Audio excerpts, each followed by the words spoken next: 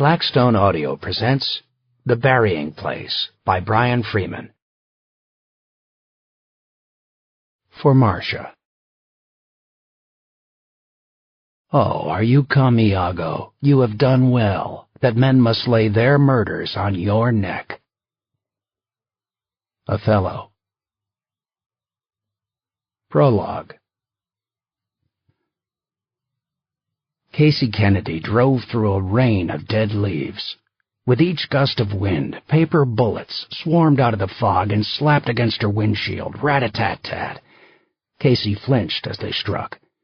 She clutched the steering wheel and peered into the mist, but her headlights illuminated barely 20 feet of wet pavement. When she clicked on her high beams, it was worse, like shining a light into a mirror and having it bounce back in her eyes. The world was nothing but a sheet of gauze wrapped around her car. No street lights, no signs, no yellow lines on the highway, nothing to guide her. She was blind and lost. "Where the hell are we?" Casey worried aloud. She knew she wasn't where she needed to be. Highway 43 zigzagged left and right as it cut through the farmlands north of Duluth, Minnesota, and somewhere she had made a wrong turn. Then, trying to correct her error, she had turned several times more. All she had accomplished was to lose her sense of direction entirely. She couldn't be far from home, but a mile felt like 100 miles in the fog. Her eyes flicked to the rear-view mirror where she caught a glimpse of her own nervous face. Her shock-red curls draped limply on her forehead, moistened by sweat and rain. Her blue eyes were wide and glassy with tears. Her freckled cheekbones were flushed, the way a little girl gets when she's guilty and afraid. She tried to muster a smile, but she couldn't pretend. She had made a terrible mistake. She had wandered off the face of the earth and had no idea how to get back. Her cell phone was at home. She didn't own a GPS navigator. The only thing that made her feel better was the gun on the seat beside her. These days, women who lived in the North Farmlands slept, ate, and took showers with a gun nearby. Casey carried a gun every day, but she'd never had to unholster it on the job. She worked for the Duluth police, but she wasn't the kind of cop who dealt with drug dealers or armed robberies. Jonathan Stride and Maggie Bay, who led the detective bureau that handled the city's major crimes, probably didn't know who she was. She busted kids for breaking windows. She cooled down the hotheads at the bars in Lakeside. She checked out reports of cars parked in the woods and usually found teenagers making out. That was her beat. Cops weren't supposed to get scared, but Casey was terrified. It had been days since she'd had a good night's sleep. She was running on adrenaline and caffeine. Her shredded nerves had been on edge throughout the 2-hour drive, and now her anxiety spiraled out of control, leaving her dizzy with confusion and panic. She glanced in the mirror again. "What do I do?" The spitting drizzle outside grew heavier. Some of the fallen leaves began to stick to the glass, where they resembled disembodied handprints with outstretched fingers trying to get inside. The swirling threads of fog played tricks on her mind. She saw deer leaping across the narrow road and silhouettes of young children frozen in front of her. The hallucinations became so real that when she saw a car dead ahead, she swung the wheel hard to veer out of the way and pushed the accelerator to give her old Cutlass a burst of speed. It was another mistake, a mistake that would change everything. The asphalt road vanished under her tires and became dirt. Tree branches grasped at her from the shoulders and scraped her doors. The car lurched into uneven ruts, making the chassis shiver. She wasn't on a highway anymore, but on a trail leading deeper into the forest. Casey stopped. Rain leaked onto the windshield. She put her bony fingers over the lower half of her face, and her breathing was ragged and loud. She closed her eyes and prayed that the fog would lift. But when she opened them again, she was still marooned in a cloud. She knew she couldn't stay here. She had to figure out where she was and find her way home. Casey switched off the engine, shut down her headlights, and opened the driver's door. The bitter November air blew into the car with a thick scent of pine. She climbed out and eased the door shut behind her with a quiet click. Her boots landed in mud. Evergreen trees swayed like drunks above her. She pushed past the trees into the dark, and as her eyes adjusted to the night, she found herself on the edge of the stripped ruins of a cornfield that hadn't been plowed in years. Short, knobby stalks pushed out of the dirt. It looked like a desolate moonscape. People told her how much they loved fall in Minnesota, but Casey hated it. She knew that the long death of winter was coming. The trees were already shrugging off their leaves and becoming frozen skeletons. This would be Casey's fourth winter in Minnesota, and she was glad that she would be gone before it was over. She couldn't wait to escape with her husband and child to the desert of Nevada, baking in the heat, closing her eyes against the bright sunshine. That was far away, though. This was here and now. Casey realized what she'd done. In her panic, she had turned off the highway into the unpaved driveway of a Duluth farm home.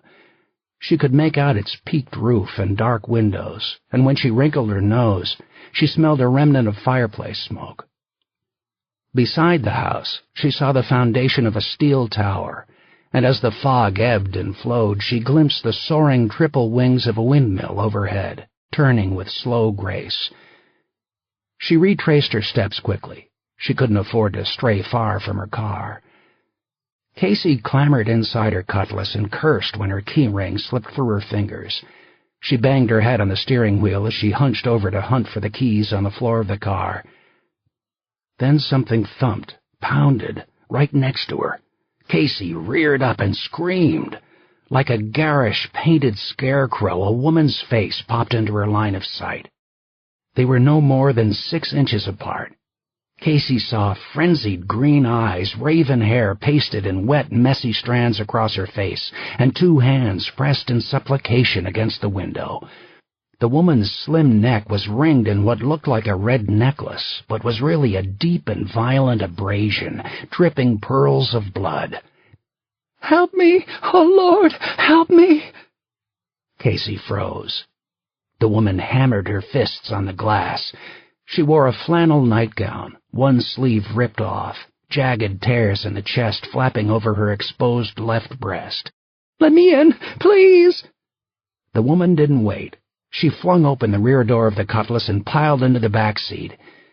Casey smelled her fear and the sick odor of urine and feces where she had soiled herself.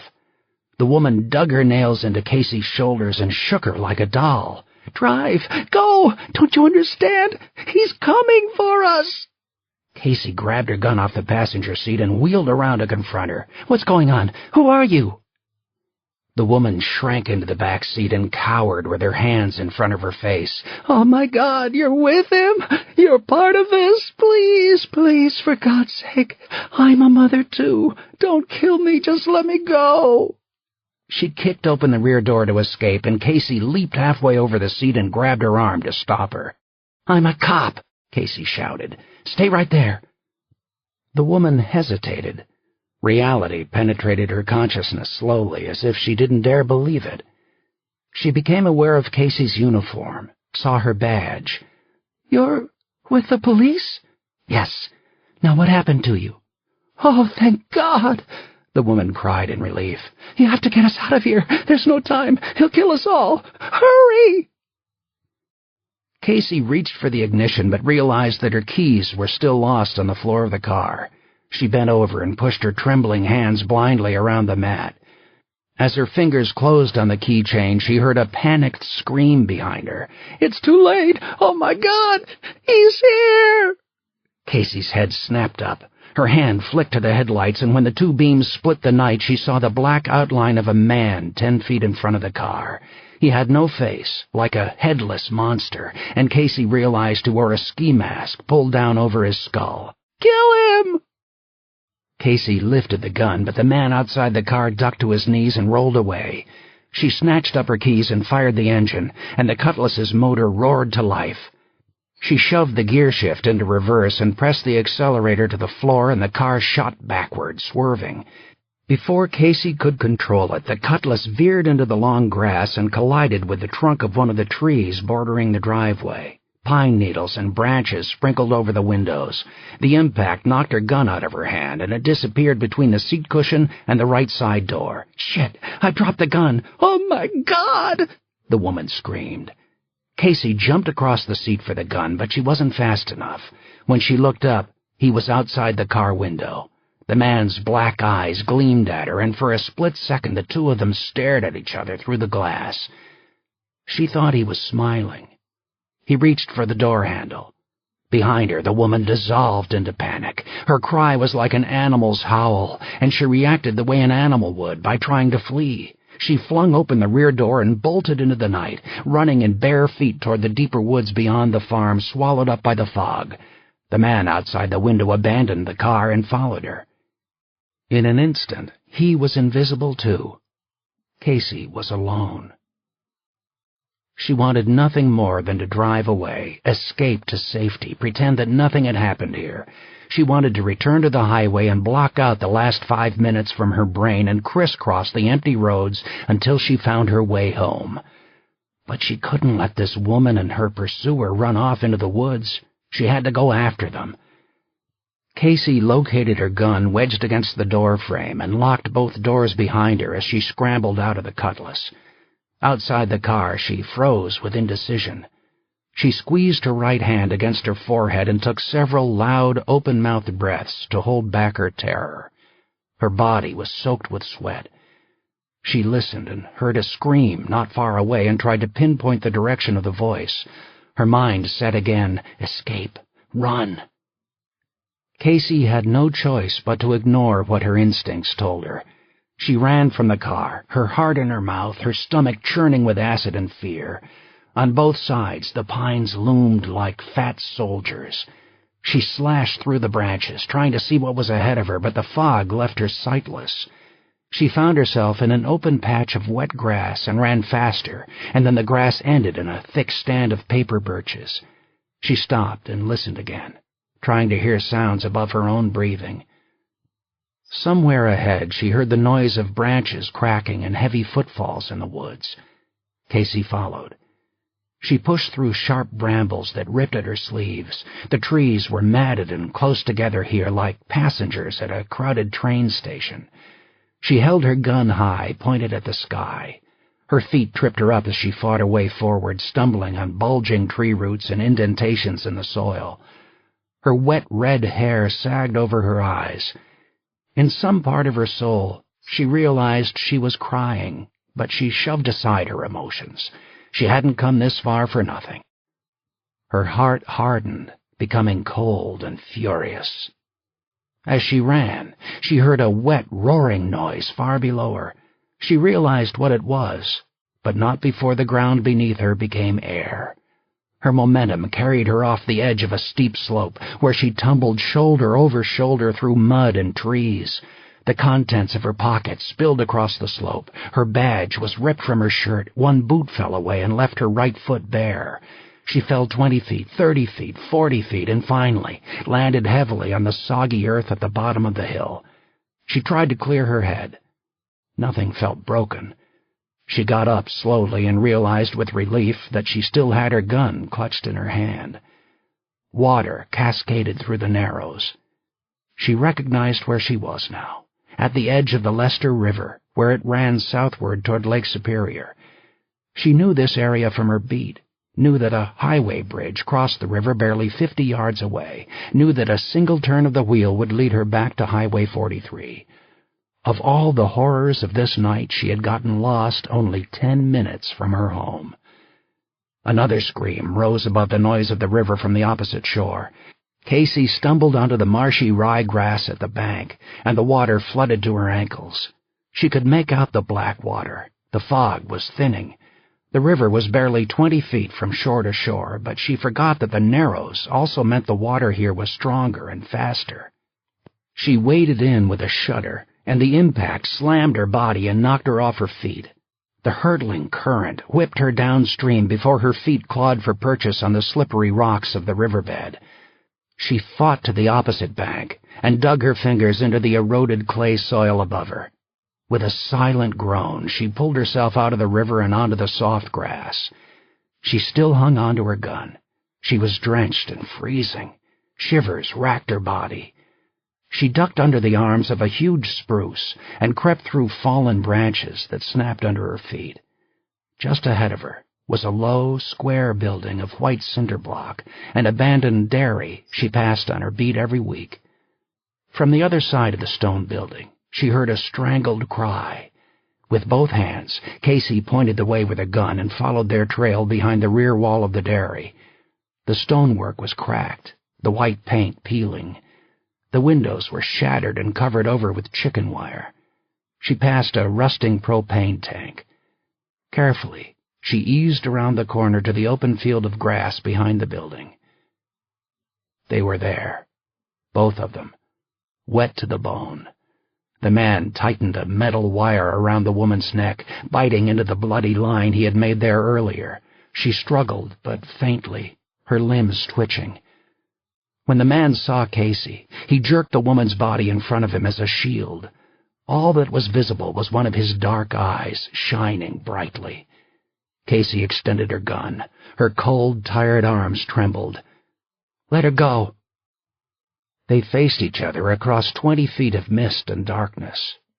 Casey knew she barely had a shot. She focused on what she could see of his body, half of his head, the meat of his shoulder, his right leg. He was taller than the woman in his grasp, but his knees were bent as he crouched behind her. "Let her go now," Casey repeated. "Run if you want." "Drop the gun and I'll let her go." "I'm going to take the shot." "And risk killing her?" "Not a chance." Casey took a step closer. The man backed up, dragging the woman with him, her feet scraping the ground. "I already told you. Run!" The noose strangled the woman, choking off her air. Her near-dead eyes bulged. Casey sighted down the barrel of her gun. She planted her feet in the sodden soil. She exhaled slowly and felt a serene calm wash over her freezing skin. Her finger eased onto the trigger. Behind the mask, the man taunted her. "You won't do it," he said. Casey took the shot. Part 1. Panic Attack. Chapter 1. Jonathan Stride watched the knife fall to the floor. It was a simple thing, the knife falling. His hand laid it on the counter wrong. It slipped off, blade pointed down. In the past month, though, nothing had been simple for Stride. His eyes followed the downward path of the knife, and just like that, he was falling too. He was no longer in the cabin where he had gone to recover from his injuries. He was over Superior Bay, hurtling through 120 feet of air to the hard water below. He felt the speeding rush of his body as it became a missile. He endured the helplessness and fear of those 3 long seconds. He suffered the excruciating pain of impact, his bones breaking, the water choking off his oxygen, the lights around him extinguishing to blackness and cold. Everything he had tried to forget, he remembered. Stride's eyes sprang open. He stood in the cabin's small kitchen, with his palms flat on the granite counter. He felt on his neck for his pulse. His heart was racing. He wondered how long he had been gone this time. The knife stood straight up, its point jabbed into the wooden floor, but it wasn't vibrating like a tuning fork. He had been standing there, frozen, caught up in the flashback, for a minute or more. He grabbed the back of a chair to keep his knees from buckling. He sat down and propped his chin on his clenched fists. Gradually, the longer he sat, the more the memory retreated. His breathing slowed down. He studied the cabin and let his eyes linger on the furnishings to remind himself that he was far away from the bridge. The brown tweed sofa, the deer-head trophy with its antlers and staring eyes on the wall, the 1920s photo of grimy workers in the iron mines, the oak door to the master bedroom where Serena slept, unaware that Stride was awake for the 10th night in a row. Stride pushed his hand back through his messy shock of black and gray hair. He got up, retrieved the knife from the floor, and opened the refrigerator to grab a half-full bottle of water. He shook a few Advil tablets into his hand and washed them down with a long swallow from the bottle. When he closed the refrigerator door, he caught sight of his face reflected in the black oven and didn't like what he saw. The skin on his craggy face was pale. His dark eyes were tired. He favored his left leg as he walked into the great room.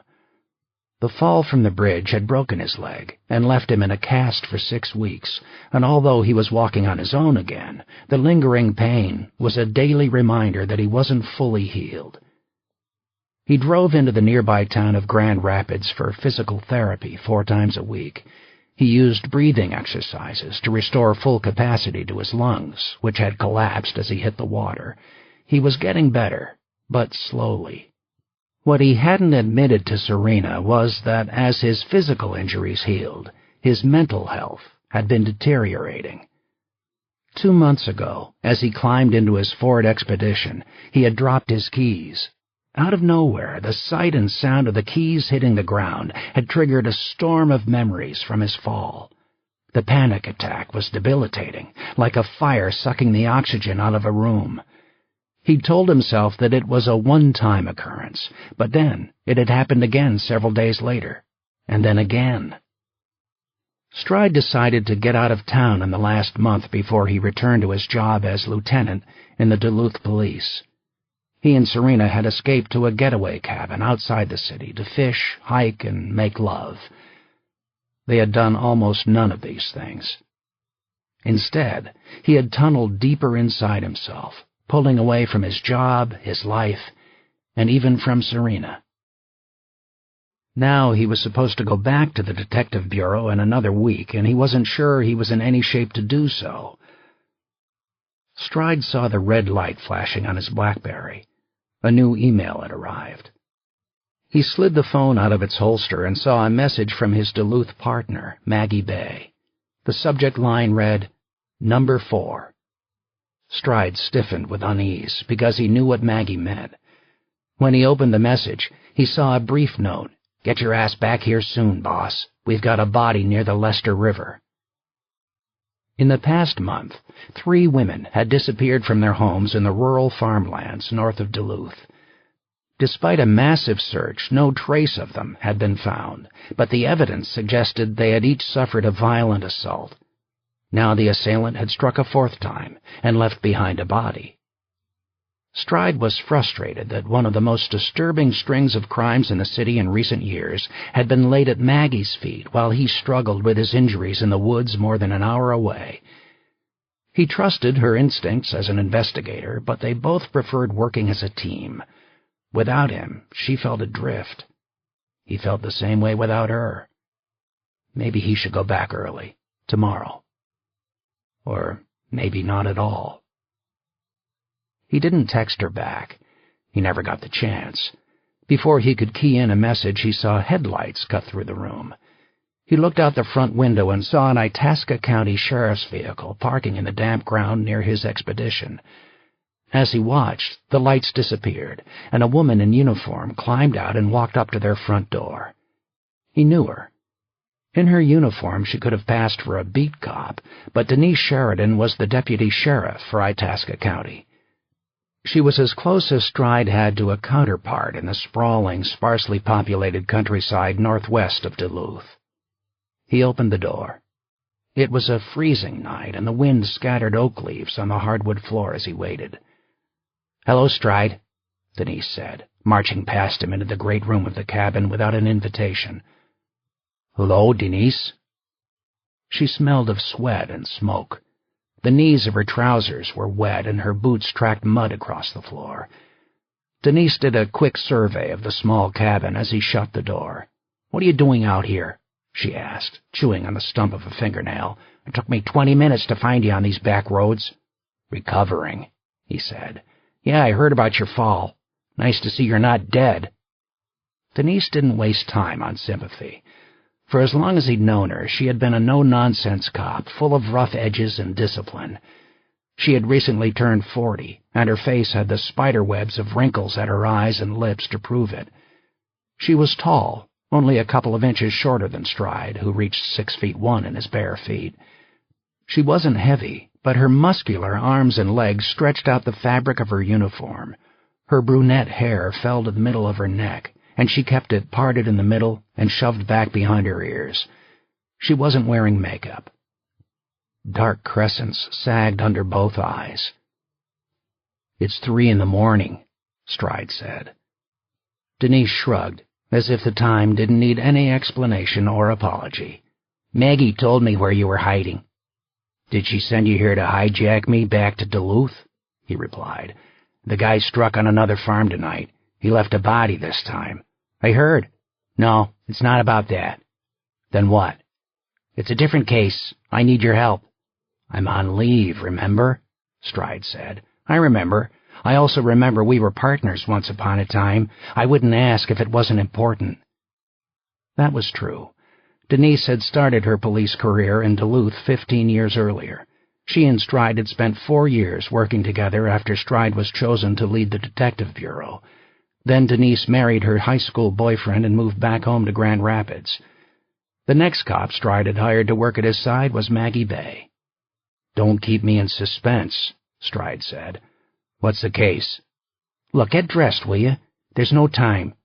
"If you want my help, you can tell me what the hell is going on," Stride retorted. Denise folded her arms in impatience. She cocked her head and frowned. "A child is missing. A baby. Snatched right out of her room tonight, according to the father. I need you to take over the investigation." When Stride slipped inside the bedroom, he saw that Serena Dial was already half-dressed. She buttoned a burgundy flannel shirt over her bra and pushed a brush several times through her long black hair. She sat on the end of the bed and began to squeeze her long legs into a pair of jeans. "What's up?" she asked. "Denise Sheridan wants to pull me into one of her cases. Missing kid." "Why can't the locals handle it?" "I don't know. We haven't gotten that far." Serena stood up, zipped up her jeans, and left the flannel shirt untucked. "Couldn't sleep again?" she asked him. "No." She stepped into leather boots and hooked dangling ruby earrings in both ears. Even though it was the middle of the night in the middle of the northern Minnesota woods, Serena wasn't casual about her looks. She had spent most of her life in Las Vegas, and 2 years in Duluth hadn't softened her touch of glamour. He shrugged a charcoal turtleneck over his chest and tucked it into his jeans. He rubbed his chin and decided to push an electric razor quickly around his face. When he was done, he retrieved a wool sport coat from the closet and squeezed into it. Serena came up to Stride and kissed him on the cheek. In her heels, she was as tall as he was. "This is a mistake," she murmured. "What?" "You, working. You need more time." "I didn't tell her I was in. I just said I'd listen." "Sure," Serena said. Her voice was cool. He opened the door and waited for Serena to go ahead of him into the living room, where she and Denise shook hands. He could see Denise sizing her up with suspicion. Most cops in the Northland knew Serena because of her relationship with Stride, but that didn't give her a free pass with the local police. To them, she was a big city detective treading on small-town turf. "Maggie tells me you used to be a Vegas cop," Denise said. "I spent 10 years in the Metro Police," Serena replied with a cynical smile. She could read the hostility in Denise's face. "Homicides, mostly," she added. Denise shoved her hands in her pockets, and her gun bulged from the holster in her belt. "Good for you." "If I'm in, Serena's in," Stride told her. "I want her on the case with me." "My boys won't like it," Denise replied sourly. "I don't care. Do what you have to do. Serena's worked more abductions than either of us. She's in." Denise scowled, but didn't protest. "Fine, whatever. Look, let's be quick about this. The clock is ticking. There's a surgeon named Marcus Glenn who lives out on Pokegama Lake. Rich doctor, big house. He called 911 about 2 hours ago to report that his 11-month-old daughter was gone. A couple uniforms reported to the scene, did a search of the house, and found no trace of the girl and called me." "The cops searched the scene," Stride said unhappily. "Yeah, I know. They probably screwed up the forensics. We don't get many cases like this, and these guys are 23-year-olds working the graveyard shift." Did they find anything? Denise shook her head. No, there was nothing disturbed in the house, nothing taken, no sign of forced entry at the doors or windows. Everything was locked and intact. The girl just vanished. Does Marcus Glenn live alone? Stride asked. No, he's married, Denise snapped with surprising venom. His wife was in the cities last night. They only have the one child. So, what happened? Marcus says the baby was sleeping in her bedroom by 7 o'clock. He checked on her and went to bed around 10. He got up about 1, and she was gone. The baby was there, and then she wasn't. Or so he says. Did the cops look for a ransom note? They did, and they didn't find one. Marcus checked his email, too. Nothing. He's well known around Grand Rapids, though. People know he has money. What's the girl's name? Serena interjected. Denise softened and smiled for the first time. Callie. Have you gathered all of her physical information? Photograph, weight, hair color, identifying features? Yes.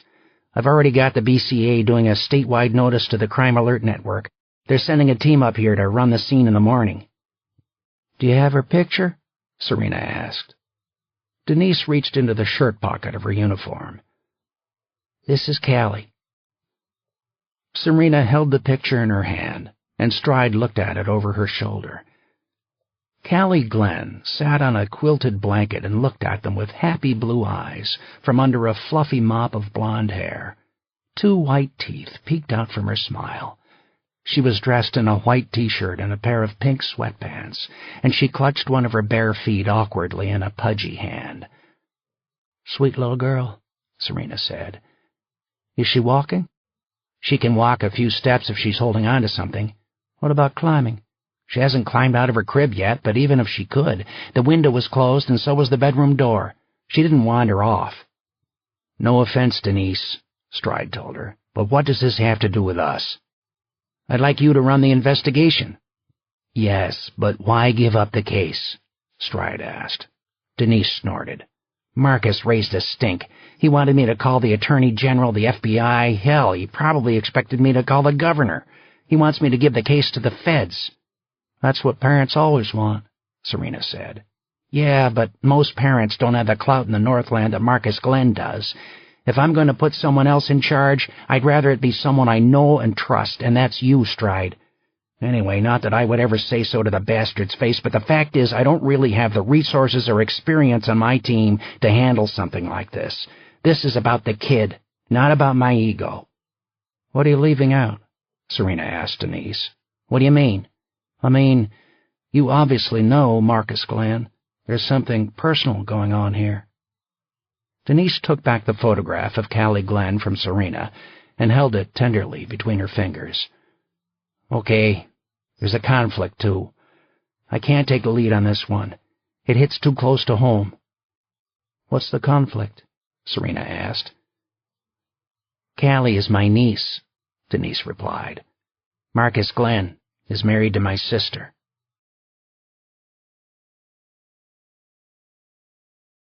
Chapter 2. Stride and Serena followed Denise through the dirt roads to Highway 2, which was the main artery connecting the lakeside city of Duluth with its closest inland neighbor to the northwest, Grand Rapids. The two towns were less than 90 minutes apart in good weather. At 3 a.m, the highway was deserted, and the dense fog that had dogged the area for most of the night had dissipated as a dry front pushed southward from Canada. At high speed, it took them 10 minutes to reach the heart of downtown Grand Rapids. They passed the giant superstructure of the UPM mill, which served as the economic engine of the region, chewing up trees and pulping them into paper products.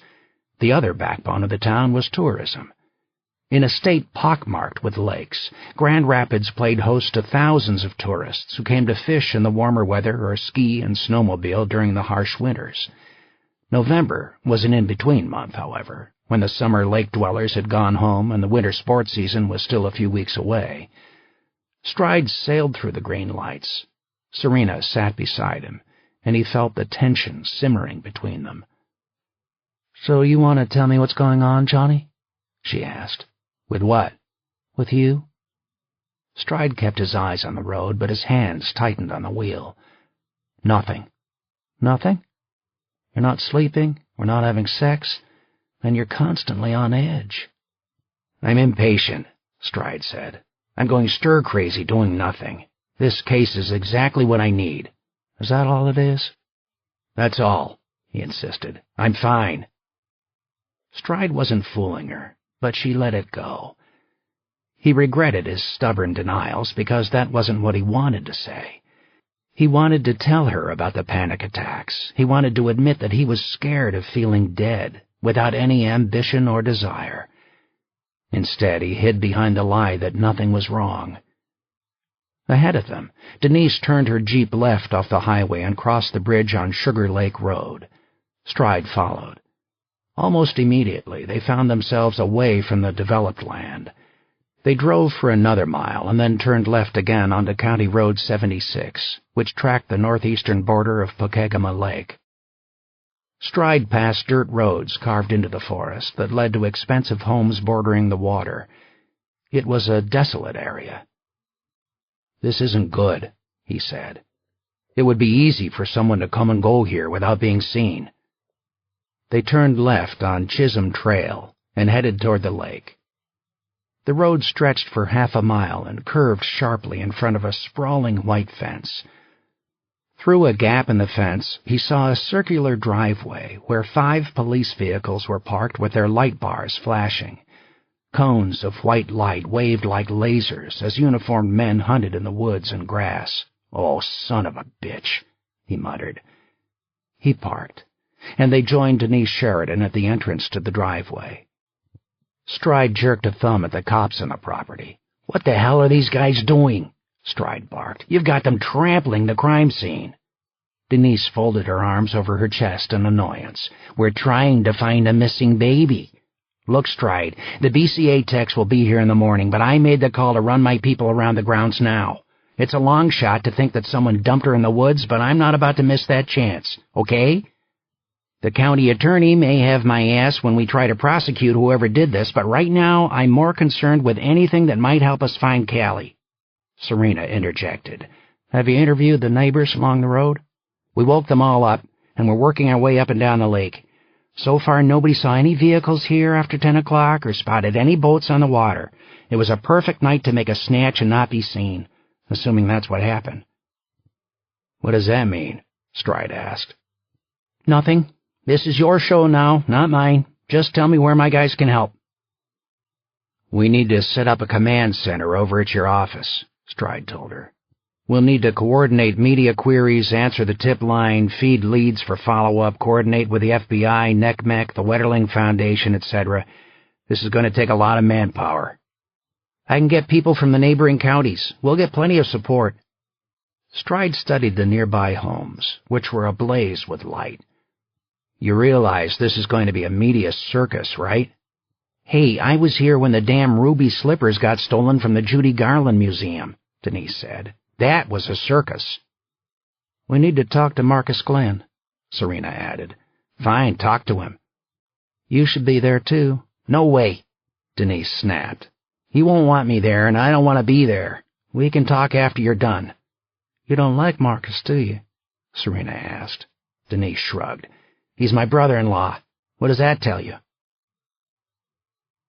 Marcus Glenn was a surgeon, and in Stride's mind, that said it all.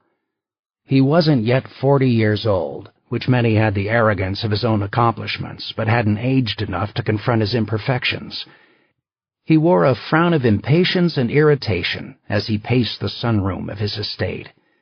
He was extremely tall, and his long legs were lean and muscled. He had jet black hair, cut extremely short, and thick eyebrows. His face was angular, hard-edged, and taut, without the sag of a double chin.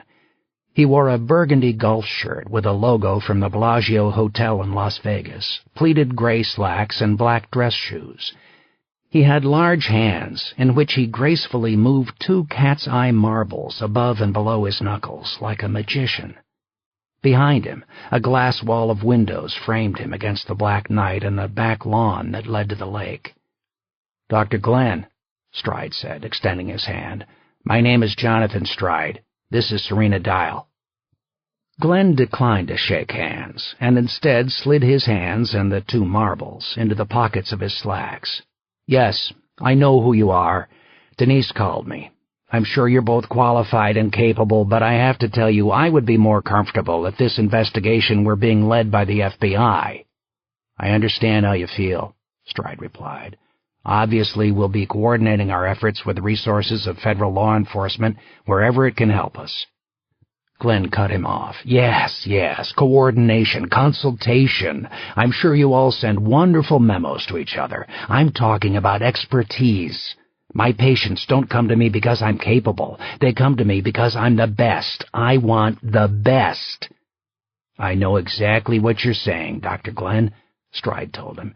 "The truth is that we're the best people to handle this situation, not the federal authorities. You want investigators who know the terrain and have relationships throughout the state law enforcement community. The FBI would have to fly in special agents who are unfamiliar with the area, the people, the police, the media, the nonprofit resources, everything we need to find Callie and bring her home safely. These first few hours are very important. We're here, we're good, and we want to help." Glenn rubbed the toe of his dress shoe on one of the marble tiles on the sunroom floor. "Yes, all right. I apologize for my attitude, detectives. I do appreciate your help. It's been a long night." "Of course," Stride said. He and Serena took seats next to each other on a leather sofa on the wall facing the house. Glenn sat and crossed his legs in an armchair by the windows. He drummed his fingers on his knee. Serena picked up a framed photograph from an end table beside the sofa. The picture showed an attractive woman in her early 30s with flowing blonde hair and an athletic build. Her blue eyes stared beyond the camera, caught in a reflective moment. When Stride studied her features, he could see a resemblance to Denise Sheridan, but God had played favorites between the sisters. Denise had a face you could look at and then put out of your mind. Her younger sister was memorably gorgeous. "Is this your wife?" Serena asked. Glenn nodded absently. "Yes, that's Valerie."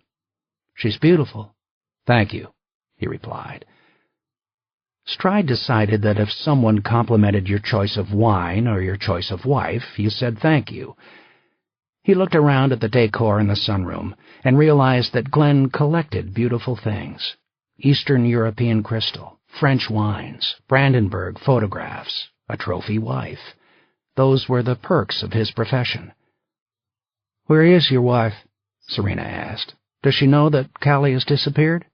"Yes, of course. I called her immediately. She was staying overnight in the cities because of the fog, but I'm having a driver bring her home. She'll be here shortly."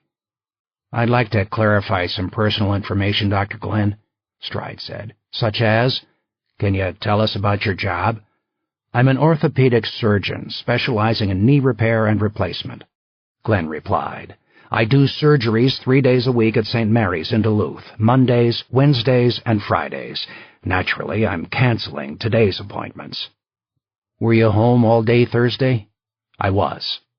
Serena smiled at Glenn. "You have a lovely home." Translation, am I rich? Yes. Between my income and my investments, I make well over $2 million a year and have done so for nearly a decade. I've lived in Grand Rapids most of my life, so this would be no surprise to anyone in town who's aware of who I am, which is pretty much everyone. Please don't feel the need to sugarcoat your questions, detectives. If you want to know something, ask. "Why don't you tell us what happened this evening?" Stride said. "I wish there were more to tell. I put Callie down for the night after dinner. I was in my study for the rest of the evening reading medical journals. At 10 o'clock I checked on her and then went to bed myself. When I got up at 1 in the morning and went to her bedroom, she was gone." "Were you sleeping between 10 and 1? Serena asked. "I was asleep by 10:30, so whoever took her must have done so after that. I didn't hear anything." "Do you have a security system?" Stride asked. "Of course, but I don't activate it when I'm home." "Who has keys to the house?" "Valerie and I do." Glenn's stoic calm fractured for a moment. "Oh, and Medalia has a key, too." "Medalia?" "Medalia Vega. She's our babysitter." Where can we find her? Stride asked. She lives behind the old cemetery in Sago. She's a reliable girl. I can vouch for her character. We'll still need to talk to her, Stride added. The police officers who searched the house didn't find any signs of forced entry. Do you have any idea how someone was able to get inside? I don't. I'm sorry. Has anyone contacted you to say that they have, Callie? Serena asked. No. Sometimes parents don't like to admit it when they hear from a kidnapper, Serena told him. A ransom note may tell you not to inform the police, or a caller may threaten a hostage's life if you involve the authorities. Even in those situations, it's far safer if you do tell us. I understand, but there has been no contact of any kind. With your permission, we'll put a tap on your phone in case you do receive calls, Stride said. Glenn hesitated. Is that necessary? Given your financial situation, we have to consider kidnapping a real possibility, Stride told him, perhaps even a probability. In those cases, you'll generally receive some kind of demand for ransom. A phone trace is essential. Yes, I suppose so. I'm thinking of privacy considerations for my patients. There are confidentiality issues. I'll have to find a way to deal with it, but that's my problem. We'll have the trace installed in a matter of hours, Stride said. Speaking of your patients, have there been any issues that could have left a patient or a family member holding a grudge?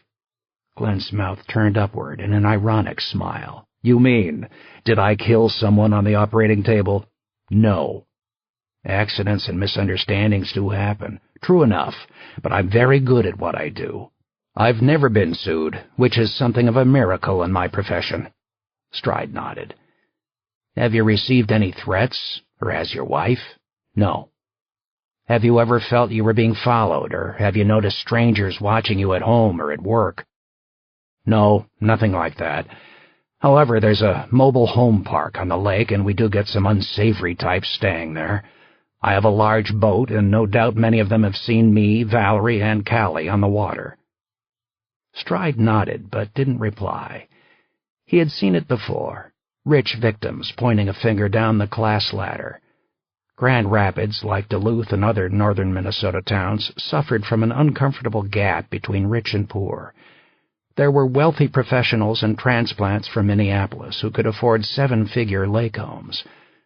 On the other end of the spectrum was a much larger community of mill workers, waitresses, road crews, and farmers who struggled with the spiking prices for food, gas, and health care. How old is Callie? Serena asked. 10.5 months. She was a New Year's baby, born shortly after midnight. Here in Grand Rapids? No, at St. Mary's in Duluth. I wanted Valerie to give birth at my own hospital. What kind of baby is Callie? Serena asked. How does she act with strangers? Callie has always been a mellow girl, Glenn replied. She'll behave for just about anyone who smiles at her. In this circumstance, I guess that's unfortunate. Callie is your only child, is that right? Yes. How long have you and Valerie been married? 8 years, Glenn replied. Having a baby can turn your life upside down, Serena said. Has it caused any problems for the two of you? Glenn stared at her in stony silence. No. How about your wife? Some women struggle with depression after having a child. Not Valerie. She was overjoyed. She'd been trying to conceive for years. I want to talk to your wife as soon as she's home, Serena told him. I understand. Glenn stood up from the chair and again shoved his hands in his pockets. Please keep me posted on the investigation, detectives. Serena nodded. Either Lieutenant Stride or I will be in touch every few hours to give you a status report, and you can reach us on our cell phones whenever you need us. Thank you. How long will you need to have police officers tramping around my house? I'm afraid it will be several more hours, Stride said. We'll have a forensics team here from the Bureau of Criminal Apprehension in St. Paul at daylight. They'll do an exhaustive search of the property inside and out. Hasn't that already been done? These are experts in handling crime scenes, Stride explained. They'll be looking for trace evidence from any strangers who might have been in Callie's room, or other evidence to suggest how an intruder came and went. Stride didn't mention what else they would be looking for. In the crib, on the walls, in the sinks, under the carpet. Blood. Chapter 3. Stride found Denise Sheridan alone by the shore of Pekegama Lake on the southern edge of the Glen property. The white two-story estate shined brightly on the slope behind them thanks to the lights that glowed in every room of the house. The vast backyard was scattered with birch trees and a deep layer of dead leaves. Denise smoked a cigarette. When she saw Stride approaching her down the hill, she took a last drag and flicked it into the water. "Sorry," she said. "I don't need a lecture right now, okay? About crime scenes or death sticks." Stride wanted a cigarette himself, but he didn't say so. He stood silently next to Denise with his hands in his pockets. Out on the lake he saw the shore of a small island lined with cedars. The water was choppy and white-capped, agitated by the cold breeze. He noted that the dock for the Glen boats had already been pulled from the water for the season. Any intruder who approached the house from the lake would have found it difficult to land in the shallows. "So how are you, Denise?" Stride asked. She shrugged. "Me? Life goes on. I meant to send you a card last year when you had the baby. That makes 4, doesn't it?" "Yeah, I popped them out like a big furry rabbit," Denise cracked. "How old are they?" Stride asked. 10, 7, 5, and 18 months. I thought I was done after number 3, but Tom had other ideas.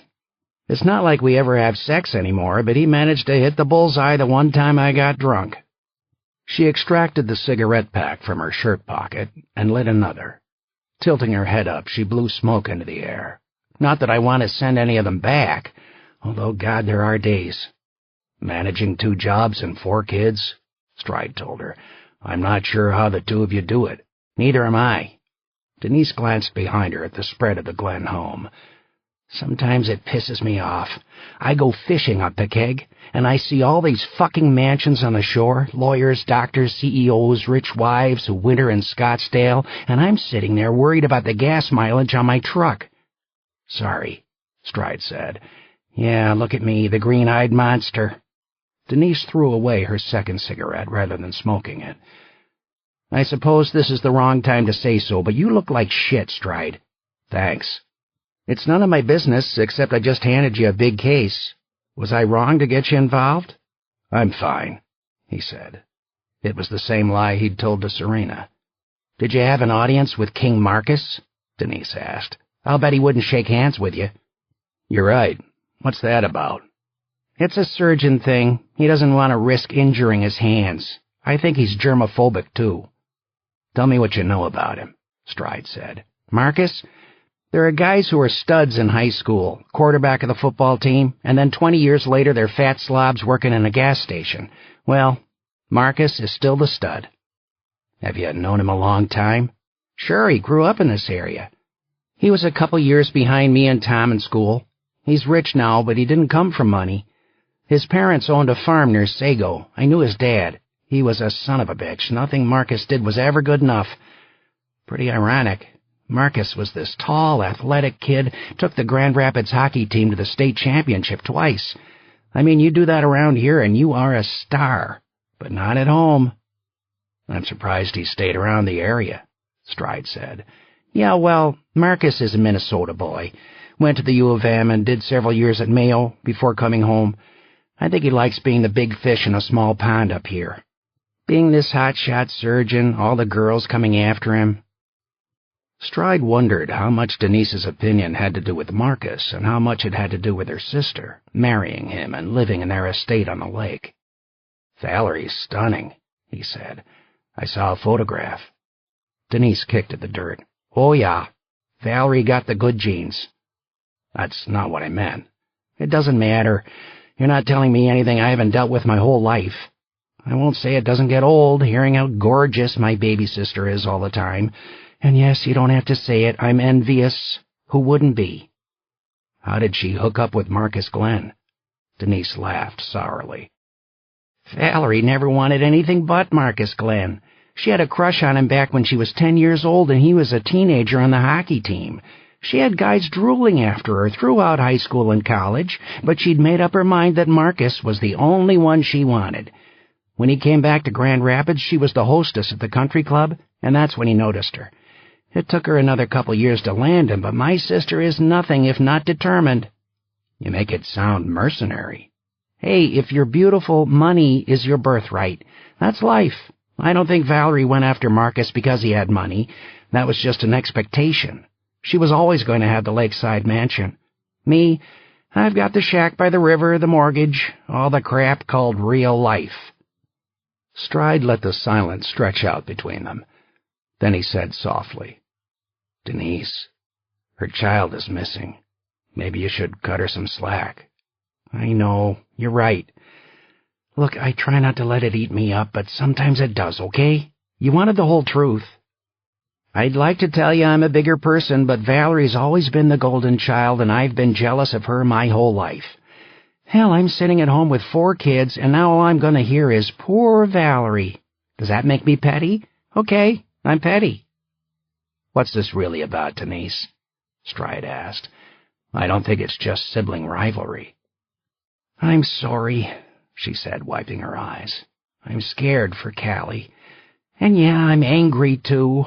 I warned Valerie that something like this might happen, and she didn't listen to me." "Something like what?"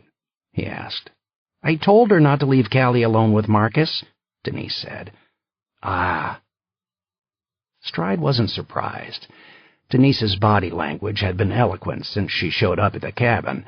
He had simply been waiting for her to say it out loud. This wasn't a kidnapping. "I can't prove it," she went on. "I know that instincts are crap compared to evidence, but this is what my gut tells me." "Instincts count for a lot with me," Stride said. "Fill me in." Denise crouched down and dipped her hand in the lake and rubbed her wet fingers together. She got up and wiped her hand on her sleeve. "He's arrogant. I know being arrogant isn't a crime, but it's not just that." "Then what?"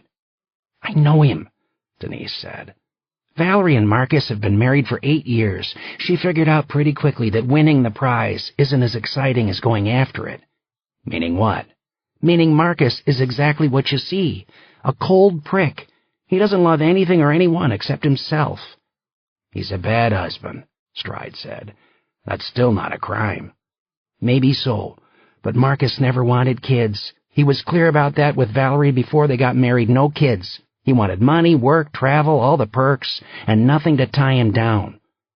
"Why did Valerie agree to marry him if that's not what she wanted?" "Oh, please. Valerie wanted Marcus Glenn, and that's all she was thinking about. She convinced herself she didn't want kids. She figured having Marcus was enough. She sobered up real fast about that." "So what changed?" Denise's face darkened. "About 5 years ago, Valerie swallowed down half a bottle of aspirin. It was a close call. We nearly lost her." "What prompted it?" Stride asked. "If you ask me, she was so lonely she couldn't handle it anymore. That's when she told Marcus she wanted a baby." "What did he say?" "Your wife's in the hospital promising to kill herself if she doesn't get a child?" He said yes. "So maybe Marcus changed his mind about kids," Stride said. "No, nothing changed. Valerie didn't get pregnant for almost 3 years. I was worried she was going to go over the edge again, but Marcus, he didn't care. He could barely contain his annoyance when Valerie finally got pregnant. After Callie was born, he hardly touched that girl. It was like she was an unwanted house guest who was messing up his perfect life." "He could have divorced Valerie." "Yeah, and how much of his fortune would that cost him?" Stride shook his head. "You're not giving me anything, Denise. This is all smoke and no fire." "I know. All I'm saying is that you need to take a cold, hard look at Marcus Glenn. I'm a cop and a mother, and I'm telling you there was something not right about his relationship with his daughter. It chilled me whenever I saw them together because there was nothing. No love, no interest, no passion. Valerie closed her eyes to it. Now, here we are." "Do you honestly think Glenn could have harmed his own child?" Stride asked. "Is that what you're saying?" "I think he's capable of anything. I think this whole thing doesn't add up. Someone breaks into the house without leaving a trace, takes the baby, and then vanishes? Come on, it makes no sense. Children get abducted all the time, he told her. Of course they do, but they get grabbed off the street, not whisked out of their lakeside mansions in the middle of the night. Look, I can't prove it, and it's not my case anyway. I'm just telling you what I think in my heart of hearts, okay? I understand. There's one other thing, Denise added. Marcus said he was alone tonight, right? Just him and Callie? That's right.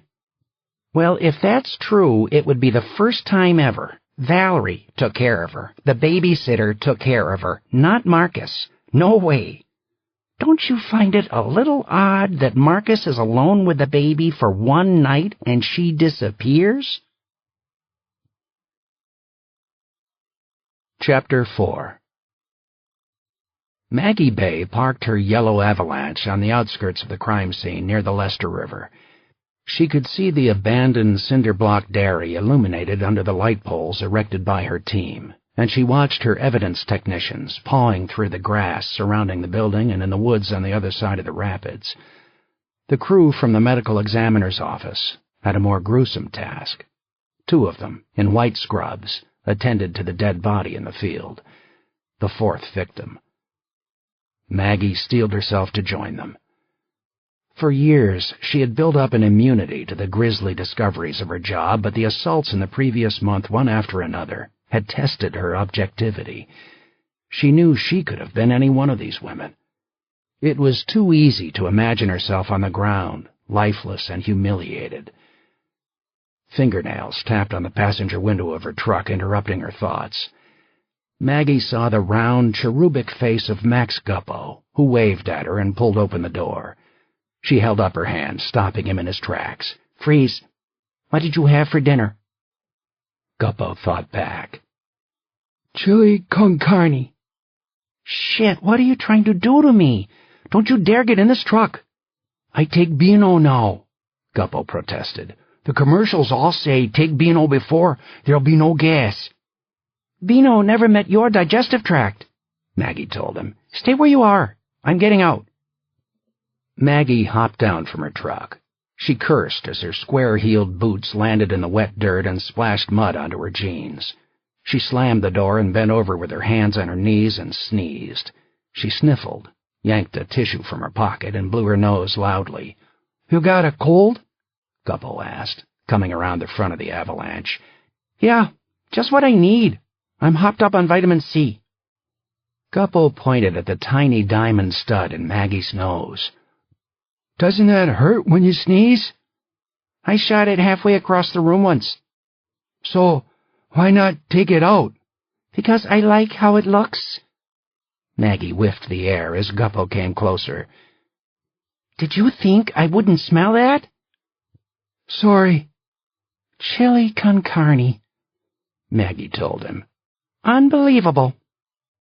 The 2 of them headed across the Strand Avenue Bridge over the river. They were an odd couple.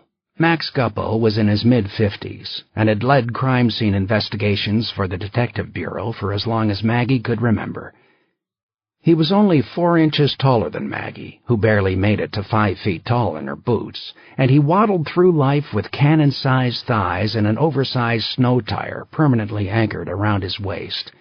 He had worn the same 3 suits, brown, and blue, on any given day for the past decade. Maggie, by contrast, was a diminutive Chinese cop who snagged Hollister fashions off the racks for teenaged girls. The closer she got to 40 years old, the more she dressed as if she were 25. As they neared the dirt road that led to the White Dairy building, Maggie pointed her thumb and forefinger like a pistol at Casey Kennedy, who sat in the rear of a patrol car 20 yards away. How's the kid? She asked Guppo. She's shaken up. Maggie nodded. Casey had the door of the squad car open and sat with a blanket wrapped around her shoulders. She wore a baggy blue sweatshirt and ripped jeans. She stared into space with eyes that were nervous and shell-shocked. Wow, check out that red hair, Maggie said. Is that natural? Beats me, Guppo replied, smoothing down the strands of his comb-over. No way that's natural, she continued. Did Casey give you a statement? Yeah, she thinks you're going to fire her. "I'll calm her down," Maggie said. "Have you pieced together how this all happened?" Guppo nodded. He led Maggie along the shore by the river. The water tumbled frantically over the rocks in the narrows and then calmed as the valley widened below the highway bridge. Maggie tested the ground with her boot. It was soft. "The three of them came across the river here," Guppo said, pointing to the spot where the current was fastest. 20 feet separated them from the opposite bank, which led sharply uphill to the dead woman's farmhouse. "The victim, the perp, and then our girl Casey." "It came down that hill?" Maggie asked. "Yeah, Casey took a header." He dug in his pocket. "Here's her badge. We found it in the weeds on the other side." "Then what?" Guppo led Maggie up a shallow slope under the evergreen trees, around the rear wall of the cinder-block dairy, and into the small grassy field behind it. 20 feet away, the medical examiner's team was zipping the woman's body into a black vinyl bag. "Hold on a minute, guys," Maggie called. She turned back to Guppo. "Casey confronted them here?" "Right. The perp held the Vic with a garrote around her neck. Casey took a shot. Pretty ballsy move, if you ask me. It was foggy, and she didn't have a good angle on the killer." "She missed?" Maggie asked. "Yeah, but the perp got the message, dropped the Vic, and ran. Casey says she took one more shot and missed again. He sprinted toward the highway and disappeared. We're still trying to figure out where he parked his car in case he left anything behind. Casey tried to revive the victim, but she was already gone. 2 minutes earlier, and she would have been the big hero." Maggie shoved her hands in her pockets and marched over to the dead woman in the wet grass. "What's her name?" "Susan Kraus." "Married?" "Divorced.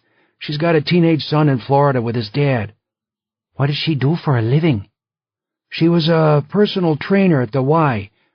"Have we found anything that ties her to the other victims?" "Not yet."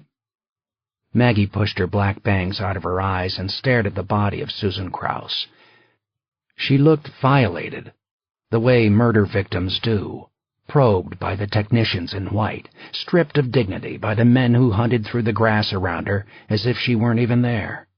Her skin leached of color, her hair wet and messy, her clothes ripped, exposing most of her private parts, her neck slashed open and practically severed by the wire that had killed her.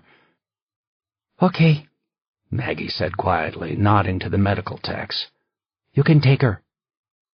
Susan Kraus, number 4. The first was Elisa Reed in mid-October. Single, never married, 23 years old, a first-year teacher. She'd lived with her parents on a farm 3 miles north of here. Elisa vanished on a Tuesday night while her parents were vacationing in San Francisco. They'd called her that night, but she didn't answer. And when they hadn't reached her by Thursday, they decided to call the police.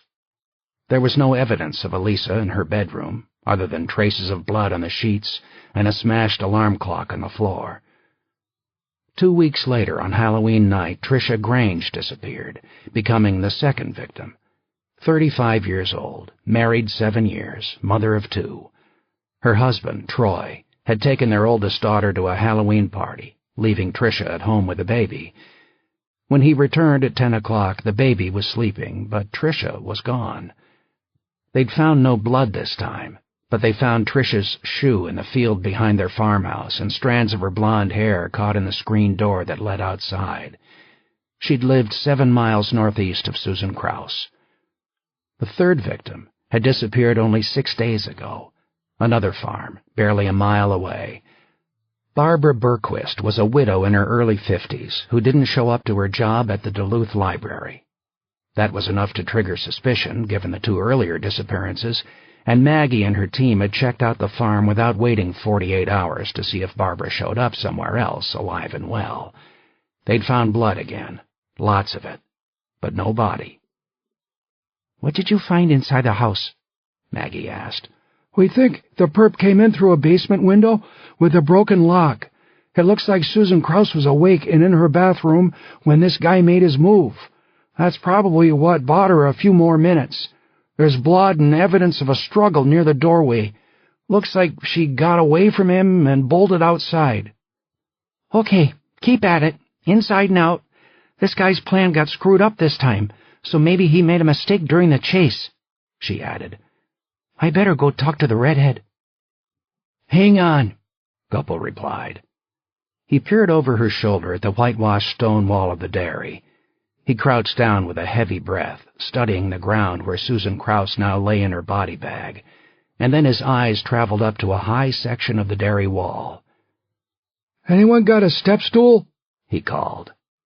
One of the evidence technicians produced a stool from the trunk of his car, and Guppo opened it next to the wall.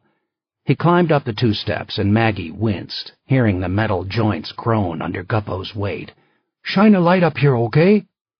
Maggie obliged, illuminating a peeling section of white paint in front of his face. Guppo slid a magnifying glass out from his pants pocket and squinted through it. When he climbed down, his face was flushed and he was smiling. "Spatter," he said. "From the victim?" Maggie asked. "Based on the angle and location, I don't think so.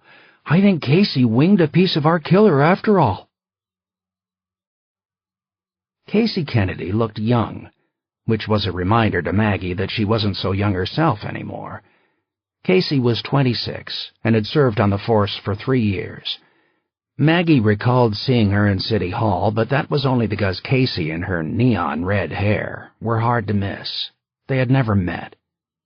Casey's features were plain, but she had fresh, freckled skin and a body that was skinny and toned, and the overall result was attractive. She was an odd combination of girlish and intense.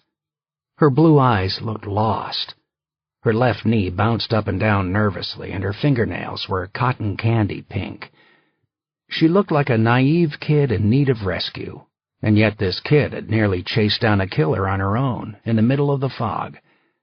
Maggie couldn't accuse her of lacking courage. "Here," she said, handing Casey the badge that Guppo's team had found near the river. "Oh, you found it. Thanks." "How are you doing, Casey?" Maggie asked. The young cop hung her head and squeezed her thumbs into the pockets of her jeans. "I'm sorry, Sergeant. I screwed everything up." "Call me Maggie.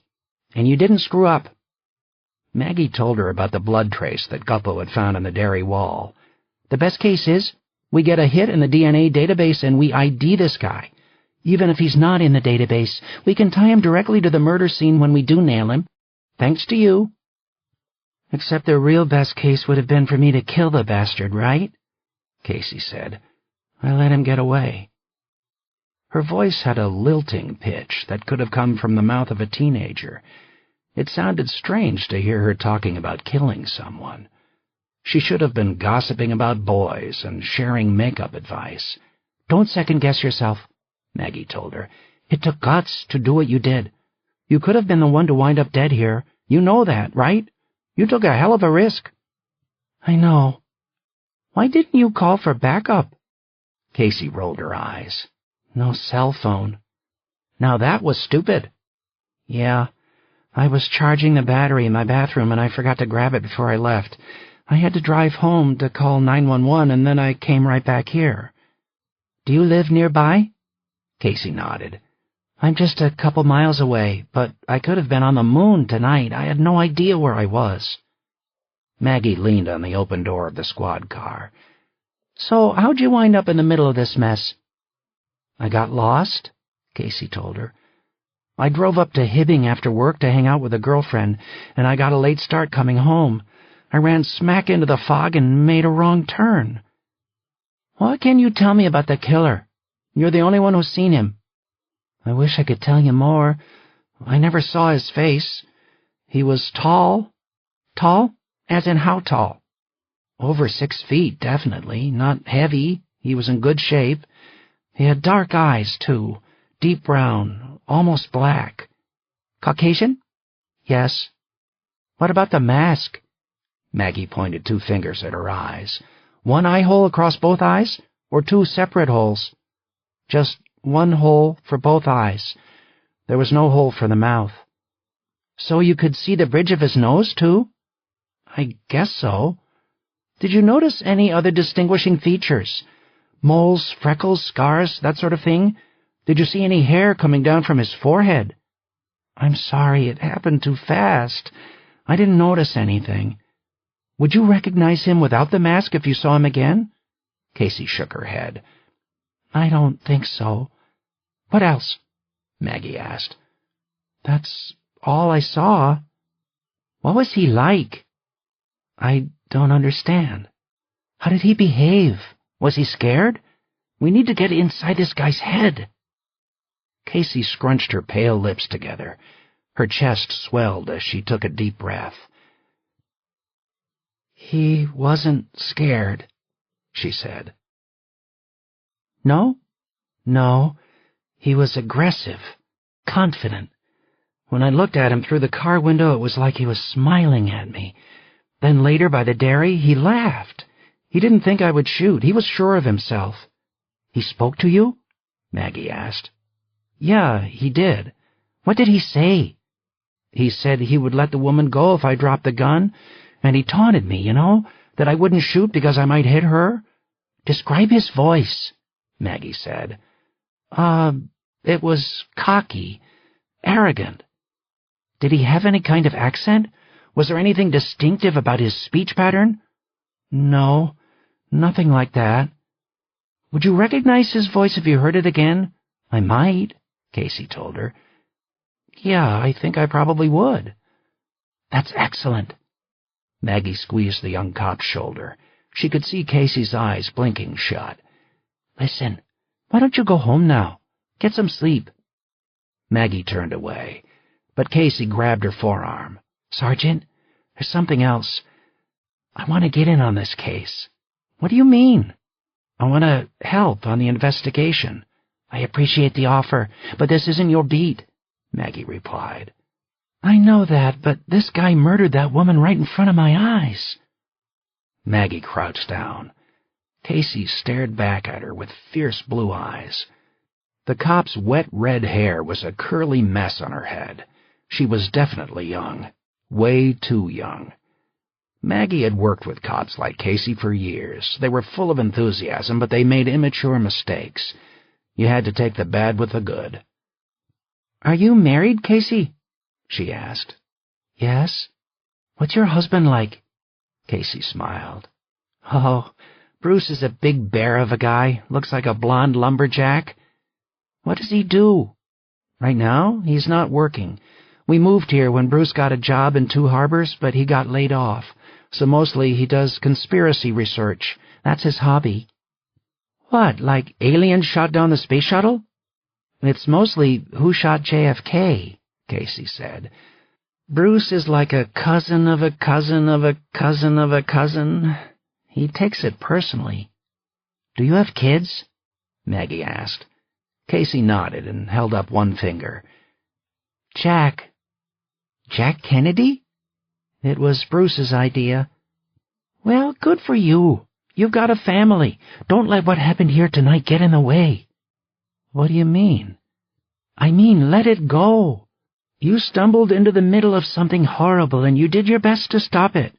Go back to your life and let us take it the rest of the way. I really want to help, Casey insisted. Whatever it is, even if it's gopher shit, I want to be part of the investigation. Maggie stood up and wiped her nose with the back of her hand. A cough rattled in her throat. Look, I've got to meet with Troy Grange tomorrow. He's the husband of the second victim, and he's a friend of mine. I need to talk to him about what happened here. Why don't you come with me? Really? Yes, absolutely, thank you. It won't be easy, Casey. Before tonight, we didn't know what this son of a bitch was up to, but now we have a body. No matter what we tell him, Troy Grange is going to realize that his wife is probably dead. There's nothing harder than that. I understand. I really appreciate it. Maggie patted Casey's knee. Go home. Go to sleep. I will. One last question. What is it? Casey asked. How do you get your hair that color? What do you use? It's natural. I'll be damned, Maggie said. Chapter 5. Serena Dial walked down Chisholm Trail from the highway toward the Glen Estate on Friday afternoon. The street was unnaturally dark. Light didn't easily penetrate the wooded lots of the lake homes, and the fall sky was a bed of charcoal. She smelled snow in the cold air, and heard the honking of geese overhead flying southward. The dead street around her spoke to the waning season. Carved jack-o'-lanterns grew moldy and soft on porch railings. The trees were mostly bare. She imagined the same street at midnight the previous day, in the fog, in the dark. Stride was right. Someone could have come and gone easily without being noticed and without leaving a trail, assuming someone had been there at all. So far, there was no conclusive evidence to prove or disprove that an intruder had entered the Glen house. The forensics team from the Bureau of Criminal Apprehension in St. Paul had arrived at 5 a.m. and spent 7 hours at the scene, without much to show for their efforts. It would be weeks before they sifted through the fingerprints on the doors and windows. They had bagged traces of wet soil on the upstairs carpet, but those could be ascribed to the boots of the policeman who had responded to the 911 call. The front and back yards were similarly a mess of footprints from the first wave of searchers at the scene. Callie's disappearance had broken on the morning news shows, competing with reports of the latest murder in the farmlands north of Duluth. Serena and Stride had spoken live to a gaggle of reporters. By now, most people in Minnesota had seen the photograph of the missing baby girl with blonde curls and a toothy smile. Stride had spent most of the morning mobilizing the statewide alert system, and Serena had overseen the network of interviews with neighbors on the road surrounding Marcus Glen's home and along the 50 miles of populated shoreline on Pokegama Lake. The result of all that effort was little or nothing to help their investigation. No witnesses, no credible sightings, no reports of vehicles coming or going that could focus their search. Callie Glen was there, and then she wasn't. The magician had waved his black sheet and made her vanish. As the clock ticked, each hour increased the risk that they would never find her. Serena knew what Denise Sheridan believed. Marcus Glen had killed his own child, either accidentally or deliberately, and then hidden the body to cover up his actions. There was no evidence to suggest that he had done so, but there was also no evidence to suggest he hadn't, and in these cases, that omission was damning. The finger of suspicion always pointed first at the parents when a child vanished. Serena knew the rumor of guilt had begun to spread around town like a virus. She could hear it in the questions of the reporters asking about Marcus Glen, quizzing her about his background and personality, hinting about his capacity for murder. The cold, aloof surgeon was a perfect target. Serena didn't discount the possibility that Glen was guilty, but she found herself doubting Denise's instincts about him. For one thing, she had already pegged Denise Sheridan as hopelessly biased by her own relationship with her sister and her sister's husband. She might be a good cop, but she despised Marcus Glen so much that she would believe anything bad about him. For Serena, Glen's frigid demeanor actually made him seem innocent. She had dealt with parents guilty of heinous crimes during her time in Las Vegas, and they were always the best actors, the ones who pleaded on television for the return of their children and wept in the arms of their spouses. Glen wasn't exaggerating his grief or putting on a show for them. If anything, he had invited their scrutiny by showing his true colors. And yet, the intruder theory didn't make sense either. There were too many holes in this case. Serena made her way down the curving driveway that led to the Glen front door. Several members of the Grand Rapids police were on hand to guard the scene and keep reporters and spectators away from the house.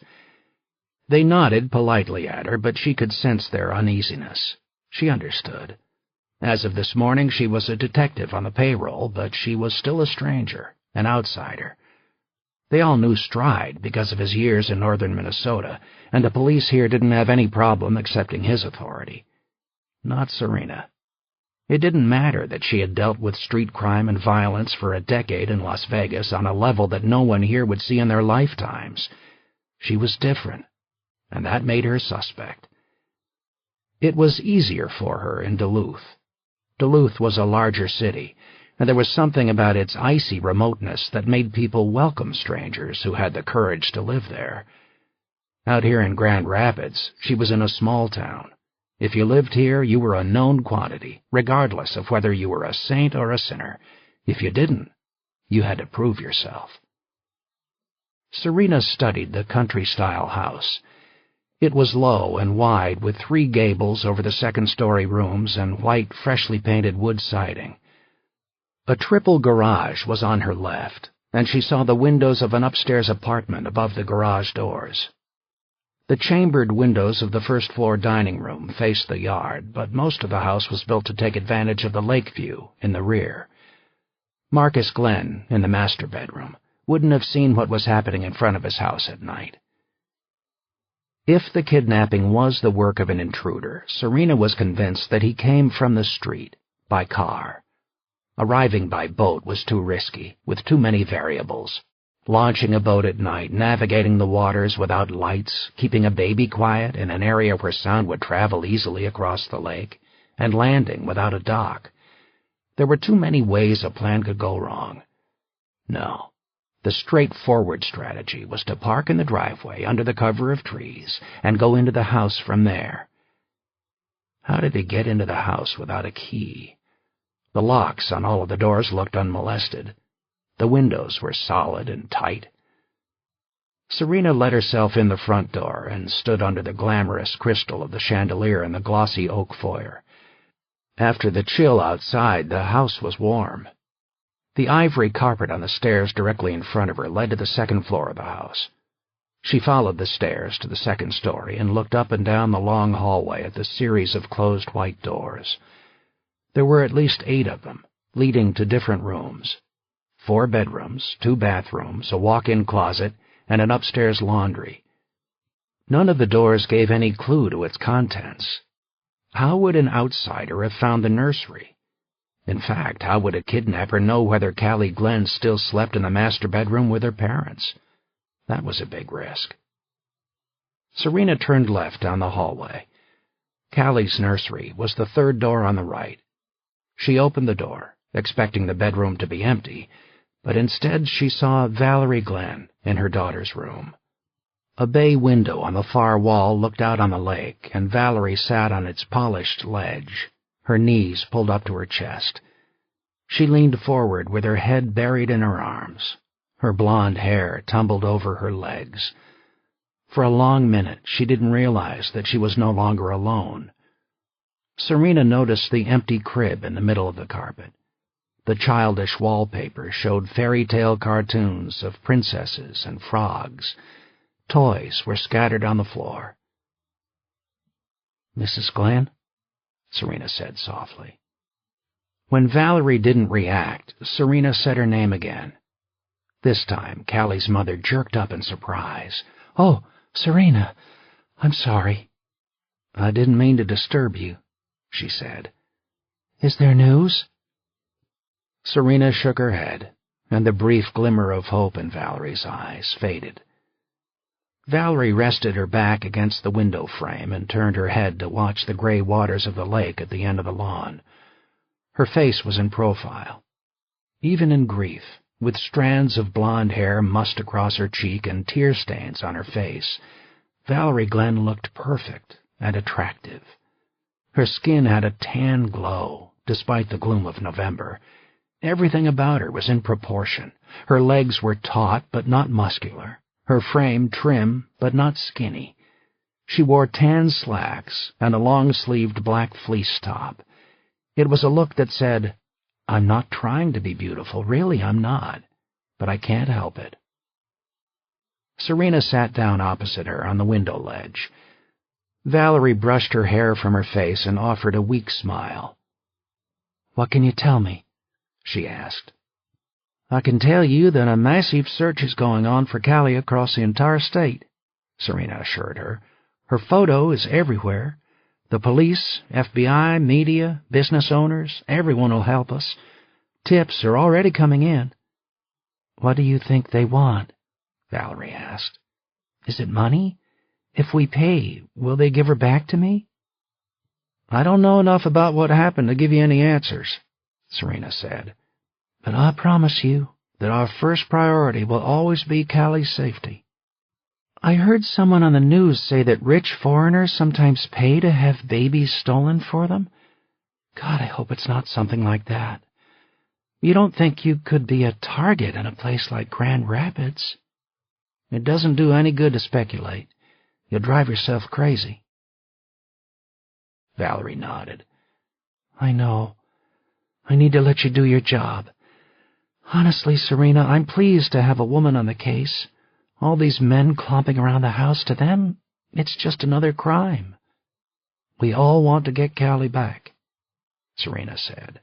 Yes, but you know what I'm going through. A man can't really understand.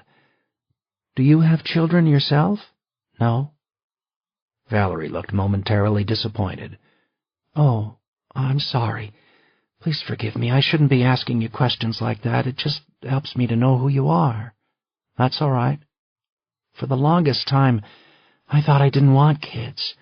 Then my mom died, and 30 started looking big down the road. Suddenly, it was all I could think about. She stared at the empty crib and rubbed away a tear that escaped from her eye. It took me 3 years to get pregnant. I had given up hope. Serena chose her words carefully. How did Marcus feel about having kids? He had doubts. I had to convince him. Her face darkened, and she looked away. I know what people are saying about Marcus. You shouldn't listen to anything they say on the news. It's ridiculous, mean. Marcus would never hurt Callie. Her fists clenched. He loves her. Of course. Do people know how hurtful they are? She asked. All I can tell you is to close your ears to the gossip. Focus on getting Callie back. I suppose next they'll be saying I was involved, Valerie said. No one thinks that. You were out of town. But you checked, didn't you, Serena? You called the hotel. You made sure I was there. Yes, we did, Serena admitted. She added, Why were you in the city? I had a non-profit board meeting in Minneapolis. It went late. I wanted to drive back, but Marcus said the fog was getting bad, so I got a room. He encouraged you not to come home? Yes. He said he didn't want me out on the roads. Valerie read Serena's face and said, See? You think that's suspicious when it's nothing. No one trusts anyone anymore. I guess we all hate to face the horror of finding out that people aren't who they pretend to be. I do need to ask you some personal questions, Serena said. Valerie winced, almost as if expecting a physical blow. Yes, go ahead.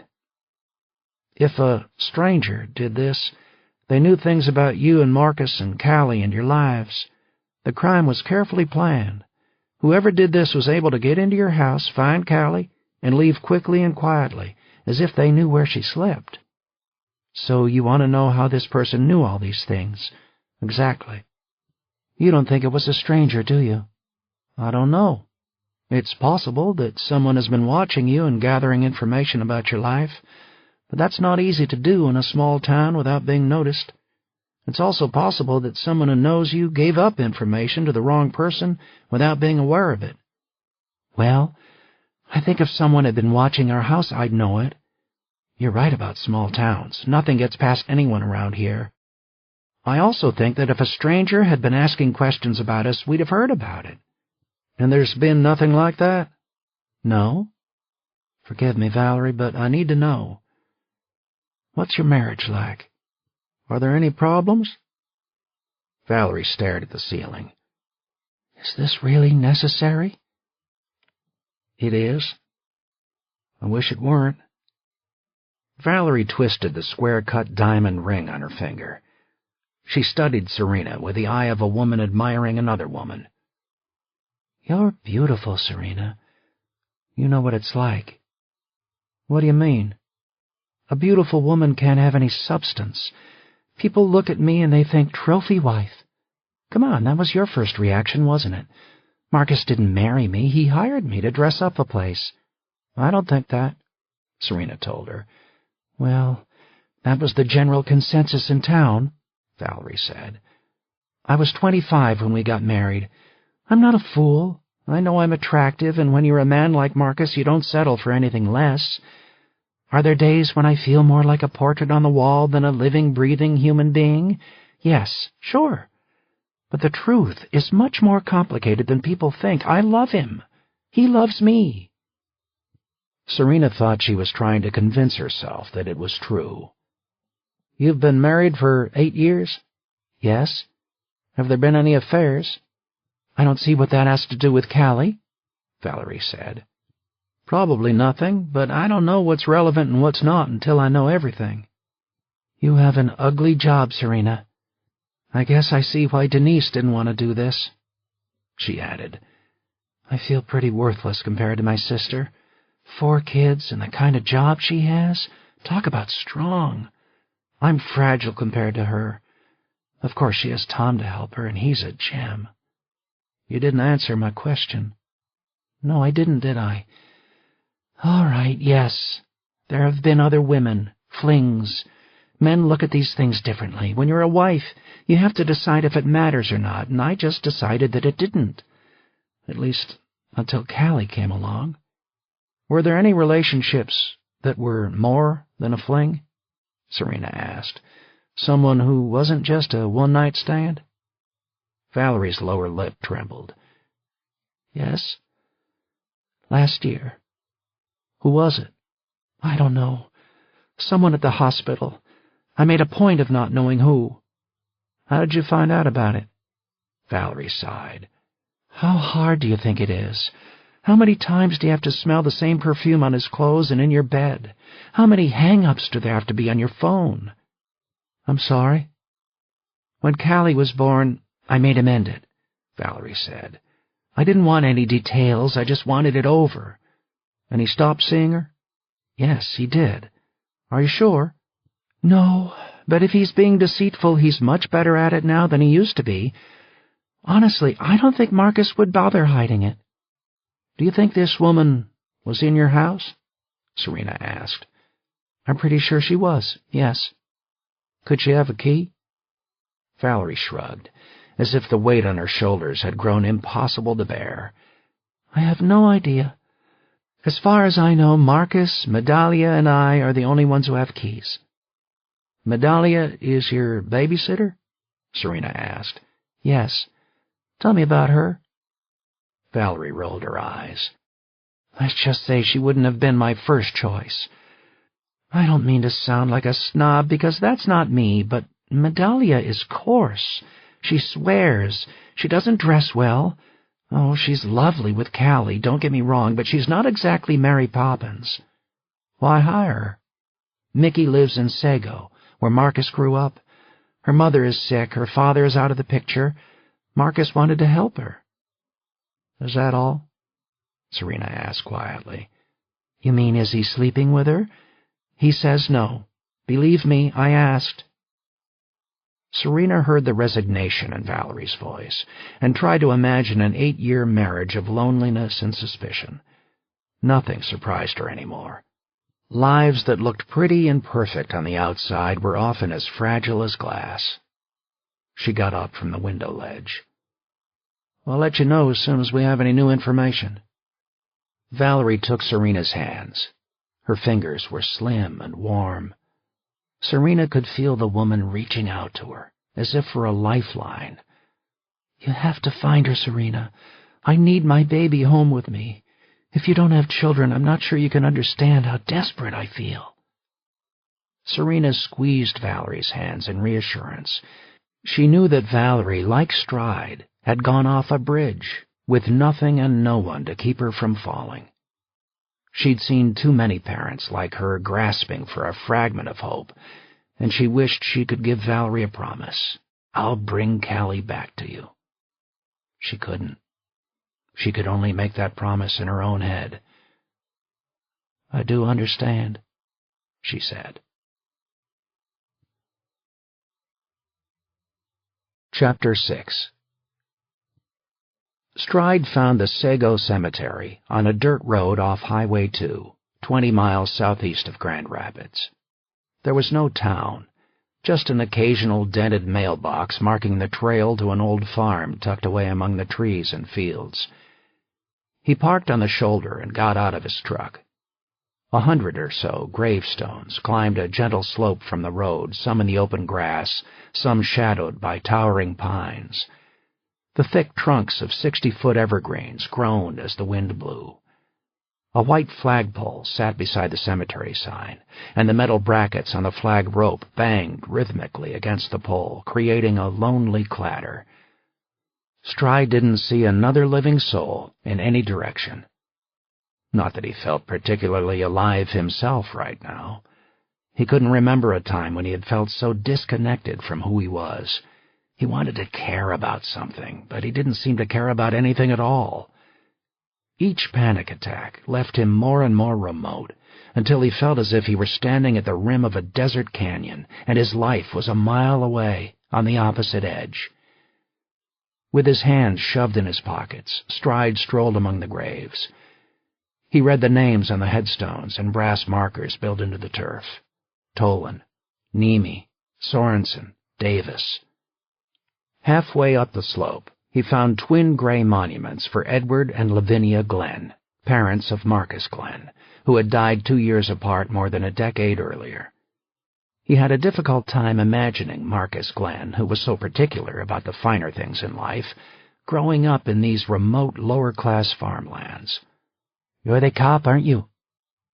Stride looked up and saw a girl about 20 years old standing near the edge of the cemetery land, where the dormant grass ended at the trees. She held a rake in her hand and stood next to a hillock of dried leaves. "Are you Medalia Vega?" he asked. "Call me Mickey," she said, scraping the ground and gathering leaves into the pile. "You find Callie yet?" "No. I hope you find her soon. She's a beautiful girl." Stride approached her. Mickey Vega looked like a girl who hadn't outgrown her baby fat. Her wide hips were packed solidly into beige corduroys. She had a round face with a tiny mole above her upper lip and golden skin. Her black hair was tied into a ponytail. She wore a red sweatshirt, which didn't hide the pooch that bulged over the belt of her pants. "Are you the caretaker for the cemetery?" he asked. Mickey shrugged. "I cut the lawn, rake the leaves, throw out the flowers when they die, that sort of thing." "Do you live around here?" She gestured over her right shoulder, where he saw a cluster of mobile homes and a few dated pickup trucks hidden behind the trees. "Me and my mama, we live there." "You work for the Glens, too, is that right?" "Yeah. They call me when they need someone to look after Callie for a few hours. They're busy people. I work a lot of jobs because Mama has lung disease and she has to stay home." "I'm sorry." "Yeah, well, that's how it is. My dad skipped out a couple years ago. Mama has her lung thing from smoking. Somebody's got to make the dough." "How did you meet Marcus Glenn?" Stride asked. Mickey pointed down the slope. "You saw the stones. Dr. Glenn visits his family every month. I met him here a couple years ago, and he knew I did babysitting and stuff. I really needed the money, so when Callie was born, he said I could help. That was real nice. If it was up to his wife, she wouldn't have let me in the house." "Oh?" "Oh, yeah. I heard her talking. She didn't want me around her baby." "Why not?" "I'm Hispanic, and I live in a trailer. You think a woman like her is going to trust a girl like me?" But she saw how good I was with Callie. We didn't have any problems after that. She still looks down her pretty little nose at me, but she knows Callie likes me. That's all that matters to Mrs. Glenn. That baby is everything to her." "What about Dr. Glenn? Does he feel the same way?" Mickey's eyes narrowed with suspicion. "I know what you want me to say. You want me to say that Dr. Glenn did something to Callie. Well, that's bullshit. The TV people, they have it all wrong. Dr. Glenn does more to help people around here than just about anybody else in the world. If you knew him like I did, you'd know he would never do anything to hurt another person, let alone his baby girl." Stride realized that Medalia Vega was the first person he had met who had bothered to defend Marcus Glenn. "You like him, don't you?" "Damn right I do. This thing with his daughter, it's terrible, but he had nothing to do with it." So do you have any idea what happened to Callie? Mickey shook her head. Somebody took her. Probably somebody trying to shake down Dr. Glenn. When you have money, everybody wants a piece of you. But you have no idea who it could be. If I did, don't you think I'd tell you? It could be anybody. We're trying to figure out how somebody got into the house, Stride told her. He added, You have a key, don't you? Sure I do. She folded her arms over her chest in anger. What? You think I had something to do with this? Is that what Mrs. Glenn said? Because I would never do anything to hurt Callie. Never. I didn't say you would. I was just wondering if anyone could have stolen your key. No way. Mickey dug in the tight pocket of her pants and pulled out a bulging set of keys. The houses where I babysit, the keys are all right here. I always have them with me. I never set them down anywhere except when I go to sleep at night. I have to look at all the possibilities, Mickey. I'm not saying you would intentionally do something wrong, but it's easy to make a mistake. Maybe you told somebody what a nice house the Glens have, or how much money Marcus Glenn makes. Maybe a girlfriend said something to a boyfriend. Things happen. I already said no, Mickey insisted. You think I have time to hang out in bars and drink margaritas and tell stories? You think I can park my pussy in somebody's bed when I'm working every day of the week? I already learned my lesson about boyfriends. They're happy to stick it between your legs, but they don't want to be there to watch you brush your teeth in the morning. So I'm doing this for me and my mama, and that's it. Okay, Stride told her. I understand. If you remember talking to someone, even if it was totally innocent, I want you to call me. It's very important. This is about getting Callie back home safely. I know that, but I can't tell you what happened. I didn't hear anything, okay? Mickey's eyes darted to her feet. She knew what she'd said. So did Stride. The truth hung between them like laundry on a clothesline. When was the last time you babysat for Callie? He asked. Last weekend, I think. You think? Yeah, Saturday, I guess.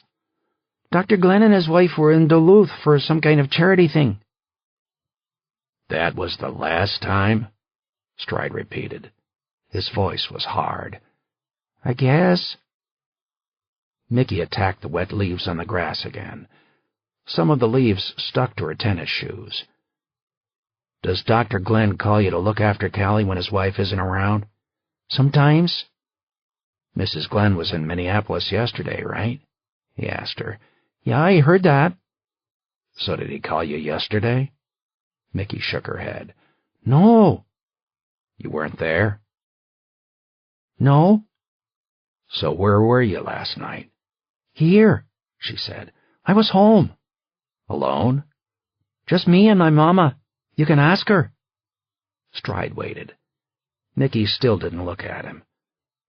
What kind of car do you drive, Mickey? He asked. A white Ford pickup. One of the neighbors saw your truck at the Glens yesterday. He lied. They must have had the wrong day. I wasn't there. I didn't hear anything, okay? I think you were, Stride told her. You were in the house last night when Callie disappeared. I think you better tell me what the hell happened. Chapter 7. All right, Mickey admitted. I was there. Big fucking deal. I don't know what happened. Marcus Glenn lied to us, Stride snapped. He said he was alone in the house. It's not what you think. This isn't about Callie, and it wasn't Dr. Glenn's idea. I begged him not to get me involved. The last thing I needed was cops all over me, okay? Why? Mickey's round face flushed with anger. Why the hell do you think? I'm illegal. So's my mom. I know what would happen if I stuck around. Cops asking me questions, reporters taking my picture. You don't think someone would hook onto the fact that I don't belong here? You don't think that would make the papers? Next thing you know, we'd be on a plane to Mexico. I don't care about your immigration status, Stride told her. Yeah, until you don't need me anymore. Mickey threw down the rake. Why did Marcus Glenn lie for you? Because he's a good man. He's not like the papers say. He's helped me ever since I met him. Are you sleeping with him? Stride asked.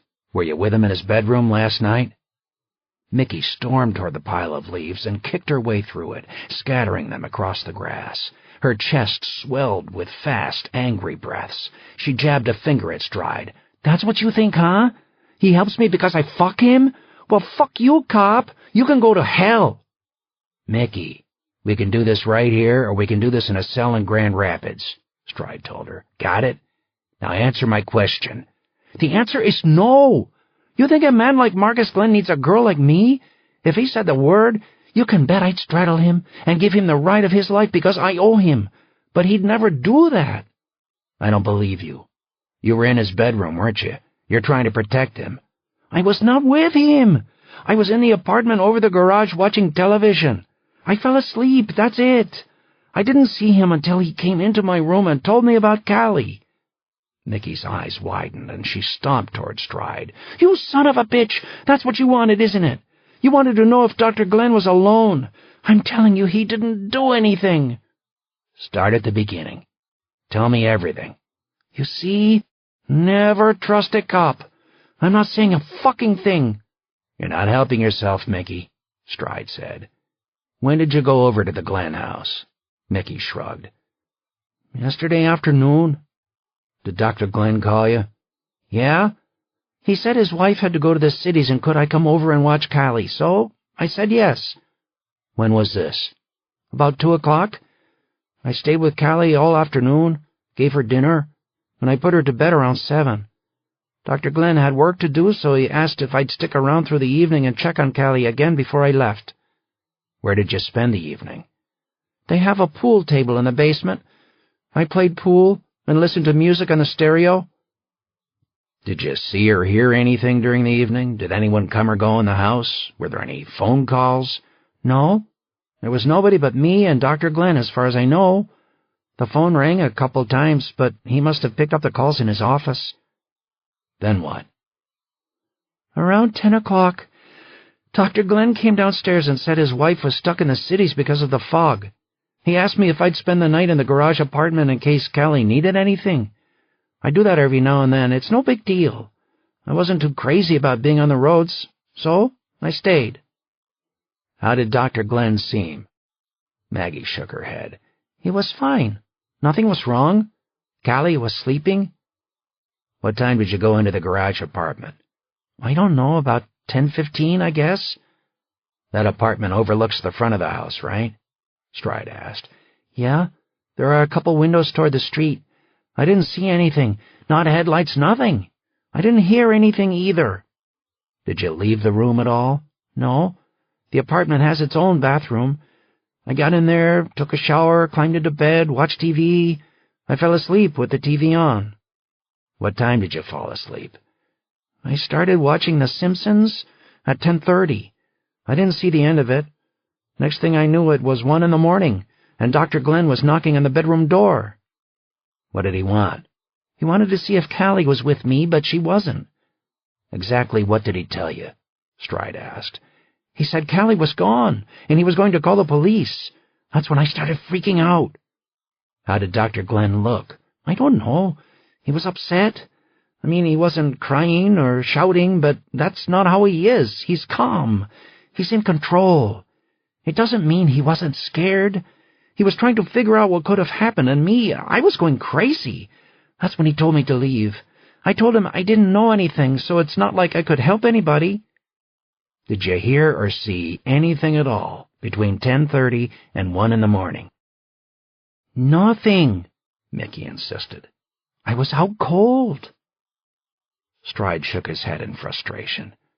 He knew that somewhere in that 2.5-hour span, one of two things had happened. Either someone came into the house and took Callie, or Marcus Glenn made his daughter disappear. Even with another witness in the house as the crime was taking place, they were right back where they had started, without answers. He left Mickey and returned down the slope of the cemetery past the collection of headstones. He stopped at the graves of Marcus Glenn's mother and father and thought about the surgeon making a pilgrimage here to the cemetery, returning to his roots. There were several other stones nearby carved with the name Glenn. The heart of the family was buried here through multiple generations, cousins, aunts, uncles, grandparents. He wondered if Marcus planned to be buried here too, or whether he would choose higher ground. Stride thought he knew the answer. You don't go backward, even to join the dead. Marcus Glenn already lived a world away on the shore of Pekegama Lake. Beautiful wife, beautiful house, beautiful daughter. The perfect family. -1. Where are you, Callie? Stride asked aloud. He listened for an answer, but all he heard was the ringing music of the flagpole rope.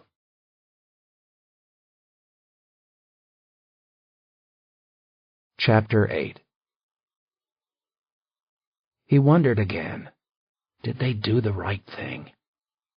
Now that it was over, he'd hoped that his doubts would leave him. He stared at the child's bed and told himself the only way to right a wrong is to take matters into your own hands. They'd done what needed to be done. It was the only thing that could be done. They were on the side of the angels. All he wanted to do was forget. Put away the memory, forgive the mistake. It seemed like a small thing to ask after the horrors of the past year. But no, he couldn't escape. When he tried to sleep, he cried in the darkness instead. When he finally closed his eyes, he was back in the woods. He chose the burying place among the sheltering arms of the evergreens. Cold wind roared in his ears. He tramped through low, woody brush, his footsteps crackling on the litter of fallen limbs and dried pine cones, until he reached a gap in the forest where he could dig. From where he stood, he stared through a web of spiny trunks and across the dirt road to the silhouettes of gravestones on the far slope. The trees quivered and whispered, as if they were afraid of him. He stopped and waited to make sure he was alone. Night enveloped the cemetery like a blanket pulled over a child's head. There were no stars, no view of heaven above the crowns of trees and the angry clouds. Nothing dwelled in this place except animals and the dead souls. He didn't even believe that God was here with him tonight. God had spent the past year traveling elsewhere. The animals stayed hidden in the darkness, but he felt their eyes watching him. His flashlight lit up their black droppings on the forest floor. He was afraid of marauders that could smell decaying flesh buried in the ground and scavenge on it. The thought appalled him. That was why he needed to dig deep. His spade cut through the soft bed of pine needles into the spongy earth. He levered the handle down with a heavy breath and turned over a shovelful of coffee-black soil. Then another and another, making a tinny noise of metal scraping against loose rock with each thrust. He worked quickly, wanting to be done with this gruesome task. The mouth he opened up in the ground grew deeper and wider. Loose grains of dirt spilled down the pyramid of ripped turf and back into the hole, which was almost ready to swallow up the linen-wrapped bundle at his feet. Swallow it down and consume it. He continued to carve out the grave. When he was done, he dropped the shovel and sat down with his back against a thick tree trunk. His sweat made him cold. His nose ran, partly because of the night air and partly because of the grief breaking inside him. He was at the point of no return, and he wondered if he could really do it. Lay the child in the ground, cover it up, and leave it behind.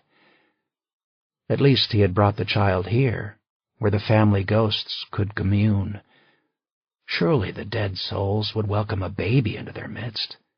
Maybe, finally, God would come back and do what he had failed to do for so long.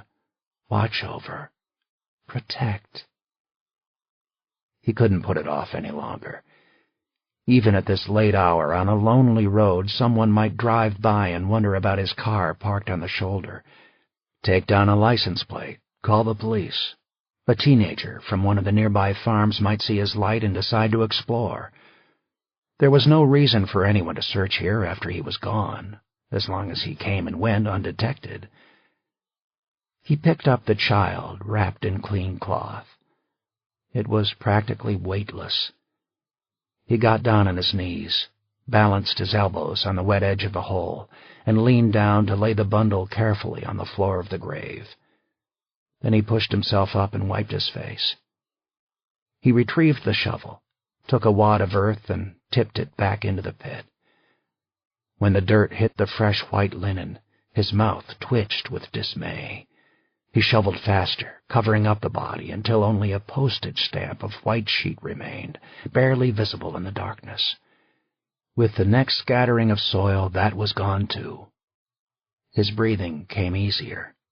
He scraped all of the uncovered turf back into place, and then he began gathering handfuls of yellowed pine needles and scattering them over the circle of disturbed ground. When he shined his light down, the forest floor again looked pristine, as if no one had been there. There was no evidence of a grave. It was as if the child had never existed at all. He should have left it like that, but he knew there had to be some marking, some memorial. He dug into his pocket and found a crumpled paper toy, and decided he would leave it behind. With the solemnity of a father placing flowers at a headstone, he laid it down among the twigs and dirt. It was done. He picked up his shovel and retreated through the woods to his car. He saw fog gathering in the valleys and hanging over the road like a cloud. With his lights off, he disappeared into the mist.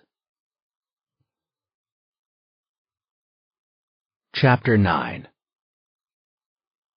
Stride returned from the cemetery on late Friday afternoon and parked outside the Itasca County Courthouse in Grand Rapids, where the sheriff's department was housed.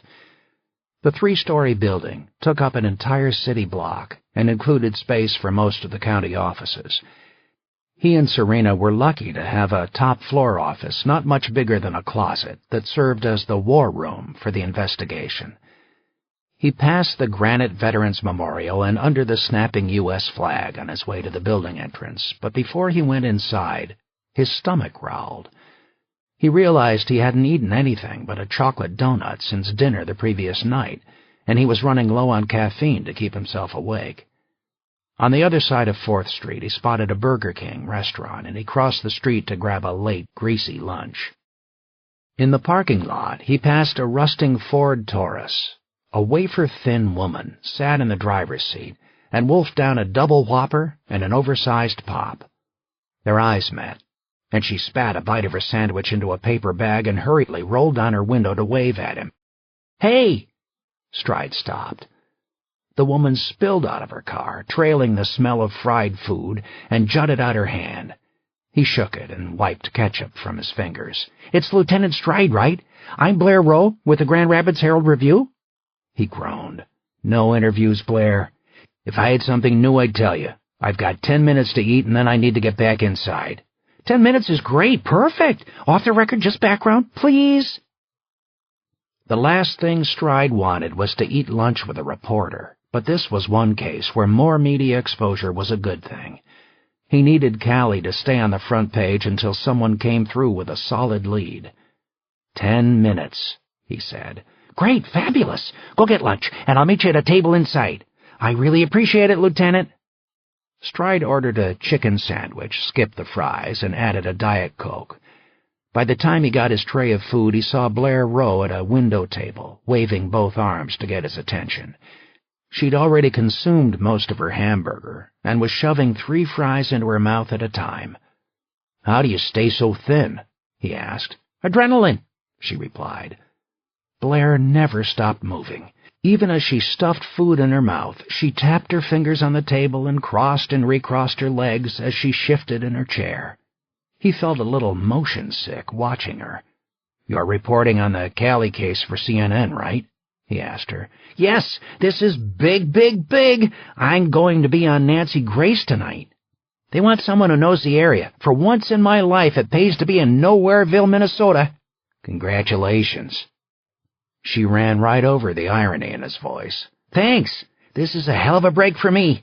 I mean, it's a terrible thing, but I can't tell you how cool it is to be part of a national news story. My mom is TiVoing every broadcast. Normally Grand Rapids in the off-season is slow. If a clown throws up at some kid's birthday party, that's news here in November.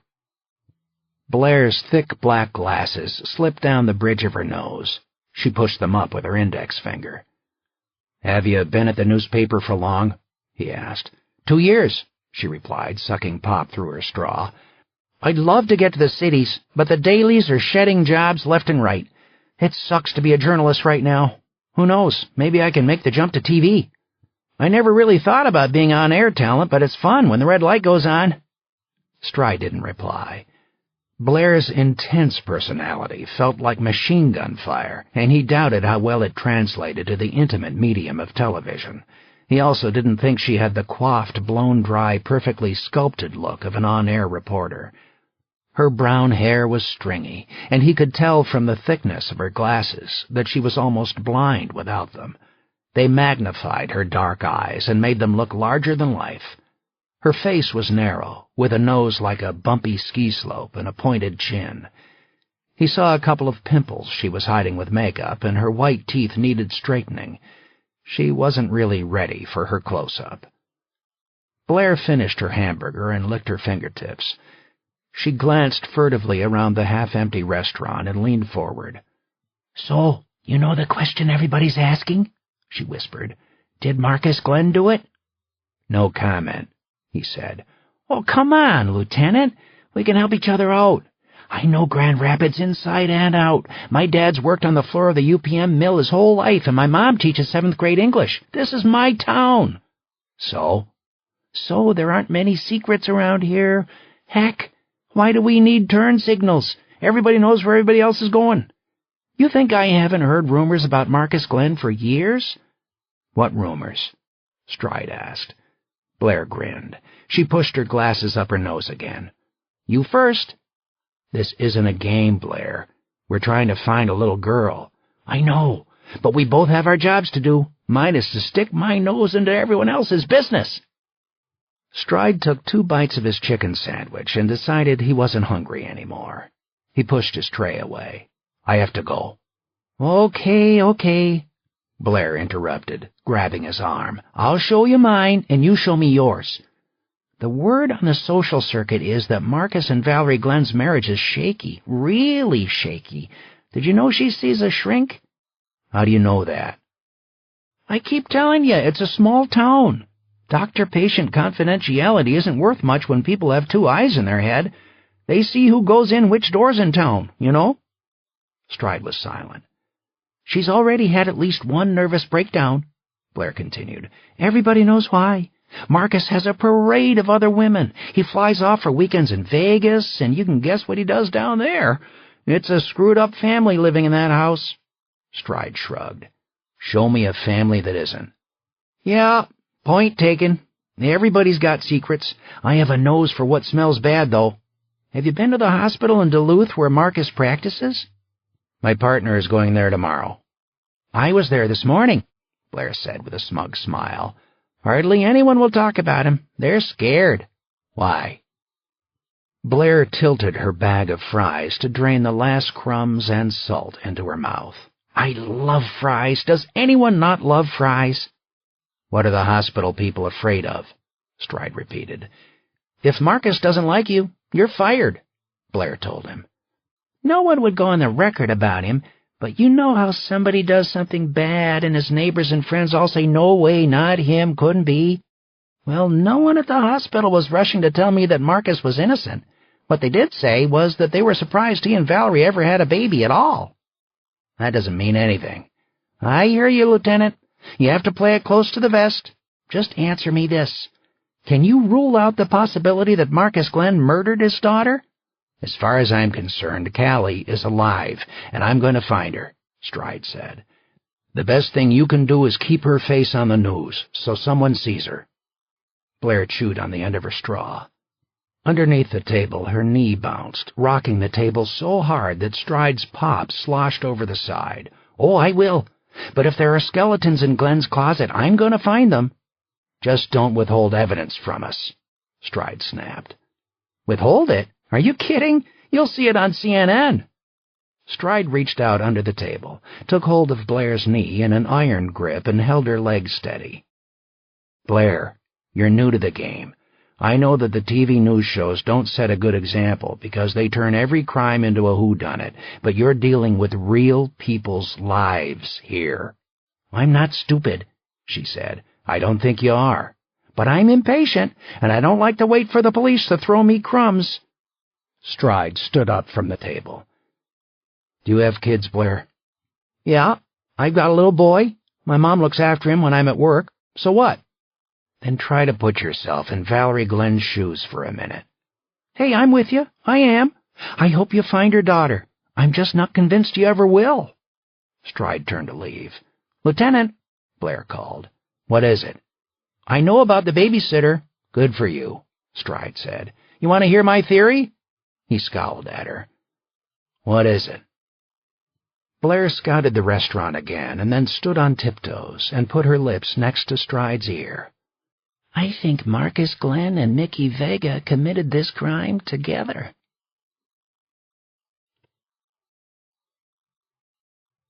Chapter 10. Serena drove from Grand Rapids to Duluth on Saturday morning. The sky was slate gray with wavy clouds like smoke trails and ice crystals of snow whipped across her windshield. She passed boggy fields where skeletons of trees jutted out of the standing water.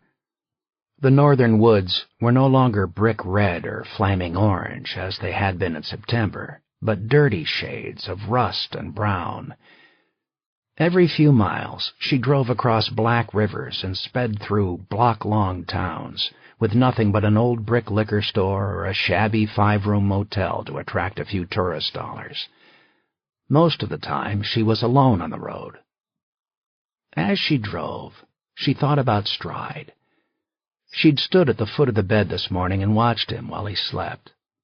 Wherever he was, it was a million miles away from her. He'd been walking away, retreating, escaping for weeks, until they were strangers again. They'd drifted apart as easily as they'd come together.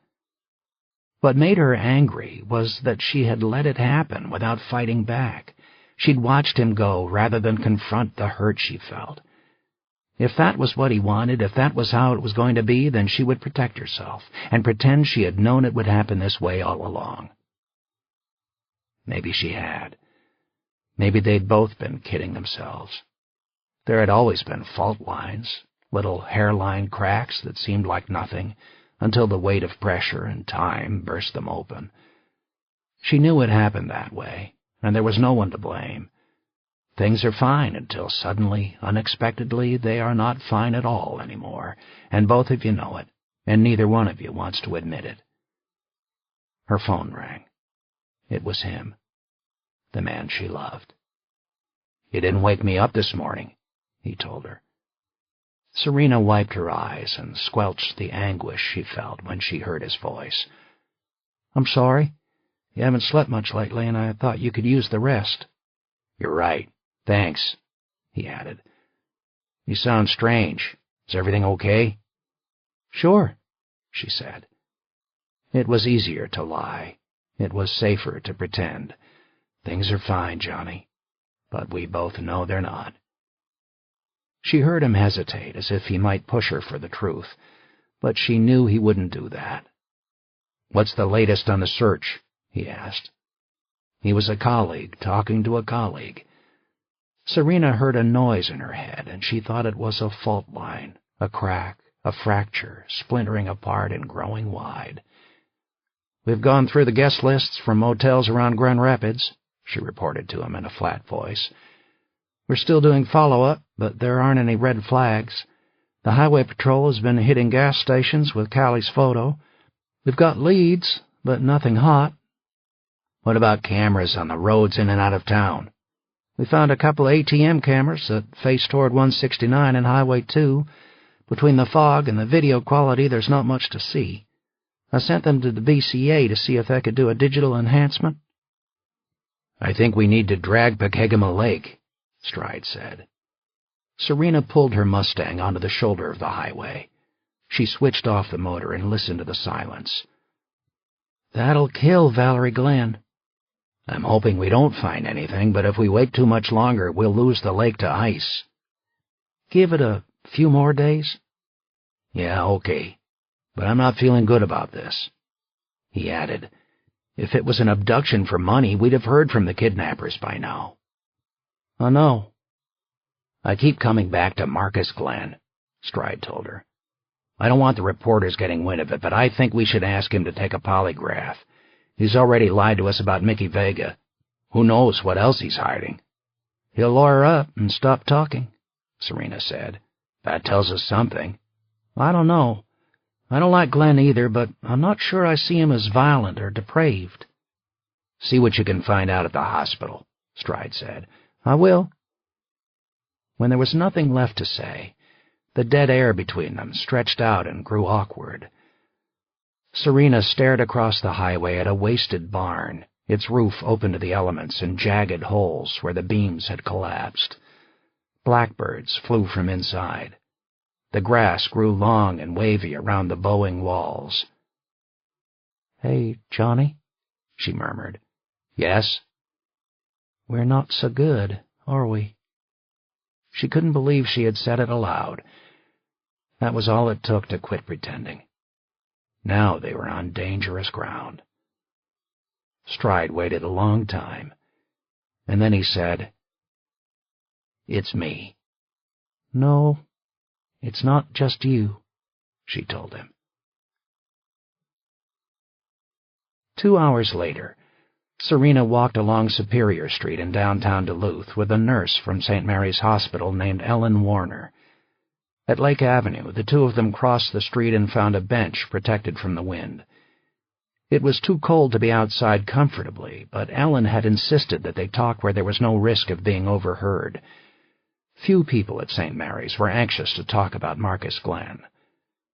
Ellen opened a white takeaway bag and pulled out a hot dog from the Coney Island restaurant up the street. She unwrapped the foil and took a large bite. A drop of mustard stuck to her lips. "I appreciate your meeting me," Serena told her. "Well, keep it under wraps, okay?" Ellen said, wiping her mouth. "Dr. Glenn is prickly. If a nurse gets on his bad side, she's gone." Ellen was dressed in purple scrubs with a jean jacket over the top. Her sneakers were neon white. She was in her early 50s, with short silver hair and a squat, heavy physique. "How long have you worked with him?" Serena asked. "Must be almost 10 years, she replied. "I have to tell you, he's good. Make that great. The man's ego wouldn't fit in a football stadium, but he's a wizard in the OR. Good with patients, too. You wouldn't think it, because he's a titanic pain in the ass to everyone else, but he can switch it on with patients, and they love him. I've never understood people who can compartmentalize their lives like that, but with Dr. Glenn, you have to overlook his personality and respect his talent." "Do you know his wife, Valerie?" "Enough to say hello. She comes in every now and then." Ellen finished her hot dog, crumpled the wrapper, and put it back in the bag. She reached into the hip pocket of her scrubs and removed a pack of cigarettes. She lit one and noticed the surprise on Serena's face. "It's the stress. I know it's stupid, but that doesn't stop me." "What's the relationship like between Dr. Glenn and his wife?" Serena asked. "Strained," Ellen said. "How so? Do they fight?" "No fights, at least not at the hospital. They're distant. She tries to get inside his head, but he doesn't want anyone else in there." "Do you know their daughter, Callie?" "Sure. Mrs. Glenn brings her in sometimes. Cute girl." "What's Dr. Glenn like as a father?" Ellen blew out a cloud of smoke and regarded Serena coolly. "You mean, would he do something to Callie? No, I don't believe that. If Marcus Glenn is one thing in this world, he's a doctor. He'd never harm another human being." "That's not what I asked." "Well, that's what everyone's saying. Would I call him a loving, doting father? No. He's not going to get down on the floor and play games or make baby talk with a stupid grin on his face. That's not who he is. Even so, he's no monster. Although you'd probably find people in the hospital who disagree with me.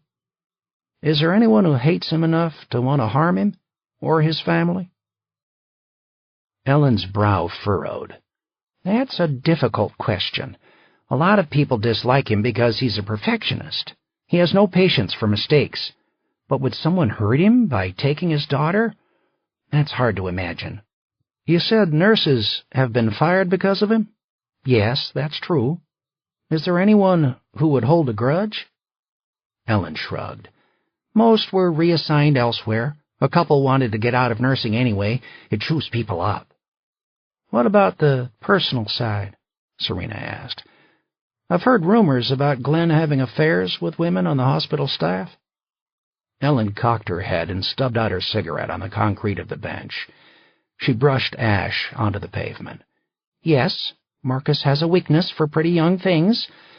In his defense, nurses join the staff, and they see a tall, rich, handsome surgeon, and they make a play for him. It's not like he's going to leave Valerie for any of them. Maybe someone thought he would. Hey, you fool around with a married man, you take your chances. Don't look to me for sympathy if you get hurt." "I heard there was one affair that was more serious," Serena said. Ellen glanced at her watch. "I should be getting back. I've already said too much." "Come on, Ellen. Who was it? Do you know the woman?" "Oh, yeah. Everyone knows Regan." "Regan?" "Regan Conrad. She's a nurse. I never saw them together, but I heard people talking about the affair. It was hot and heavy for a while, although you wouldn't believe it to look at her." "Why?" "Well, Regan is no Valerie. Hell, she's almost anorexic. Lots of tattoos, boy breasts, lip ring. All I can figure is she must be dynamite in bed." "Are they still seeing each other?" "No. I heard that Marcus wised up and dumped her earlier this year. I think he figured out she's crazy." "Crazy?" Serena asked. "Volatile," Ellen said. "She's a good nurse, but man, she can go off on you. She plays dirty, too. A few years ago, she had a run-in with a young lab tech. Not long after, they found hundreds of hardcore porn images on the guy's computer, so they fired him. And hello, who was Regan sleeping with at the time? Some geek in IT. She sounds like someone who carries a grudge." "Oh, yeah. But if you're thinking she had something to do with Callie's disappearance, you can forget that. She didn't do it." "How do you know?" "She worked the graveyard shift on Thursday night. So did I. I remember seeing her in the cafeteria because she got into a shouting match with the cook over a hair she said she found in her pasta." Serena didn't care if Regan had an alibi. "How do I find her?" she asked. "Does she work in the orthopedics area with you and Marcus Glenn?" Ellen shook her head. "Regan is an obstetrics nurse in the maternity ward. She works with mothers and babies."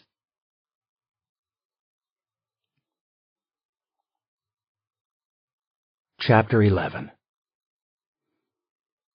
Maggie Bay ripped open the latest letter from the lawyer at the adoption agency in Minneapolis. She unfolded it and read it carefully, then tore the letter into pieces. The paper scraps fluttered to the floor around her. She pushed her black bangs out of her eyes and slapped the dinette table with her palm. "Fuck it," she announced. She stomped into the kitchen and swung open the doors of the liquor cabinet. She extracted a half-empty bottle of Brazilian cachaça, then grabbed a lime from a basket near the refrigerator. After slicing the lime and squeezing it into a lowball glass, she added sugar and ice and filled the rest of the glass with Brazilian rum. Out of deference to the remnants of her head cold, she also dropped in 2 tablets of vitamin C and watched them fizz. She swirled the concoction around, drank it down in 2 swallows, and made another. "That's better," she said. Maggie carried her drink into the living room of her condominium. She lived on the upper floor of condo units built over the Sheraton Hotel in downtown Duluth, with a view toward Lake Superior. There were still unpacked boxes scattered around the apartment. She had moved in a month earlier, and since then most of her time had been taken up with the murder investigation in the North Farmlands. She'd barely had time to do anything in her new place, except sleep. Maggie sipped her caipirinha and stared at the lake. She knew she shouldn't be drinking, but she didn't care. It was Saturday afternoon, and she needed to pick up Casey Kennedy in a few hours. The two of them were going to visit Troy Grange, whose wife Tricia had disappeared on Halloween night more than 2 weeks earlier. She could sugarcoat it however she wanted, but after the discovery of the fourth victim, Troy knew the truth. He was now a single father to 2 young girls. The intercom near her front door buzzed. Maggie put down her glass and walked over and pushed the button. "Yes?" "You've got a visitor downstairs," the lobby guard told her. "Her name's Serena Dial. Tell her you need to do a strip search." Maggie heard an expletive in the background. "She's coming up," the guard said, laughing. "Thanks." Maggie retrieved her drink and waited. 2 minutes later, she heard a knock on the door. "Hey, stranger," she told Serena. "Hey, yourself." Serena nodded her head in approval as she cast an eye around the apartment. "Very nice. I love the place." "One day I'll actually move in," Maggie said, nodding at the boxes. She swirled the ice in her drink. "You want something? I can do non-alcoholic beverages under duress." "No, thanks." Maggie slumped sideways into an oversized chair and dangled her feet over the cushion. "Have a seat. Talk to me. The diet's working. You look great." "The last 5 pounds are the hardest," Serena said. She took a seat on the sofa opposite Maggie and leaned forward with her elbows on her knees. "You look good, too." "Yeah? How do you think I'd look with red hair?" Maggie asked. "Red? You? There's this cop named Casey Kennedy with this amazing red hair. Makes me want to try it. I'm bored with black," she added. "I hear you're back on the job?" Serena nodded. "I'm official." "Good for you. Are you in town because of Callie Glenn?" "Yeah, I was asking questions over at St. Mary's," Serena told her. "Tonight I'm seeing a nurse who lives on the north side of Duluth. She was having an affair with Marcus Glenn." "The media has been hitting the doc pretty hard," Maggie said. "Do you think he was involved?" "We haven't crossed him off the list." "How's Stride?" Maggie asked. "Is he still coming back next week?" "I guess." Maggie raised an eyebrow. "You guess?" "Something's wrong, but he won't talk about it," Serena said. "I'm sorry." Serena took a long time to reply. "Yeah, it's the old story with us. 2 stubborn people with baggage." "He loves you," Maggie said. "I know, but if he won't let me in, what the hell am I there for? I'm getting tired of being alone even when we're together." Maggie didn't say anything. This wasn't a conversation she particularly wanted to have with Serena. They both knew the score. Maggie had made her one and only play for Stride in the months after his wife died, but to him, she was still the young kid he had hired as his partner, not a lover. Then Serena, who wasn't much older than Maggie, had arrived in town, and Stride fell for her hard. Maggie liked Serena as a friend and a cop, but they still tiptoed around their mutual feelings for Stride, trying not to let the competition come between them. She couldn't help the occasional stabs of jealousy that Stride had turned to Serena, not her. "What do you think I should do?" Serena asked. "I wish I could tell you. I know I'm not a saint in this. I should push him, but I'm too busy wrapping barbed wire around myself." She got up impatiently. "I want a drink." "No, you don't." "I'm not going to, but I want one." "I hate that." She shook her head and changed the subject. "What about you? How are you?" "If I'm thinking about dyeing my hair red, what does that tell you?" Maggie asked. "I heard you got DNA on the bastard who's been snatching these women." "We do, but we don't have results back. Either way, we still have to catch him, and I don't think he's done yet." "What about the adoption agencies?" Serena asked. "Are you any closer to finding a kid?" Maggie clucked her tongue in frustration. "I always thought this was the good old USA, where money can buy you anything. Apparently not a baby, however." "Give it time." "Yeah, time. I don't have time for a kid, so I don't know why I'm trying." Maggie raised her glass in a toast. "We're really having a Thelma and Louise kind of day, aren't we?" "Totally." Maggie finished her drink and climbed out of the chair. Outside the window, the sky grew blacker as dusk approached. Serena came and stood next to her, and they watched the lights come on around the harbor below them. An oarboat muscled through the canal underneath the city's steel lift bridge. Beyond the bridge was the strip of land called the Point, where Stride and Serena lived. "This nurse you're seeing, where exactly on the north side does she live?" Maggie asked. "Is it in the city or in the farmlands?" "Up in the farmlands, Lismore Road near McQuaid," Serena added. "And no, you don't have to remind me." Maggie nodded, but she reminded her anyway. "That's not a very safe place to be these days." Chapter 12. "You're telling me that Tricia is dead," Troy Grange said. Maggie winced. Troy didn't waste time with pretty ways to share bad news. "We don't know that for sure," she told him. "I don't think we can automatically assume the worst. One woman is dead. That's all we know for certain." "Liar," Troy snapped. He wasn't being hostile, just honest. Maggie knew he was right, but she couldn't say so. She couldn't say that to any victim's spouse, and certainly not to a friend. Troy Grange was the senior health and safety manager at the Duluth port. They had worked together for 5 years on immigrant smuggling, outbreaks of communicable disease, and crimes in the harbor ranging from arson to rape. Through it all, she had never known Troy to hide behind his lawyers or his budget. Anything that went wrong in the port was on his watch. He was solid. Troy ran his hands over his bald head. He was 40 years old, not tall, but built like a circus strongman. His face was big, lumpy nose, broad chin, and puffy cheekbones, like a squirrel with a mouthful of acorns. He wore a form-fitting red undershirt and baggy black sweatpants. "You know what I keep thinking about?" he said. "I used to work on the ore boats, but Tricia made me give it up. She said it was too dangerous, and she didn't want to be left alone with the kids. Now I lose her from inside our own house." "I'm so sorry, Mr. Grange," Casey Kennedy murmured. Casey sat on the opposite end of the sofa from Maggie, her knees pressed together. She looked uncomfortable, her eyes darting between Maggie and Troy. Maggie felt bad about bringing Casey into the middle of this scene, but she wanted Casey to understand that investigative work wasn't glamorous. Too often, it was filled with suffering. "You saw him, didn't you?" Troy asked Casey. "You saw this bastard." "Not his face, but yes." Troy got up from his chair and folded his arms over his barrel chest.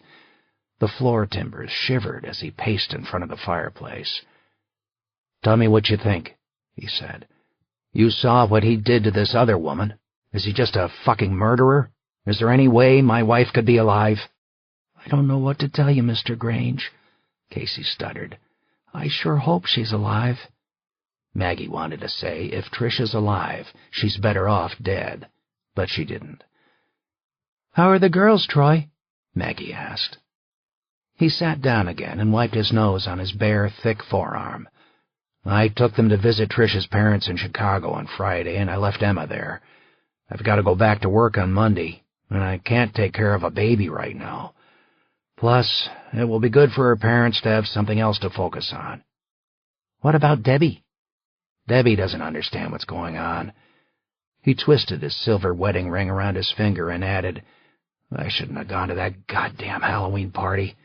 Not with that other woman disappearing in October." "You had no way of knowing," Maggie told him. "We didn't know we were dealing with a pattern crime." "Yeah, but security's what I do. I knew there was a risk. Hell, I upgraded our security system 3 days after I heard about that woman going missing. A lot of good that did us." "Don't blame yourself," Troy shrugged. "I do." "We're going to be blanketing the North Highways with cops every night," Maggie said. "If this guy tries again, we'll get him." "That's a lot of ground to cover," he said, shaking his head. "I don't want to sound skeptical, but you're going to be spread pretty thin across a few 100 square miles." "We've got extra manpower, volunteers. Nobody's sleeping, Troy." I know. I appreciate it. He looked at Casey. Will you be out there too? Yeah, I'm sure I will. Casey murmured. You be careful. Casey nodded, then stared at her hands. Daddy? All three of them looked up. Debbie Grange, 6 years old, stood in the doorway of the living room. She wore polka-dot pajamas and carried a stuffed Pooh Bear under her arm. Troy Grange sprang up immediately. What is it, sweetheart? I want Mommy to tuck me in, Debbie murmured. Maggie felt her heart breaking. She saw Casey look away and bite her lip. Troy wrapped his bare arms around his little girl. I'll tuck you in, baby, he said. I want Mommy to tuck me in, the girl repeated. Oh, honey, I know, but Mommy's not here, remember? She had to go away. Fat tears dripped down the girl's face. Where is she? I told you, sweetheart, she had to take a trip, okay? I'll tuck you in. I'll stay right there with you. No, I want Mommy. Troy cradled his daughter as the girl cried into his shoulder. He sang to her under his breath, and Maggie found she could barely watch. She gestured to Casey, and they both stood up. Maggie met Troy's eyes and pointed at the front door. He nodded. Thanks for everything, he called to her softly. You too, Casey. Please keep me posted. They left without saying anything more. Outside on the front porch, Casey leaned heavily against the railing and looked sick. God, she said. Yeah, this is the worst part of the job, Maggie told her. Do you ever get used to it? Nope. I hope I never do.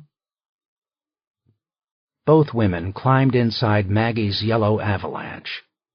Maggie normally drove fast, even at night, and she punched the truck to 75 miles an hour on the highway. Beside her, Casey clutched the handhold on the door. The headlights lit up the dark stretch of road through the lonely farmlands. Do you still want to work on the investigation? Maggie asked. Casey leaned her cheek against the cold glass and stared at the fields whipping by outside the window. I don't know. I don't even know if I want to be a cop anymore. Maggie glanced sideways at Casey's face. You had a rough experience that night, she told her.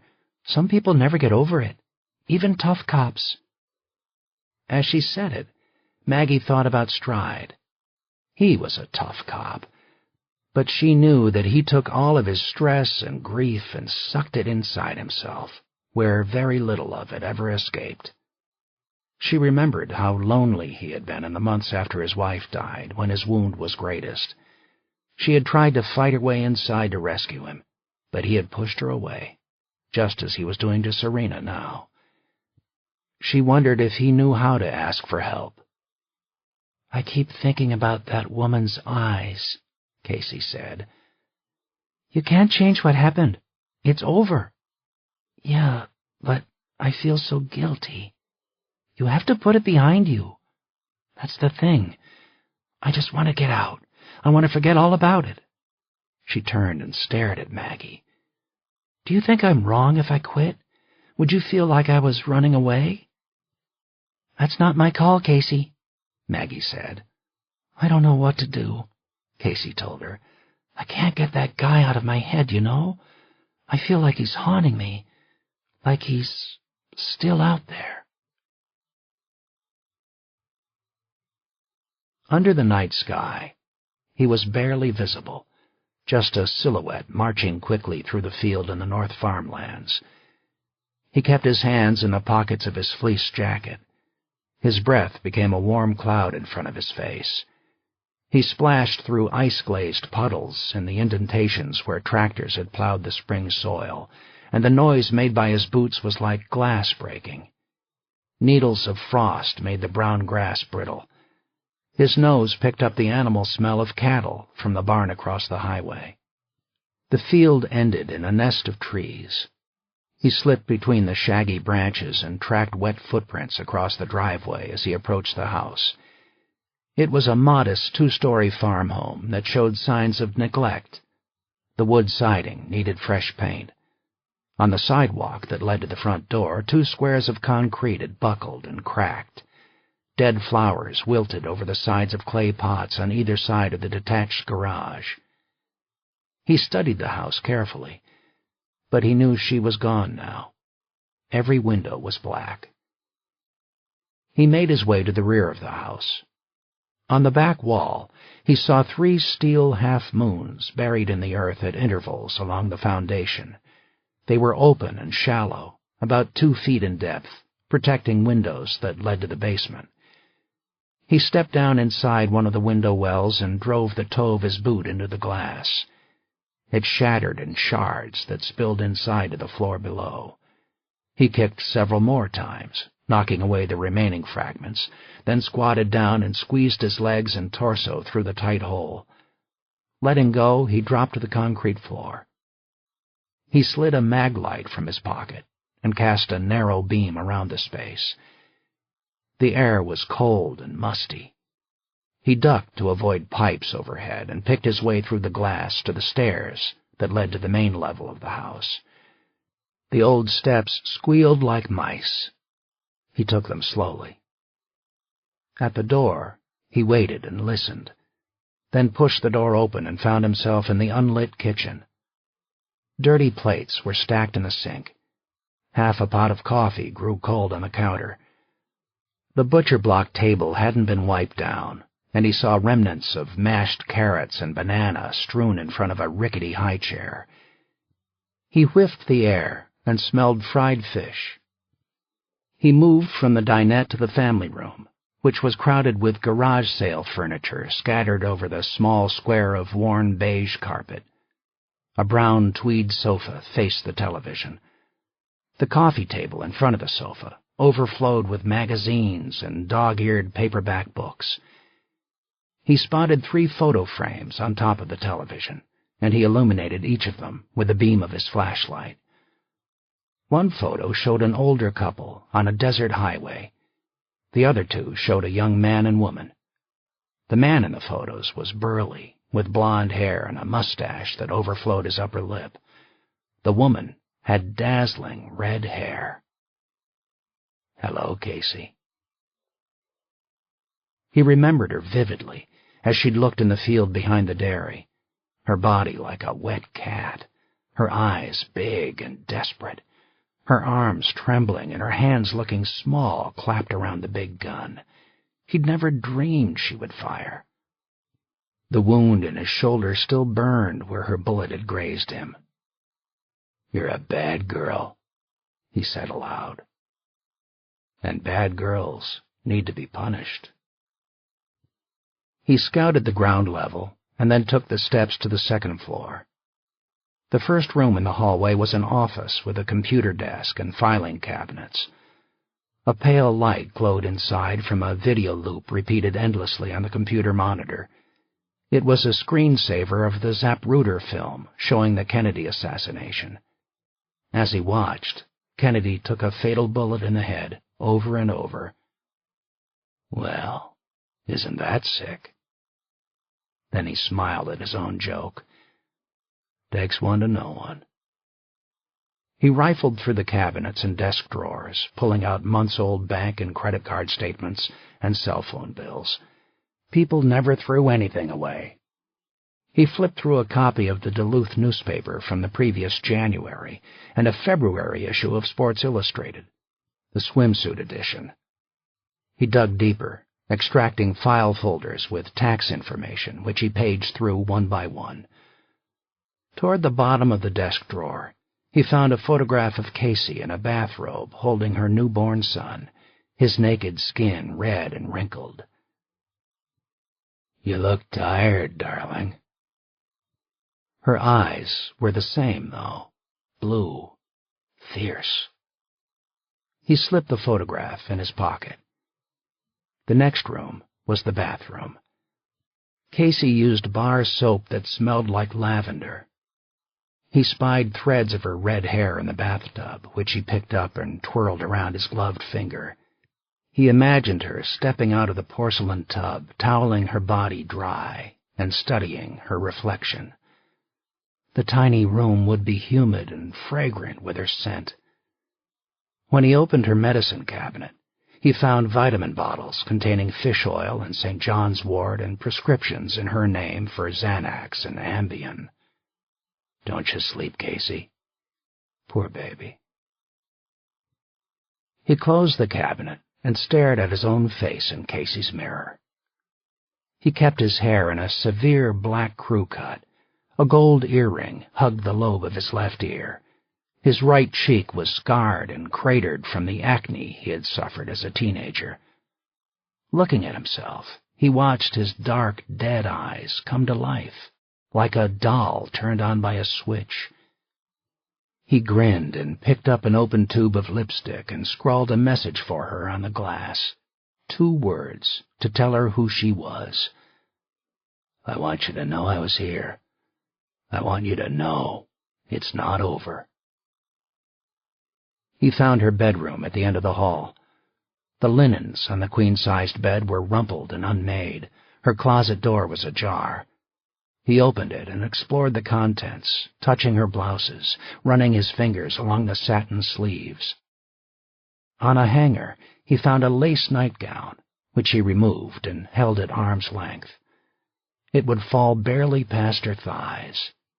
The cups of the bra were sheer. He took the nightgown and draped it over the bed as if she were lying there. Looking down, he felt the familiar rage bubbling up like lava. For him, desire was rage. It was different this time, though, because Casey was different. She wasn't like all the others. He thought about waiting for her in the darkness and taking her now, but he willed himself to be patient. He wanted her to know, to feel him coming, to realize there was nothing she could do to keep him away. As he turned for the doorway, he heard 3 muffled electronic beeps. He reached into his shirt pocket and extracted the small electronic receiver. The red light on the front of the black box was flashing. He cursed silently. Someone was at the school. Someone had tripped the sensors he had installed on the perimeter of the ruins. He couldn't have anyone discovering the burying place. Not now. Not yet. Not before he was done with Casey. He ran into the hallway. By his mental calculations, he needed 2 minutes to sprint across the dark field to his van, and another 10 minutes to speed through the empty highways to Buckthorn. He wondered, who's there? Who's going inside? Was it the police? He didn't have time to think. He hurried to the top of the stairs, and then he froze. Headlights swept across the downstairs rooms. A key scraped in the front door lock. Someone was coming inside the house. He was trapped.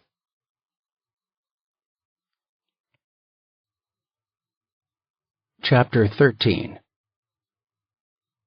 Casey let herself inside and closed the door behind her. The house was dark and unusually cold. Through the front window, she watched the taillights of Maggie's truck disappear toward the highway. She kicked off her boots and padded in her black athletic socks through the minefield of toys in the family room. She poured herself a cup of cold coffee in the kitchen, but when she tasted it, she poured it out in the sink. "Bruce?" she called. There was no answer. She was alone. She dug in her back pocket for her cell phone and dialed his number. The call went straight into voicemail. "It's me," she said in her nervous, childlike voice. "I figured you'd be back by now. Is everything okay? Call me as soon as you can." Casey hung up. She untucked and unbuttoned the shirt of her uniform, letting it hang open. A draft snickered from under the basement door, making her shiver. It was the kind of house where all the windows and doors leaked cold air. She couldn't really complain because the rent was dirt cheap. A farm widow had died here 5 years earlier, and the woman's family rented out the property now to cover their expenses. They didn't put much money into the place, but they didn't ask for a lot of money in return. She and Bruce had lived here since they moved to Duluth. Her eyes kept blinking shut. She wanted to wait for Bruce to get back, but she couldn't think about anything but sleep. She had slept badly all year, and even a couple of hours felt like bliss when she could get it. She frowned, seeing the dirty dishes in the sink, but decided they could wait until morning. Casey dragged herself upstairs. Her foot landed on a wet spot in the carpet, and she cursed as the water soaked through the fabric of her sock. She reached down and peeled it off, leaving one foot bare. She squeezed the damp sock like a stress ball as she wandered down the hallway into her bedroom. She tossed the sock into their dirty clothes basket and stripped off her shirt and undershirt, leaving herself in a sports bra and her uniform slacks. She began to unbuckle her gun belt, then stopped in surprise when she noticed her sexy nightgown stretched across their bed. "Bruce?" she called again. She waited and listened. There was no sound, but even in the silence, something felt wrong. She fingered the lace fringe of the nightgown and frowned. With a quick glance, she noticed that her closet door was wide open, which wasn't how she'd left it. Little hairs stood up on the back of her neck. She poked her face into the hallway and studied the succession of doors, the office, the bathroom, the nursery. Something shiny attracted her eyes. In the crack of the bathroom doorway, she spotted a silver cylinder on the linoleum by the toilet. It was her Walgreens lipstick. That was wrong, too. She'd left it on the sink. Her skin rippled with a wave of fear. She nestled the butt of her gun in her palm and yanked it out of the holster. She crept toward the bathroom and nudged open the door with her toe. The tiny room was empty, but when she reached around and turned on the light, her eyes fixed on the blood-red message scrawled on the mirror. Bad girl. Casey stumbled backward, and her bare foot landed in another damp spot on the carpet. She understood now. He had been up here, him in his wet shoes, leaving tracks. "Where are you?" she screamed, like an animal that puffs its fur to appear larger than it is. "I know you're here! This time I won't miss! This time I'll blow your goddamn head off!" She pushed her toe in an arc across the carpet and found another wet footprint, and another. The trail led her toward the nursery. Casey pointed her gun at the door. Inside, she heard a noise now, like a deck of cards being shuffled. It was the sound of the wind slapping the vertical blinds together through an open window. She squatted down to peer under the door. Cold air roared through the crack and made her face cold. She put her eye to the carpet, but didn't see anyone standing in the room. Not waiting, she cocked her knee and kicked her heel into the door, connecting near the flimsy metal knob. The door flew around and banged into the wall, and Casey stepped into the doorway and blocked the door from closing again as it bounced back and collided with her shoulder. She surveyed the room. The crib, undisturbed. The pirate wallpaper. The baby monitor on top of the white dresser. The closet door, closed. She eyed the window, which was open. The blinds danced and flapped crazily against each other as the night air swirled through the room. She made her way to the window frame, but with each step she watched the closet door in case the knob began to turn. At the window, she pushed the blinds aside and squinted at the darkness outside. She gauged the distance below her. It was a long way down, and the ground was hard. The height was too far to jump, she realized, but by then it was too late. She caught the movement out of the corner of her eye. The closet door flew open. He was inside, tall, masked, dressed in black, the same way he had been 2 nights earlier. She turned to aim her gun, but he leaped across the narrow bedroom before she could bring her arm around. His momentum drove her into the window frame. His hand locked around her wrist and jammed her knuckles into the glass, which shattered and made stinging cuts across her skin. Instinctively, her fist uncurled, and her gun dropped away, tumbling past the window ledge to the ground below. He backhanded her chin with his forearm. Her head snapped back, colliding hard with the wall. The impact rattled her teeth. Before she could clear her head, she was airborne. He lifted her bodily off the carpet and hurled her toward the opposite wall. Her feet hit the ground first, and she pitched forward into the closet. Her cheekbones struck the wooden floor. Dazed and bleeding, she twisted onto her back. She expected him to throw himself on her, but instead he watched her, frozen. His eyes were bright behind the mask. The intimacy of his expression made her sick. She suddenly felt exposed, as if he could see all her secrets, see past her clothes, see what she cared about and fantasized about. He knew exactly who she was, and it terrified her. Then the moment passed, and he ran. Casey got dizzily to her feet. Distantly, she heard the thumping of his footfalls on the stairs, getting farther away. She felt the pressure in the house change as the front door was ripped open. He was gone. Everything fell silent again, except for the twisting of the blinds. Casey realized that she couldn't run away from him. He wouldn't let her. That was her last thought before she passed out.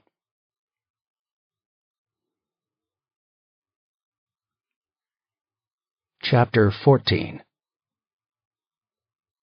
As Serena hunted for Regan Conrad's home on Lismore Road, a black van approached from behind at extreme speed. One headlight was broken, but its single remaining beam grew blinding in her mirror like a searchlight. As the van careened past her Mustang in the adjacent lane, a rush of air pushed her toward the shoulder. The van continued east into the no-man's land of farm towns like Stewart and Buckthorn, leaving her alone on the two-lane highway. She slowed to a crawl at McQuaid Road and scouted the numbers posted on the mailboxes on the opposite side of the rural road. Half a mile later, she spotted the address for Regan Conrad and turned into the nurse's long driveway. The houses in the countryside were built far back from the road, with several hundred yards of fields and trees separating neighbors. When she reached the house, she was surprised to find the kind of luxury country home that local professionals like doctors or lawyers could afford, not nurses. A swimming pool, now closed for the season, sat amid a sprawling expanse of brown lawn. A multi-level redwood deck was built off the side of the house, with access from dual sets of French doors. The living room window was brightly lit, with a broad bay window, but she didn't see anyone inside. She parked beyond the house where the driveway ended and got out. As she walked to the front door, she spotted two cars parked in front of the garage. One was a black Hummer, the other was a 1980s-era Ford Escort. Serena rang the bell and waited nearly a minute before Regan Conrad opened the door a few inches and studied her suspiciously. From inside, Serena heard the bluesy strains of a soul singer on the stereo. "May I help you?" "Ms. Conrad, my name is Serena Dow. I'm an investigator working for the Itasca County Sheriff's Office on the disappearance of Marcus Glenn's daughter." Regan's mouth twisted into a frown. Her lipstick was so dark that her lips looked purple. "What does that have to do with me?" "I'd like to ask you some questions." "Why? Do you think I swooped in and stole the baby and I'm hiding her here in my house?" "I don't know," Serena said. "Did you?" Regan didn't answer, but a ghost of a smile flitted across her ivory face. She invited Serena inside with a flick of her hand. She led the way to the living room on her right, where the bay window overlooked the yard. "I'll be back in a minute," Regan told her. Serena ran her hand along a sofa that had a plush, almost velvet finish. "This is quite the place," she said. "Did you win the lottery?" Regan stopped in the doorway and folded her arms across her chest. "It was my breakup box, courtesy of a corporate lawyer from Minneapolis." She disappeared. Serena examined the living room. Regan liked blown glass. There were several multicolored bowls shaped like flowers. An original oil painting, abstract with thick squiggles of color, hung over the fireplace. From somewhere inside the house, the volume of the music increased. Serena realized there were hidden speakers in the living room. She recognized the singer now. It was Duffy, belting out Mercy. Just as the volume went up, she thought she heard something else, like a faint echo from another room. The noise didn't recur, but she wondered if the music was meant to drown it out. She thought she had heard a baby crying. Serena was on the verge of investigating when Regan appeared in the doorway with a glass of red wine. "Do you want something to drink?" she asked. "No." She added, "Did I hear a baby?" "Only if you brought one with you," Regan replied. "Come on, we can talk in the library." Regan led her out of the living room into the foyer. Walking beside Regan, Serena finally had a chance to study the nurse up close. She wasn't as tall as Serena, and she had a gaunt but attractive face. Her skin was paper white and appeared even paler against the dark makeup on her eyes and mouth. She had a pierced lower lip, 4 earrings in her left ear and 3 in her right. She wore a black tank top that hung straight down, barely swelled by her small breasts, and Serena saw an elaborate serpent tattoo stretching down her forearm to her bony wrist. The head of the snake poked out of Regan's shirt near her neck. Her black hair was short and spiky with strands of blue highlights. Serena guessed that she was about 30 years old. "Do I look like a biker chick?" Regan asked, catching Serena's eye. "Or just white trash?" "More like a goth Kate Moss," Serena said. Regan smiled. "You live out here alone?" Serena asked. "That's right." "I hope you're careful." "I sleep with a shotgun by my bed," Regan told her. "I know how to use it." She led Serena into a small den and used a remote control to replay Mercy on her iPod dock. She mouthed "yeah, yeah, yeah" along with the background vocals on the song, and she did a slithery dance across the carpet, and then settled into a leather recliner. "You like Duffy?" she called over the music. Serena nodded, but she winced at the volume. Regan pushed a button that muted the sound. The silence was startling. "Better?" "Thanks," Serena said. She eyed the books on the shelves and saw a collection of homeopathic medical reference guides and cookbooks devoted to vegetarian and organic foods. The furnishings in the library, like the rest of the house, were upscale.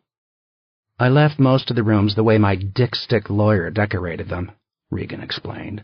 "I like the idea that he and his fat wife spent years getting the house just the way she wanted it, and then he had to hand me the keys." "That's a pretty nice consolation prize for a busted affair," Serena said. "Well, if you're going to play fast and loose with your client's money, be careful who you tell. He liked to whisper secrets in my ear when he was fucking me," she added. "If you're a museum piece like Valerie Glenn, men want to make love to you. Me, they like to fuck." "I heard you and Marcus Glenn were having an affair," Serena said. "That's not a secret." "I also heard he dumped you. So what if he did? Were you angry?" Serena asked. "What do you think? I was furious. But I'm not exactly the girl you show off at the country club on Saturday nights." "People at the hospital call you unstable," Serena said. "Unstable? That's rich. His wife is the one who's unstable. Clinical depression. Meds." "Where did you hear that?" "I told you, men like to tell me secrets, Marcus included." "You didn't look surprised to find the police on your doorstep," Serena said. "I'm not stupid. Exactly what is it you want to know, Ms. Dial?" "I want to know if Dr. Glenn gave you a key to his house." Regan shrugged. "Oh, I understand. No forced entry, no broken windows. Very suspicious. It must have been the crazy, jealous nurse." "The key?" Serena repeated. "Why does it matter? I was nowhere near the Glenn mansion on Thursday night. I was working. Lots of people saw me." "So I hear. Then why are you bothering me?" Regan asked. "You blame Marcus for your breakup. You work with babies. A baby is missing." "I spend my life with moms and babies," Regan retorted, jabbing a finger at Serena. "I'm a nurse, a midwife, a counselor. I help women, Miss Dial." "Do you have children yourself?" "I have hundreds. Every baby I've delivered or cared for is in some way mine." Serena leaned forward. "That's an interesting thing to say." "Every nurse feels that way." "Were you in the ward when Valerie Glenn gave birth?" Serena asked. "I was in the hospital that night, but I didn't assist." "But you were there." "I was there. So what?" Was that before or after Marcus dumped you? Regan's mouth made an angry slash. Before. So was it hard for you to watch him and Valerie with their new child? Serena asked. Did you know right then that he was going to give you up? You don't know anything, Miss Dial. The baby didn't make any difference to Marcus. Then why did he dump you? Because a divorce would be too ugly and expensive. You hate Valerie Glenn, don't you? She's exactly the kind of blonde, rich bitch I despise. So what? She convinced Marcus to drop you by the side of the highway like a bag of trash. That must have stung. Regan pointed a finger at the doorway. We're done talking. You didn't tell me if you had a key to the Glenn house, Serena said. Regan stood up. Okay, I did. Not anymore. Where is it? In a landfill. I didn't need it after Marcus and I split up. Now I'd like you to leave. Regan turned her back and stalked out of the library, and Serena followed. In the foyer, Regan yanked open the front door, and as Serena went past her, Regan grabbed her shoulder. Instead of interrogating me, you ought to be looking at the people who were inside the house that night, Miss Dial. Meaning what? Meaning you never asked me how I met Marcus. Aren't you curious? Serena nodded. How? He came to me last year about that girl, the teenager in the trailer near Sago, Medalia Vega. What about her? Marcus wanted me to help her off the books. He didn't want anyone to know. Know what? Serena asked. She was pregnant, Regan told her. Then she pushed Serena out and slammed the door. Serena sat in her Mustang in Regan Conrad's driveway. She pressed her cell phone to her ear to hear Johnny's voice through the static. The signal came and went unevenly this far north of the city. He sounded distant. Pregnant? Stride said. That's what Regan says. So, what happened to Mickey's baby? He asked. I don't know. I think we should find out. I'll talk to her, Stride said. He added, Are you coming back here tonight? Serena hesitated. I thought I'd stay at our place. Oh. It's a 2-hour drive at night, she told him, and the deer are running. I know. You're right. That's a good idea. If you really want me to come back there, I will. No, stay at home, he said. I'll see you tomorrow. The silence told her that he had hung up. She thought about calling him back, but she wasn't going to do that. It was easier to be alone. She turned on the Mustang. The radio station played a ballad by Trisha Yearwood. It was something sad, something about loss, with Trisha's voice so smooth that you didn't realize you wanted to cry. She turned it off because she couldn't deal with the song, and she didn't want it going over and over in her head all night. As Serena turned around and headed out of the long driveway, she noticed Regan Conrad staring at her from the bay window, with her hands planted fiercely on her hips. She also noticed that one of the 2 cars that had been parked in front of Regan's garage was gone. The Hummer was still there, but the old Escort had vanished. Someone had been in the house.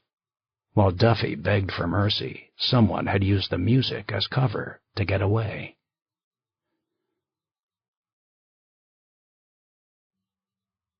Chapter 15. Nick Giraldo studied the silhouette of the ruined school across the open stretch of dirt and grass. He reached into the side pocket of his backpack and fitted a hands-free voice recorder over his ear. He tapped the switch and spoke softly. I'm outside the Buckthorn School. I'm preparing to make my assault. Nick emerged from the protection of the tall weeds lining the creek basin and picked his way through a minefield of dirty glass. He dug into his pocket for a handful of red pistachios. One by one, he pried apart the shells and popped the nuts into his mouth. As he chewed them, he sprinkled the shells on the ground. Pistachios were his weakness. He ate 3 bags a week, and his calling card, too. On every assault into the urban caves, he left a trail of salty red shells behind him. The Duluth Armory, the steam tunnels underneath the University of Minnesota, the abandoned mental hospital in Cambridge, the silos of a shuttered flour mill in the western prairies. He had invaded them all and signed his name with pistachios. It was his little joke for the police and the security firms that tried to catch him. When he had scouted the old Buckthorn School over the summer, Nick wasn't concerned about access. The ruins were wide open for anyone who was brave or foolish enough to explore inside. Not now. He assumed that someone had been killed or raped at the site, and the liability had finally forced the township to shut up the building against marauders and post no trespassing signs. The popular teen sport of tossing bricks through the glass of the old school was over. The windows were now boarded up, nailed shut with sturdy plywood. Chains and locks looped through the door handles. It wasn't going to be easy to get inside, but for Nick that was part of the challenge.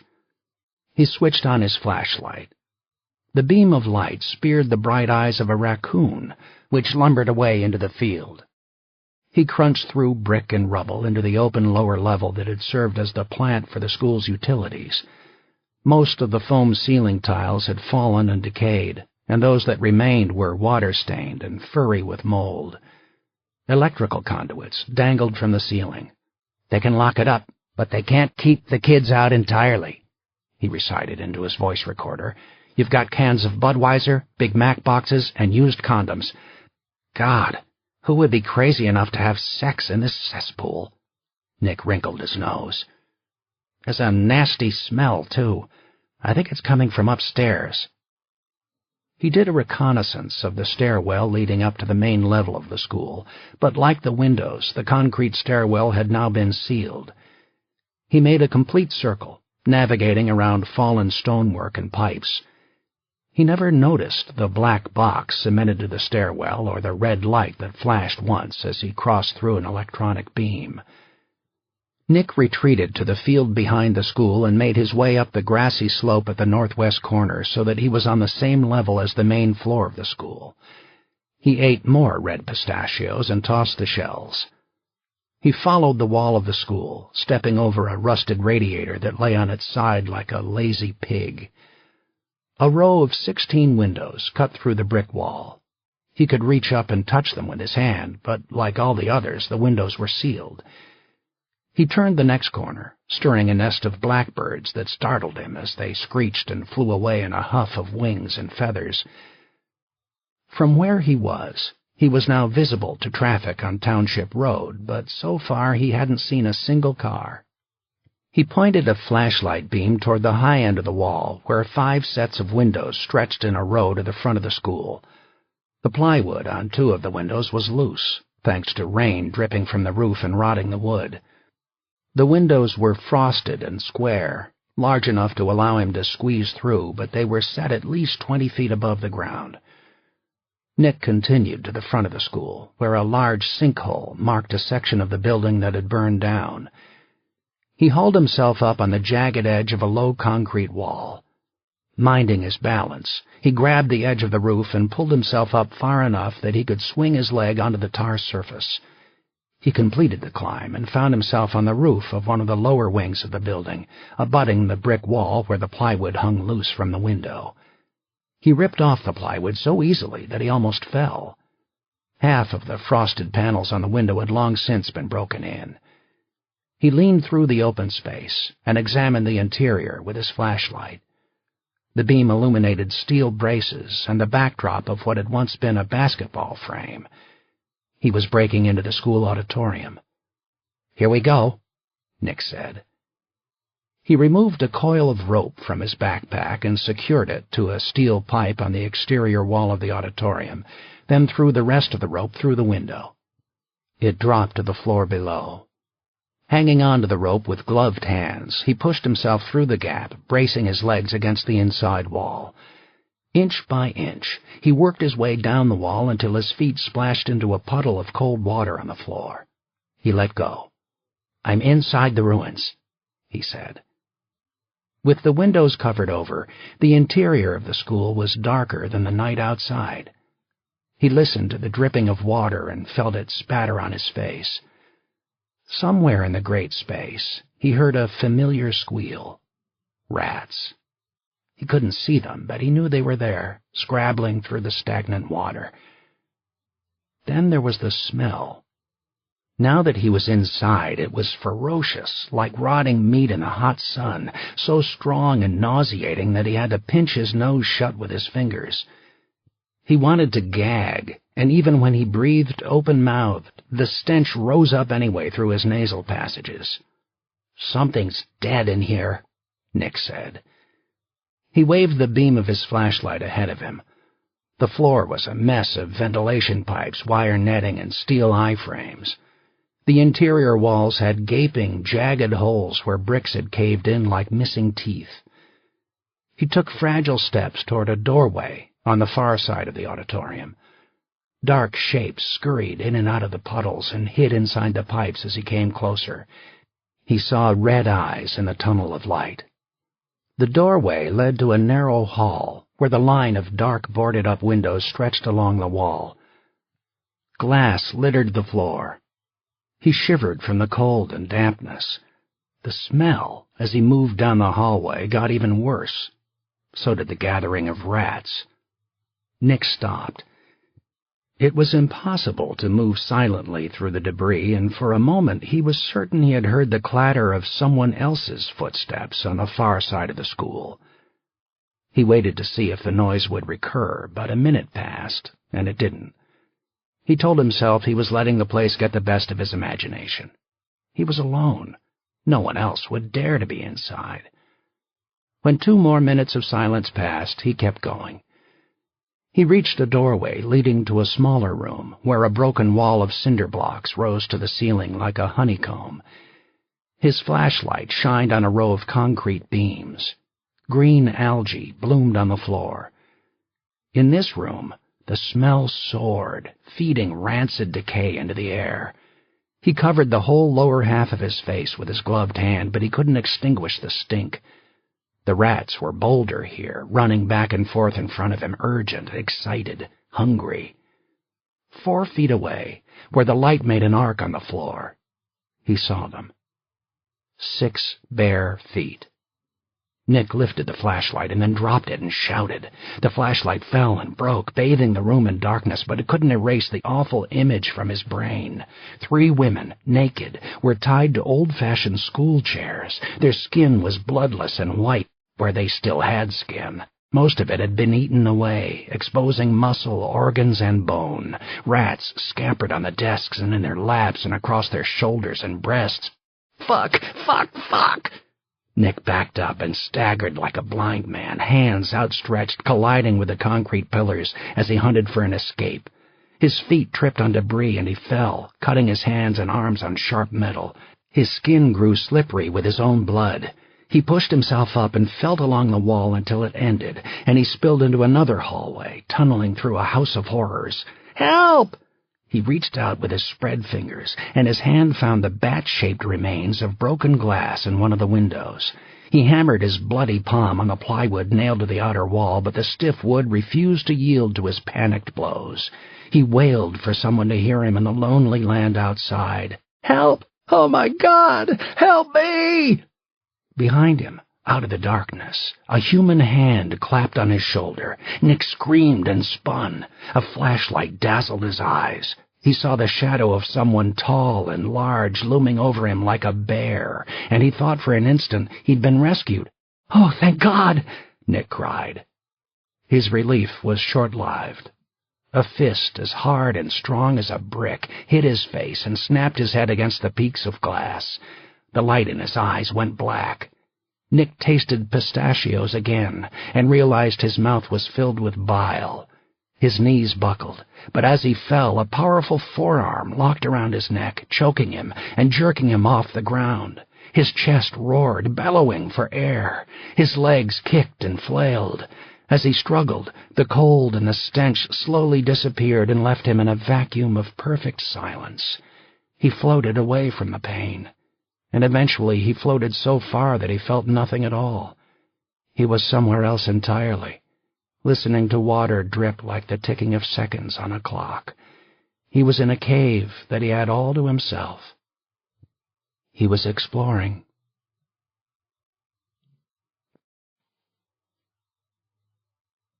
Part 2. Fragile Souls. Chapter 16. On Sunday morning, the third day after Callie Glenn disappeared, frustration began to seep into the police war room in downtown Grand Rapids. Stride had seen it before. The first 48 hours were an adrenaline rush of urgency and determination. The phones rang incessantly. Emails flew back and forth among agencies throughout the state. Leads overwhelmed the system the way a sudden downpour overflows the sewer drains. No one complained because every contact in those precious early hours was an opportunity to break the case open, find a baby girl, bring her home. By Sunday, however, the lack of progress began to suck oxygen out of the investigation. Everyone knew that time was an enemy, and the enemy was winning.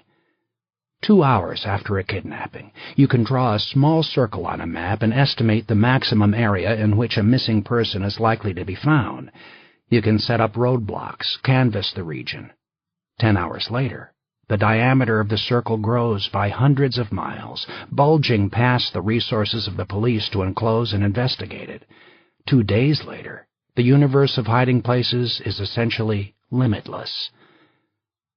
Stride hoped that Callie Glenn was still alive somewhere within northern Minnesota, but the reality was that she could be anywhere by now. He pored over hundreds of contact reports, hunting for a needle in a haystack.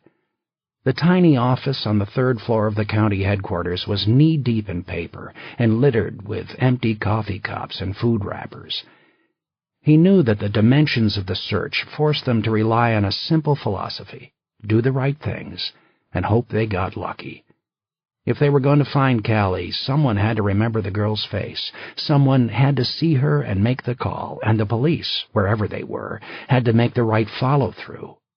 He could manage the process, but Stride and the small team inside the sheriff's department couldn't have eyes and ears everywhere.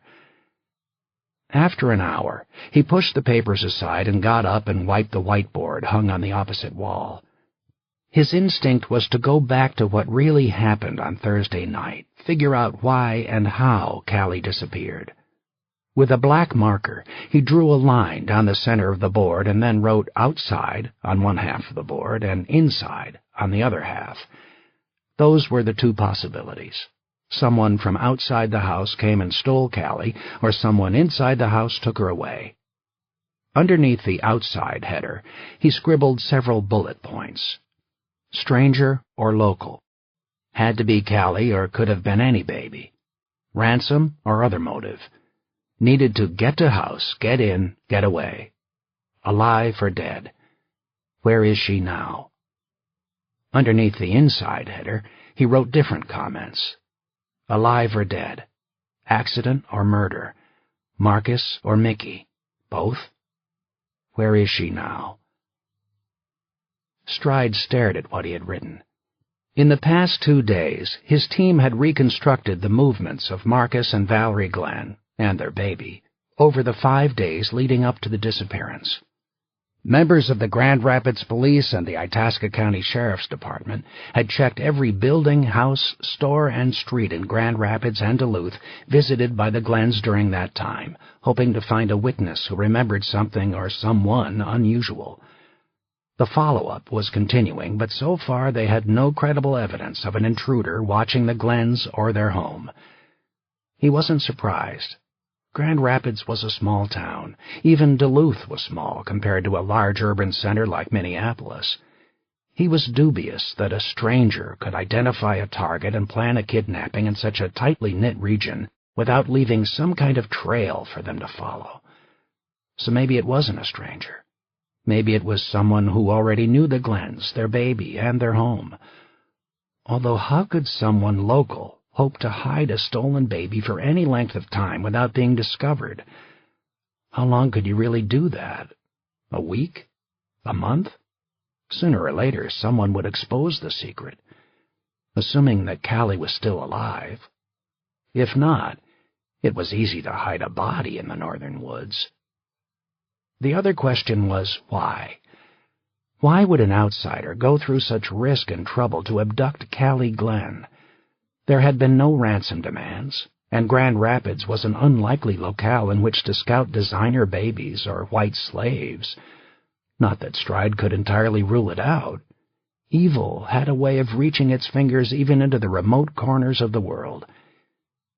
He turned his attention to the inside half of the board, which in his mind offered a simpler and more plausible explanation of the crime.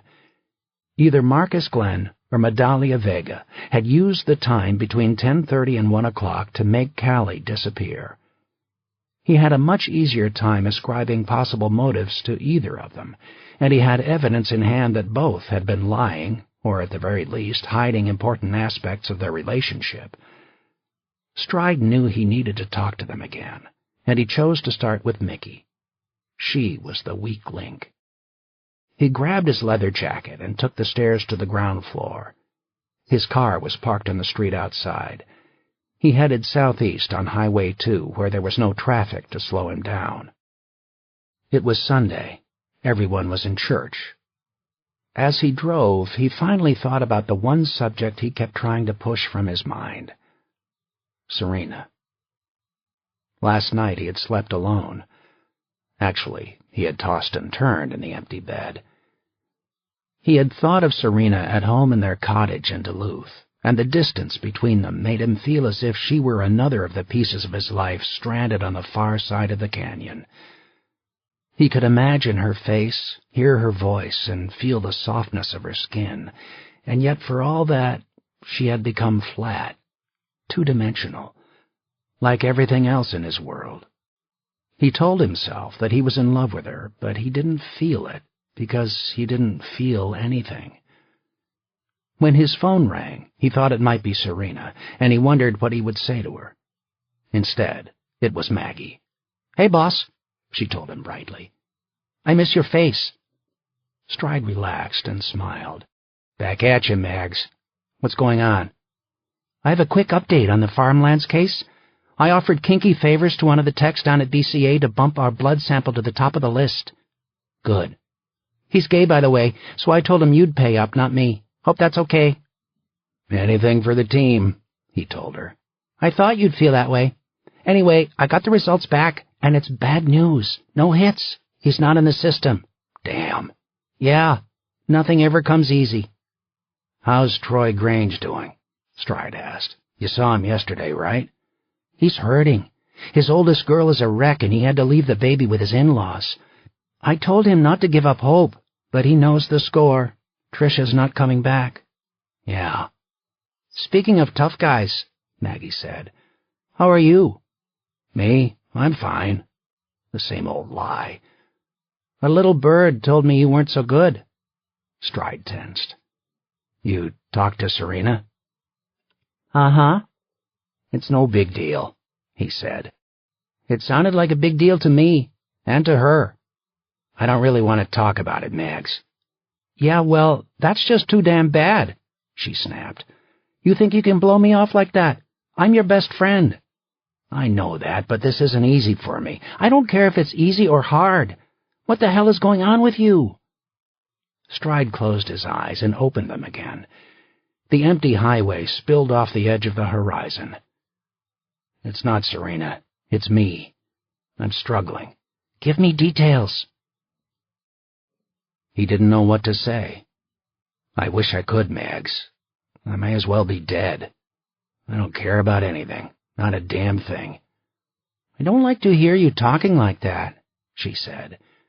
"Neither do I." Maggie was silent. Stride slowed and turned off the highway as he reached the intersection that led toward the rural town of Sago. A cloud of dirt rose behind his tires and trailed him down the deserted road. "When are you coming back to Duluth?" she asked. "I've got a couple meetings at City Hall the day after tomorrow." "I want to see you." "I appreciate the thought, but there's nothing you can do. This is my problem." "Don't be such a hero. Get an early start. I'll make you breakfast." "You?" Stride asked. "Damn right. A couple sausage McMuffins and some of that twisty cinnamon roll kind of stuff." Stride laughed. "Okay." "I'll see you Tuesday morning," she added. "And hey, can I tell you something?" "Sure." "I'm sorry I wasn't with you." "What are you talking about?" He heard her voice catch with emotion, which was unusual for Maggie. "On the bridge. I'm sorry I wasn't there when you fell. That was the hardest thing for me, not being there when you needed me." "There's nothing you could have done," Stride said. "Maybe, but I'm still sorry." Stride thumped his fist on the aluminum door of Mickey Vega's trailer. Curtains were drawn across the windows, but he saw her pickup truck parked in the dirt nearby, and he smelled bacon frying.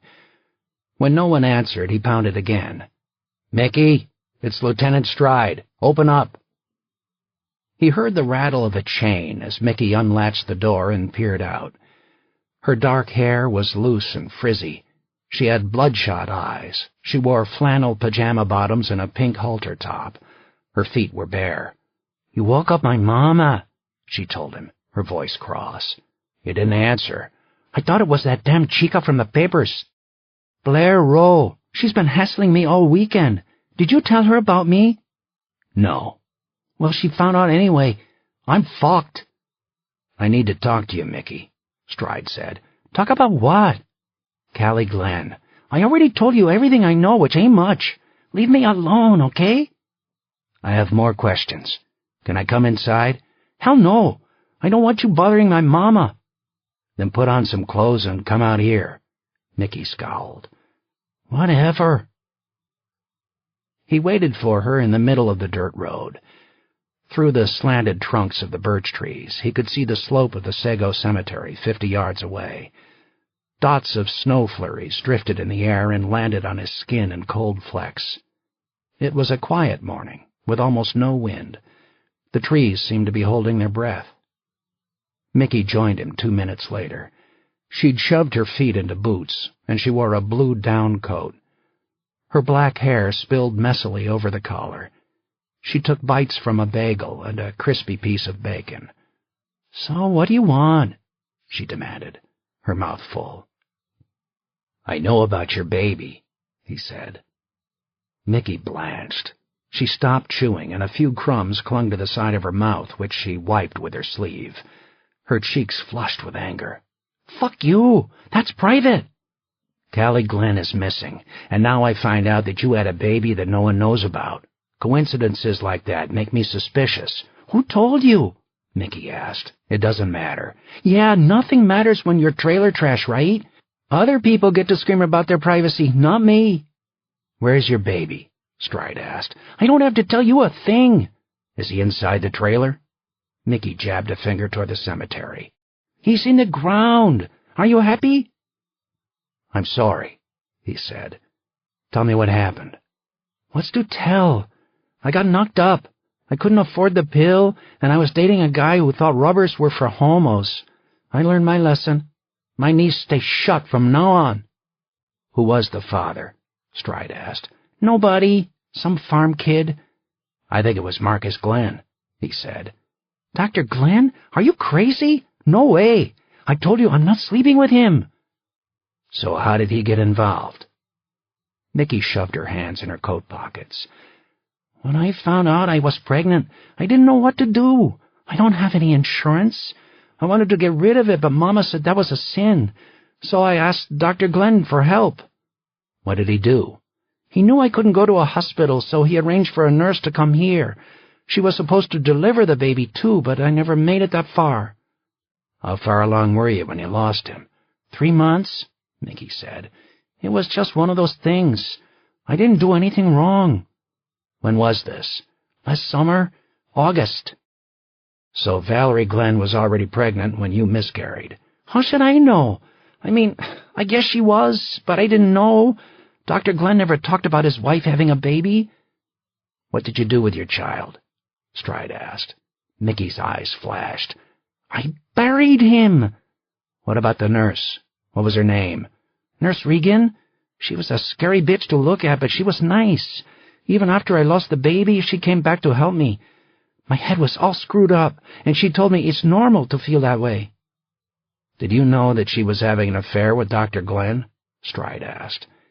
Mickey looked genuinely shocked. "Dr. Glenn and Nurse Regan? No, I didn't know that." Did you ever see them together? Sure, a couple of times. He drove her here to see me. That doesn't mean anything. Has Regan Conrad been in touch with you recently? Me? No. Why would she? Stride didn't hear a lie in her voice. I'm sorry, Mickey. That must have been a terrible experience for you. She shrugged. I was upset, but God calls the shots, not me. Where did you bury your son? He asked. On the other side of the road, she said after a long pause. It happens a lot around cemeteries, you know.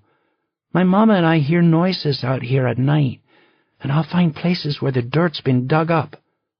People bury things in the woods? Stride asked. Yeah, sure. I keep a collection of things I find out there. Photos of pets, silly stuff like rings and corks from wine bottles. I think it makes people feel better to bury something near the cemetery, like they figure God is nearby. If you dig in the trees, I bet you'd find a lot of bones.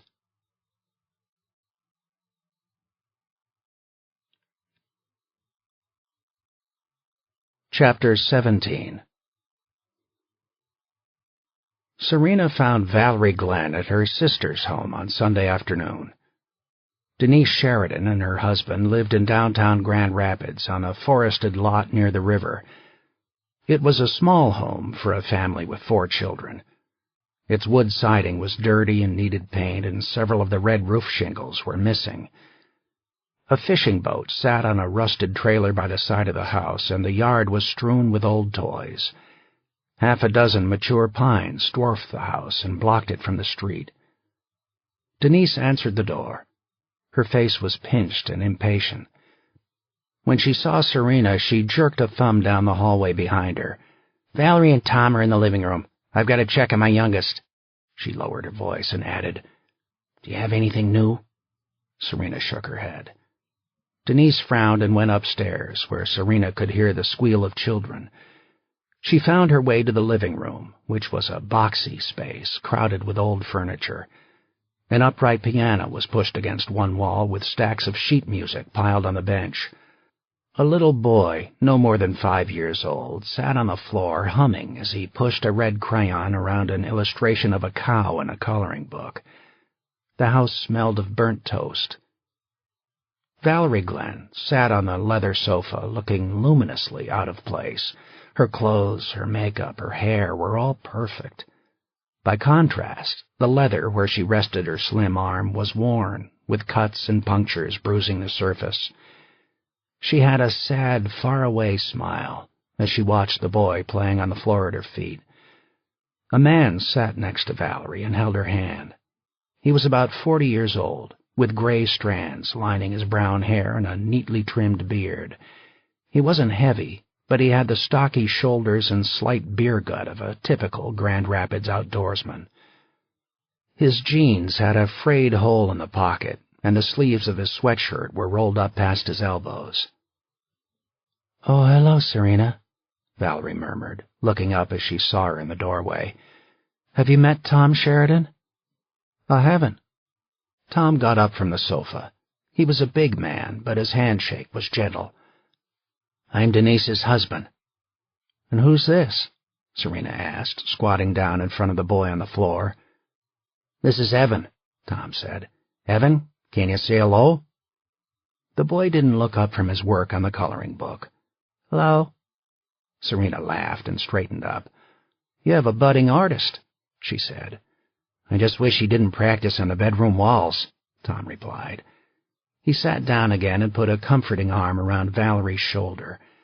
With a glance at his sister-in-law, he said to Serena, "I hate to be the bad guy here, but we're getting frustrated." "I understand. So are we."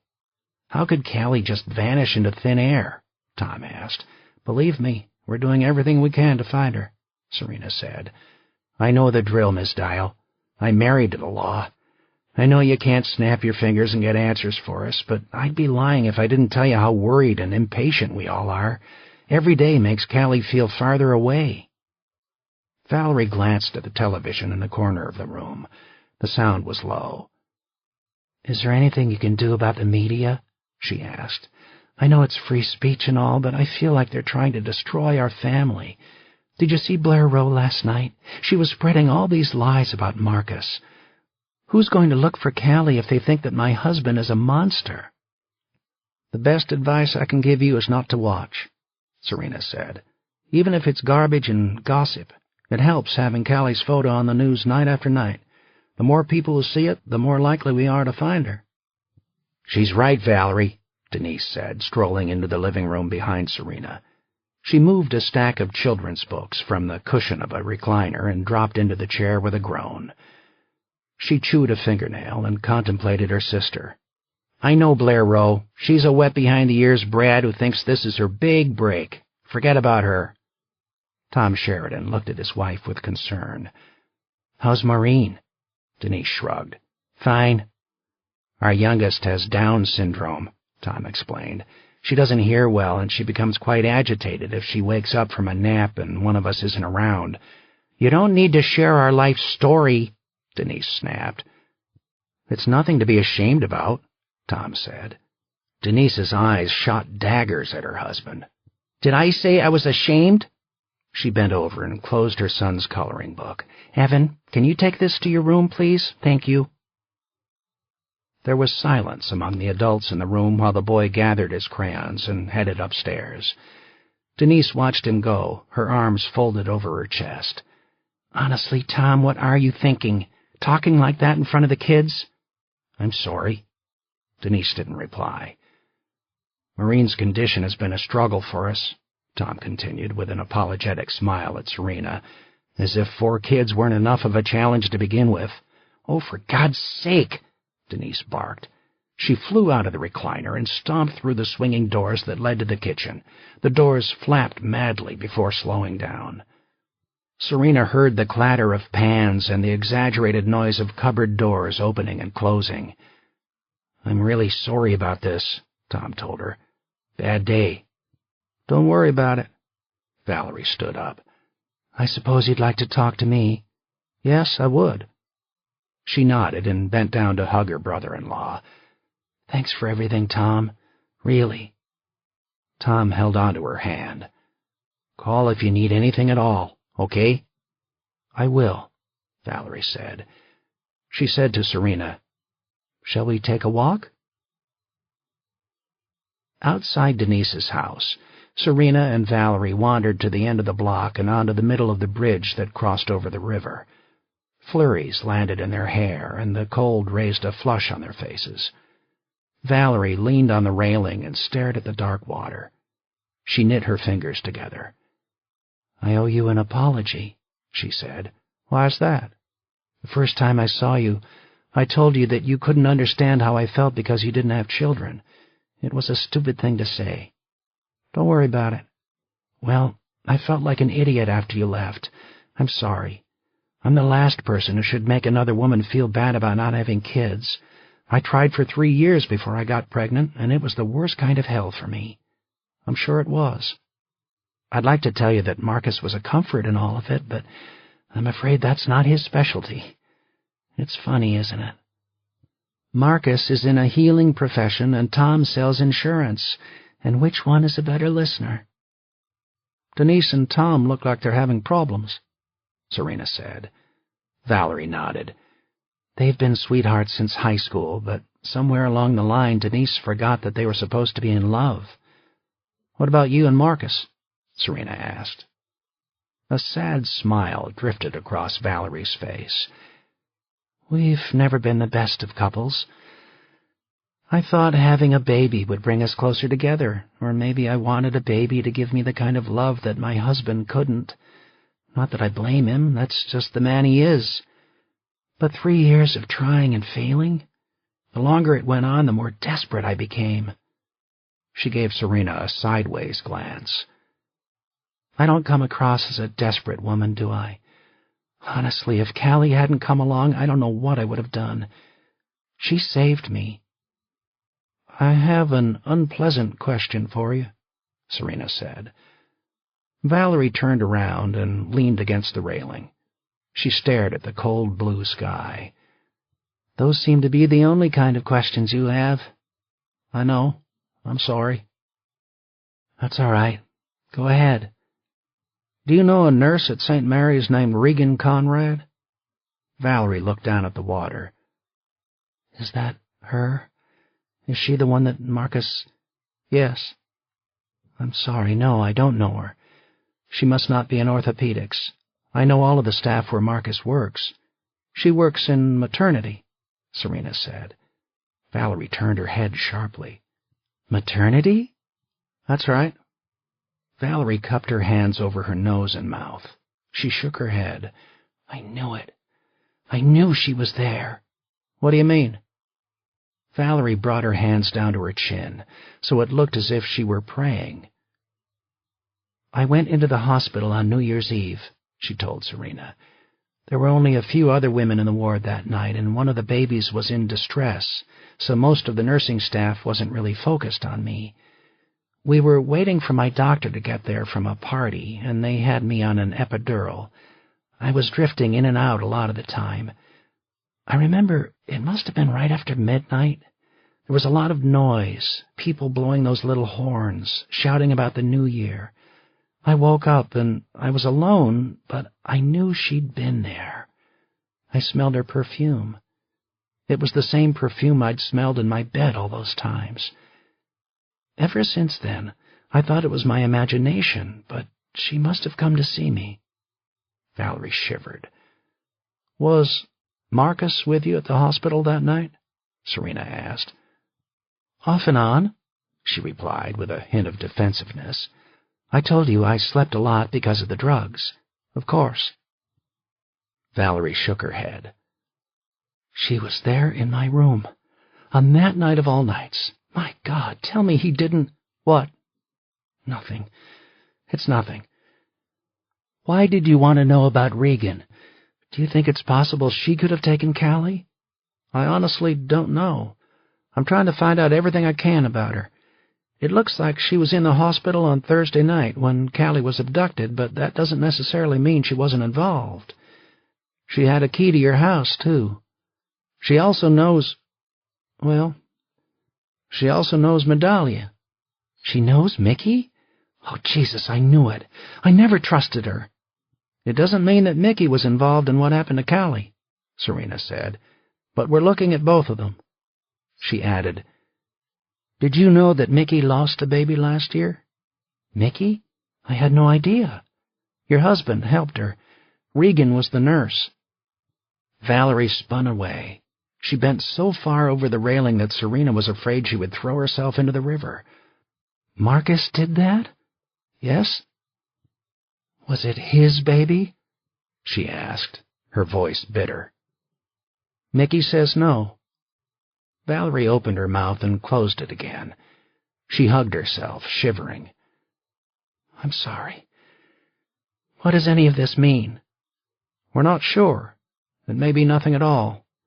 But I have to tell you, I'm concerned that Marcus has been keeping things from us. He never mentioned his relationship with Regan, and he concealed the fact that Mickey was with him on the night Callie disappeared. You think he was involved, don't you? Valerie asked. You think he did something to our daughter. I'm not saying that, Serena told her. We're going to ask him some hard questions, though, and we want him to take a polygraph. I can't believe this. Valerie, people hide things for all sorts of reasons. Don't leap to conclusions. If we can use a polygraph to prove that Marcus wasn't involved, we can shift our focus elsewhere. We can take a closer look at Regan and Mickey, too. Valerie pushed past Serena on the bridge. I have to go. Please, wait. I'm sorry. I can't deal with this right now. Serena called after her, but Valerie kept walking, not looking back. She walked with her head down and her hands in her pockets. At the end of the bridge she began to run, with her long blonde hair flowing messily behind her. She ran until she disappeared behind the pine trees lining the street, where Serena couldn't see her anymore. Chapter 18.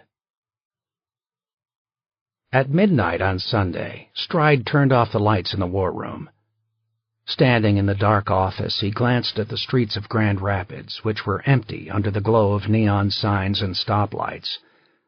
The flurries had lasted most of the day and left behind a dusting of snow on the grass. He shrugged on his leather jacket and locked the office door as he left. As he waited for the elevator, he ran both hands through his wavy hair, massaging his scalp. He had a fierce headache and wanted nothing more than a few hours of sleep. The elevator doors opened, but before he could go inside, he collided with a short, skinny woman barreling through the doors. "Oh!" Blair Rowe chirped. "Lieutenant Stride, they told me you were still here." He shook his head. "I'm not here, Blair. This is a recording. Leave a message and check back with me in the morning." She giggled. "That's funny. You're cute. No, I've got something for you. You have to see this." "How'd you get up here, Blair?" Stride asked. "I left shoot-on-sight orders downstairs." "Funny again. But don't forget, I went to high school with half the cops in the building."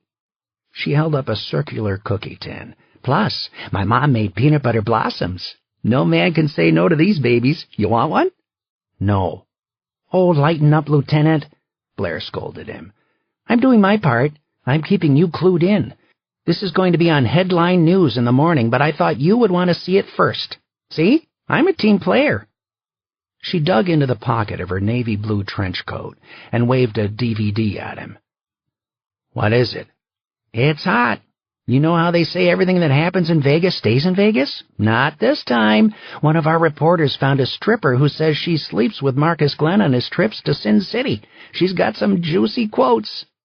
Stride didn't want to be surprised in the morning. "Yeah, all right. Come with me. Let's put it on."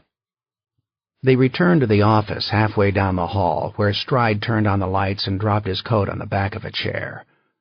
Blair tottered on her heels, and her eyes drifted to the stacks of paper littered around the room.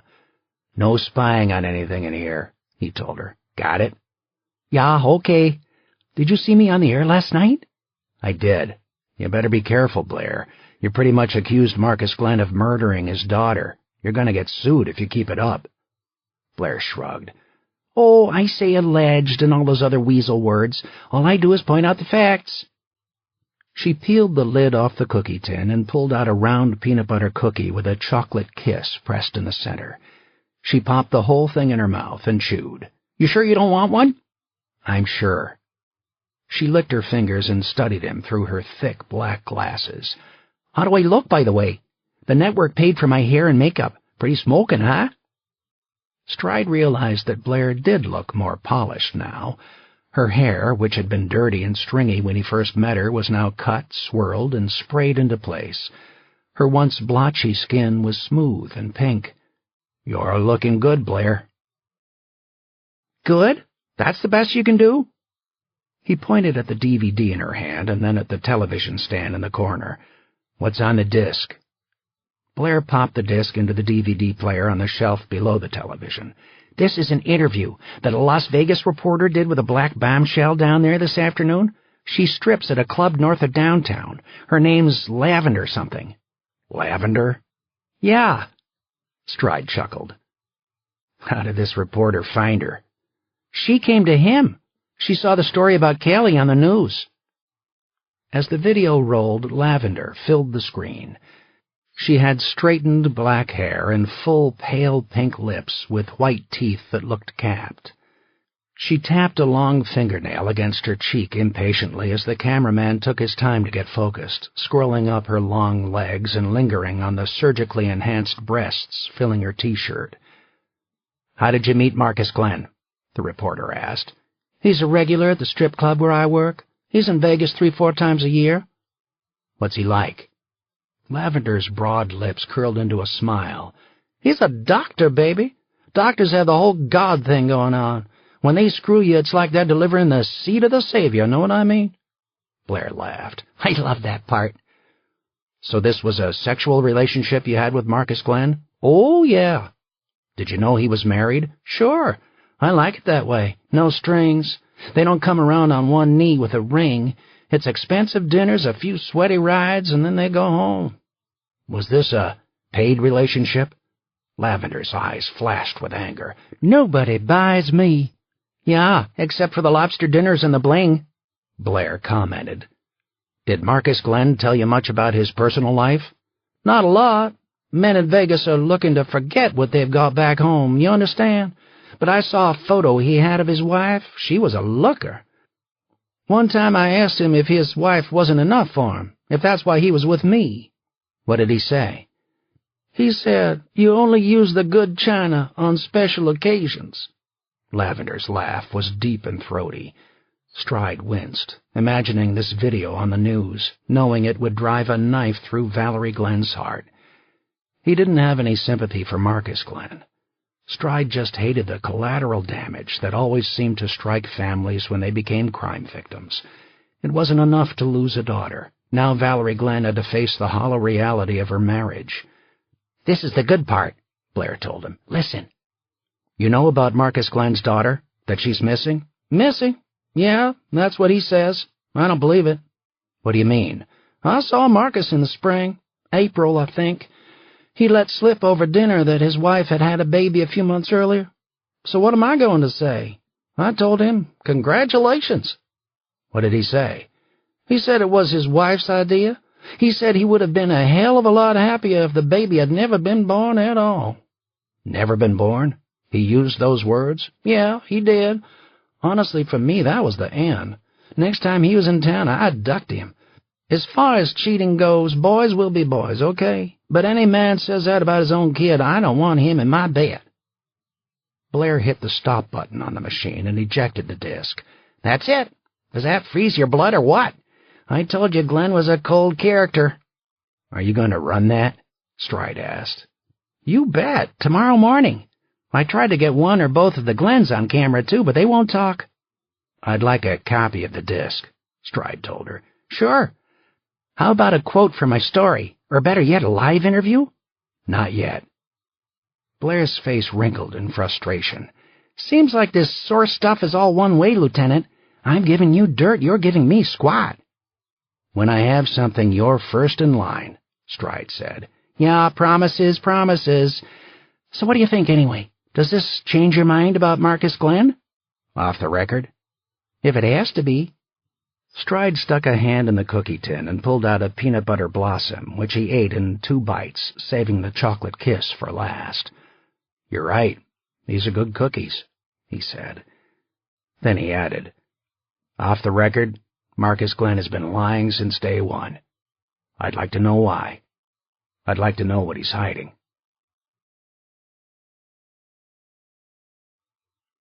Chapter 19. Stride removed his clothes silently in the bedroom of the cabin.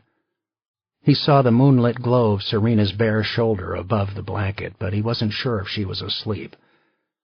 When he was naked, he slid under the blanket and lay on his back with his hands laced behind his head. On the nighttime drive along Highway 2, he'd struggled to keep his eyes open, but now he was wide awake. He stared at the rounded log beams lining the ceiling. Outside, snow hissed and pricked at the window, and he could hear the wind, which had been calm during the daylight hours, roar back to life. Beside him, Serena turned over onto her back. The blanket drew down, exposing most of the cream-colored slopes of her breasts. Her black hair fell in loose strands across her face. He could see that her eyes were open. They lay next to each other for long minutes, not speaking. He wanted to talk, but it felt like a momentous effort to say anything at all. Talking about his panic attacks, his depression, his hopelessness, his fear was impossible. So he said nothing. Under the blanket, Serena's hand slid closer until their fingers touched. He didn't move his hand away, but he didn't reach over to lace their fingers together as he usually would. He closed his eyes, pretending to sleep, but after a while he gave up and opened them again. On Serena's cheek he thought he saw a wet trail of silver. Tears. He wanted to reach out and comfort her, get inside her head, let her back inside his life. All he could do, though, was lie motionless on the bed, paralyzed. Serena turned on her side. She stared at him in the darkness, but they still didn't say a word. She lifted his arm and stretched it out behind her, and then she folded herself into the crook of his neck. Her bare skin bonded with his own body, She was soft and smooth against his muscles. He was conscious of the touch of her nipples, hardened by the cool air. Her left leg draped over his, and the warmth of her mound pressed against his hip. Her face was damp on his shoulder. She laid her arm across his chest and made circles on his breastbone with her thumb, but her warmth and pressure against him felt sterile. His nerve ends were dead. His mind and body drifted apart, as if they were separate and unconnected things. She kissed his cheek, which was rough with stubble. Her lips traveled along his face in a soft line of kisses until she reached his earlobe, which she sucked between her teeth and bit tenderly. Her tongue flicked at his neck. She pressed her body firmly against him. He felt her need, and she was moist between her legs. Her fingernails scraped along his stomach. She flattened her hand there, undulating her fingers like waves. At his ear, her mouth whispered, "I want you." Serena pushed her hand across his middle to the inside of his thigh and alternated between a penetrating massage and feathery caresses. From there, he felt her fingertips glide onto his shaft, rubbing, touching, trying to arouse him. He wanted more than anything to feel his body react, but despite her attentions, he remained unresponsive. She didn't give up, but instead redoubled her energy, her hands alive and busy. She straddled him, her full breasts dangling over his chest. Her hips sank lower over his waist, and she caressed him with her body. She cupped his face, bent down, and kissed him full on, exploring his mouth with her tongue. He stroked along the curve of her spine, and his touch felt clumsy. His mouth closed over each of her breasts in turn, and he felt her respond, but he knew it was artificial for both of them. The easy grace of their lovemaking had vanished, and left them like strangers, unfamiliar with the other's body. He knew every inch of her skin, and the touch she liked, and how her toes curled as she came to the edge and spilled over it. It wasn't that he had forgotten. He simply had nothing to give her. "Serena," he murmured. She refused to give up, but her intensity felt forced. Her face grew flushed with frustration and humiliation, as if it were somehow her failure, not his. Eventually she rolled off him. She faced the other way, toward the window. Her shoulders shook as she cried. He put a hand on her back, but when she didn't react, he pulled it away. He stared at the ceiling for a while longer, and then he turned to face the wall. When he put his head on his arm, he smelled her perfume on his fingers. He closed his eyes, but he didn't sleep. Maggie arrived early at City Hall on Monday morning. It was dark, and the roads were slick with an inch of snow. The old stone building took forever to heat up after the weekend, and the detective bureau felt frosty. She took off her ankle-length burgundy leather coat and replaced it with a wool pullover that Stride had left behind. The baggy sweater reached to the middle of her thighs, and she had to roll up 6 inches on the sleeves. Even after 3 months, it didn't feel like her office. It would always be Stride's. She'd left his photographs on the credenza as a reminder that he was coming back. Standing under the harsh fluorescent light, she picked up each of the frames, which gave her a tour of his life. She saw Stride and Cindy, 10 years younger, before the cancer stole her away. Maggie had liked Cindy a lot. Those were the old days when Maggie was a kid, a Chinese immigrant slowly shedding her starchy upbringing and awakening to a new personality. Cindy had known all about Maggie's crush on Stride, but she had never showed even a glimmer of jealousy. She wondered how Cindy would have felt about Maggie slipping into Stride's bed 6 months after she died, only to be rejected by a man who didn't want to hurt her. Maggie picked up the next picture, which was of Stride and Serena in Las Vegas, then just as quickly put it down, rather than stare at the two of them. The last picture in the row was of herself. She was on the beach behind Stride's cottage, her sunglasses pushed to the end of her bottle-cap nose, her bowl haircut wind-blown by the lake, her grin lopsided and sarcastic. She thought it was a terrible picture, but Stride had refused to let her replace it. He had taken it himself. She sat down and propped her heels on the desk. Guppo had prepared his typically thorough report of the crime scene forensics near the Lester River, and she reread it, looking for details she had previously missed. Some connection among the victims, some strange motive in the man's actions that night. She read it twice without finding anything, and the words blurred on the page. "Knock, knock," someone said, startling her. Maggie looked up. The husky frame of Troy Grange filled her doorway. "Oh, hi, Troy," she said. "Is this a bad time?" "No, come on in." The rest of the detective bureau was dark behind him. Troy, like Maggie, was an early riser. He sat in the chair in front of her desk, and the overhead light bounced off his bald head like a sunbeam. "What's going on?" she asked.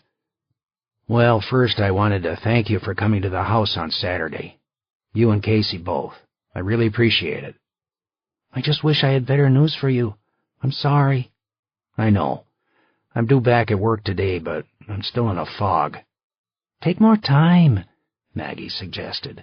"The director of the port will understand. I can have the chief call him."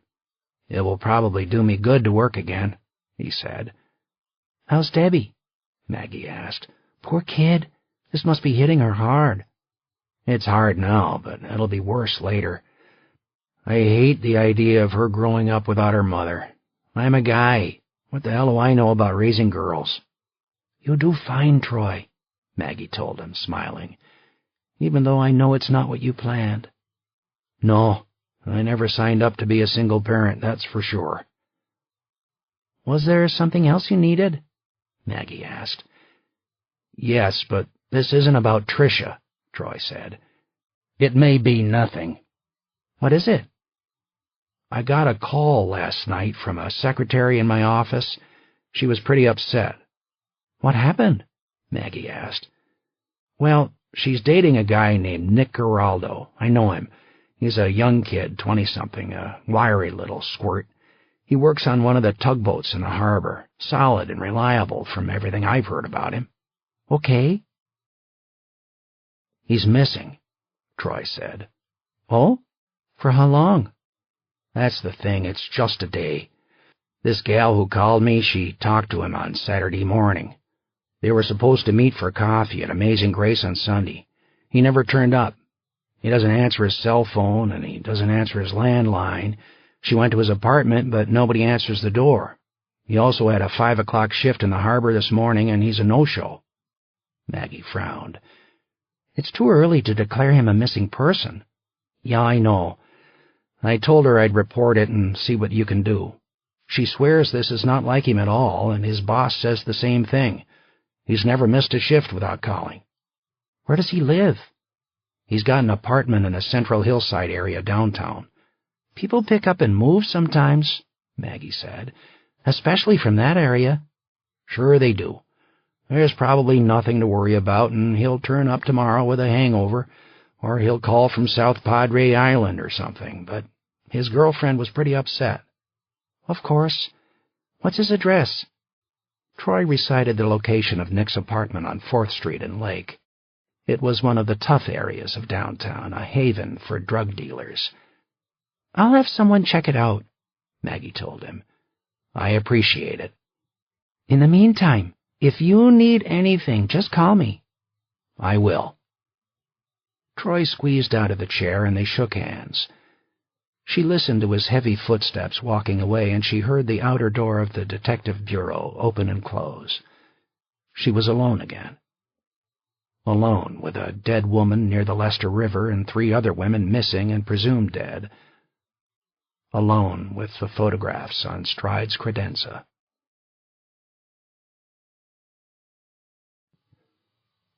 Chapter 20.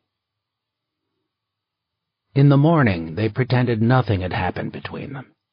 They got up, showered, made coffee, shared their notes on the case, and acted as if the elephant in the room were invisible. On some level, Stride knew it was the worst thing they could possibly do, but that was who they were. They each retreated to their corners and nursed their wounds. They drove slowly into Grand Rapids because of the snow. The driveway at the Glen house was white and pristine, and behind the house the lake was deep blue under the sunshine. Valerie Glenn answered the door. He didn't need to ask if she'd seen the morning news and the Vegas interview with Lavender. Her blue eyes were furious. She led them into the warm sunroom at the back of the house, and she sat in a wicker chair near the windows and stared at the snow-covered lawn leading down to the water.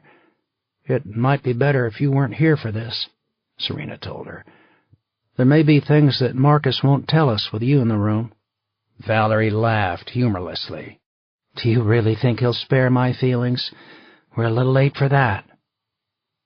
Serena had spent more time with Valerie than Stride had, but even so, he could see the change in her.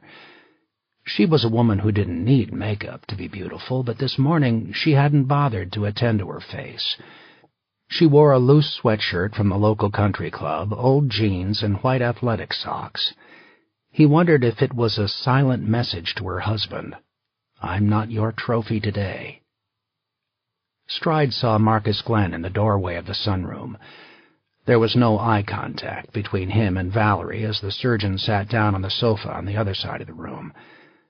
His long legs jutted out like stilts over the end of the cushions. "Good morning, detectives," he said. "I hope this won't take long. I've already had to cancel 2 surgeries today in order to be here." "We have some things we'd like to go over with you," Stride said. "Do I need a lawyer?" "I don't know. Have you done anything that would make you need a lawyer?" Glenn glanced at his wife. "A divorce lawyer, perhaps," he added. "That's a joke, Valerie." Valerie didn't acknowledge him. "Dr. Glenn, there was an interview on television this morning with a woman in Las Vegas who claims to have had a relationship with you," Stride said. "Are you acquainted with this woman?" "Yes." "Did you have a sexual relationship with her?" Serena asked. "I don't see what that has to do with anything." "Answer the question," Valerie snapped from the other side of the room. For the first time, Glenn flinched.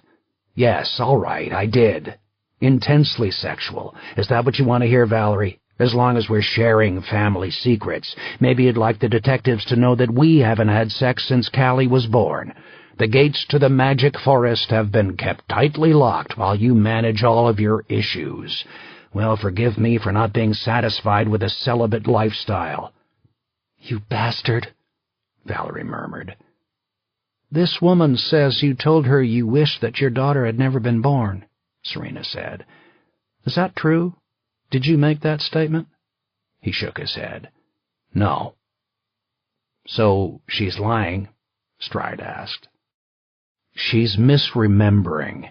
I probably made some comment that my life was easier before Callie was born. Most people feel that way when a child comes into their lives." The reporter specifically asked if you used the words "never been born." She says you did. And as I told you, she's wrong. "You never said it?" Stride asked. "No." "Is that how you feel?" Serena interrupted. "What do you mean?" "Well, regardless of whether you said it, do you believe you would be happier if Callie had never been born?" "No, that's ridiculous." "Your credibility has taken some hits, Doctor," Stride told him. "You lied to us about Medallia Vega. You told us you were alone in the house the night Callie disappeared. We know that's not true. Exactly why didn't you tell us about her?" "I think you know why. I didn't want Mickey to get in trouble. She's an illegal, and she was afraid she'd be deported. Or worse yet, she'd be branded a suspect. She didn't know what happened, so she couldn't add anything to your investigation." "Was she with you in your bedroom that night?" Stride asked. "No, she was in the guest room over the garage on the other side of the hall." "She told us you were asleep by 10:30, Serena said. "That's right." "So you don't know where Medallia was or what she was doing during that time until you discovered Callie was missing?" Marcus hesitated. I suppose not, but it's insane to think. Do you think there could be any connection between Callie's disappearance and Medalia losing her baby last year? Stride asked, cutting him off. What? No, certainly not. Were you the father of her child? Marcus leaned back and folded his arms over his chest. Absolutely not. Have you ever slept with her? No. What about Regan Conrad? Serena asked. Marcus turned his head sharply at the mention of Regan's name. Excuse me? You heard me, Serena said. Yes, all right. I had, past tense, had a relationship with Regan Conrad. He turned to Valerie. I broke it off. I told you that months ago. Valerie didn't reply. When did you sever your relationship with Ms. Conrad? Stride asked. This winter. After Callie was born? Yes. Why did you choose to end it? My wife knew about my affair, he said with another glance at Valerie. With Callie born, she wanted it over. I agreed. I was told that you were concerned about Regan Conrad's behavior, Serena said. You told people she was crazy. Crazy in what way? Regan is extreme. She's manipulative. She tries to get you to do what she wants, and she's very good at it. I kept it going longer than I should have because of that. How did she take it when you broke it off? Stride asked. Not well, Glenn said. How so? She hit me in the face and tried to break my fingers. She wanted me to divorce Valerie and marry her. Obviously, those were delusions. Nothing like that was going to happen. Has she ever been in your house? Serena asked. He exhaled and looked unhappy. Several times. So she knows the layout of your house? I suppose she does. Did you ever give her a key? I may have loaned her a spare key once. Did you get it back? I honestly don't remember, he replied, then hesitated. I don't think I did. Anyway, this is all academic, detectives. Regan was working the night Callie disappeared. Believe me, I checked. You did? Stride asked. Why? I told you, she's erratic, violent. Why didn't you tell us about her if you thought she could be involved in kidnapping your daughter? Do I have to explain it? Look at what's happened to my life in the past 4 days. I've been excoriated in the press and subjected to humiliating questions by you in front of my wife. I was trying to avoid all of this. Did Regan Conrad ever make any threats regarding you, your wife, or your baby? Serena asked.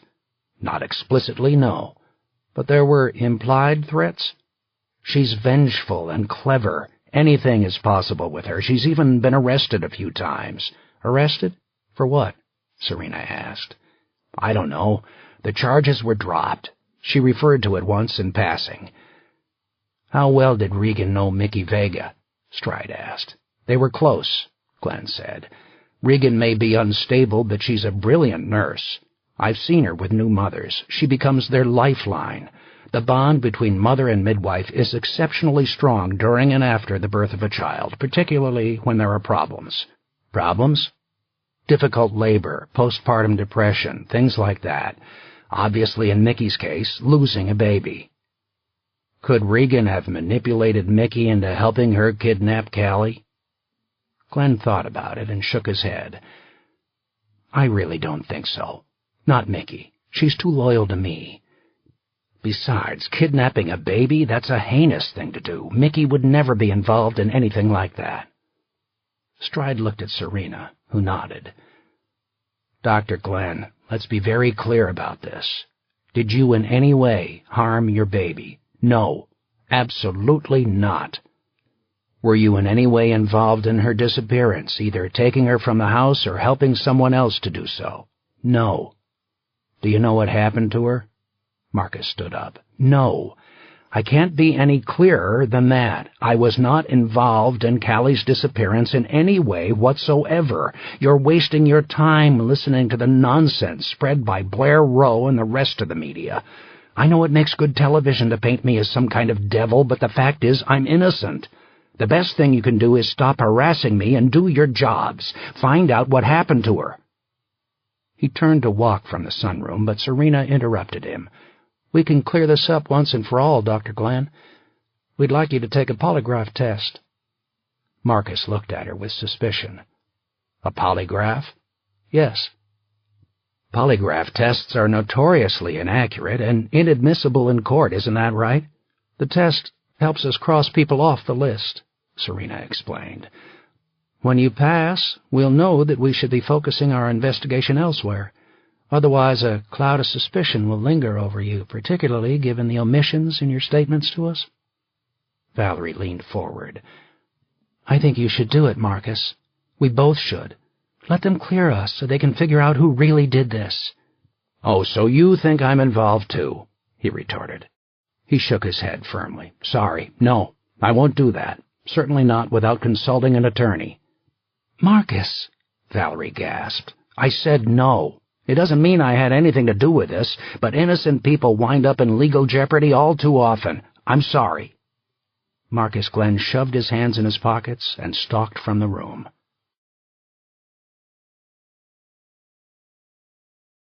Chapter 21.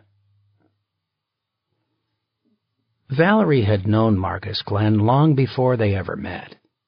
She remembered the big celebration in the high school gymnasium when she was 10 years old. Her sister Denise and Denise's boyfriend, Tom, had taken Valerie with them to the citywide party in honor of Grand Rapids bringing home the high school hockey championship for the second year in a row. Marcus Glenn was the star, the most valuable player, the tall teenager with the black hair and the reluctant smile.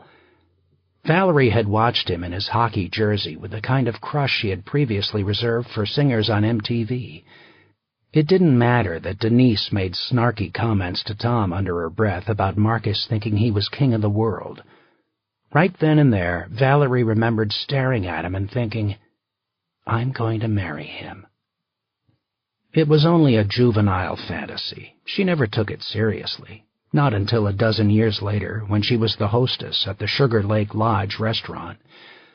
Marcus Glenn walked in with 3 other men, and Valerie might as well have been 10 years old again when she saw him. He wore a perfectly tailored black suit and a hint of cologne.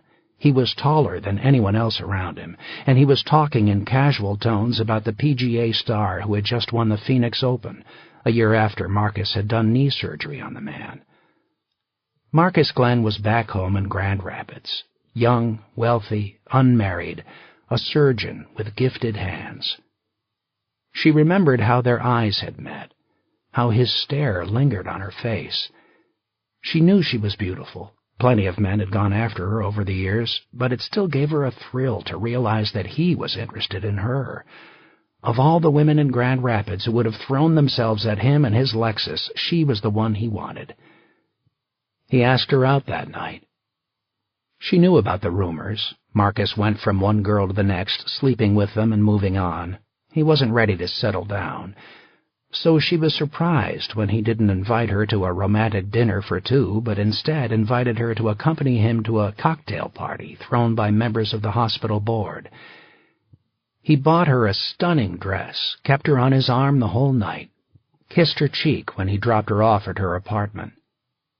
They didn't make love until 6 weeks later, and it was a short, awkward coupling, strangely devoid of passion. That didn't matter to her. What mattered was that he asked her to marry him the next day. It didn't even take her 2 heartbeats to say yes. Looking back, she knew how naive she'd been. It never occurred to her that he had simply added her to his collection like a butterfly, that she was exactly the kind of wife that a successful surgeon needed to show to the world. It was 2 years before she discovered that he had continued having sex with other women throughout their marriage.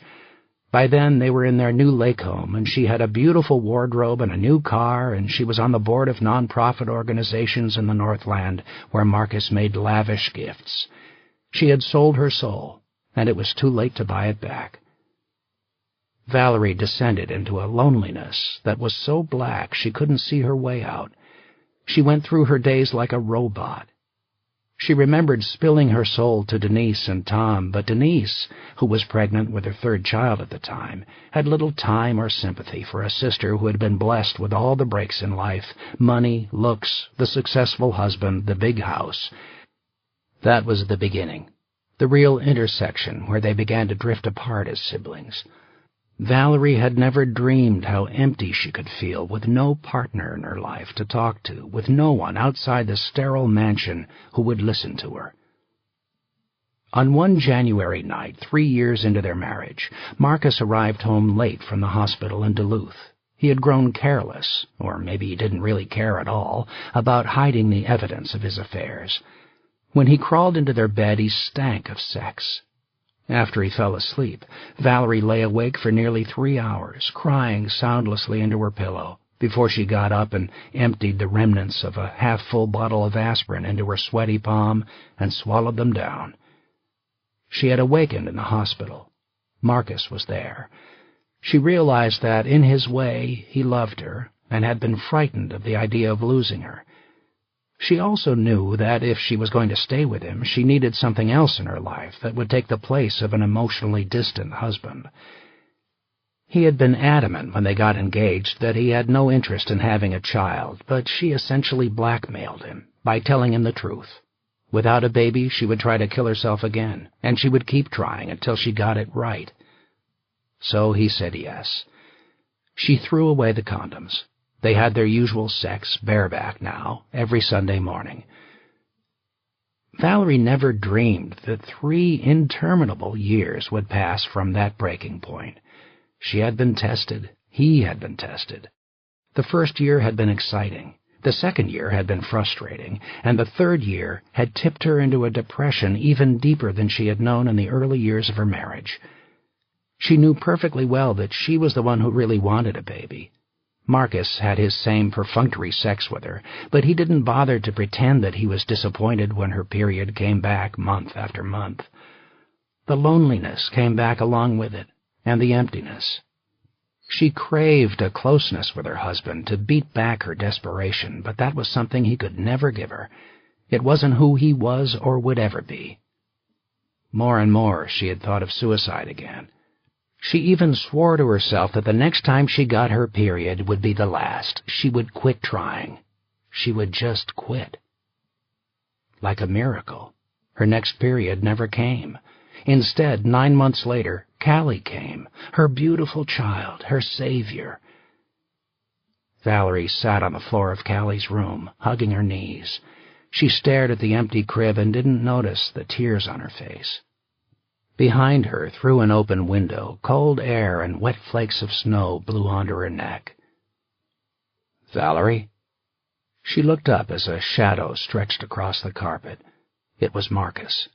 "Get out," she told him. He hesitated, but he didn't leave. "Are you even disappointed, Marcus?" she asked him, her voice raspy with grief. "Are you even sad that she's gone?" "Of course I am."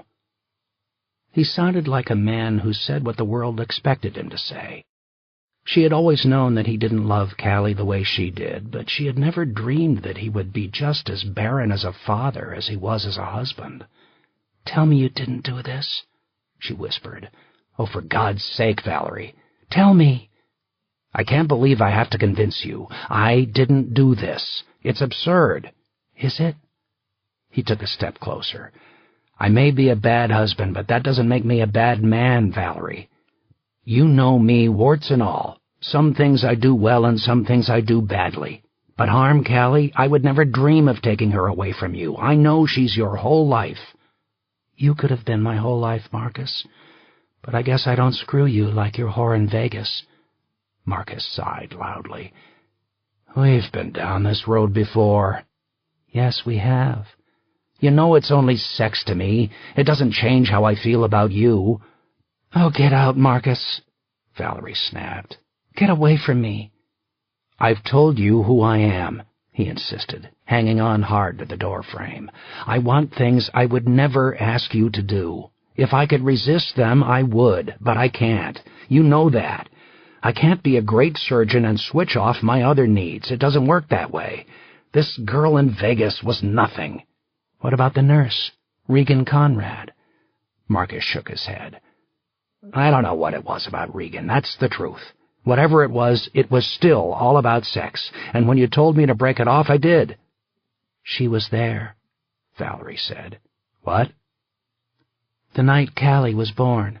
She was there, wasn't she? She was at the hospital." "I guess she was," Marcus said, looking uncomfortable. "You guess? Tell me the truth. You slept with her that night, didn't you? Tell me. I was in a hospital bed giving birth to your daughter, and you were fucking your little nurse, right? Don't you dare lie to me about it." Marcus rubbed his tired eyes with one hand.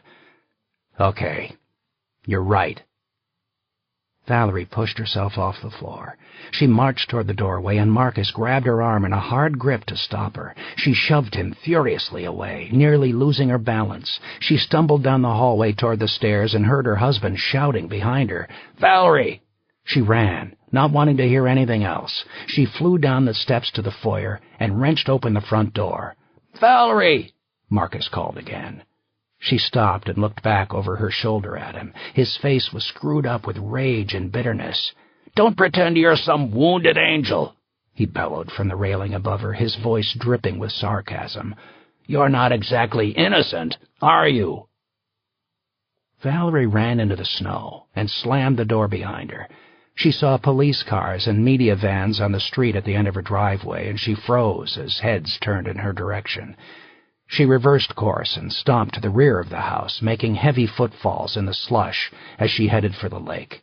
She went all the way to the shore, where a translucent glaze of ice crept a few feet onto the blue water. She crumpled to her knees and buried her face in her hands. Her jeans grew wet, and the cold worked its way inside her clothes. She hoped no one was behind her, that no one had tried to follow her. She stared at the lake and thought about wading in and allowing her body to grow numb as the frigid water shocked her skin. "You're not exactly innocent, are you?" No. That was true. She wondered if he was guessing, or if somehow he knew what she had done. She had given up trying to decide what it really meant to be innocent or guilty. Did God punish every sin, or did he forgive you for the things you did when you were desperate and had nowhere to go? Her phone vibrated in her pocket. Valerie yanked the phone out of her pocket and prepared to throw it into the lake. Then she saw it wasn't Marcus on the other end, calling to shred her last ounces of self-respect. Whoever was calling had a blocked number. "Hello," she said wearily. "Is this Valerie Glenn?" She didn't recognize the voice. It was a woman. "Yes? I know what happened to your daughter," the woman told her.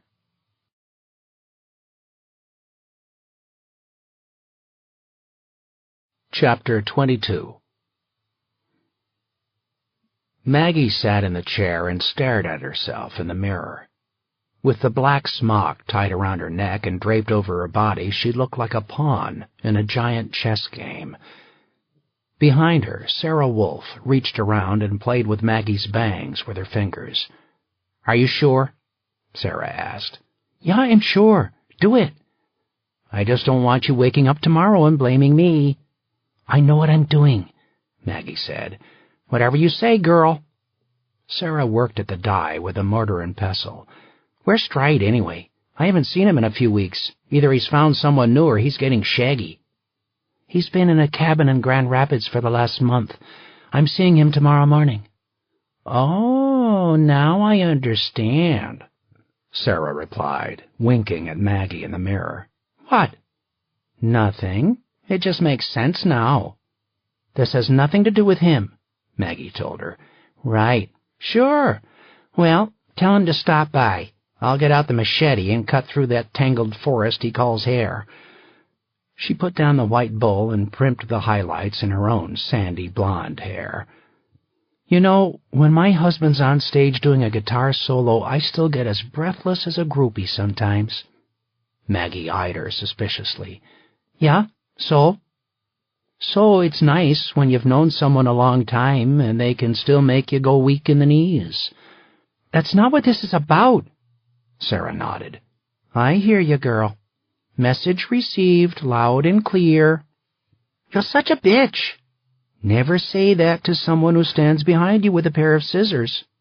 Sarah wagged her finger at Maggie and picked up the mortar and pestle again. You're right. I'm sorry. Sarah's face grew serious. Are you close to nailing the guy who's doing these farmland murders? I have to tell you, all my girlfriends are pretty scared. So am I.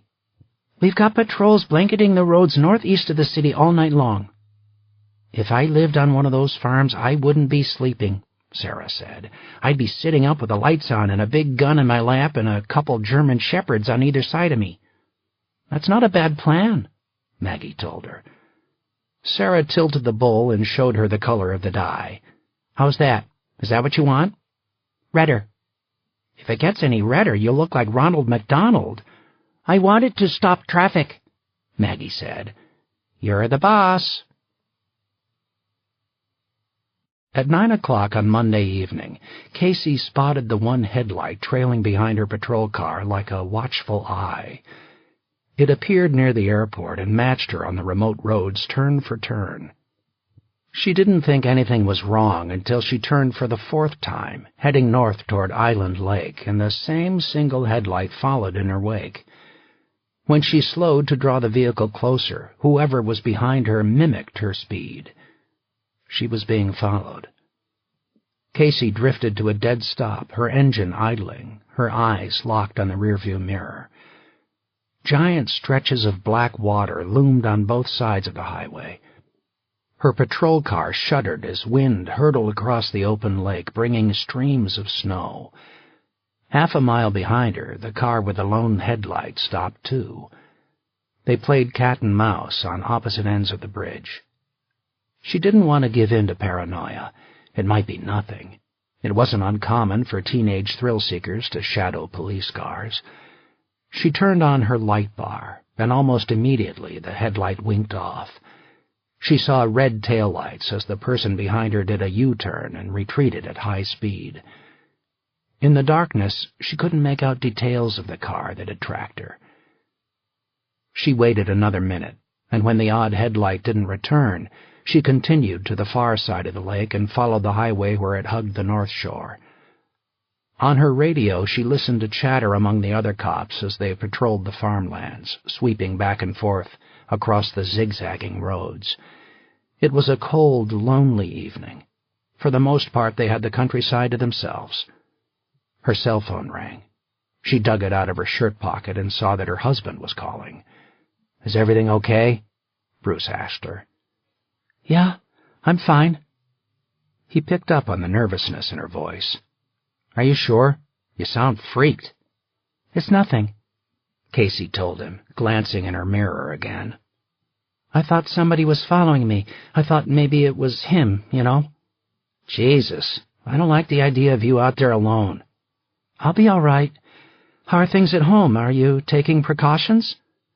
"I checked the basement and all the windows," Bruce said. "I put a baby monitor down there, too, so I could hear if anyone tries to get in." "Good. I should be home sometime after midnight." "I'll be up," Bruce told her.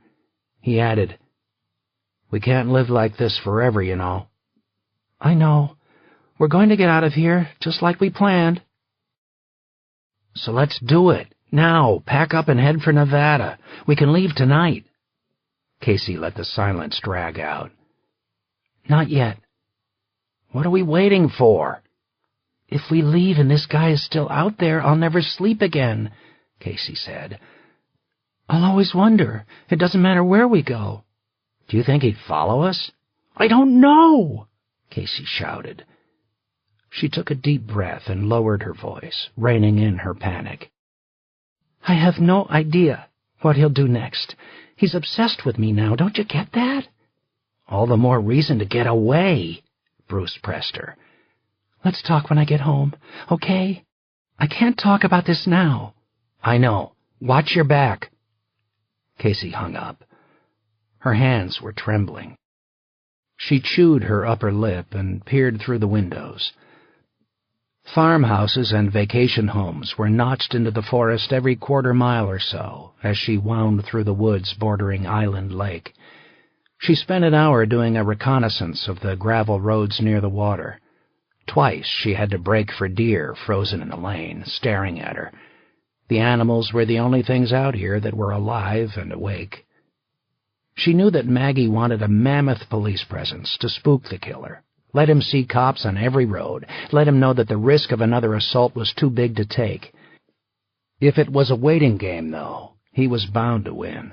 There were too many long miles of rural land to watch them all. Casey radioed in her position. The dispatcher routed her on a reverse course south and east toward Highway 44. More travels through no man's land. She retraced her path and headed across the open stretch of lake again, where the wind was worst. As she cleared the bridge, she spied a black van parked on the shoulder, its lights and engine off. She didn't think the van had been there as she headed north, but she'd been distracted. As she passed, she studied the driver's window, but didn't see anyone inside. There was no steam gathered on the glass. She pulled onto the side of the road 20 yards ahead of the van. Watching for movement behind her, she opened her door and climbed out next to the patrol car. She unhooked a flashlight from her belt and aimed it at the van's license plate. But the surface of the plate was caked with mud. She couldn't read the numbers. When she shot the beam at the windshield, she realized that the van's windows were smoked. She couldn't see through them. She didn't like it. At that moment, inside her patrol car, the radio crackled to life. All units in vicinity respond to a 911 emergency call, felony assault in progress. The dispatcher gave the address, which was on Highway 12 in the heart of the North Farmlands. Casey was 15 minutes away at high speed. It had to be him. She hesitated, studying the black van. Had it been there the whole time? Was it abandoned? She didn't have time to worry about it.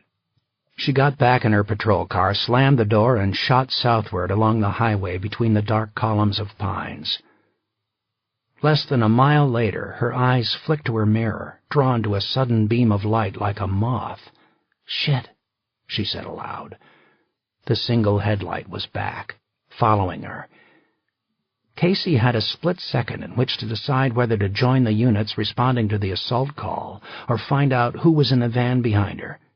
She chose the van. At the next intersection, she spun the patrol car into a hard U-turn. She pushed the accelerator to the floor, and the car leaped forward with a growl. Ahead of her, she heard the squeal of brakes, and the van lurched into an awkward turn in the middle of the highway. Its engine was no match for Casey's patrol car. "I've got you," she whispered, taking one hand off the wheel to unsnap the thumb brake on her holster. She closed the gap quickly, but when she was a quarter-mile behind the van, its lights vanished. She switched on her high beams, but the black stretch of asphalt was empty. The vehicle had disappeared. Too late, she spotted a dirt road winding eastward off the highway toward the lake. She braked hard, but as she turned the wheel over, the rear of her car skidded on the snow piled on the shoulder and her tires spun. She jammed the accelerator, but the wet slush gave her no traction. Frustrated, she feathered the pedal, and the car inched forward in fits and starts until it cleared the shoulder, where the tires grabbed the road and shrieked as she bolted forward. The dirt road was barely a crease in the forest on her left. Nearly a dozen mailboxes leaned out toward the highway. When she turned, she realized she was on a private road that dead-ended at the water. There was no way out. The van was trapped somewhere ahead of her, between her car and the lake. She slowed to a crawl, studying the maze of driveways that split from the main trail toward the lake homes, which were dark squares nestled among the trees. Snow-covered spruce branches dangled over the road, hanging low enough to brush the roof of the car. Gravel scraped under her tires. She drove for a mile until the road ended at a concrete boat launch that sloped downward, disappearing into the dark water. The van was in the lake. It floated away from the ramp into the open water like an off-balance toy. Its driver's door was open. As she watched, the vehicle sank lower, water spilling inside. The frame wobbled and dove awkwardly onto its side with a splash. Its tires broke through the surface. The van made a slow circle, spinning lazily from the shore before the heavy engine drove it downward front first. With hissing and ripples, the entire vehicle settled to the muddy bottom. Casey withdrew her gun from its holster. She squinted through the windows and did a careful scan of the area around her car before she opened her door and slid out, staying behind it. Her eyes moved from tree to tree, watching for movement. She listened. Dried leaves clapped as the wind blew. Snow sprinkled from the evergreens and made a cold landing on her face. A chorus of crows erupted nearby, and she jumped. Where was he? Behind her, something hard and loud rustled in the brush. Casey spun, lifting her gun. She saw a driveway, overgrown with shooting vines. The silhouette of a large house hugged the beach. She followed the noise and took slow, soundless steps down the driveway. Every few seconds, she glanced nervously behind her. She was scared and blind. The driveway lasted for 40 yards, and then she broke into the open grass around the house. Snow covered the steps leading to the door, and there were no footsteps in the blanket of white. From the other side of the road, back where she had parked her patrol car, Casey heard another noise. An engine fired. Through the web of trees, she saw headlights and heard tires grinding on the dirt. She ran back along the driveway, but she spilled headfirst over a tree root, breaching like a whale out of the earth. Her gun dropped from her hand and skidded into the brush, and she wasted almost a minute feeling for it with her bare hands. When she finally found it, she ran again, following the driveway to the trail where her car was parked. She stopped and listened, but the sound of the engine was distant. She heard the squeal of its tires as it swung onto the main highway and headed north. Escaping. Casey swore. She went to her patrol car to call for backup. As she leaned inside, she saw a rectangle of glossy white paper on the seat. She picked it up and turned it over. "Oh, my God," Casey murmured. She stared at her own face. It was a photograph that Bruce had taken of her and Jack a year ago. She felt the breath leave her chest as if it had been sucked away. There it was again. The same message he had written on her mirror. 2 words scrawled in red marker across the front of the photograph in block letters. Bad girl.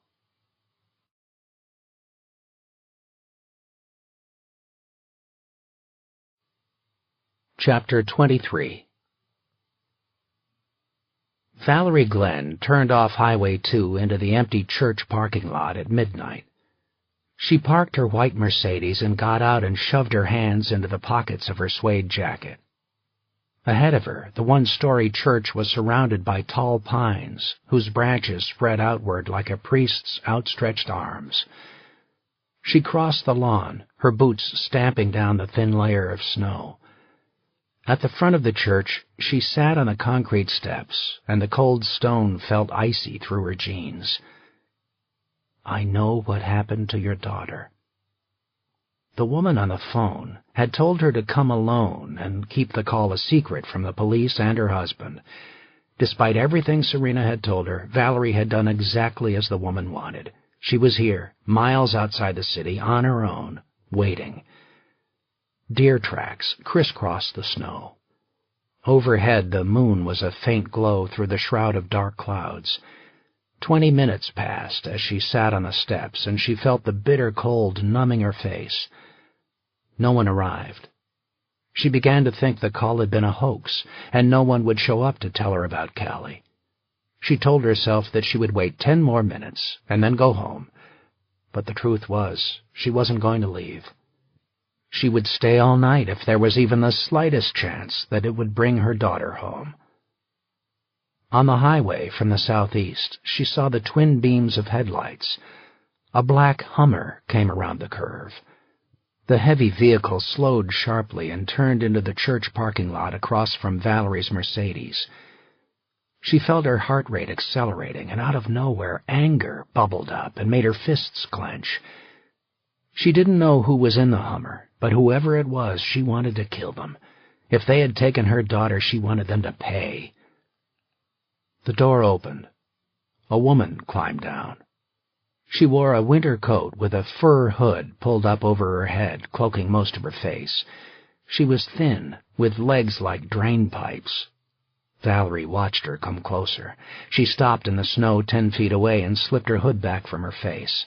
Her skin was white, and she had dark, almost purple makeup. Valerie erupted. "Where's my baby?" She launched herself off the steps and threw her body across the short distance between them. Her sudden assault took the woman by surprise, and she didn't have time to move before Valerie collided hard with her chest, tumbling both of them to the ground. The woman landed on her back in the snow, and Valerie climbed on top of her, pummeling her torso with her fists and shouting in her face, Tell me where she is!" The woman shoved hard with one hand against Valerie's shoulder and dislodged her, but Valerie climbed back and struck her repeatedly until her tears and the cold got the better of her, and she ran out of strength. The woman grabbed Valerie's fists and held them and then pushed her away again as she rolled out from under her. Both women breathed heavily. Valerie lay on her back like a snow angel, watching the sway of the pine branches above her. "Who the hell are you?" Valerie asked. "What have you done with Callie?" The woman staggered to her feet and braced herself against the railing beside the church steps. "I don't have her." "Who are you?" Valerie repeated. "I'm Regan Conrad." It took Valerie a moment to remember the name. She scrambled to her feet and drew back to throw herself on the woman again, but Regan held up her hands to stop her. "Wait, hear me out." "What is this about? What are you trying to do to me?" "I didn't think you'd come if I told you it was me." "You're right." Regan shrugged. "I know you hate my guts. That's okay. I spent a lot of time fucking your husband. I could tell you I'm sorry, but I wouldn't mean it, and you wouldn't believe me, so I won't waste your time." "What do you want?" Valerie asked. "To talk." "About what?" "Your husband," Regan said. "I have nothing to say to you." "Then listen to me." Regan sat down on the steps. She touched her chest gingerly and twisted her neck. "You pack a punch for a rich bitch. I figured you for the girly type who wouldn't get her hands dirty." "You figured wrong." "You didn't call the cops like I said. That was smart." "I can call them right now if you'd like." Regan didn't look concerned. "Go for it. I'll just tell them what I was going to tell you. I told you not to call the police because I figured you'd want to hear this for yourself. Then you can decide what to do. You're the only one who knows whether you can live with it." "What are you talking about?" Valerie asked. "You told me you knew what happened to Callie." "We both know, don't we?" "No, I don't. Tell me." Regan shook her head. "You're closing your eyes because you don't want to see it. Everyone else knows. That reporter Blair Rowe, she knows. But she has to dance around it to keep the lawyers happy. The cops know it, but they can't prove it. You know it, too. You feel it in your gut. Right?" "No, you're wrong." "Maybe you can't say it out loud. I get it. I'll say it for you. I'm a nurse and I work with mothers, so believe me, I know how awful this is for you. But Callie is gone. Marcus made her go away. Maybe it was an accident and he had to cover it up, but I don't think so, and you don't think so. We both know what kind of man he is. He's cold to the bone." Valerie turned her back on Regan. "I'm leaving." Regan let her get halfway back to her Mercedes before she called after her. "Run away if you want, but don't you want to know why?" Valerie stopped. She knew she should get in her car and go. She knew she was being manipulated, but she couldn't resist. She had to know what else Regan was going to say. The evil bitch had put her sharp red fingernails squarely on all of Valerie's doubts and fears. She had echoed the voice in Valerie's head that had been whispering like a drum beat ever since Callie disappeared, the same whisper over and over. Marcus. She turned around. "Why?" Regan got off the steps and marched closer. Valerie stared at her, this woman who was barely younger than she was, a woman with no curves and ragged hair and a face marred by purple makeup and ugly piercings. Valerie tried to imagine what it was her husband could have seen in a woman like this, what could have possessed him to bring her into their bed. It was as if Regan could read her mind. "It doesn't matter whether you're beautiful," Regan said. "That's not what it's about. and you know it. What I know is that you were in my hospital room while I was in labor. What I know is that you slept with my husband while my baby was being born." "Doesn't that tell you something?" Regan asked. "It tells me who you are. It should tell you who Marcus is, too. He never cared about Callie. He never wanted her.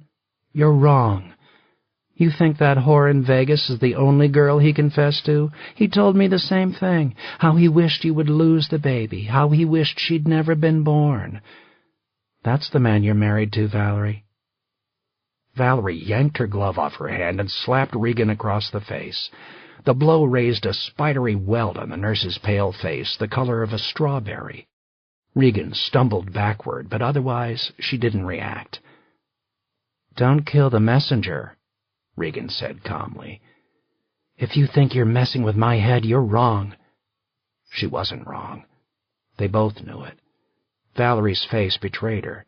She felt as if a flood were washing away the foundations of her world, and Regan could see her grasping for a lifeline. "I don't have to tell you why, do I?" Regan asked. "You're crazy." "Come on, Valerie, isn't it obvious? Don't you know?" "I don't know a thing," Valerie snapped. "I'm not listening to any more of this. Marcus loves Callie." Regan laughed. Her teeth were as white as her skin. "My God, you really don't know. That's hilarious." "Go to hell."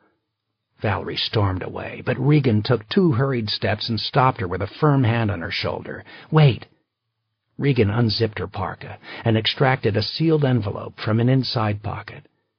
Valerie recognized the logo for St. Mary's Hospital on the paper.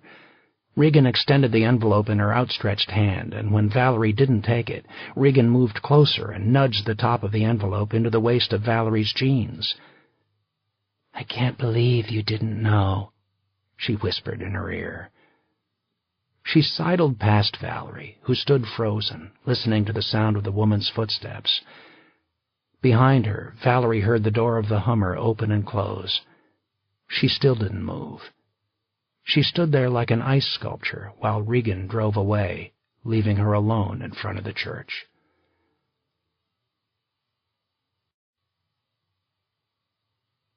Chapter 24. In the gray light of dawn, Maggie watched Guppo and his team pour over the black van they had dragged from the shallow water of Island Lake.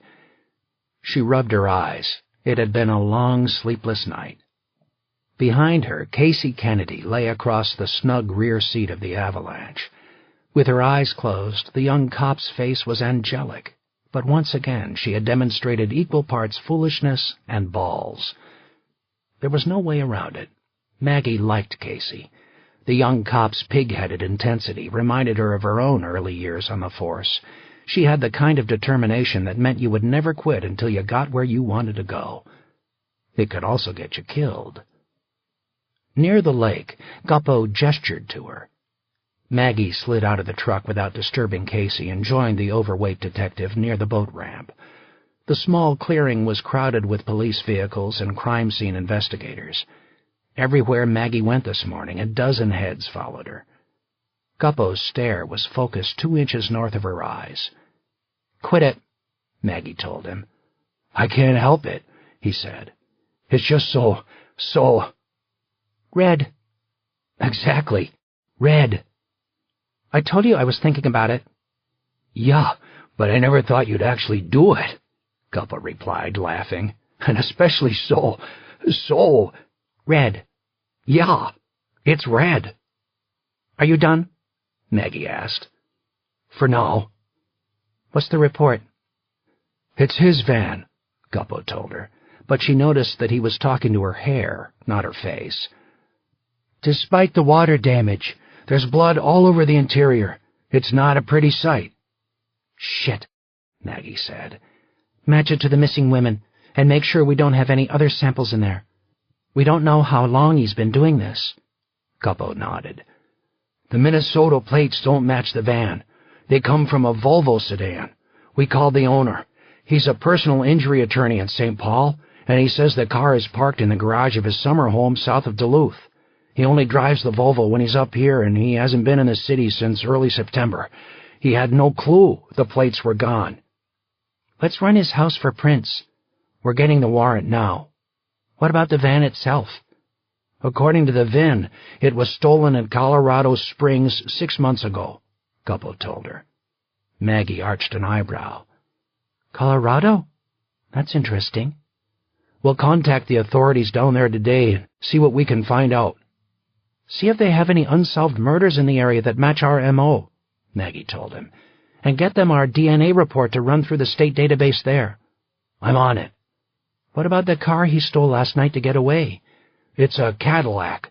The owner left it unlocked. People are too damn trusting around here. Any hits? Maggie asked. No, nobody's seen it yet.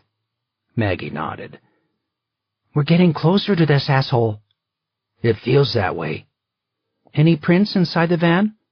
We're still checking, Guppo said. It doesn't help that the thing went for a swim. You heard that the 911 call was a fake, right? Maggie asked. He deliberately lured us away. Yeah. You know what that means? It means he was going after the kid. This guy's got a hard-on for Casey. That could help us, Guppo said. Do you have people watching her house? Maggie nodded. Yeah, she doesn't like it, but I've got a black and white on the other side of the highway. Well, maybe we don't want to scare him away, Guppo suggested. Maybe we ought to be using her as bait. Maggie shook her head fiercely. No way. I'm just saying. I told you, no. We're not risking that girl's life. She's a cop, a wife, and a mother. I want to scare this guy 100 miles away from her. Whatever you say, Guppo told her, but his round face frowned. I'm going back to City Hall, Maggie added. I'll take Casey with me. I want to get a photo of the van out to the media. That may jog some memories. We've still got a few hours left out here, Guppo said. Okay, check in when you're back. I have to see Stride this morning out on the point. I also want to see if we can find anything more on this Nick Geraldo. Is that the young guy who went missing over the weekend? That's him. He still hasn't turned up. It's been 2 days. I'm going to stop by his apartment and see what I can find. Guppo gestured at her bangs. You're seeing Stride, huh? You tell him about the hair? Maggie shrugged. You really think he'll notice? Duluth. Stride drove into the city on the northern route that took him through Hermantown and across Miller Hill. As he headed down the sharp slope into the streets of downtown, he could see the harbor and the giant swath of Lake Superior filling the valley. White waves surged against the beach. A gray layer of clouds made the brick city buildings look old, as if time had frozen here in some extreme winter decades ago. He took the overpass over Interstate 35 and continued through Canal Park to the lift bridge that led to the ribbon of land known as the Point. He followed the road toward his cottage and found that he was having trouble breathing. His chest felt heavy. As he reached his driveway at 33rd Street, he slowed to a stop and inhaled deeply with his mouth open until his lungs relaxed. He lowered the window and could hear the thunder of lake waves on the beach on the other side of the sand dune. He was home. He pulled into his driveway, but rather than go inside, he hiked over the dune to the lake, where it was wild and blustery. A seagull hung motionless over the beach, lofted by the gusty currents. The sand was littered with driftwood, rubbed smooth by the water. The wispy ryegrass quaked, and the pines swayed with casual elegance. He continued down the slope to the long stretch of sandy beach. The surging waves rose out of the lake in long, silent shadows, and then fell back in a fury of thunder, surf, and mud. In the calm between waves, he heard the hiss of bubbles breaking, and saw thousands of exposed silver flecks skittering down the beach like frightened stars, as if they were running for cover. Stride couldn't put it off any longer. He climbed back across the dune and up the rear steps of the cottage and let himself inside. Everything was as he had left it, except for the dust on the surfaces and the musty smell of air that had been shut up for weeks. The house had a funereal quiet. The only noise was his footsteps on the uneven floorboards. He went like a visitor from room to room, reacquainting himself with his possessions. When he went into the master bedroom, he detected a trace of the floral soap that Serena used, and a lingering hint of her perfume. She had been here, but she was gone now, just like himself. He stared at his reflection in the mirror, but no one stared back at him. It happened again, the constriction in his chest, the sensation that his lungs were struggling for air. He held onto the sink as lightheadedness washed over him and made him dizzy. A vice tightened around his skull. When he looked in the mirror again, his skin was pasty and damp with sweat. His eyelids were dark hoods over his eyes. He ran water in the sink and splashed it on his face. He needed something to drink. Slowly he made his way through the cottage's grate space into the kitchen and found a can of Coke in the refrigerator. He opened it and set it on the counter and then reached up to the top shelf of a cabinet for a large glass. He wasn't thinking about what he was doing. His hands were wet. He took the glass between his fingers, but it slipped from his grasp. It fell. He fell with it. God damn! He was high above the water again. His body shot like a bullet from the bridge, knifing toward the harbor. The night air became a searing whistle in his ears. 3 seconds, that was all it took. 3 seconds to realize he was about to die. 3 seconds to hammer into the bay. His nerve ends erupted with agony. The hard, cold water became his tomb. His mind drove him into the deep jaws of the bay over and over, and each time his body rocketed through the air, he wished that the impact would kill him, once and for all. He could almost hear the words forming in his chest. Kill me. Stride was on the kitchen floor when he awakened. Broken glass surrounded him, some shards as pretty as diamonds, some large and deadly like arrowheads. Crimson trails oozed from the cuts on his arms. His shirt was dyed with stains from the blood that dripped down his cheek and neck, where the eruption of glass had sprayed his face. He spread his hands wide and watched the smears as if the blood were coming from a stranger's body. The cuts didn't sting. His leg, the leg he had broken in the fall, didn't throb. He was numb. On the floor, he saw a pointed shard with edges as sharp as a razor, so sharp they could slice through tissue like a surgeon's knife. He picked it up and rubbed it between his fingers. The glass glinted in the light. He squeezed his fist and saw the veins in his wrist bulge like twin lengths of rope. If only the fragments had cut him there, opening him up like a fountain. If only he hadn't awakened at all. He didn't want to live like this.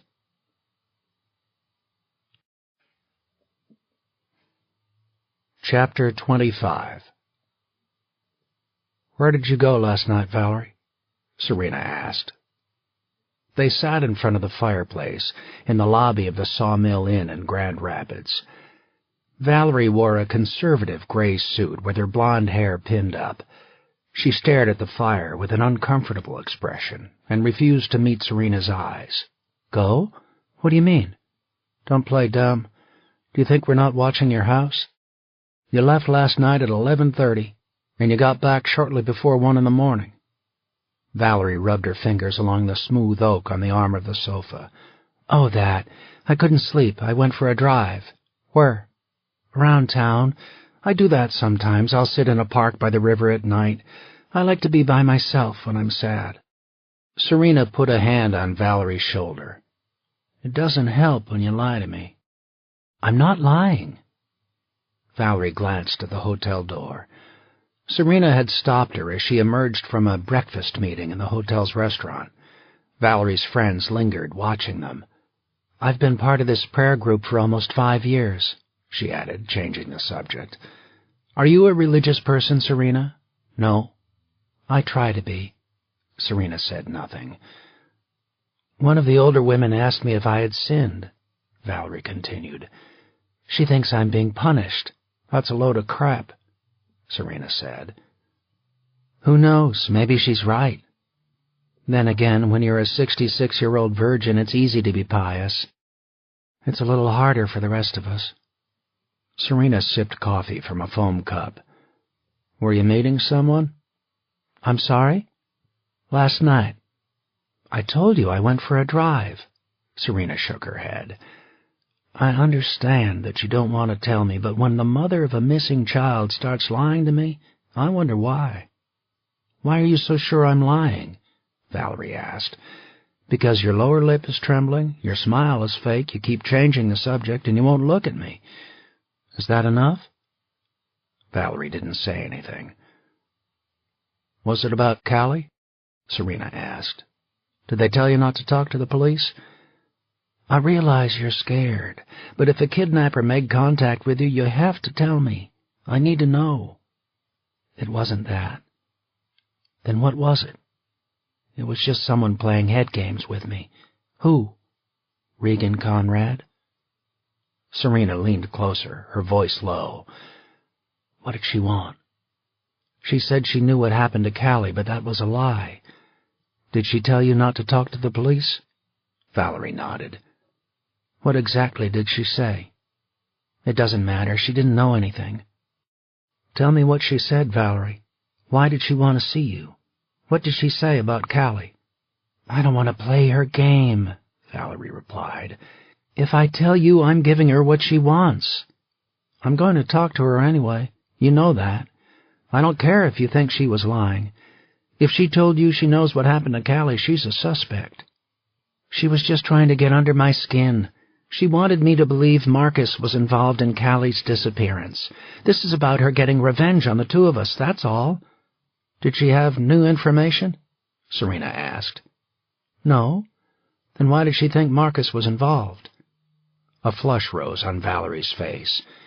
She said he told her things. About him not wanting me to have a baby, like he told that stripper in Vegas. I don't believe her. I think she made it up to torture me. What else? That was all. Serena could see Valerie covering up the rest of the story the way a mother covers a baby. She was protecting a secret. You're holding out on me, Valerie, she said. Valerie stood up and smoothed her skirt. There wasn't anything else. She didn't know what happened to Callie. I can't find your daughter if you keep things from me. Even the things you don't want to face. I'm sorry. I don't have anything more to tell you.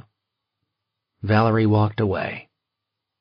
Serena watched her leave the hotel with the elegant march of a woman who was at ease in high heels. Two of the women from the prayer group waited by the door, but Valerie didn't acknowledge them. When Serena went outside herself, she saw Valerie climbing into her Mercedes in the parking lot. Their eyes met.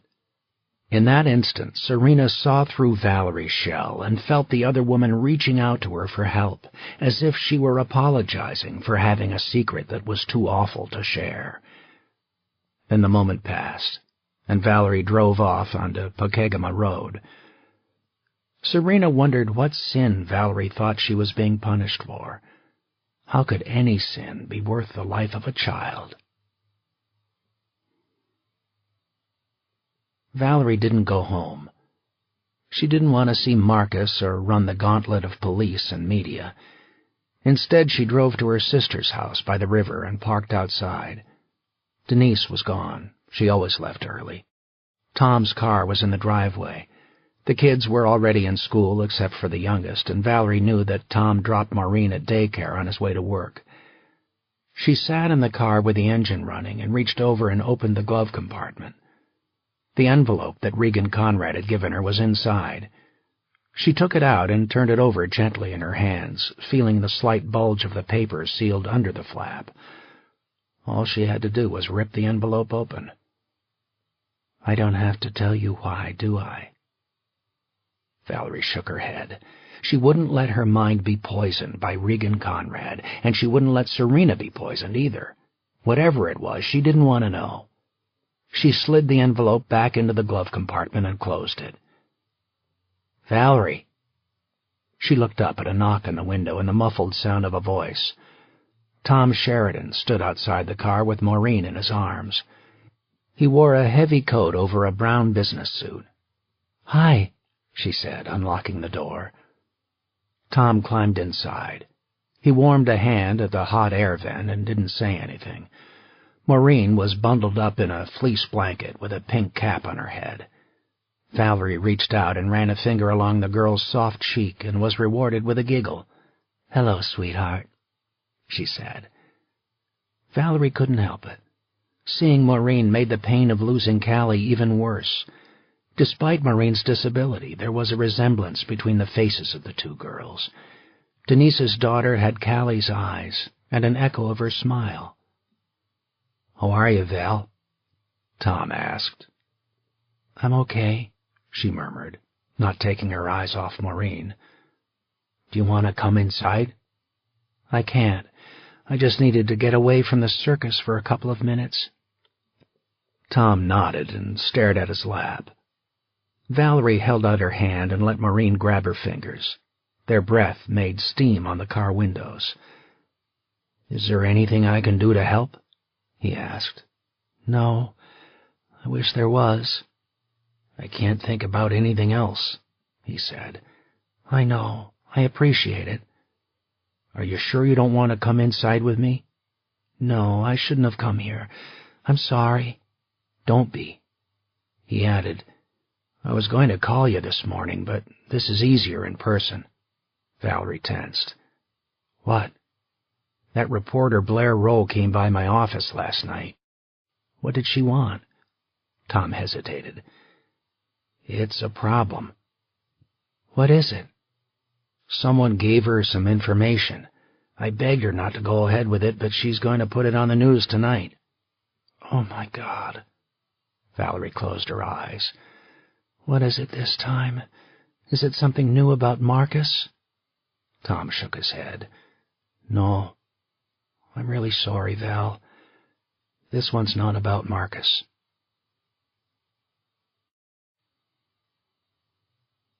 Chapter 26. Maggie grabbed 2 bags of fast-food breakfast and a foam drink caddy that held coffee and orange juice. With her hands full, she navigated the steps of Stride's cottage in her heels. Her sunglasses, which were mostly for show because the sun wasn't shining, slipped to the end of her nose. Red hair swished in front of her eyes. She reached Stride's front door and kicked with the toe of her boot. "Hey, it's me!" she shouted. No one came to the door. Maggie put down the tray of drinks and dug in her pocket for her keys. Stride's key had a purple tab on her chain. She maneuvered her body between the screen door and the oak front door and undid both locks. With her shoulder, she shoved the door open and spilled inside. "You around? I've got McMuffins and a couple breakfast burritos." Maggie listened for the noise of the shower, but the cottage was quiet. "Hello?" Maggie deposited the food on the dining room table. She unwrapped a straw and stuck it into the lid of one of the cups of orange juice.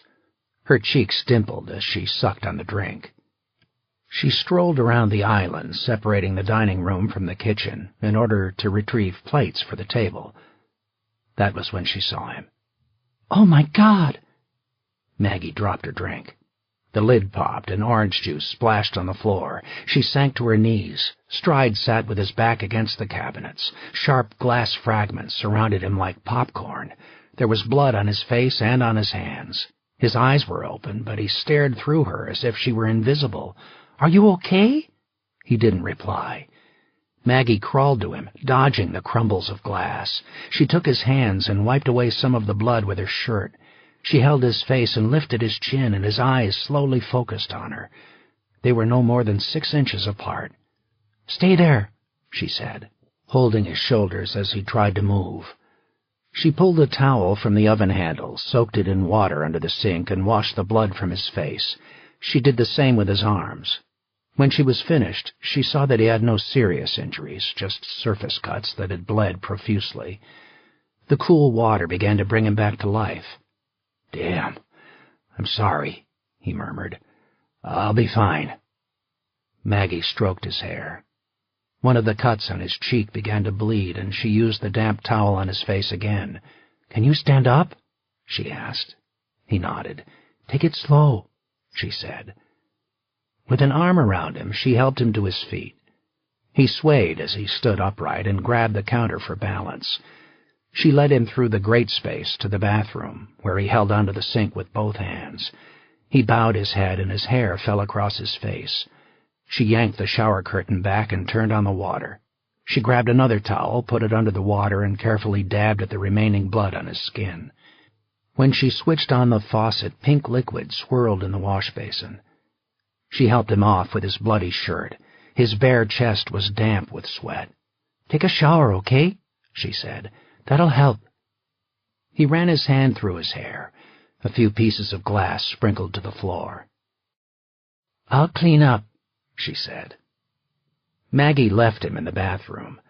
She returned to the kitchen and swabbed the blood and orange juice from the floor with a fistful of paper towels. She grabbed a broom from the utility closet and swept up the glass. Everything went in the trash. She went into Stride's bedroom and found a pair of boxer shorts in his bureau. She opened the bathroom door and saw his shadow behind the shower curtain. His hands were propped on the shower wall. She shoved his dirty clothes under her arm and left the boxers on the towel rack, then picked up the remaining pieces of glass from the bathroom floor with her fingers. When she was done, she sat on the floor in the grate space, with her back against Stride's red leather chair and her arms wrapped around her knees. Her heart raced. She swallowed hard and stared at her feet and held back her own breakdown. "I'm really sorry." Maggie looked up. Stride was in the doorway leading to the bathroom. He wore the boxers and nothing else. Drops of water clung to his body and his dark hair was wet. She rubbed her eyes and looked down at her feet again without saying anything. He padded across the carpet and slid down beside her. Their shoulders touched, and his skin was warm. He put his big arm around her and pulled her into him. "Thank you," he said. She lost it. She cried into his shoulder, hating herself for letting him see her as weak and vulnerable. That wasn't who she was. She wiped her face and pulled away from him. "You scared the shit out of me." "I know." "What happened to you? Talk to me." "I dropped a glass," he said. "Did you have a stroke? A heart attack? Should I get an ambulance over here?" "No, it's nothing like that." "Then what is it?" He hesitated. "I don't think I can talk about it."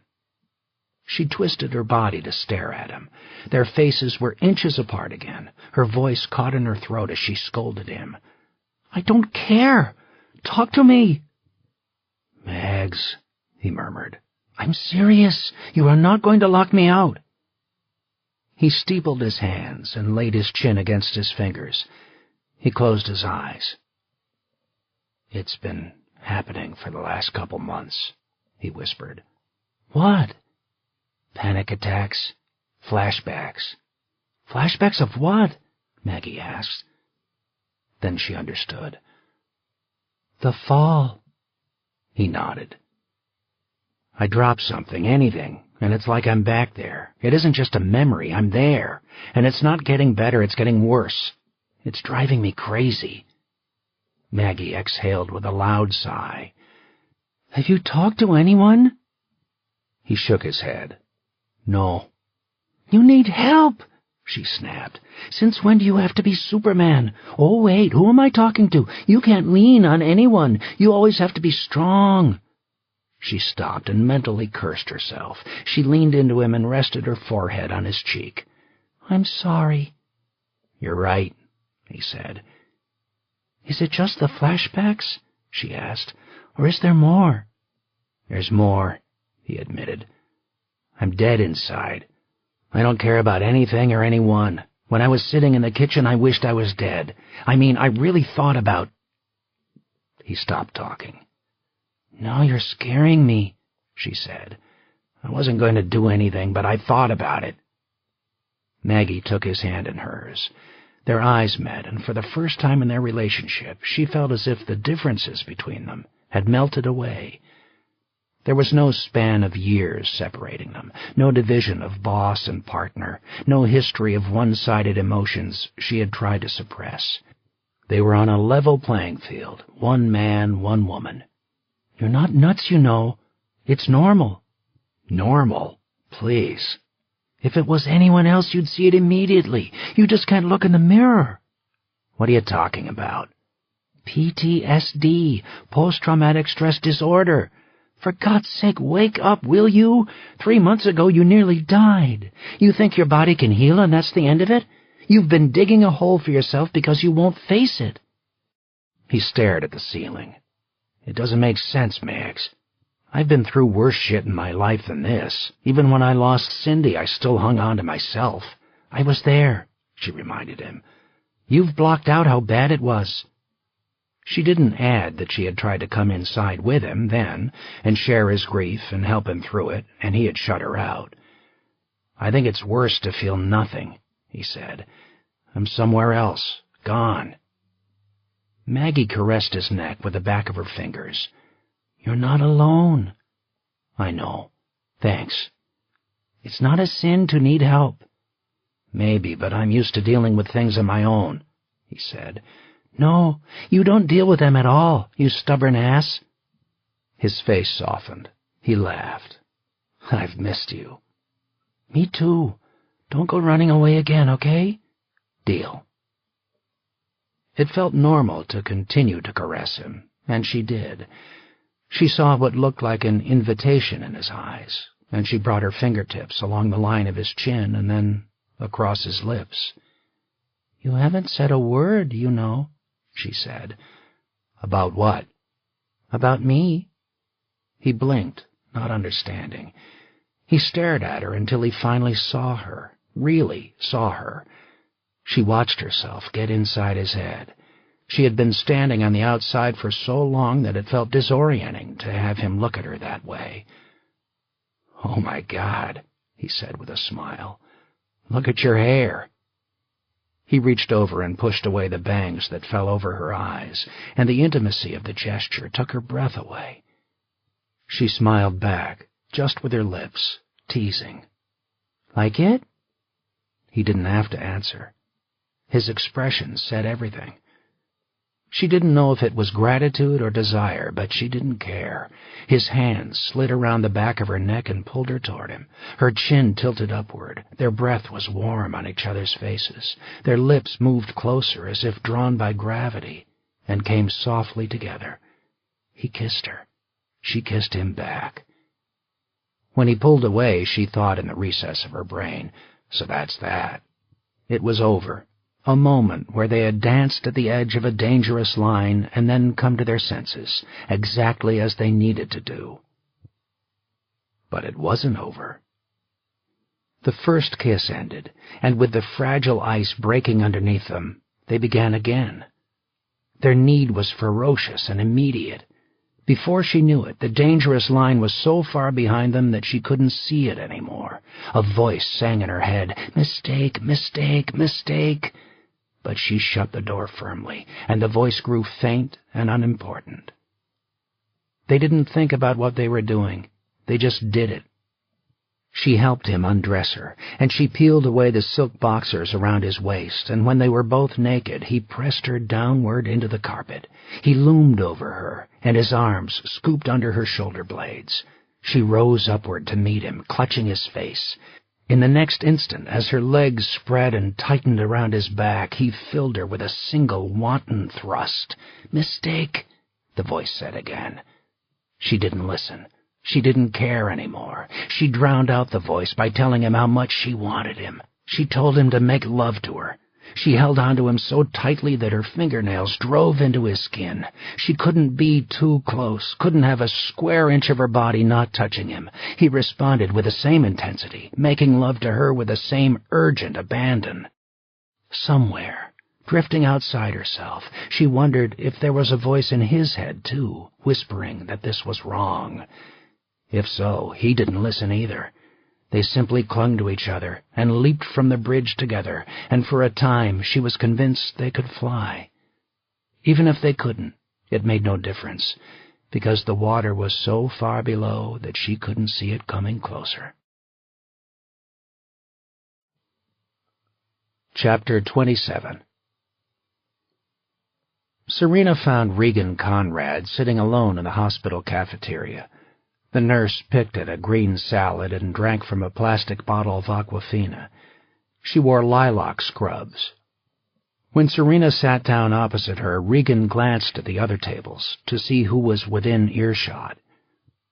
"I guess you talked to Valerie," Regan said with a small smile. Serena leaned across the table. "This isn't a joke. You're lucky I'm not arresting you." "It wouldn't be the first time," Regan said, chewing on her salad.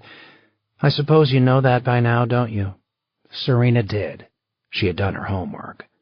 "When you were 19, you were picked up for breaking and entering in 2 Harbors, she said. Regan shrugged. "I was sitting in my boyfriend's car. I didn't know what he was doing." "I read the police reports," Serena told her. "He said it was your idea. He said you egged him on. The house belonged to a man you'd been sleeping with." She stabbed a grape tomato with her fork and pulled it between her teeth. "Men will say anything. You know that." "When you were 24, you left threatening messages for a girl you blamed for stealing your boyfriend," Serena continued. "She did steal him, little bitch. The girl found her cat beheaded in her backyard," Serena said. "It wasn't me," Regan replied, "although I'm not much of a cat person. Someone put a pipe bomb under her car, too. The police were convinced you were involved. I had an alibi. They never charged me. They thought you got someone else to do your dirty work." "I must be really persuasive," Regan said. "You had an alibi when Callie Glenn disappeared, too," Serena told her. "Oh, I get it. There's no way I could have done it myself, so that must mean I had someone else do it for me. Are there any other crimes I couldn't have committed that you'd like to talk to me about? You told Valerie Glenn you know what happened to Callie." "Sure I do. So do you. It was Marcus." "Do you have any evidence that he was involved?" "Marcus is smart. I don't think he's likely to leave any evidence behind." "Why did you contact Valerie?" Serena asked. "I thought she deserved to know the truth." "The truth? What exactly did you tell her?" Regan shrugged. "Just that Marcus said the same things to me that he said to that girl in Vegas. He wished Callie had never been born. That's all. If there was anything else, I'm sure Valerie would have told you." "Don't be cute," Serena said. "Why didn't you want her calling the police?" "I didn't think she wanted you to know the kind of person Marcus is. Wives have to make difficult choices about what they can live with."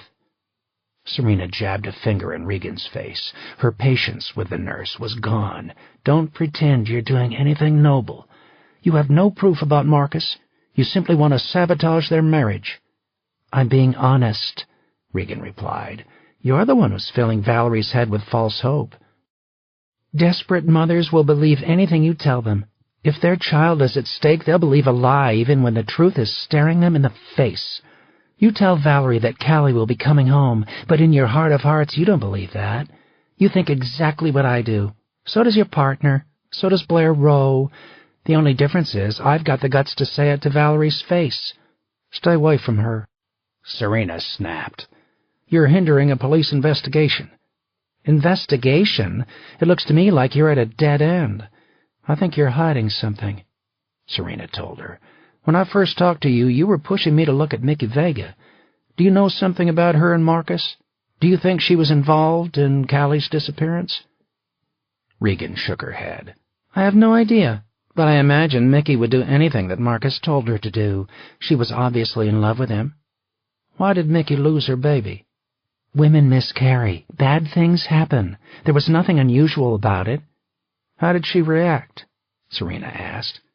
"How would you expect her to react? She was hysterical."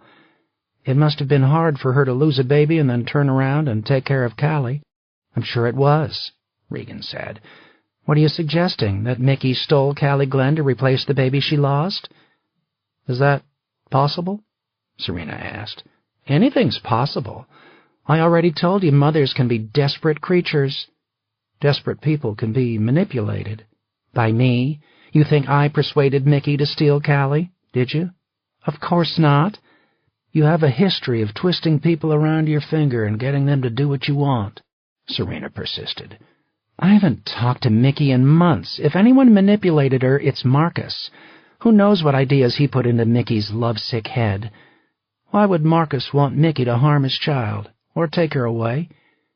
"If you can figure out why," Regan said, her voice dropping into a whisper, "then I guess you'll know everything."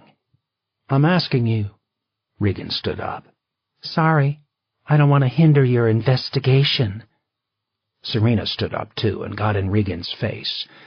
"Were you involved in Callie's disappearance?" "You know I wasn't. I was here at the hospital that night. Do you know what happened to her?" "We both know, but you don't want to face reality. You want to take something simple and make it complex. Marcus was obviously involved. Maybe Mickey, too." "Who was in your house the night I talked to you?" Serena asked. "Excuse me?" "There was an old Escort in your driveway when I arrived. When I left, it wasn't there anymore. Someone sneaked out while I was with you." "Who was it?" "I'm a medical professional. It's none of your business who I talked to." "So, it was a patient?" "I think we're done," Regan said. "If you want to talk about my nursing, you can get a judge to give you a warrant, and good luck with that. This isn't over. You'll see me again." "I'm sure I will," Regan told her. "You're obviously obsessed with me, Miss Dial, but I wish you'd give it up and do something useful, like catching the killer in my neighborhood. The Duluth police will get him." "Really? Is that supposed to be a comfort?" "The police are doing everything they can." "Tell that to the 4 women who are dead," Regan said. "Me? I'll keep sleeping with my shotgun." Chapter 28. Stride parked on the steep west side slope of Lake Avenue in the area of downtown Duluth known as the Central Hillside. It was the seamy section of town, prone to vagrants and hookers during the warmer months. Winter sent most of the itinerant population south, like migrating birds, but a few hardy souls always hung around to keep the cops and the social service agencies busy. As he parked, he saw a cluster of youths in heavy coats eyeing his car suspiciously from the corner of 4th Street. Maggie sat next to him with her chin on her fist as she stared out the window. They hadn't spoken much since it happened. "Is this Nick Geraldo's place?" Stride asked, nodding his head at the 4-story brick apartment building with the broken windows. Maggie nodded. "Yeah, this is it." He knew he should be the one to go first. It was his fault. For more than 10 years he had tiptoed around Maggie, aware of her feelings for him and careful not to lead her on. Now he had put both of them in an impossible situation. He stared at her on the other side of the car. The fire-engine red hair, that was so Maggie, wild and hip, doing whatever she wanted. Same with the diamond in her nose. He had always been closed off and serious, and she was funny and on the fringe, but they had clicked. Yin and yang. He couldn't imagine the idea of her not being in his life. That was one of the reasons he had always kept a safe distance between them, even in those moments when she had made it clear he could cross the line. Now the safe space was gone. Mistake. He had to say it. Mistake. She was waiting for him to break the silence and give them both a chance to pretend it had never happened. Except he didn't feel that way. Something was different. He felt alive again. He realized that the cofferdam of dead logs and debris inside his head had finally broken free, but the flood that came with it was out of control. Emotions ricocheted around his soul, threatening to do serious damage, as if he hadn't done enough damage to his life already. Serena. He felt a stabbing wave of guilt. Serena. She had been the center of his life for the past 3 years, and he had turned his back on her and cheated on her. Serena was no fool. She had always known how Maggie felt about him. If there was one thing she had feared in their relationship, it was that he would sleep with Maggie one day. Now he had. "Mags," he said. She swiveled her head to stare at him. He watched her face, which was patient and expectant. She assumed he was about to run like hell. She was waiting for him to say it. Mistake. When he didn't say anything, Maggie rode to his rescue again. "Look, do we have to make a big deal out of this?" she asked. "You feel guilty as hell, but you shouldn't. I don't. We needed each other, and something happened. Serena never needs to know. You can go back to the way things were." "What about us?" he said. She turned away without replying. He knew why. Even if he entertained the fiction that he and Serena could go on as they had before, he was certain that his relationship with Maggie had changed forever. They couldn't pretend otherwise. "Let's go check out the apartment, okay?" she said, ducking his question. "That's probably the manager over there." They climbed out of his truck and approached a short black man who paced in front of the apartment building. He greeted them with a firm handshake and introduced himself as Rufus Durand. Durand had steel-gray hair and was in his late 50s.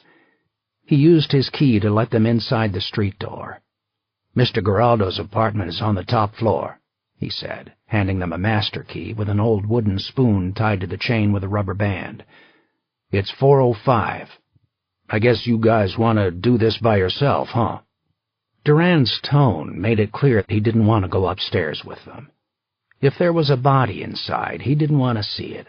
It probably wouldn't be the first time one of his tenants had gone out feet first. "We'll bring the key back," Maggie said. "Yeah, take your time. I'll sit down here and do the crossword." He withdrew a newspaper from under his arm and sat down in a card-table chair on the wall opposite the elevator. Stride and Maggie took the elevator upward. It was old and slow. Maggie shoved her hands in her jeans and danced impatiently on the balls of her feet. "When was this guy last seen?" Stride asked. "Saturday?" "Nothing since then?" "Nope. No calls in his cell, and he didn't show up at work. I called his parents in Des Moines. They haven't heard from him." They found Nick Geraldo's apartment and knocked. No one answered. Maggie twirled the key on the spoon and pushed it into the lock and let them inside. Geraldo's apartment had a single bedroom, an open space that doubled as living room and dining room, and a kitchenette. The furniture was sparse and had an estate sale smell. Stride headed for the bedroom, and he heard Maggie opening drawers in the kitchen. He found a twin bed, unmade.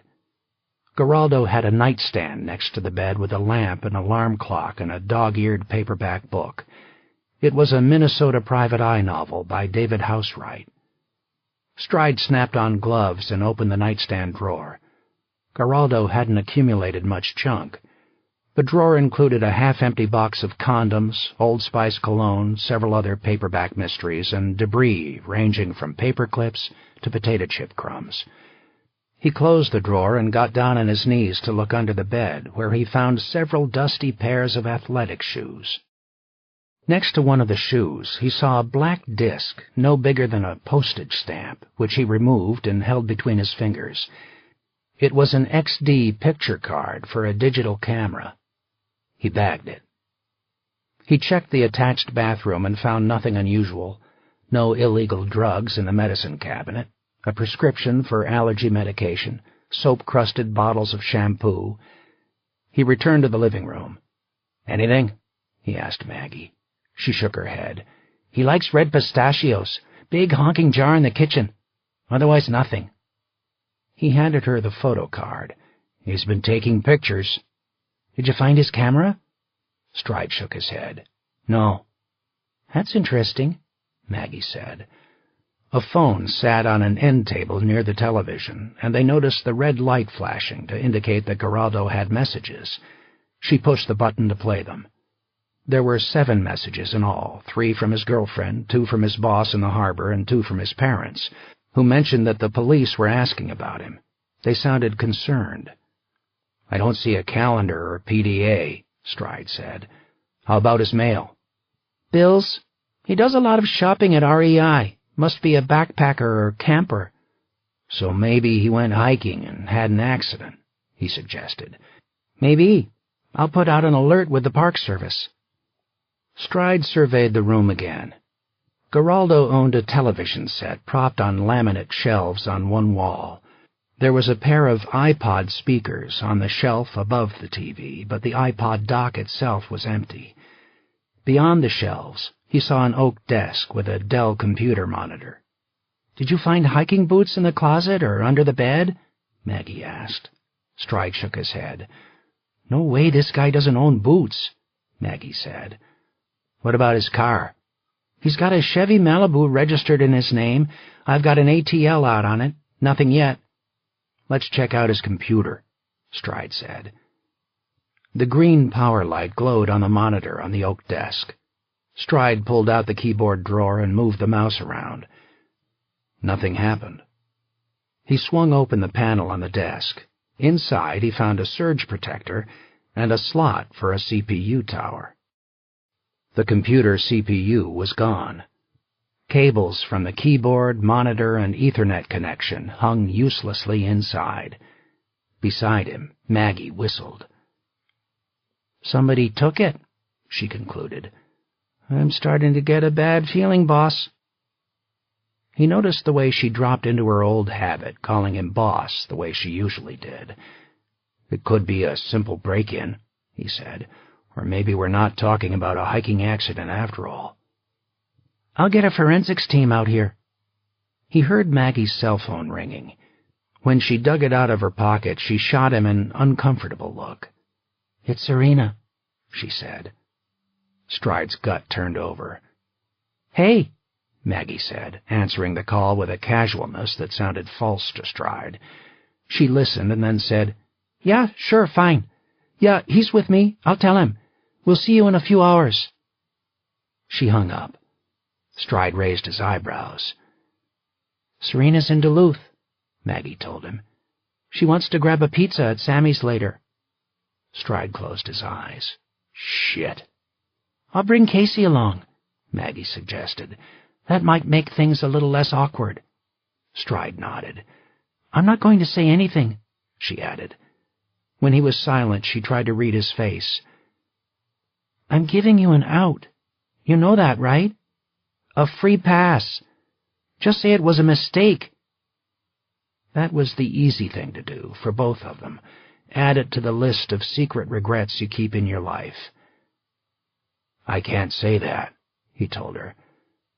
"I don't know if it was a mistake."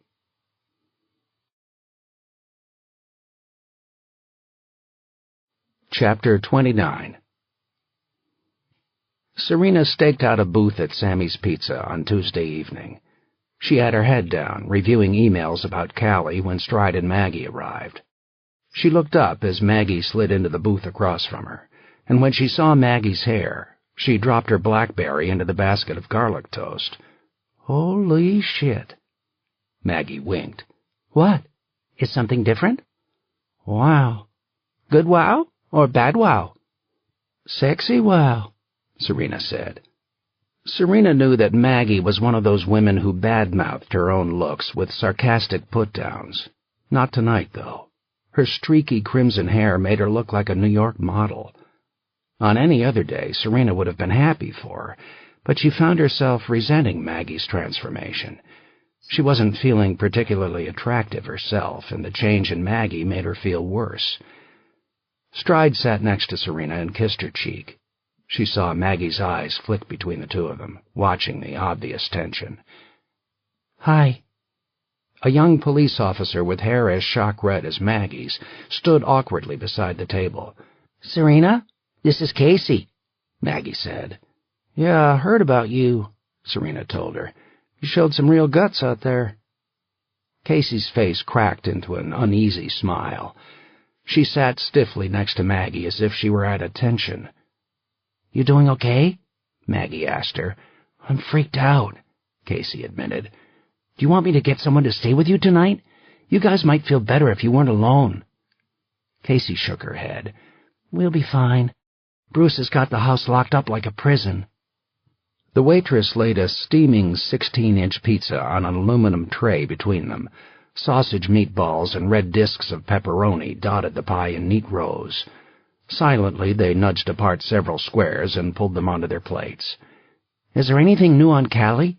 Maggie asked, pursing her lips and blowing on a piece of pizza to cool it. "I think that Regan Conrad knows more than she's telling me," Serena said. "I'm sorry, who?" Casey asked. "Regan's a nurse who was having an affair with Marcus Glenn," Serena explained. "She had a key to their house and she knows the layout. She also has a prior relationship with Medalia Vega, who was in the house when Callie disappeared. That's a lot of connections." "So what do you want to do?" Stride asked. "Get a search warrant?" "I'm not sure we've got probable cause," he said. She told Valerie Glenn she knew what happened to Callie, Serena insisted. Plus, I heard a baby when I was at her house on Saturday.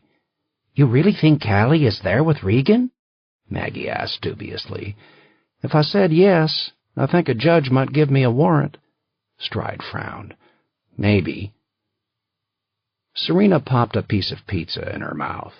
She tried to decipher the odd dynamic among the three of them. She and Stride were already acting like strangers, but even Stride and Maggie seemed to be avoiding each other. She told herself that it was a virus, starting in Stride's head, spreading to herself, and now infecting Maggie, too. Casey looked uncomfortable being with them. The young cop pushed around the pizza on her plate and barely ate a thing. She had nervous, darting eyes, like a sparrow hopping on the lawn, aware that a cat might be ready to pounce.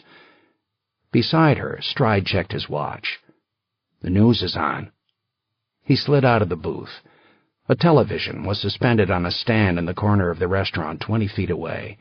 He turned it on and flipped through the channels until he found a summary of current news. They didn't have to wait long for the hot story of the week. When the network cut away to a live feed of Blair Row in front of the county office building in Grand Rapids, Stride turned up the volume. Serena could hear it from the table. A new twist in the disappearance of Callie Glenn, Blair reported with high-pitched excitement, adjusting her black glasses on her nose.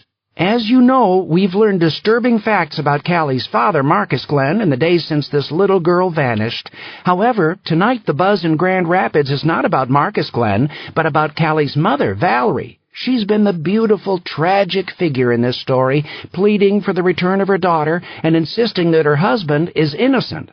The police have pointedly raised no suspicions in this case about Valerie herself, perhaps in part because her sister is a senior member of the sheriff's department.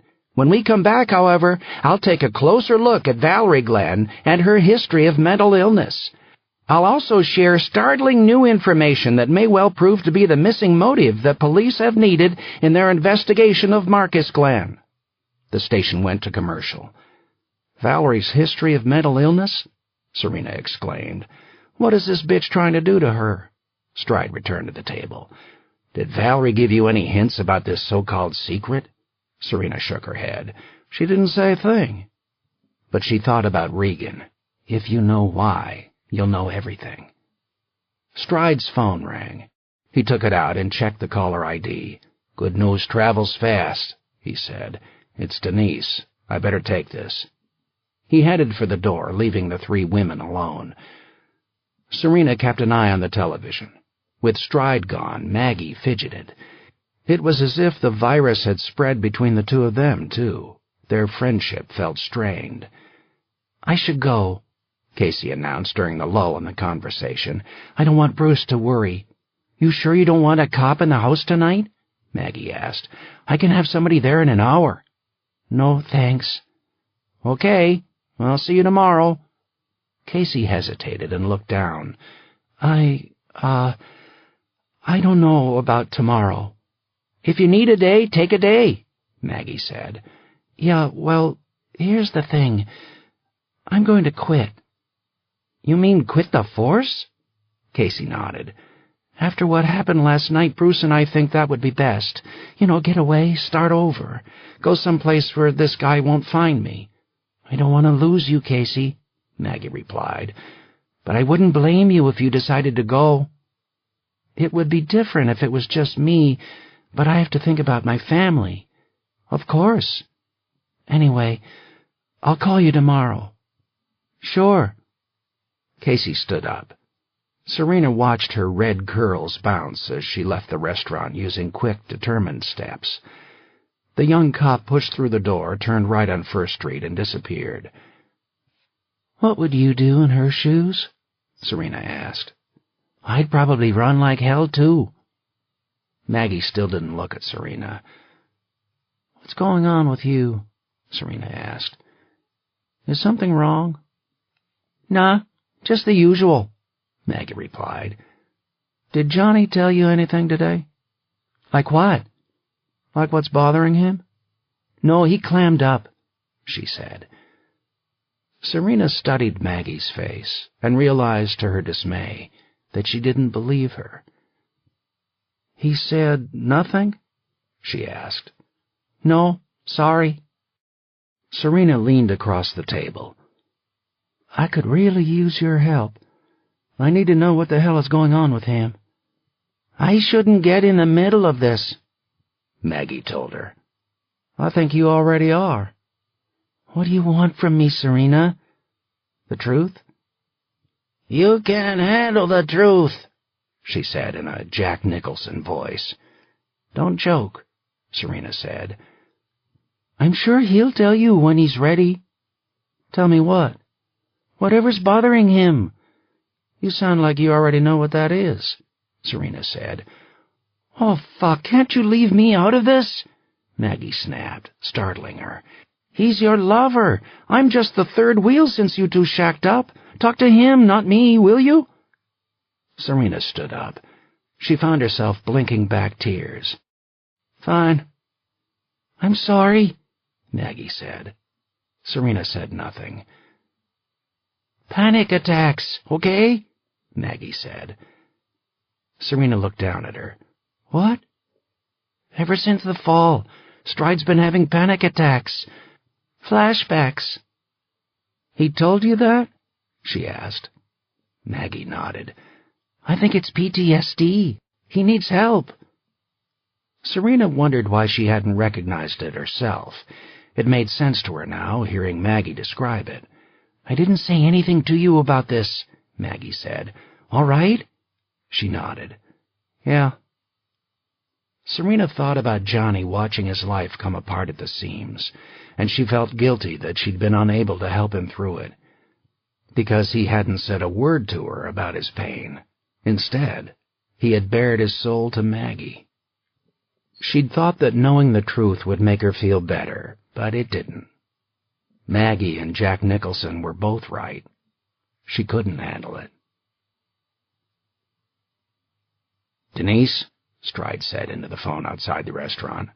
"Are you watching the news?" she asked. "Yeah." "Blair fucking Rowe," Denise said. "Looks like she has her sights set on Valerie now." "Yeah, my angel of a sister." "Do you know what this big secret is?" Stride asked. Denise's voice was flat. Her emotions had drained out of her like oil from her car. "Yeah, I know." "So what is it? Does it affect the case?"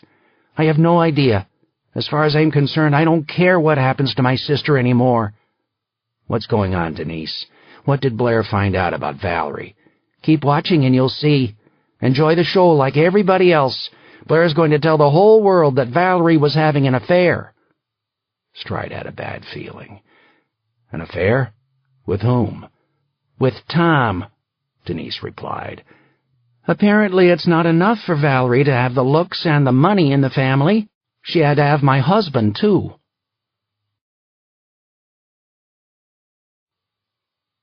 Chapter 30. Regan Conrad climbed down from her Hummer in the driveway outside her house and thumped the door shut. Behind her, the porch light threw her shadow down across the dormant fields like a giant's. She walked a few steps into the open land where the fields began.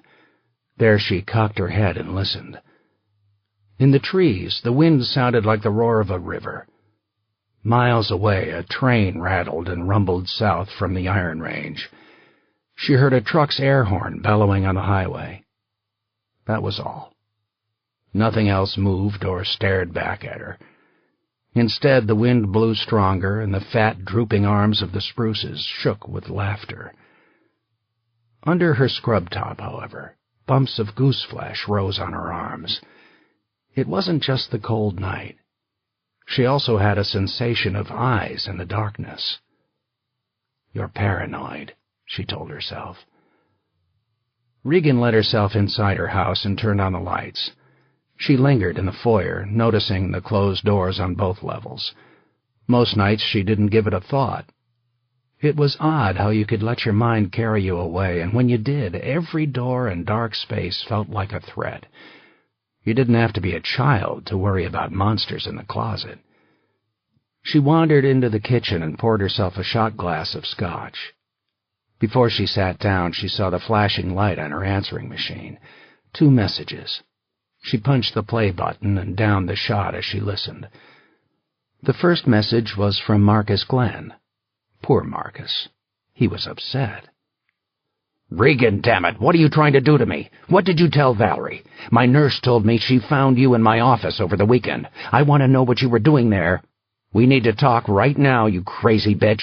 I need to see you. I want to know what in the hell you did." He hung up. Her lips curled into a smile. She had gotten under his skin. What a fool he was, cuckolded by that blonde bitch. How could he tolerate that woman in his bed? A woman who barely moved as he made love to her and then had the nerve to give her body to someone else. Marcus could have had Regan. They could have been together. It was his mistake to choose so badly. "How does it feel?" she growled at the machine. "How do you like having the whole world turn against you, even your pretty little wife?" The second message was time-stamped an hour ago, but the message was blank, empty. It went on for a full minute with nothing but silence on the machine. Her face twisted with concern as she listened. The longer the dead air stretched out, the more threatening it became. She got up and checked the log of callers on the phone. The last call was labeled private. Regan replayed the message and leaned close to the machine. This time she realized that she could hear someone breathing in the background. Whoever it was let the call drag out without saying anything, but he or she breathed near the phone, loud enough that Regan would hear it. She deleted both messages. Maybe it was Marcus again, playing with her head. She wouldn't give him the satisfaction of being afraid. Regan poured another shot and finished it in one swallow, and then went upstairs. She thought about leaving the downstairs lights on, but she told herself that she was overreacting. The house was empty. The doors and windows were locked and secure. In her bedroom, she removed her scrubs and dropped them down the laundry chute to the basement. She brushed her teeth and took a shower, and then slid into bed with her body warm and damp. She reached out with her right hand. Next to the bed, propped against the wall, was a shotgun. 2 cartridges loaded. Pick it up, point, and shoot. She stroked the glossy wooden shaft with her fingers, and she felt better. She reached for the lamp on her nightstand and turned it off, throwing the room into complete darkness. Only the green glow of the clock gave any light. She closed her eyes. Moments later, she was dreaming. Regan had no idea how much time had passed when she started awake. Her eyes flew open. She glanced at the clock, but the face was dark, and the absolute silence of the house told her that the power was out. With the furnace shut down, the bedroom had already grown cold. Her bare arms and shoulders lay above the blanket, chilled. Her dream faded as her mind wrapped itself around the real world again. She stared blindly at the ceiling. Regan shivered. Something was wrong. The sensation of eyes in the darkness was back, but it was inside now, with her, in the room. She lay frozen, not wanting to draw attention to herself. She thought about closing her eyes again and pretending that everything was fine. Go back to sleep, dream. It was nothing but her imagination. Maybe she was dreaming right now, but she knew she wasn't. "He's here," she thought. Her right hand came alive. Inch by inch, her fingers crept along the silk of the blanket, moving invisibly in the black bedroom. No one could see. Her hand nudged over the side of the bed, and she reached out, hunting for the barrel of the shotgun, ready to yank the gun into her arms. She knew exactly where it was, had measured the distance in the darkness countless times in the last month, had practiced and rehearsed in case this moment ever came. The gun was gone. It wasn't there. Her heart jumped with panic. She bolted up in bed, not pretending anymore. The blanket slipped down. She took open-mouthed breaths, and her chest heaved in fear. She leaned down and felt desperately along the ground with her hands, thinking the gun had slipped to the floor. No. She heard a noise. Someone was in the room across from her, settled into the armchair, watching her. She eased against the headboard and tried to see. Her eyes grasped for a beam of light, but everything was dark. A voice came from across the room, bitter and intense. "Why couldn't you keep your mouth shut?" She understood. Everything made sense now. "You're making a mistake," Regan said in her calmest voice. "You don't have to do this." They were sweet, persuasive words, but they didn't work this time. The voice split the silence again. "You lied to me." Regan wondered if she had any hope of escape. She had gone to sleep with the bedroom door open, but now, staring at the dark wall, she knew the door was closed. In less than 5 seconds, she could be out of bed and in the hallway, and from there she had a chance. She searched for the right moment to run. There was no time. Regan heard the noise of someone shifting in the chair, getting up. The wood and metal of the gun moved. She threw back the cover and sprinted for the door, but she wasn't fast enough. On the third step, in the middle of the plush carpet, the shotgun spat lead and flame and lit up the darkness. She howled as the shell ravaged the flesh and bone of her hip and spun her around. Her legs stopped working. She sank to the ground. She dragged herself toward the door, but the 6 feet between her and the hallway was infinite. Warm liquid ran on her skin. She grimaced as pain radiated outward from its hot core at her middle. There was blood in her mouth where she had bitten her tongue. She smelled burnt powder hanging like a cloud in the room. She heard someone coming closer, standing over her. As she writhed, the cold metal of the barrel sank into the skin of her forehead. The dead weight sat there, pressed against her skull, as the person holding the gun hesitated. Regan found herself laughing. Blood bubbled out between her lips. All she could think about was that damn song by Duffy, as if she could hear its beat thumping along with her heart, spilling blood on the floor. It occurred to her to beg for mercy, but that was pointless. It was too late for that. She didn't expect it, and she didn't get it. A flash of flame erupted again. At the speed of light, the brightness reached her eyes a millisecond before the shell detonated inside her brain. No mercy.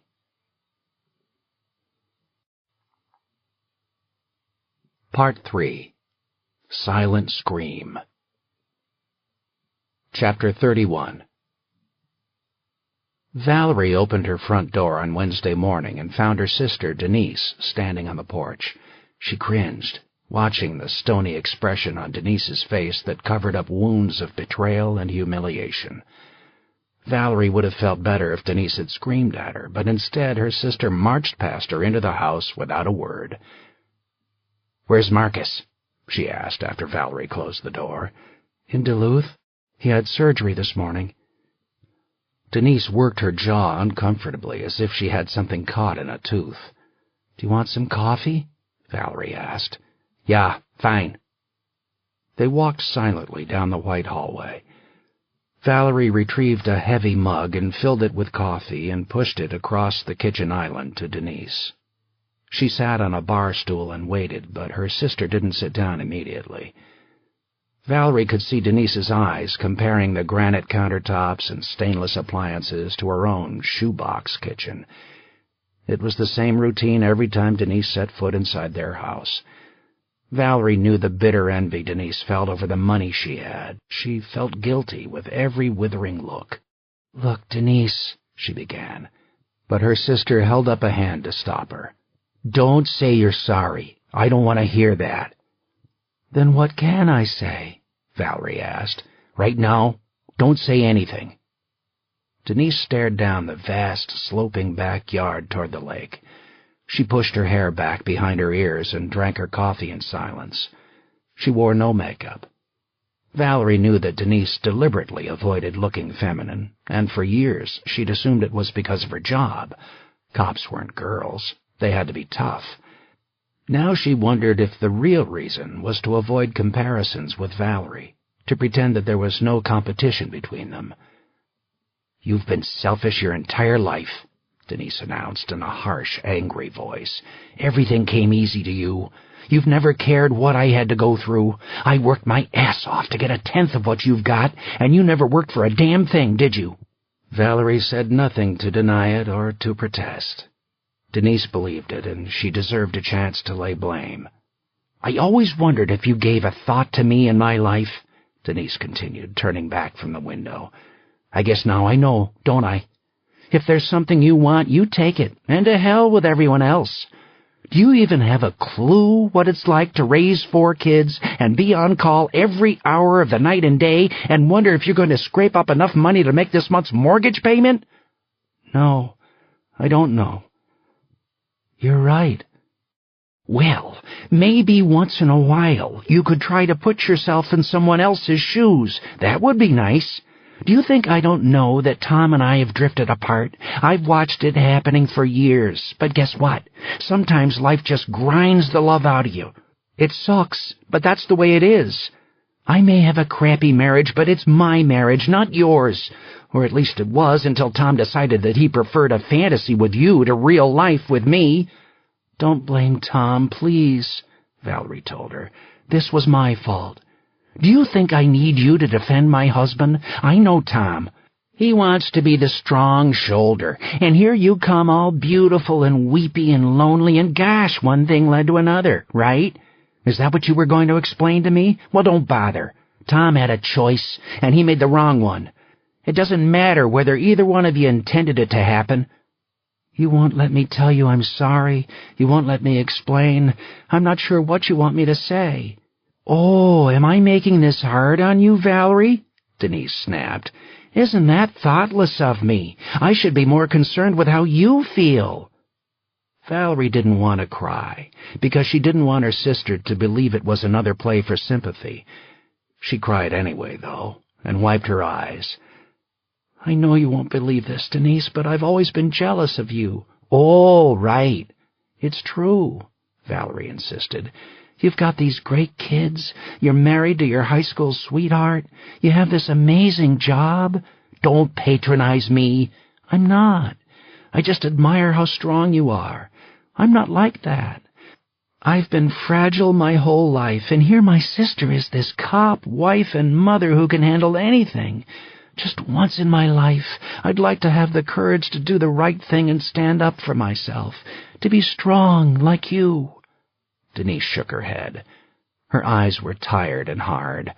"How could you, Valerie? How could you sleep with my husband?" "It wasn't about sex," Valerie told her. "I don't care about sex. I never have. I just needed to be close to someone. There's no explanation. There's no excuse. It may not matter to you that we never intended it to become physical, but we didn't." "I don't care." Valerie nodded and spoke softly. "It didn't last long. A couple times, that's all. We both knew it was wrong, but you have to understand that Tom rescued me. I'm not sure I'd be alive right now without him. I was thinking of suicide again back then." Denise slammed her mug down, making a loud crack of stone against stone. Coffee spilled on the granite countertop. "You are such a narcissistic little bitch. What do you want me to say? I'm so happy my husband saved my sister's life by fucking her brains out? You want to know what I really think, Val? I wish you'd gotten the balls and done it right.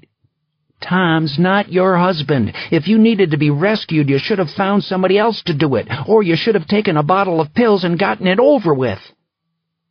Valerie paled, and she looked away, not wanting her sister to see the body blow she had landed. She separated a few paper towels from the roll on the counter and wiped up the spilled coffee. As she did, Denise reached out and put her hands over Valerie's. "I'm sorry," she said. "You don't have anything to apologize for," Valerie replied. "You're right. I was suffering, and I wound up hurting my own sister. I'm selfish, and I'm a coward." "Don't start with the self-pity." "What else do I have? The only thing I did right in my life was have Callie, and I couldn't even protect her." Denise pulled away in frustration. "This always happens. In the end, it's always about you, and I buy into it. It's been that way all our lives." Valerie didn't know what to say. She rubbed the counter until it was dry, making sure the coffee didn't leave a stain. "I have to ask you something," Denise told her. "As a cop and as a wife, I have to know." "What?" "Is Tom the father?" Valerie's eyes widened in shock. "Don't play games, Val," Denise continued. "I need to know. Is Callie Tom's baby?" "No." "Are you sure?" "Of course I am." "Tom's not sure," Denise said. "He told me so last night." "He's not Callie's father." "How do you know?" "I just know. I can see Marcus in her." "Did you have her tested?" "Of course not. I couldn't do that." "So you're just guessing," Denise said. "I asked Tom. He said the two of you had sex not long before you got pregnant." Valerie shook her head. "Marcus and I had sex too. He was the last one." "That doesn't make any difference." "My husband is the father of my daughter," Valerie insisted. "Do you believe that, or are you just trying to convince yourself?" "It's true." "You tried for 3 years and you didn't get pregnant. Then you started sleeping with Tom. Wake up, Valerie. Believe me, I know exactly how fertile Tom swimmers are." "Callie is Marcus's baby. I know it." "What about Marcus? Does he know it?" Valerie's eyes narrowed. "What do you mean?" "I mean, did Marcus know you were having an affair?"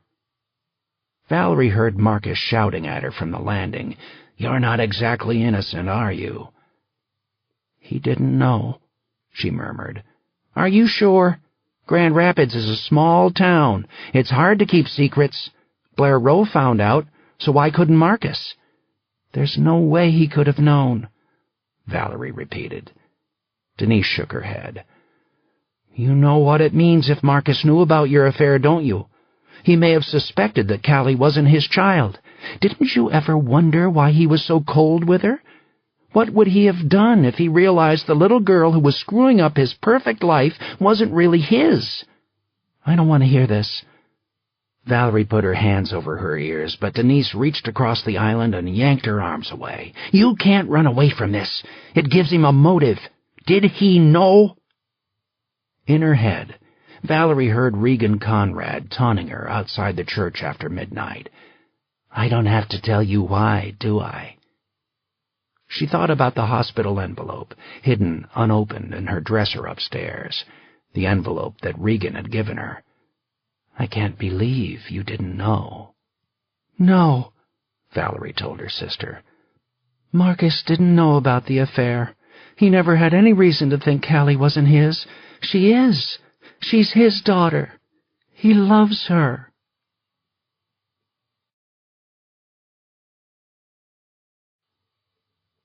Chapter 32. Maggie watched the contents of the photo disc that Stride had found in Nick Geraldo's apartment sprinkle in thumbnails across her computer monitor. She leaned closer and chewed on her lower lip. The photos were dark and difficult to distinguish. She clicked on one of the thumbnails and enlarged the image on her screen. The photo showed an industrial locale with a concrete floor and dusty pipes suspended from a bare ceiling. When she clicked on the next image, she saw a pair of giant boilers caked over with rust in front of a windowless wall. As she scrolled through the photographs, she found more images from the same underground site. One thumbnail, but only one, showed a picture of a person. Maggie saw a short, wiry man wearing jeans, rubber boots, a navy neoprene jacket, and a black wool cap. When she compared the picture to the driver's license photo in her file, she recognized Nick Geraldo. "Where the hell are you, Nick?" she murmured. Guppo poked his head around the corner of the office. He stood under a hot air vent, which fluttered his comb-over like a runaway hose. "We're getting some network interference out here," he told her. Maggie twisted around in her chair. "Oh? Yeah, we think it's your hair." He chuckled, and Maggie growled at him. "Don't poke the bear, Max. I'm not in the mood. Come check this out." "What you got?" He joined her behind the desk and squinted at the monitor. He breathed heavily, and his forehead was dewy with sweat. Stride found this photo card in Nick Geraldo's apartment, Maggie told him. It looks like this guy was inside some kind of factory. It doesn't look operational. The place is a mess. He worked her mouse with a beefy hand. That looks like some kind of coal burner. He must be in a sub-basement somewhere. But why? Guppo straightened up with a groan. Maybe this guy's one of those nut jobs who break into old buildings. Maggie probed her memory. Didn't we have an intruder report at the old armory a couple of months ago? Guppo nodded. Yeah. Somebody triggered the interior alarms. We sent a car over there, but we didn't find anyone. Pull the report for me, will you? Sure. Guppo waddled out of the office. Maggie set the images into a slideshow and leaned dangerously far back in her chair with her boots propped on Stride's desk. After the first few pictures, she drifted off, staring through the window at the mottled gray sky. She became aware of a hollow, guilty pit in her stomach as she thought about her and Stride together. It was one thing to wish for something for 10 years of your life and something else altogether to have it happen when you least expected it. She didn't think he'd meant what he said. In the end, he'd want to go back to the way things were. When he woke up, in a day, a week, or a month, he would curse himself for letting his relationship with Serena slip through his fingers. The only question was whether he would be alone in bed when it happened or whether Maggie would be with him. If that was how it was going to end, she didn't want to be there. She also knew that her friendship with Serena was doomed. Stride would tell Serena the truth. She didn't know if Serena would forgive Stride, but she would never forgive Maggie. That was fair.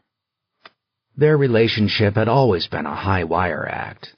Behind every barb, Serena had sent Maggie a message loud and clear. Hands off. He's with me, not you. And every time Maggie talked about the past, she sent a reply. I knew him first. Sooner or later, one of them was bound to fall. You okay? She looked up. Guppo was back. Yeah, I'm fine, she replied. Did you get the report on the armory? I did. Let me have it. He placed it in her hands, and she flipped through the handful of pages. He lingered, waiting for her to say something, but she waved her hand toward the door without another word. He left and closed the door behind him. She knew he was annoyed. She wasn't normally gruff with Guppo, and he didn't deserve it, but she didn't care. Let him tell the others that she was on the rag. The officers who responded to the call at the Duluth Armory had taken interior photos near the downstairs access doors, and it was obvious to Maggie that the photos matched the images on Nick Geraldo's disc. If that wasn't sufficient confirmation, she also spotted a notation in the police report that they had found red pistachio shells scattered throughout the armory rooms. She remembered the mason jar of pistachios in Geraldo's apartment. He had been inside the old building. She had no idea why Geraldo would invade the abandoned armory, which contained nothing worth stealing, only detritus from years of disuse, but she knew that urban explorers were like scuba divers or mountain climbers. They did it because it was there. She also thought it was a safe guess that Geraldo had been engaged in another break-in when he disappeared on Saturday. But where? Urban ruins were unstable and dangerous, and if something had happened to Geraldo, it might be years before they found him, if ever. Maggie studied the photos that looped across her monitor and spotted a single image of a different structure, outside, under the sunshine. She broke out of the slideshow and scrolled down to the corresponding thumbnail, which was the last picture on the card. When she enlarged it, she saw an old-fashioned school building set in the middle of an overgrown grassy field. The windows sported gaping, jagged holes that resembled bats. The walls were eroded and crumbling. A sinkhole sat where part of the school had collapsed and been hauled away, leaving only the foundation. Seeing it, Maggie recognized the locale. It was the old Buckthorn School. The ruins had been a headache for the police and the township for years. Teenagers were always getting inside and getting hurt, and just a few weeks ago, the city had scraped together the budget money to have the place boarded up and secured. Since then, she didn't think there had been any calls to the site. Looking at the photo, she realized that the school ruins would be an irresistible lure for someone like Nick Giraldo. Maggie pulled out her city directory and found the number for the administrator for the township of Buckthorn. She dialed, and Matt Clayton answered on the first ring. He had a big, exuberant voice. "Matt, it's Maggie Bay in the Duluth Police," she said. "Remember me?" "Hey, sure, Sergeant. Good to talk to you. What's up?" "It's that damned school again," Maggie told him. Clayton groaned. "Oh, shit, what now? We had that place locked up like Fort Knox." "I don't know what's going on. Maybe nothing. We haven't had any reports at our office, but I was wondering if you'd heard anything from neighbors on the farms up there? Complaints, nuisances, stuff that might not get to us." "Nothing," Clayton replied. "I thought we were finally done with that place. We had a contractor seal off the building, and we hired a local security guy to come by every couple of days and keep an eye on it. You know, walk around, tug on the locks, that kind of thing. He hasn't reported anything unusual." "What's his name?"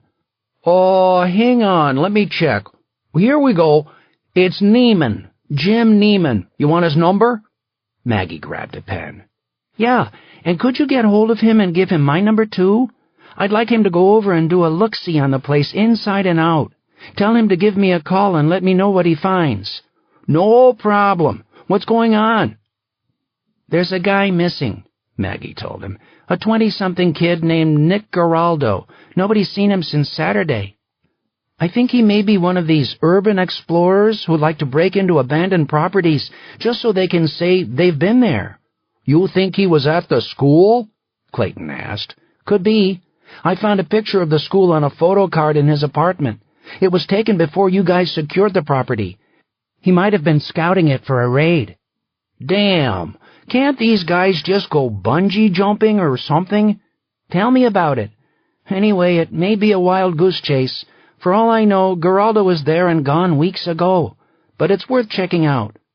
"I'll call Neiman and ask him to get out there today. I hope that kid's not inside. There's a lot of dangerous debris in that place, not to mention rats." "I'm not a big fan of rats," Maggie said. "You and me both." Maggie took another look at the police report from the armory break-in.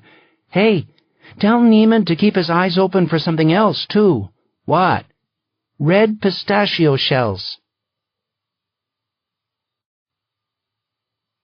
Chapter 33. Stride and Serena spent the morning in silence. They sat on opposite sides of the desk in the war room in Grand Rapids, with a pretense of paperwork between them. Her perfume drifted across the short space and smelled sweet and familiar. The heat in the building had been cranked until it was uncomfortably warm in the tiny office. When her head was down with her dark hair tumbling across her face, Stride found himself staring at her. She was one of the most beautiful women he had ever met, complex, wounded, attractive. 3 years ago, she had seemed like the perfect fit for him, as if two broken souls could come together and make a whole. Serena looked up and met his eyes. They didn't need to speak to send a message between them. She felt angry and rejected. It had been bad enough before, but it was worse now, and he realized that they were spiraling out of control. She knew it too. She waited for him to talk to her, and when he didn't, she got out of her chair and closed the office door. She leaned against it and folded her arms. "You told her," Serena said, her voice fierce. Stride didn't understand. "What do you mean?" "Not me. You told her." "Maggie," he said. "Yeah, Maggie. She told me what's been going on." Serena cupped her long fingers in front of her chin. "I want you to understand something, Johnny. I'm hurting for you. I knew you were pushing me away, but I didn't know why. Now I do. I get it. And I'm sorry." "So am I. But I'm having a lot of trouble with this," she continued. "You were going through hell, and rather than talk to me about it, you let it sabotage our whole relationship. Then when you finally opened up about what was going on, it wasn't to me. Do you have any idea what it felt like to hear about this from her?" "You're right. I should have told you myself." "Well, you didn't. You couldn't open up to me. I was hoping you and I were past that, but obviously we aren't." "I guess not." "But you were able to talk to Maggie."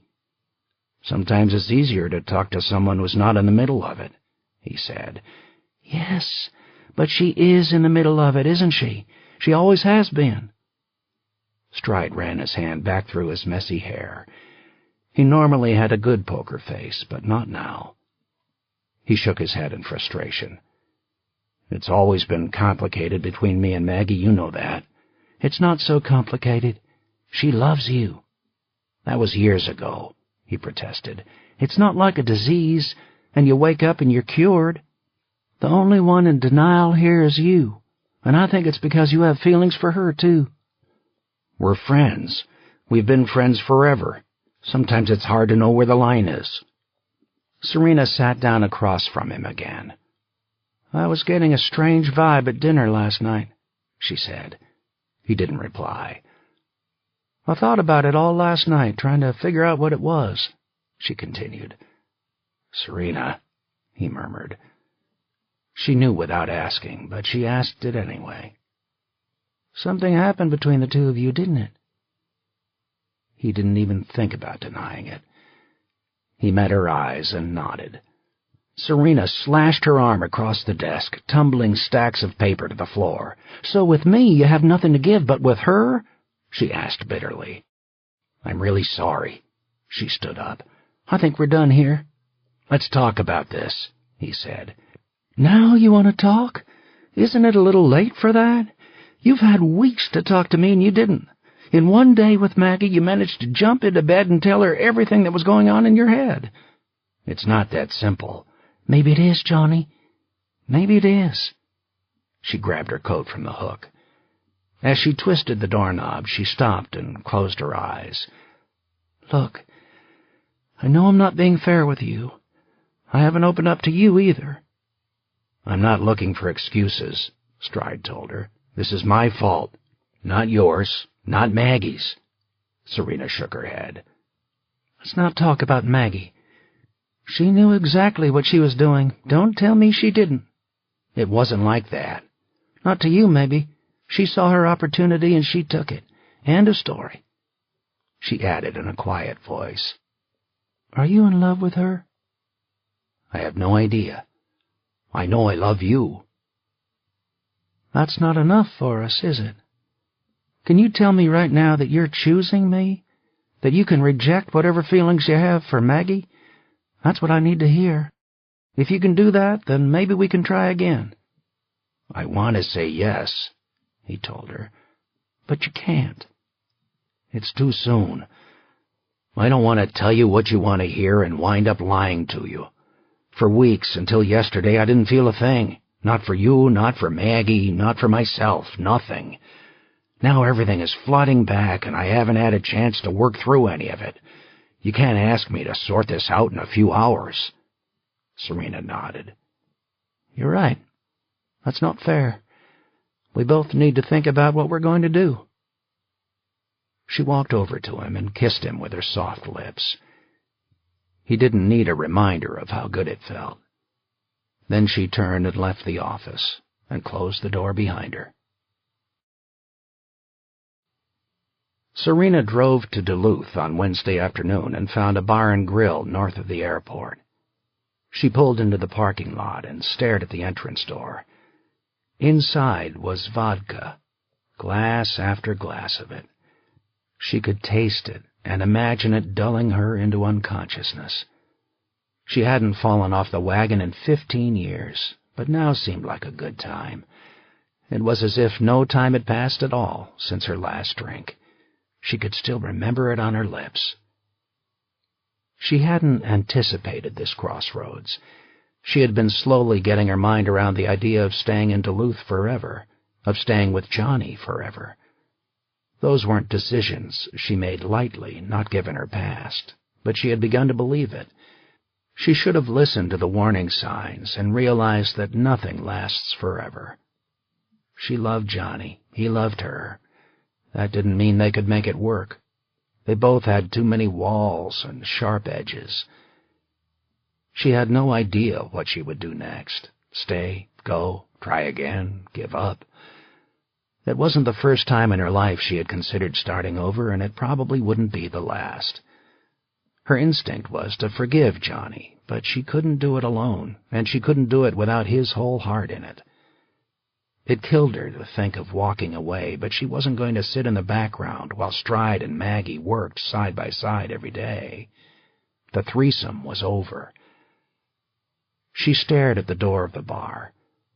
The lure of vodka was so vivid and clear that she could hear it calling to her. She could see the liquid in the bottle, watch it splash into her glass and swirl around the ice, one drink after another, until she was in the same state of mind that Johnny had been, feeling nothing.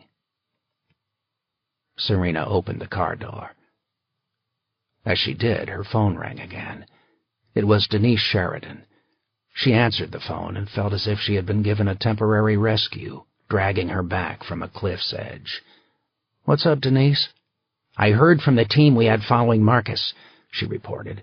"He was in Duluth this morning in surgery." "So?" "So he left the hospital to go back to Grand Rapids, and they lost him." "How?" "He knew they were back there. He deliberately ran a light and got them off his trail. It may not mean anything, but I wanted you to know." "Where was he when he skipped?" Serena asked. "Rice Lake Road near Martin. They thought he was heading back home, but we staked out Highway 2 and he never showed." "What's he driving?" "A burgundy Lexus." Serena thought about Marcus Glenn speeding into the North farmlands. She was in the same area herself, and she was pretty sure she could read the surgeon's mind. "I know where he's going," she said. Chapter 34. Casey, you're running, aren't you?" Her face came into focus through the binoculars. She stopped in the front door of her farmhouse as if she knew she was being watched. Her nervous eyes flicked to the woods behind their garage, then to the open fields and down the dirt driveway to the highway, where a police car was parked on the shoulder. A bored policeman eyed the traffic in both directions. Casey balanced 2 boxes in her arms. She carried them to a rental truck parked next to the garage and disappeared up the ramp into the rear of the truck. A minute later, she returned to the house with empty arms for another load. He had been watching the back and forth from his vantage in the trees for nearly an hour. Casey's husband had arrived with the truck around noon, and since then, the two of them had led a steady parade as they packed the truck with their belongings. "You can't run, Casey. It doesn't work that way. We're not done." Bruce Kennedy opened the front door with his boot and trudged down the steps. He watched him. Casey's husband was a big man with fair blonde hair and a bushy beard. He wore jeans and an untucked flannel shirt. He had the look of a plodder, a follower who did what he was told. No doubt Casey could lead him around by the nose, but she deserved better. It made him angry looking at Bruce Kennedy through the binoculars and imagining this clumsy man with no idea what a special prize he had.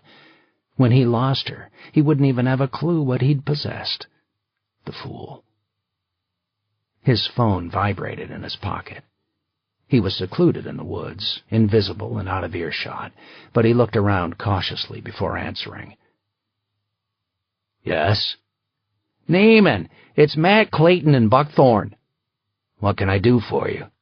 "Have you been out to the school lately?" Clayton asked. Neiman hesitated.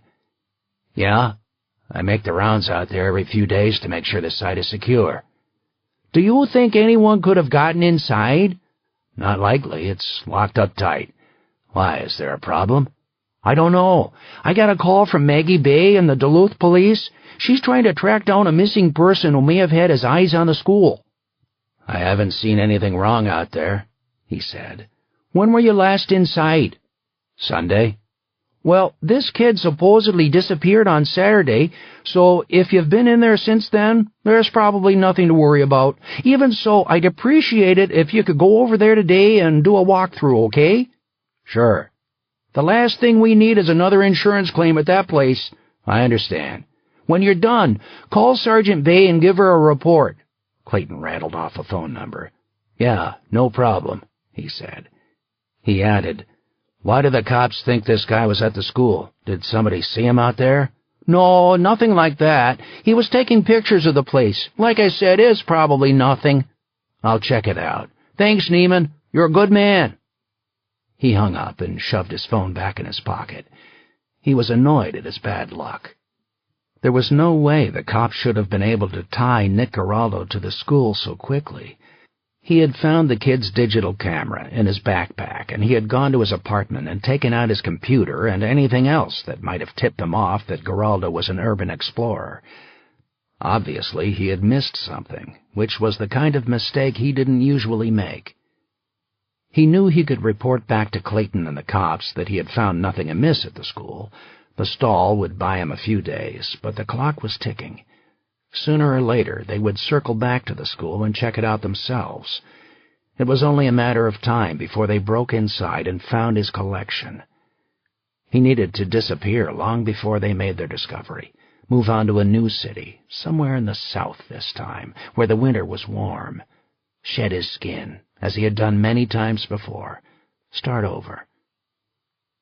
When he lifted his binoculars, he saw Casey again. The wind blew her red hair across her face. Her jaw was clenched. She looked desperate and fierce, like a wounded animal that fights even harder when it knows it's about to die. He admired her courage. That was why he had something special planned for her. As he thought about it, he realized that the timing was perfect. Tonight was the night to wrap up his stay in Duluth. The hunt for Nick Giraldo might even work to his advantage. If he didn't act, Casey would be gone in the morning, and he didn't want to risk losing her.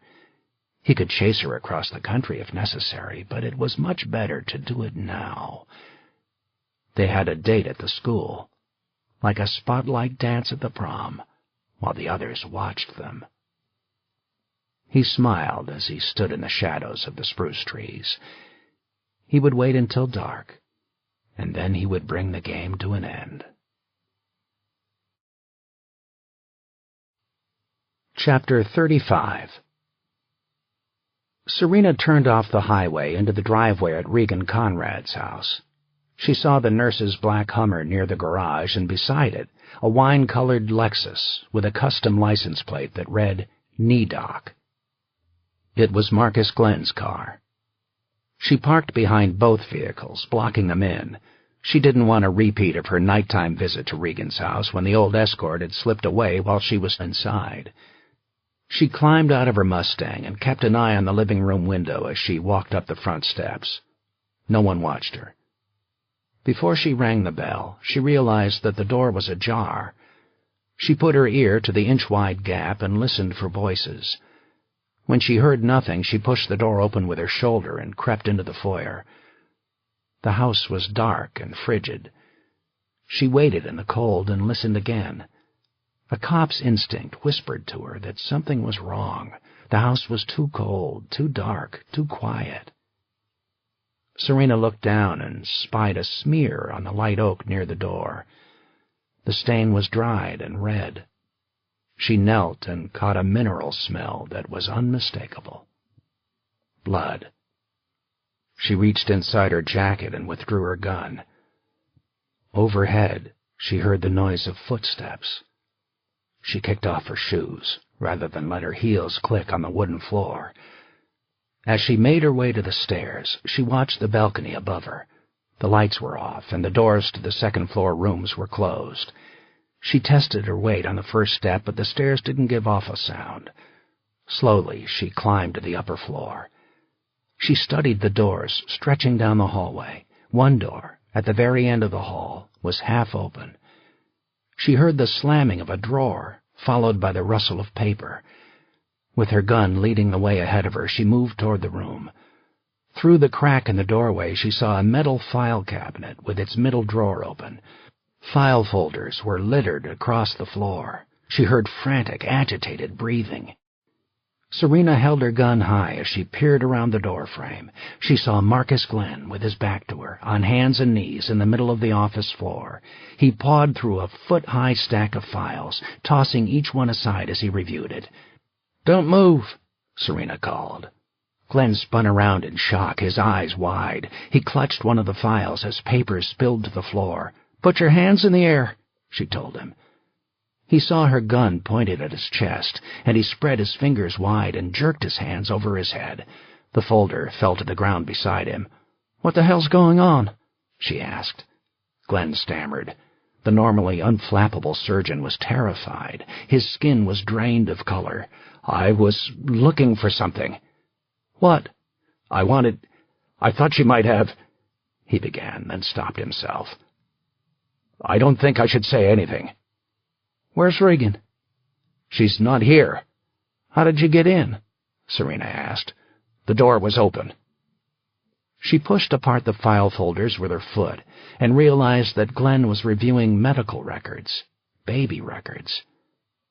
"You want to try again, Dr. Glenn?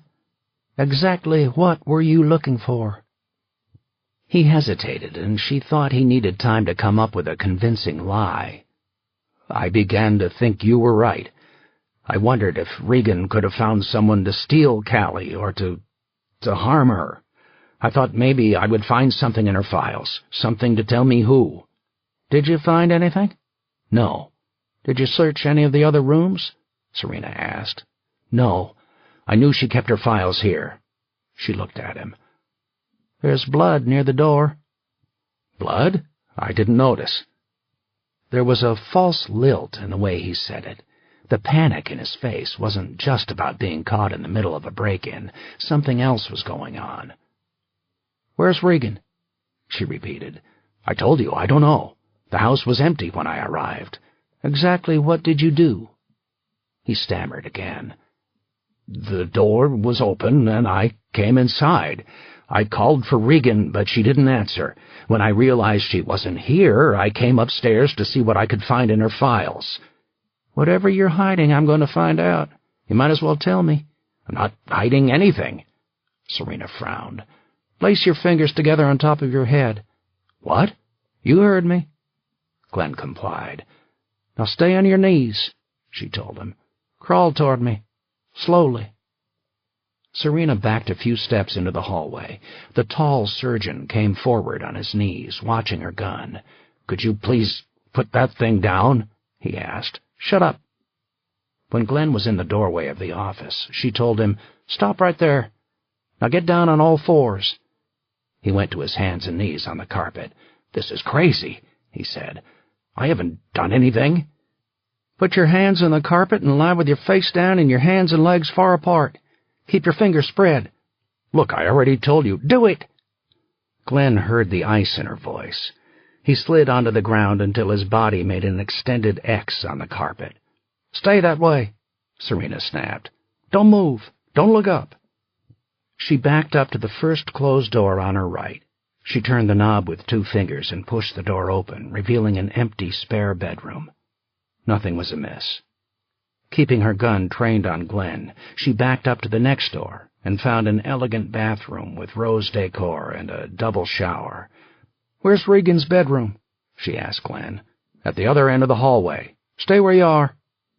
She walked past the stairs to the closed door leading to the master suite.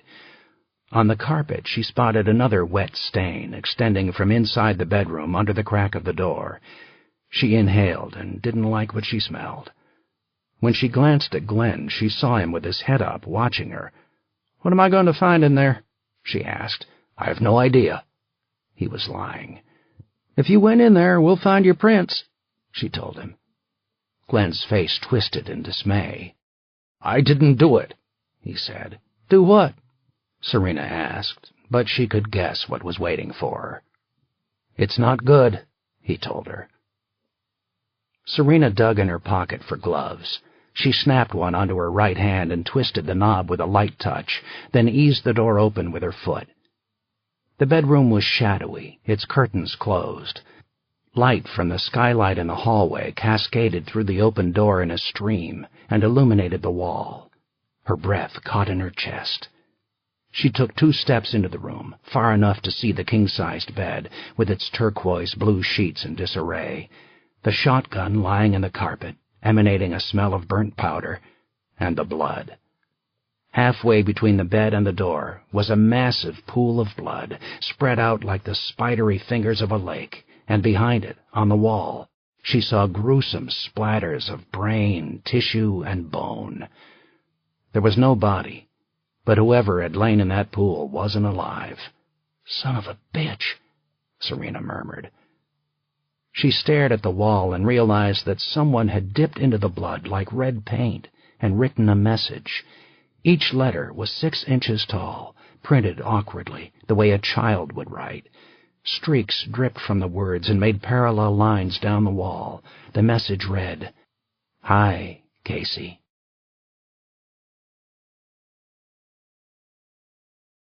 Chapter 36.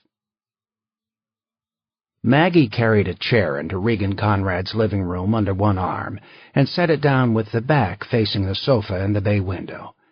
She straddled the seat and leaned her forearms on top of the chair. Her heels sank into the plush carpet. She eyed the glass artwork in the room with casual curiosity, and then focused on Marcus Glenn, who sat on the sofa with his hands in his lap. "When can I go home?" Glenn asked. Maggie shrugged. "What's the rush, Doc?" "I have surgery scheduled in the morning. I can't just walk into the hospital and cut someone open. I have to prepare." "Yeah, those knee jobs. Ka-ching, right?" she said. "I saw your Lexus outside. Knee doc. That's pretty cute.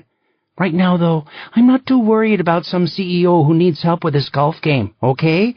We found you at a crime scene, Dr. Glenn, so whether you make it home today really depends on the conversation we're having right now." The surgeon settled back into the sofa with an exaggerated sigh.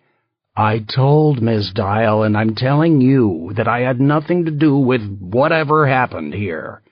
"So, you were just in the wrong place at the wrong time. Again. This is becoming sort of a habit for you, isn't it? You were in the house when your daughter disappeared, but you had nothing to do with it. You were in the house where a murder appears to have taken place, but you had nothing to do with it." "That's right." Maggie had dealt with doctors before, and she knew they were tough to rattle, but Glenn's eyes were nervous underneath his annoyed facade. He had been caught with his hand in the cookie jar, and he knew it. When Maggie didn't say anything more, Glenn added, "Look, if someone killed Regan, it happened hours before I arrived." "Really? How do you know that?" "I'm a doctor. I see a lot of blood." "But you're not a pathologist, are you?" "I'm also not a magician. I can't make a dead body disappear.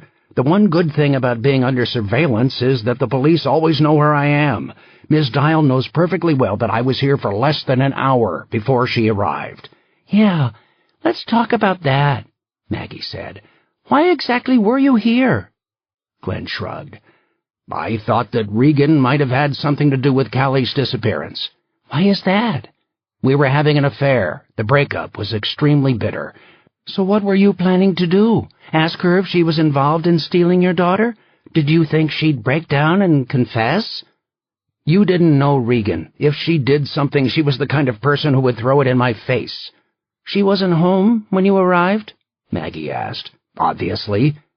"Did you break in, or was the door open?" "The door was open." Maggie nodded. "Do you have a key?" "I didn't need a key. I told you the door was open." "Let's try answering the questions I ask. Do you have a key to Regan's house?" "Yes, I do," Glenn admitted. "Regan gave me a key while we were involved." "Do you have it with you?" "I imagine it's still on my keychain. I haven't thought about it in months." Maggie smiled. "Sure. You came here with Regan's house key, but you didn't even think about breaking in. So, why did you go inside?" "I was concerned when I saw the door was open," Glenn said. "I shouted, but there was no answer. I began to look around the house, and that was when I saw that something terrible had happened." "Why didn't you call the police?" "I was about to call them." "Really? Miss Dial said you were too busy ransacking Regan's medical files." "I thought Regan might have kept something that would tell me if she was involved in what happened to Callie." Did you think you were likely to find something that the police would miss? Or were you planning to make sure we didn't find whatever you were looking for? Glenn didn't reply. When was the last time you spoke to Regan? Maggie asked. It was months ago. Have you called her recently? No. You're sure? Glenn backpedaled as he read Maggie's face. Actually, I left her a message last night. I told her I wanted to talk. I didn't actually speak to her. Maggie nodded. People think they can delete answering machine messages, but they're among the easiest things to recover. We pulled up your message to her. You said something about Regan being in your office over the weekend. Glenn didn't look happy. Yes, my nurse told me she was there. Why would Regan be in your office? I don't know. That's what I wanted to find out. Would you like to make a guess? I have no idea, Glenn told her. Were you concerned that she stole something? He blinked uncomfortably. I told you, I don't know, he repeated. Regan told your wife that she thought you were responsible for your daughter's disappearance, she said. That's completely untrue. It makes me wonder if your story is a little backwards, Dr. Glenn. What do you mean? Maggie leaned forward. I mean, are you sure you weren't going through Regan's files to find out if she had any evidence that you were involved in Callie's disappearance? Evidence she may have taken from your office? Of course not. It's quite a coincidence. You showing up at Regan's house after someone else killed her? I had nothing to do with it. Did you know she was dead? Did you come here to erase evidence before the crime was discovered? Glenn shook his head. I didn't know anything had happened to Regan until I got here. Who do you think killed her? Maggie asked. He shrugged. She lives in the North Farmlands. There have been some terrible crimes here recently. So you think the same person who killed the other women also killed Regan? I have no idea. But doesn't that seem likely? The women in the hospital are all afraid of this man, whoever he is. Regan bragged about sleeping with a shotgun by her bed. Maggie raised her eyebrows. You knew she had a shotgun? A lot of people did, Glenn replied defensively. Regan didn't make it a secret. She was scared of this maniac like everyone else. Not everyone is scared when a serial killer comes to town, she told him. What the hell does that mean? Maggie pushed her red hair out of her eyes and frowned. Every now and then, Doctor, someone sees it as an opportunity. Serena sat in her Mustang in Regan's driveway, staring through the open window at the snow-covered fields. It was almost dusk, but she wore sunglasses, and Maggie suspected she had been crying. She didn't say a word as Maggie opened the passenger door and sat beside her. They didn't look at each other. Maggie left the door open and kicked at the dirt outside with her boot. When she took a sideways glance at Serena, she could see that her face was rigid with fury. She didn't blame her for being angry, and she had no idea what to say. There was no way to make it better. Glenn didn't do it, Maggie announced after an uncomfortable stretch of silence. Or at least he didn't pull the trigger. That doesn't mean he's not involved. Serena didn't say anything. Maggie glanced at the highway and saw media vans parked on the shoulder. The press already has the story, she continued. Blair Rowe was on CNN half an hour ago speculating about a link between the murder here and Callie's disappearance. Serena shrugged. Blair Rowe knows everyone in the Grand Rapids police. Someone leaked. What do you think? Is there a link between the two cases? I think Marcus is lying about why he was here, Serena said. I'd like to know what he was really looking for in those files. Yeah. What does Guppo say about the crime scene? Serena asked. Is it the Farmlands killer?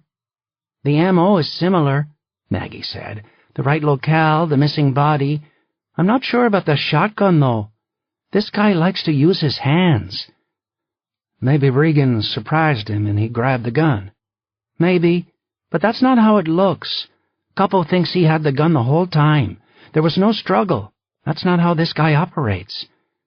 Except there's the message on the wall, Serena said. Maggie nodded. Yeah, the message feels authentic. This guy is playing with Casey. But I still don't buy the coincidence that he went after Regan Conrad just for the hell of it. There's a connection to Callie in all of this. Have you told Casey about the message on the wall? Not yet. I asked her to come over here. She's not far away. I talked to Stride, Serena said. He's going to talk to Mickey Vega. She's the one link we know about between Marcus and Regan. Yeah, I talked to him too. Serena shook her head and laughed bitterly. Of course he did. What was I thinking? Look, Serena, Maggie said. Serena held up a hand, stopping her. I don't think we should do this now, do you? We're professionals. That's all.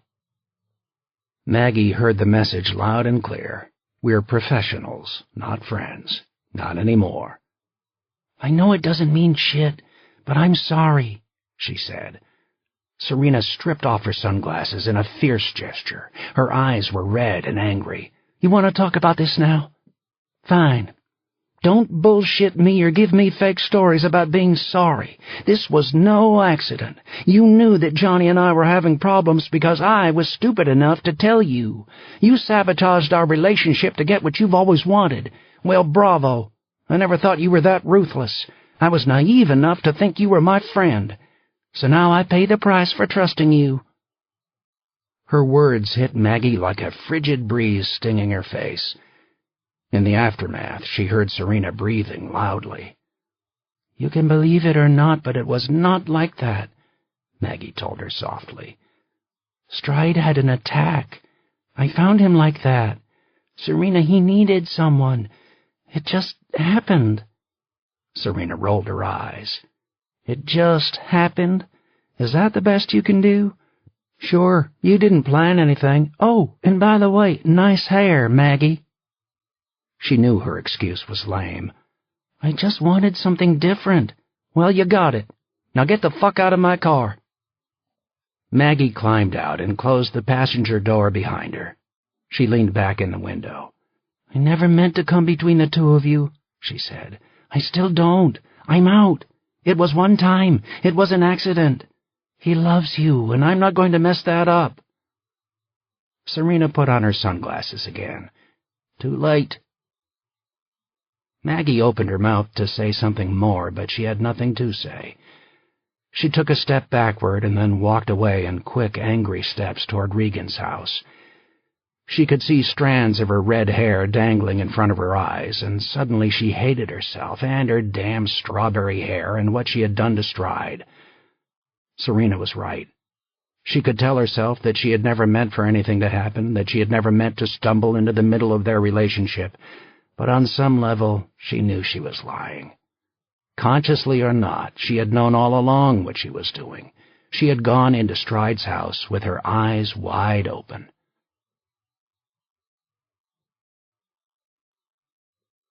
Chapter 37.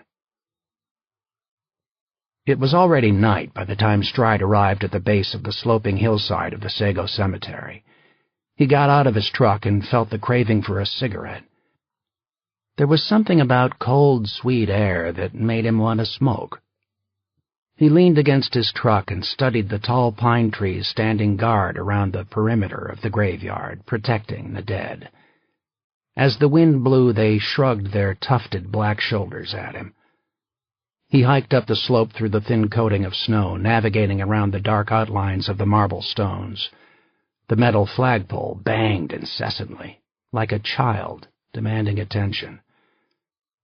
At the top of the hill, he crept along the ragged edge of the woods, looking for the path that led to the trailer where Mickey Vega lived. When he found it, he plunged into darkness between the columns of tree trunks. He took careful steps, avoiding noise, as if he were intruding on something sacred. He remembered what Mickey had told him. This was a place where people buried things they didn't want found. Ahead of him, 50 yards away, he saw the squares of light from a mobile home in the clearing. It was an isolated place to live, hidden from view. As he got closer, he heard the canned noise of a television, sounding odd and artificial in the forest. When he knocked, he heard a female voice speaking loud, rapid Spanish, and then the television went silent. Mickey Vega opened the door. She scowled when she saw him. You again. What do you want? Can I come in? What if I say no? You going to bust down my door? No. Mickey shrugged. Yeah, what do I care? Come in. See how I'm taking bread out of the mouths of American workers? He climbed 3 steps into the trailer, which sagged under his weight. It felt claustrophobic with its low metal ceiling and narrow walls. The furniture smelled musty like a wet dog, and the tiny space was messy with magazines on the floor and dead plants on the window ledges and empty beer cans stacked on card tables.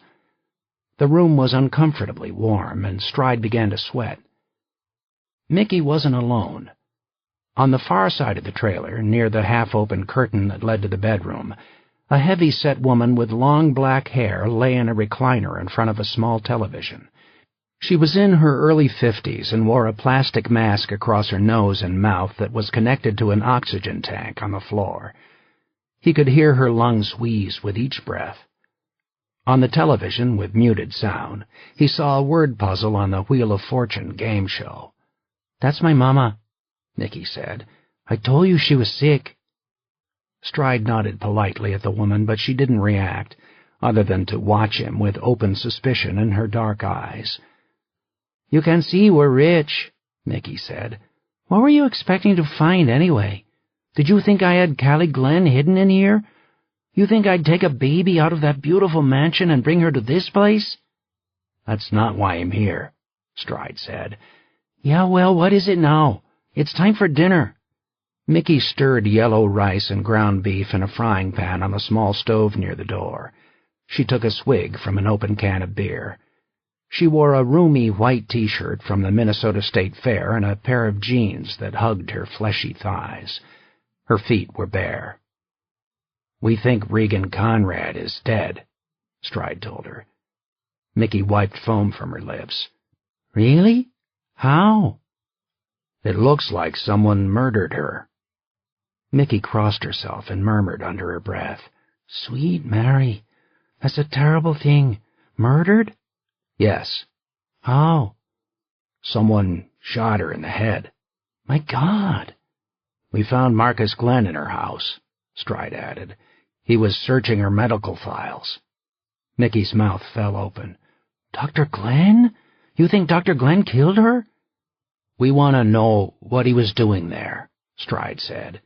"You won't be happy until you bring him down, will you? Dr. Glenn would never do something like that. He couldn't." "He's acting like he has something to hide. I think you know what it is." "Me? How would I know?" "You know Dr. Glenn. You knew Regan Conrad. You were in the house when Callie disappeared." "So what? I hadn't talked to Nurse Regan in months. I've told you all that before. Why can't you leave me alone?" Mickey went back to stirring the rice with angry swirls of a wooden spoon. "If you know anything about Dr. Glenn and Regan Conrad, you really need to tell me," Stride said. "I understand you feel gratitude for what he did to help you, but if he was involved in these crimes—" "He wasn't," she snapped. "Regan Conrad thought he was." Mickey looked up from the stove. The steam from the pan raised a moist glow on her forehead, and she wiped herself with a towel. "Why do you think that?" "Regan contacted Valerie Glenn. She told her that Dr. Glenn was involved in Callie's disappearance." "How would she know?" Mickey asked. "I don't know. But now Regan is dead, so she'll never have a chance to tell us." "She was wrong." "How can you be sure?" "I know Dr. Glenn," she insisted. "He would never have deliberately harmed his child. Never. Whatever happened, it was something else." "Deliberately?" Stride asked. "Do you think it was an accident?" "You're twisting my words. I'm telling you, he's innocent." "Medalia," a raspy voice called from the other side of the trailer. Stride saw Mickey's mother pointing an index finger at her daughter. The oxygen mask that had been draped across her face was clenched tightly in her fist. She inhaled and coughed raggedly, and then, dragging in another breath, she spat out words in Spanish. "Medalia, dígale." Mickey slapped the spoon down and shoved the frying pan off the heat. "Mamá, cállate, no te metas." Si no le dices, estás dando tu espalda a Jesús. Her mother blinked and put the mask back over her face. Her chest heaved as she sucked in air. No lo voy a traicionar, Mickey retorted, stamping her foot on the metal floor. Her mother waved a hand at Mickey insistently, and her face paled with the effort. She spoke again behind the mask with strained, muffled words. Dígale. Mickey folded her hands over her chest. She kicked a beer can on the floor of the trailer and muttered under her breath. "What did she say?" Stride asked. She said I should stay out of this, Mickey retorted loudly, eyeing her mother. She said nothing good ever comes from talking to the police. "Maybe I should ask her myself," Stride said. "Leave my mama alone. You see how she is. She has no strength. I don't want you putting her in the middle of this." "Is she involved?" "Of course not," Mickey snapped. She pushed past Stride and sat down in a metal folding chair. She laced her hands tightly together and stared at her feet. Her left leg twitched. "Why don't you just go?" she told him. Stride squatted beside her. "Think about Callie. You felt something for that little girl, didn't you? You took care of her." "She was an angel," Mickey said with a little smile. Stride nodded. "Imagine if your own baby had disappeared and you never knew what happened to her. Imagine how desperate you would feel. If you know something, Mickey, you simply can't remain silent. Callie deserves better than that." "Dr. Glenn didn't harm her," Mickey repeated. "Then what is he hiding? Why was he in Regan Conrad's house?" Mickey shrugged. She got out of the chair and turned her back on Stride. She walked to the recliner in front of the television and used the remote control to shut it off. She stroked her mother's hair. The two women didn't speak to each other, but as Stride watched, Mickey's mother reached out and clutched her daughter's wrist in her thick fingers. Mickey's lower lip bulged as if she were about to cry. She separated herself gently from her mother's grip and bent down behind the recliner. Her mother watched her. When Mickey stood up, she held a cardboard shoebox in her hands. Stride waited, saying nothing. Mickey sat down again with the box in her lap. She covered the lid with her forearms and stared at the trailer door. "I was late coming home that night," she said. "Mama was worried." "The night Callie disappeared?" Mickey nodded. "She kept looking out the window for me." "What did she see?" Stride asked. "A light," Mickey said. "She saw a light in the woods near the cemetery. Someone was out there." "When was this?" "Somewhere around midnight. She told me about it on Saturday, and all I could think about was how people bury things out there, and I thought, that Dr. Glenn's family is buried here. He comes to see his mama a lot, so I went to look." "What did you find?" Stride asked. Mickey hugged the box in her lap and didn't say anything. "Please," Stride urged her. "What did you find?" She peeled the lid off the box. Inside, Stride saw an odd mix of memorabilia crammed together. Dirty plastic flowers, dog collars with rhinestones, wrinkled, faded photographs. "This is my collection," Mickey said. "People leave things behind at the graves. In the woods, too. I keep them.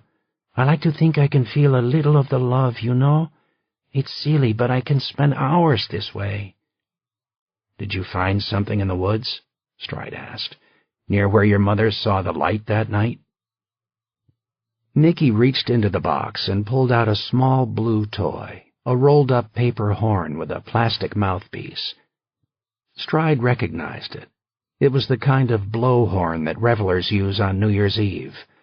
"I found this in a little clearing," she said.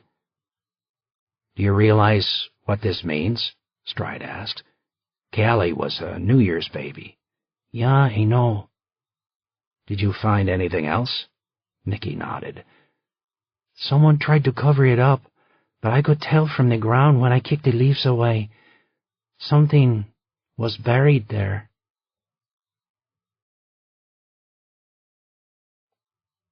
Chapter 38. Maggie saw Casey's eyes dart with fear as the young cop got out of her car. Her body was caught in the intersection of headlights from the squad cars parked in the fields around Regan's house. Casey squinted and held up her hand with her fingers spread as she passed through the gauntlet of lights.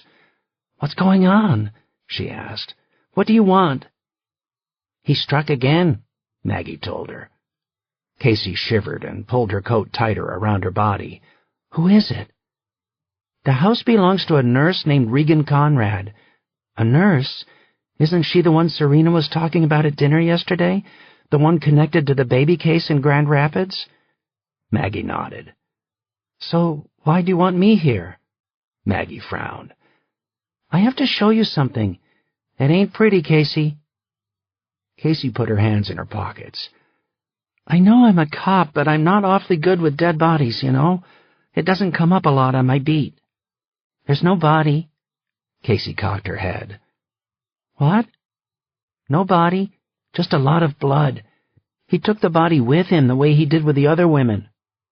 "No body?" she repeated. "How do you know it's Regan? How do you know she's dead?" "We won't know for certain until we run tests, but no one has seen her today. As for being dead, you don't lose that much blood and tissue and stay alive. Looks like she took a shotgun shell to the head." Casey looked flustered. "What do you need to show me?" Maggie jerked her head toward the front of the house. "Come on." As they walked, Casey said, "I don't know if it makes a difference right now, but I handed in my resignation today. Bruce and I talked about it, and we both think this is the way to go. I know I was supposed to call you, but it's been busy with us packing up the truck and all. We're going to leave first thing in the morning." "I understand. I feel like I'm bailing on you." "You're not bailing on me. If it were me, I might be doing the same thing." "Do you think I'm being paranoid?" Maggie shook her head. "No, I don't." At the front door, she added, "Take your shoes off and put on some plastic booties. Don't touch anything, okay?" "Sure."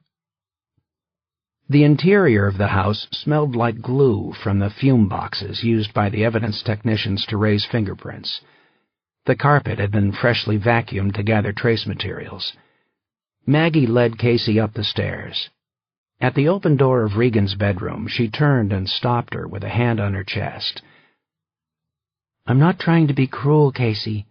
If you don't want to go inside, just tell me, but I think this is something you need to see for yourself. It'll probably make you feel better about getting into your truck tomorrow morning." "What's in there?" Casey asked. "He left you a message." Maggie let Casey go first. The young cop crossed the threshold, and her eyes flitted around the room. The massive blood stain attracted her attention, and she inched closer and squatted down where the smell was strongest. Maggie thought Casey was about to touch the stain itself, and she prepared to call out a warning, but Casey pulled her hand back. Then her head twisted, and she saw the writing on the wall. 2 words, a ghastly greeting. Casey's hands flew to her mouth. "I'm sorry," Maggie said. "It's not the same to hear about it on the phone. I thought you should know exactly how dangerous this situation has become for you." Casey stumbled to her feet and collided against the wall of the bedroom.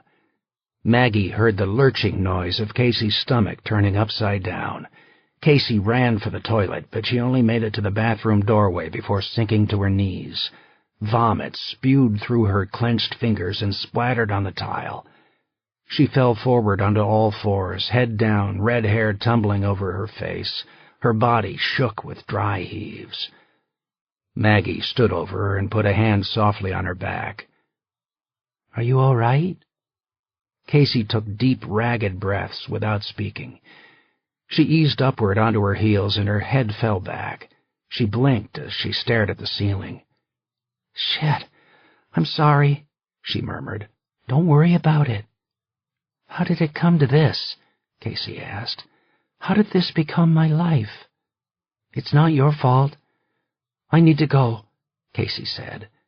She staggered to her feet and swayed. Maggie put an arm around her waist to steady her. She helped Casey toward the bedroom door, steering her around the pool of black, dried blood. "I don't want to scare you," Maggie said, "but running away may not be enough. For some reason this guy has become fixated on you. You're special to him. He may not give up just because you leave the area. Wherever you go, watch your back." In the doorframe, Casey stopped and stood on her own. She took a few steps closer to the wall where the message taunted her. "You're right." Maggie saw something unexpected in Casey's eyes. The fear was gone, as if she had hit bottom and realized there was nowhere else to fall. She looked older, not like an immature kid anymore. Her face held a fury so deep that Maggie found it unsettling. "It's him or me," Casey added. "That's the way it is. Only one of us is coming out of this thing alive." Stride recognized the Ford Taurus parked at the end of the road leading to the Glenn house. When he got out of his truck, he found Blair Rowe sitting on top of the white picket fence that bordered the driveway. She kicked her heels back and forth against the wooden beams like a tap dancer. A cigarette hung from her lips. She jumped down when she saw him and bounded across the grass. "Lieutenant!" Blair sang out. He shoved his hands in the pockets of his leather coat. The tiny reporter stopped uncomfortably close to him. "Hey," she said breathlessly. "I figured you'd be coming here." "Why is that?" Stride asked. "Oh, I've got an ear to the ground." She took the cigarette out of her mouth and played with it between her fingers. Ash sprinkled to the street. "So, how's it going?" "I didn't figure you for a smoker, Blair," Stride told her. "It's not just adrenaline that keeps me skinny," she said, grinning. "Besides, I'm a reporter. We have to smoke. It's required. That's the first thing they teach you in journalism school." She tapped the square outline of a cigarette pack in the shoulder pocket of her jacket. "You want one?" He did, but he shook his head. "What about a toasted pecan?" she asked, digging in her side pocket and popping a nut into her mouth. "My mom makes them. They've got a cinnamon glaze. Really good." "Your mom's quite the cook." "Well, she's home with my kid a lot, so she has to keep busy when he's sleeping. She's a stick like me, but we both love to eat." "What do you want, Blair?" Stride asked. She dropped her cigarette on the ground and shoved her glasses up her face with her finger. "I heard about Regan Conrad. Is it true that Marcus Glenn is under arrest for the murder?" "No." "Really? Word is you caught him red-handed. Someone told me he set up the crime scene to make it look like that serial killer popped Regan." "I'm not in charge of the murder investigation, Blair," Stride said. "Yeah, sure, except I can connect the dots. Regan's dead, and you found Marcus pawing through her files. Sounds like she had dirt on him and Callie. We're done here, Blair." He walked past her down the circular driveway that led to the Glenn's house. Blair spun and struggled to keep pace with him, her short legs moving quickly. Puffs of steam came out of her mouth and blew away in the wind. "You're here to see Valerie, huh?" Blair asked, panting. "You should be thanking me, you know. I'm the one who broke the news about Valerie's affair. You guys didn't know about that, did you?"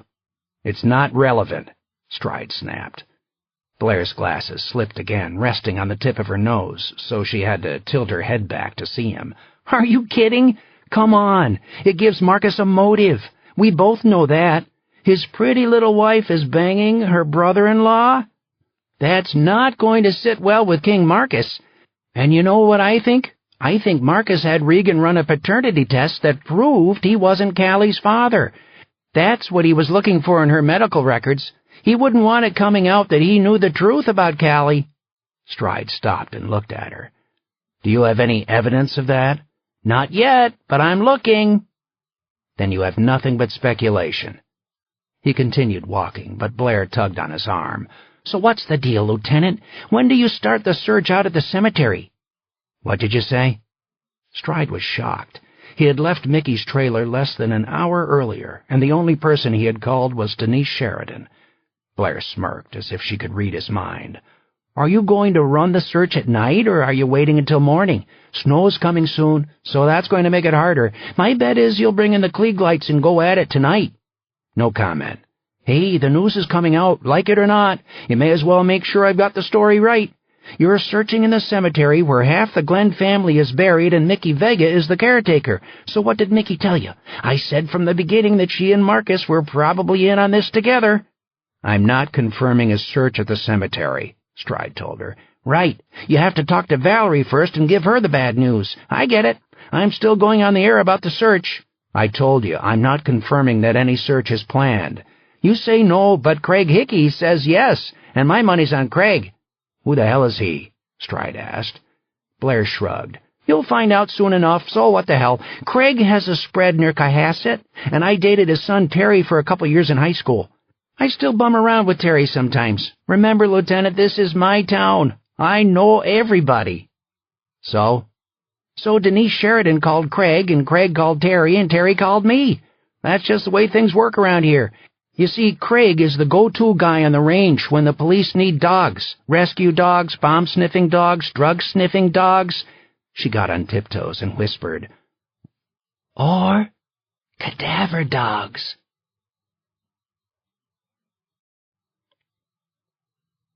Chapter 39. Stride hadn't spent much time with Valerie Glenn, but he knew that she was the kind of woman that men wanted to rescue. He talked to Valerie in her kitchen, where she used a gleaming chef's knife to dice a yellow onion on a cutting board. Her eyes were hooded as she looked down, following her work, but every so often she froze and glanced through the window at the pitch-black night. Then, with nothing more than a flick of her blue eyes, she would let her gaze fall on Stride as if to say, "It's dark out. There are monsters. Protect me." The onion brought tears to his eyes, but Valerie seemed unaffected. She cut it with precision, as if one cube larger than another would destroy the orderliness of what she was doing. He thought he understood her. She was a woman of walls, like Serena, but unlike Serena, she was desperate for someone to break them down. "You're not saying much, Lieutenant," Valerie told him. "When people avoid telling me things, I'm afraid it's because they have bad news to share." She stopped what she was doing, and her broken eyes pierced him again. "Is it bad news?" "It's too early to tell," he said, stalling. He gave bad news all the time, but he was reluctant to destroy this woman, and that was what he had to do. The toy horn was in his pocket. He had to show it to her, and he knew what it would mean when he did. Her hope would be shredded. Her prayers would have been met with silence. For all her calm, she was balanced on a precipice. "I already know about what happened to Regan Conrad," she said. "I won't pretend I'm upset." "I understand." "Where is Marcus?" she asked. "We're still questioning him." She performed another even stroke with the blade. "He was in her house?" "Yes. He was going through her medical files," Stride said. "But Denise says you don't believe he killed her." "Whatever happened in Regan's bedroom took place overnight. Was Marcus here?" "Yes." "Then he didn't kill her." Stride added, "I was wondering if you had any idea what your husband was looking for in Regan's files." He watched her hand stutter, and the point of the knife stabbed her finger and drew a drop of blood. She winced and put the tip of the finger in her mouth and sucked on it. When she took it out, a red trail of blood reappeared. "Are you all right?" he asked. "I'm fine. I'm not normally careless." She ran cold water over her finger in the sink and then unwrapped a small bandage from the cabinet. "You didn't answer my question," he said. "I'm sorry. No, I can't imagine what Marcus would have been looking for." She was a bad liar. She knew what Marcus was looking for, but she wasn't going to admit what it was. He looked at her in a way that said they both knew she was lying, but she simply picked up the knife and resumed her work. This time a single tear dripped from her eye, and he didn't know if it was the onion or her sense of impending grief. "I have to show you something," he told her. "Oh?" Her demeanor had cracks, as if she were about to split apart. He reached into the inner pocket of his coat and withdrew a plastic bag where he had preserved the powder blue toy that Mickey had found in the forest. He dangled the bag in his hand close enough that Valerie could see. "Do you recognize this?" She leaned forward, confused. "What's that?" Then she saw. She understood. The warm blush on her face turned white. She reached out to take the bag, but Stride pulled it away. "I'm sorry." "Where did you get that?" she asked. "Do you recognize it?" One tear became many. "They had those toys at the hospital that night, when Callie was born." Valerie didn't reply. She walked away in a daze and ran the water again, letting it flow over the knife blade to clean it. She used a new sponge to rub the shiny surface and then wiped it dry with a towel. She laid the knife next to the wooden block, leaving the single slot empty. The onions sat on the cutting board in a mountain of perfect, tiny cubes. She walked away from the kitchen island and sat down in a chair beside the elegant glass dinette table. "Mrs. Glenn?" he persisted in a quiet voice. "I told Serena that I was tired and in pain for much of the night," she said. "I didn't have any sense of time. I was alone a lot, waiting. I remember the noise of the horns waking me up. It was midnight. People were in the hall, and everyone was laughing, and they were kissing each other. A nurse came in to wish me Happy New Year, and she put one of the toy horns on the tray near my bed." "The horn she gave you, was it blue like this one?" "I don't remember. I think so. Where did you find it?" "Nikki Vegas says she found it in the woods near the Sago Cemetery. On the night Callie disappeared, her mother saw someone in the forest." Valerie wrapped her hands around herself and rocked in the chair. "Oh, my God." "I'm afraid we have to search the cemetery." "Search?" she asked, dazed. "We have to see if someone buried something in the woods where the toy horn was found." "Callie," Valerie moaned. "Please don't assume the worst. It may mean nothing at all." She covered her mouth with her hands and didn't say anything. The pull of her despair made him want to go to her and wrap her up in his arms. Stiffly, like a soldier, he stayed where he was, letting her suffer alone. "I have to ask you a few more questions," he said. Valerie's empty stare didn't change. She didn't react. "Did you bring a toy like this home with you from the hospital?" She spoke through her hands. "I wanted to." She wiped her eyes and slowly put her hands in her lap. "I thought we should keep it, save it. It was like a symbol of what that night meant to me, a new year, a new baby, a new lease on life. But it wasn't with the things we brought home from the hospital." "What happened to it?" "I gave it to Marcus. I asked him to make sure we didn't lose it." "Did you ask him about it?" "Yes. It was weeks later. There was so much to do with Callie being home, and she needed so much, and I was always so tired. I didn't have a chance to catch my breath for the first month. Then I started gathering up the keepsakes from her birth, and that was when I realized the little toy was missing." "What did Marcus say?" Valerie shook her head. "He told me he threw it away."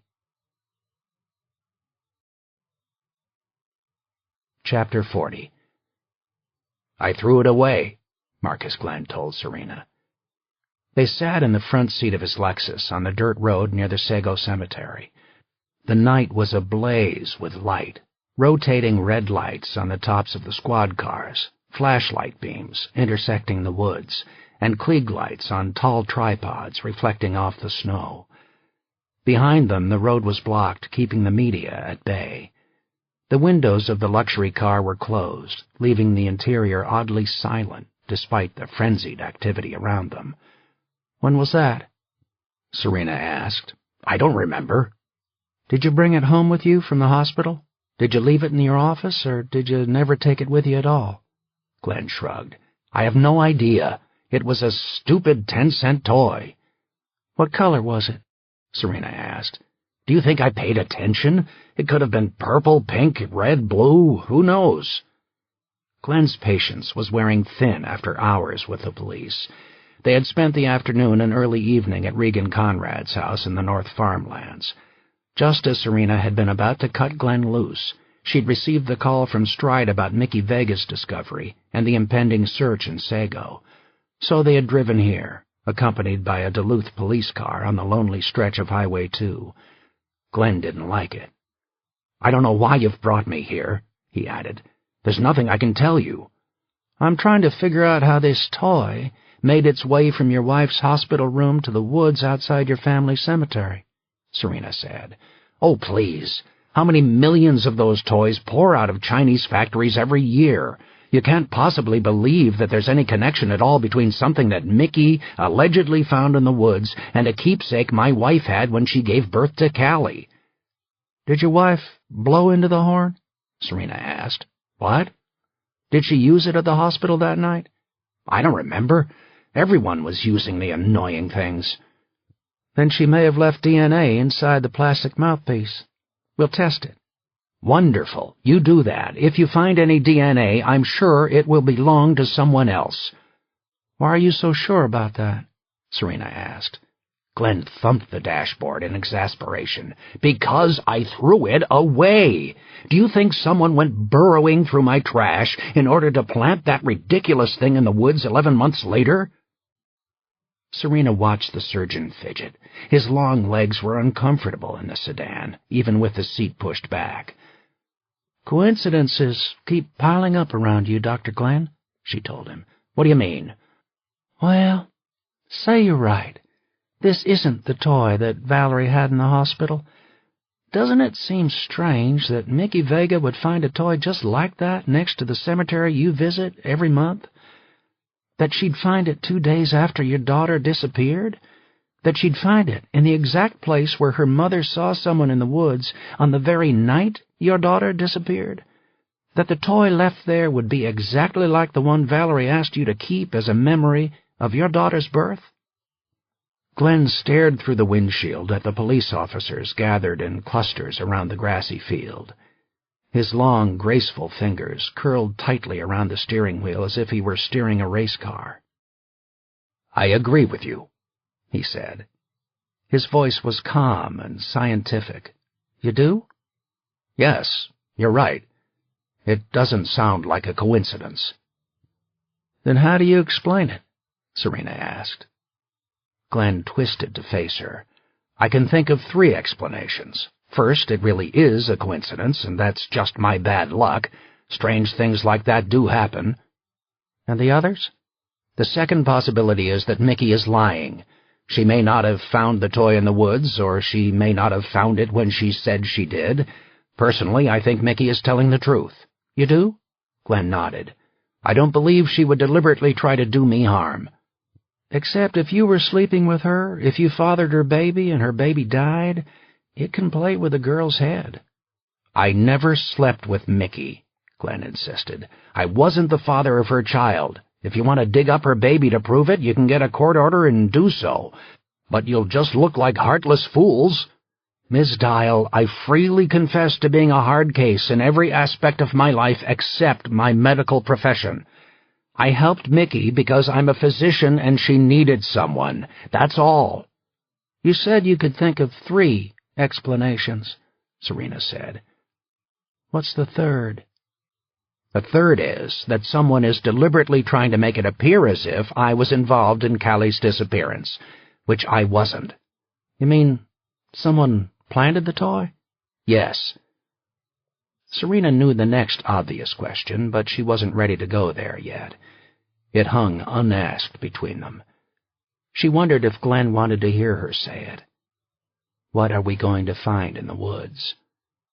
Instead, she went another way. "How did you feel about your wife cheating on you?" she asked. "I haven't been a model of fidelity myself, so I can't really complain." "Maybe so, but most men have a double standard. It's okay for me to cheat because it's just about sex, but my wife, she better not look at another man." Glenn shrugged. "I'm not saying I feel good about it." "When did you find out that she was sleeping with Tom?" Serena asked.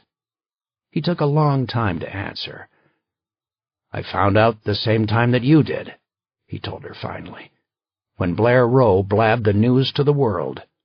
Not before? No. You took your time deciding what to say. Were you trying to figure out if there's any way we could prove that you knew about Valerie's affair? Glenn didn't reply. I hope you didn't tell anyone, Serena continued, or hire an investigator to follow her. It'll come out if you did. I trusted my wife, he replied. Did you have any reason to doubt that Callie was your baby? Of course not. What about now? Now I can't help but wonder, he admitted. Didn't you wonder before? It was 3 years. You must have thought it was odd that Valerie couldn't get pregnant for so long, and then she suddenly did. It's not odd at all. I'm a doctor. People think conception is predictable, but it's not. It can happen with one sexual encounter, or it can take 6 months or 6 years, or it can never happen at all, even when both partners are perfectly healthy. Don't try to outguess God, Miss Dial. I thought most surgeons believed they were God. Confidence and ego make you a better doctor, but you also have to be smart enough to know when you don't have all the answers. You certainly seem like you have all the answers, Serena told him. I wish I did. Tell me something. Why did you cheat on Valerie? She's beautiful. She's smart. She loves you. Wasn't that enough? It has nothing to do with Valerie, he said. It doesn't mean I don't love her. She nearly killed herself because of your neglect. She regretted saying it, but he didn't react with anger. Instead, there was resignation in his voice. Do you really believe that her suicide attempt was my fault? Valerie has suffered from depression for most of her life. It's a medical condition. Are you saying you bear no responsibility for her state of mind? I'm saying I didn't make her who she is. I may not wear my heart on my sleeve, but Valerie knew that from the beginning. I keep her clothed and fed and give her all the money she could ever use. A lot of women would welcome a marriage like that. She didn't want to debate him. His warped view of love and marriage didn't matter. It was time to get back to what she really needed to say. What are we going to find in the woods? She asked. He didn't answer. Did you hear me? They're starting the search. What are we going to find? I have no idea. Serena pointed through the window. Across the dirt road, away from the cemetery, a short, balding man held tight to a beagle that strained at its leash. Its ears flapped, and its nose was buried in the long grass. The dog was hungry to run, smell, hunt. See that dog? She said. It's trained to recognize the gases of decomposing human flesh. Glenn stared at the beagle. It's an awful skill to give an animal, isn't it? What is she going to find? I can only speculate. I don't know. So take a guess. Glenn's face was oddly passive, as if he were detached from everything that was happening around them. I guess you're going to find Callie. Serena felt her heart race. You think Callie is buried there? Don't you? Isn't that why we're here? Did you put her there? She asked. No, Glenn told her with a raspy sigh. But if someone is framing me, if someone left the toy there for you to find, well, I can't escape the obvious conclusion. You think your daughter is dead? I'm afraid so. We'll find out soon enough. That's all you can say? Serena asked. What else is there? What else but grief, Serena thought. What else but tears and desperation? What else but a horrible, irreparable sense of loss? Who could have done this? She didn't add, if not you. It must have been Regan. She had an alibi, Serena reminded him. So maybe she was working with someone. Serena tried to read the surgeon's face, but there was nothing in his expression. You probably won't believe this, Dr. Glenn, but I've been the one defending you. I'm the only one who hasn't been convinced from the beginning that you were guilty of murdering your daughter. What do you think now? He asked. I think you may be the coldest man I've ever met, Serena said. Cold men have no conscience, no empathy. They can do terrible things. Or they can save lives on an operating table, Glenn replied with a shrug. Outside the car, the beagle unleashed a fury of impatient barking. Serena saw Stride approach the man with the dog and point to a spot on the north side of the trees. When he turned toward the Lexus, Stride caught Serena's eye and looked away. Mickey Vega was by his side. She saw the Lexus, too, and Serena watched her eyes widen in dismay as she stared at Marcus Glenn. Her mouth fell open, and she took a step toward the car as if she would run to him. Serena thought she might cry. Mickey said out loud in a voice that barely carried through the glass, "I'm sorry." Beside her, Serena watched Marcus Glenn offer Mickey a small smile. He mouthed 2 words to her. "It's okay." Mickey turned away, bowing her head. "Am I under arrest?" Glenn asked Serena. "No." "Then I'm going home." Chapter 41. Valerie sat on the floor. Her fingers kneaded the white carpet. 10 feet away, a fire burned in the middle of the stone fireplace that dominated the wall. It was a gas fireplace with fake logs that burned forever and didn't crackle or pop like real wood. The circle of heat from the artificial flames barely reached across the drafty room to warm her shoulder. She was cold. She thought about the fire pit behind Denise and Tom's house by the river. Every year on Christmas Eve, Tom stoked a bonfire that roared for hours, and the kids squealed and played games, and the adults drank beer and wine. Before she had married Marcus, she had joined them for their holiday tradition. She would sit silently in the shelter of the fire and envy her sister for everything she had: husband, kids, responsibilities, joy. Every year, she had felt like an outsider at someone else's feast, but even so, she missed being part of it. She missed simplicity. Christmas with Marcus was lavish but sterile. One year they had gone to Italy. The next year they had cruised in the Caribbean. Another time they had catered a party for hospital staff with roast turkey, elaborate canapes, and expensive California wines. Even in her own home, she had felt as if she were on the outside looking in. This year she had thought that it would all be different, because this year she would have Callie in her arms, and they could build traditions of their own. It wasn't going to happen now. It wasn't going to be like that at all. She would be as alone as an island in the middle of the lake. Valerie knew they were searching. They were in the woods with lights and dogs and cameras. They weren't going to bring Callie back to her, pink and happy, giggling as her mother laughed and cried. They were going to call her with other news. The phone would ring in the middle of the night, shattering the silence.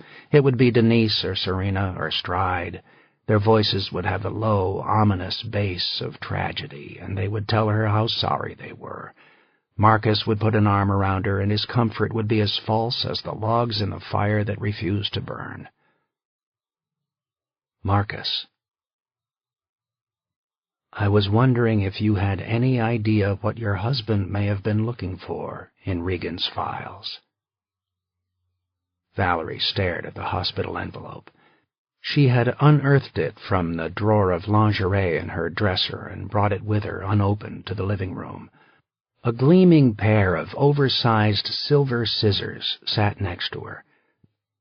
She could snip off the end of the envelope and extract what was inside, or she could cut it into miniature pieces and add them to the fire, where they would dissolve into the only real ash ever to burn there. She could know the truth, or she could cover it up. She thought, "This is what you were looking for at Regan's house, isn't it? Tell me, Marcus, this is what you so desperately wanted to find.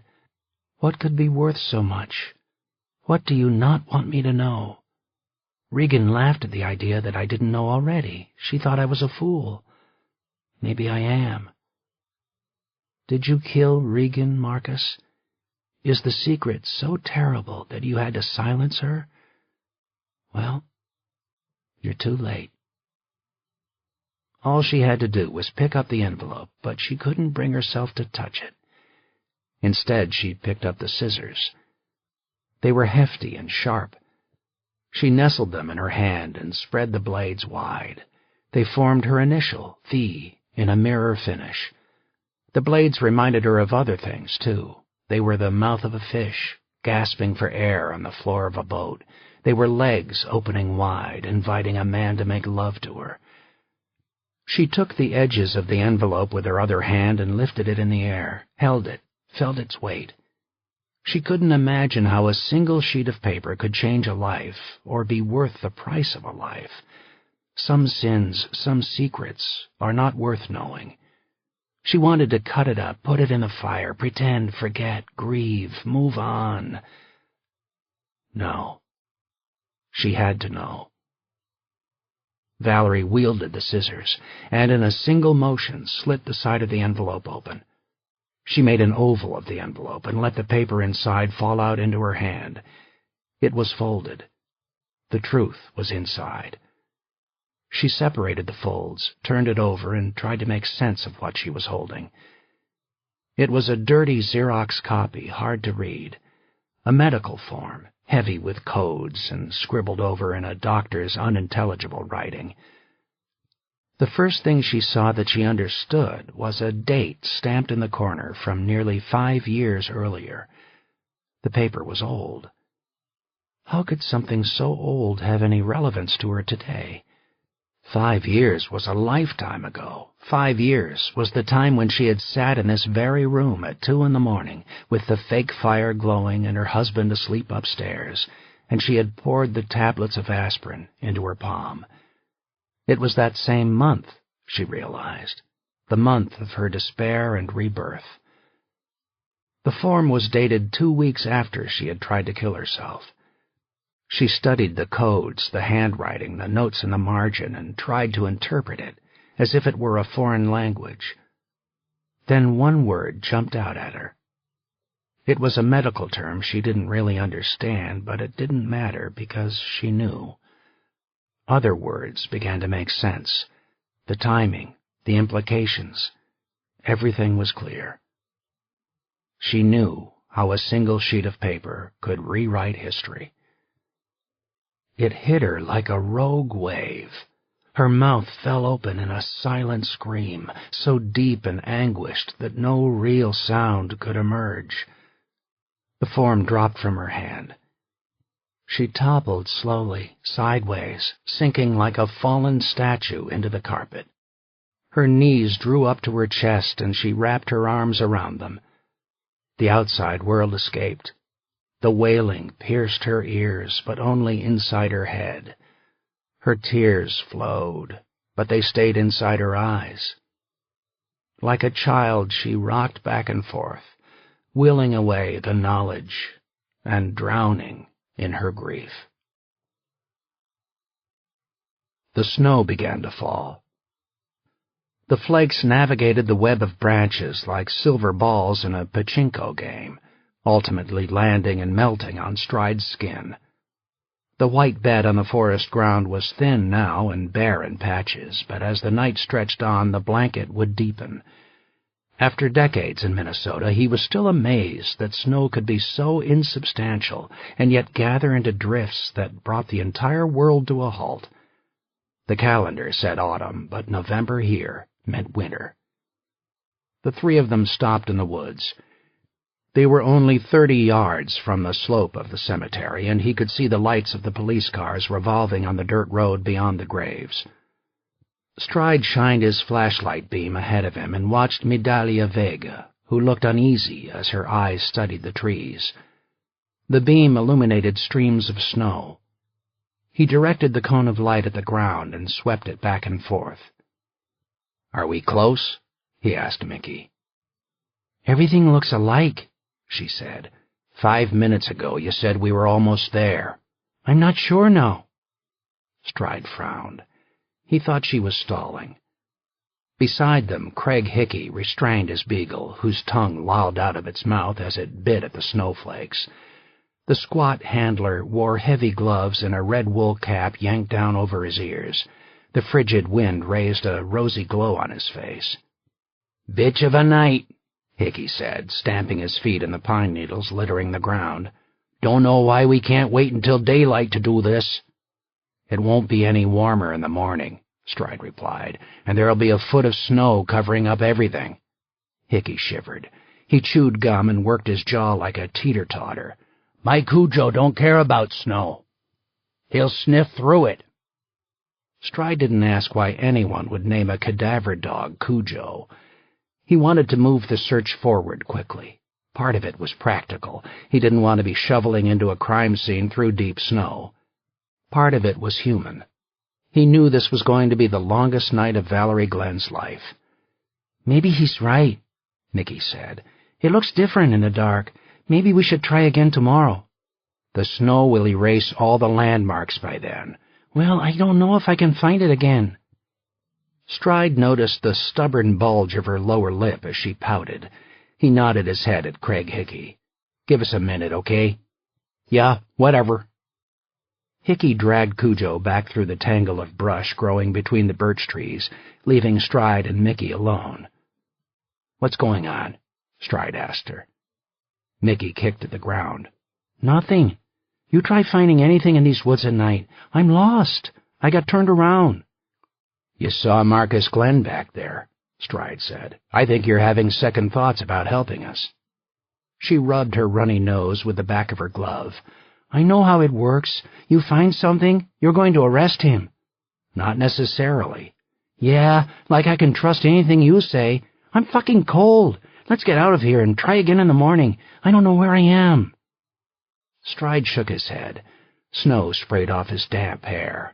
"I saw your face a couple minutes ago, Mickey. You know exactly where you are. You know every inch of these woods by heart. Are we close? Is that it?" "I thought so, but now I'm not sure." He switched off his flashlight, and they stood in darkness. Over his shoulder, he could make out the lights of Mickey's trailer not far away. "You knew the significance of that toy horn as soon as you found it, didn't you? You knew what it meant. I think you studied the landmarks in the forest. Maybe you even left yourself a clue to find the place again. You knew we'd be here sooner or later." She said nothing. "Tell me something," Stride continued. "Do you visit your own child?" "Yes, sure I do. All the time." "It's nice that you know where to find him," he said, turning on his flashlight again and directing it ahead of them. "Imagine not knowing." Mickey cursed under her breath. "If I tell you, then I go, okay?" "Okay." Mickey's eyes followed the light, and she pointed into the trees. "There's a cluster of 4 birches there. 20 feet north, there's an old pine by itself with a thick trunk. I carved a cross in the trunk. I thought she deserved that, you know." "Where did you find the toy?" "The pine's on the edge of a clearing. Not big. I found it right in the middle. Like someone put it there special, not by accident." Stride whistled for Craig Hickey, who returned with Cujo on the leash. "Follow me," he said. He led the way forward, with Hickey following in his footsteps. Mickey stayed where she was, letting them go. The 4 birch trees ahead of them grew from a single trunk, bending in different directions, and he knew that north lay straight ahead based on the location of the cemetery. He went slowly. With each step, he swept the ground with the flashlight. The soft pine bed didn't keep footprints. He saw a black pile of animal scat, dried pine cones, and a rusted coffee can. The tree was exactly where Medalia had said, standing lonely where it had grown for years. Thick, spiny bushes hugged the pine and made a wall. As he came closer, he squatted and studied the trunk and found a tiny cross, 3 inches by 3 inches, carved into the bark with a pocket knife. "There," he said, pointing into the brush. Hickey let Cujo go. The dog shot into the bushes and disappeared. Stride heard the noise of its frantic paws. "How will we know?" he asked. "You'll know," Hickey said. Stride stood next to the pine, where he could see over the crown of the brush into a small open patch of flat land. His light captured Cujo, nose to the ground, snuffling through the litter of pine needles. The dog looked busy and excited. It ran back and forth around the clearing in a blur of brown and white fur, always making its way back to the very center and pawing at the earth. Whatever smell was coming from under the soil, the dog buried its face down to get more of it. "Wait for it," Hickey said. Cujo stopped all of his movements abruptly. He sat on his haunches in the middle of the clearing and sneezed. His snout pointed toward the sky. Then, as mournfully as a wolf baying for a lost pack, the dog began to howl.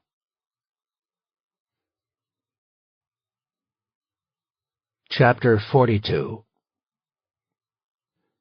Casey packed a box in the basement where the air was damp. She wore wool socks, but she could feel the chill of the concrete floor under her feet. As she pulled books off the metal shelves, she eyed a patch of black mold that had grown into the shape of a spider on the wall. She hadn't noticed it before, and she wondered in horror if spores had been floating through the ductwork all year, infesting their lungs.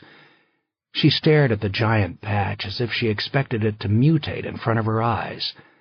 When her phone vibrated in her pocket, she jumped in surprise. She answered, but heard only a long stretch of silence. Then finally, a voice whispered to her, "Hello, Casey." Her hands tightened into fists. She knew the voice. It was him. "Did you get my message?" he said. Instinctively, her eyes darted around the basement, but she was alone. The only movement she saw was a mouse that scampered along the ledge of the foundation and vanished into a burrow hole in the pink insulation. She shivered. "What do you want?" she said. He took a long time to reply. "You're leaving." "That's right." "But our game isn't over, Casey." "Yes, it is. I'm ending it. I'm not playing anymore." The silence stretched out. She stared at the rust stains under the wash basin and prayed he had hung up. "It's over when I say it's over, Casey." "Fuck you," she hissed, slapping the phone shut. She knew her bravery was hollow. Seconds later, the phone buzzed again in her palm, like the whine of an insect. She wanted to let it ring, but she couldn't. "Leave me alone," she insisted. "We're way beyond that. You know it. I know it. This is about you now, not me." "What do you want?" she repeated. "I want you to meet me." "You're crazy." "You're talking like you have a choice, Casey, but you don't. We both know you don't." She squeezed her eyes shut. Tears pushed their way under her eyelids. "We're leaving tonight. We're driving away. You'll never find us." "I will find you. I'll find your husband, too. And your child." "Leave them alone!" Her voice was a strangled scream, choked and heavy. "I'd like to. This is between you and me. But if you leave, then I have no choice. I'll have to make sure you pay, and then your family pays, until there's nothing left. You don't want that." "Oh, my God, why are you doing this?" "You're the one who put yourself in the middle of my game." "It was an accident. I never meant for it to happen like this. I never wanted anything to do with you." Her cheeks flushed red as she cried, "Please." "You're going to meet me. Now. 15 minutes. "I won't do it." "Yes, you will. You'll do anything to save your family. I know you." Casey said nothing. Her brain raced, and she looked for a way out. And she saw nothing but the walls. 15 minutes, he repeated. "Meet me where it started between us. Alone." "No." "If you're not there, I'll kill them, Casey, in awful ways.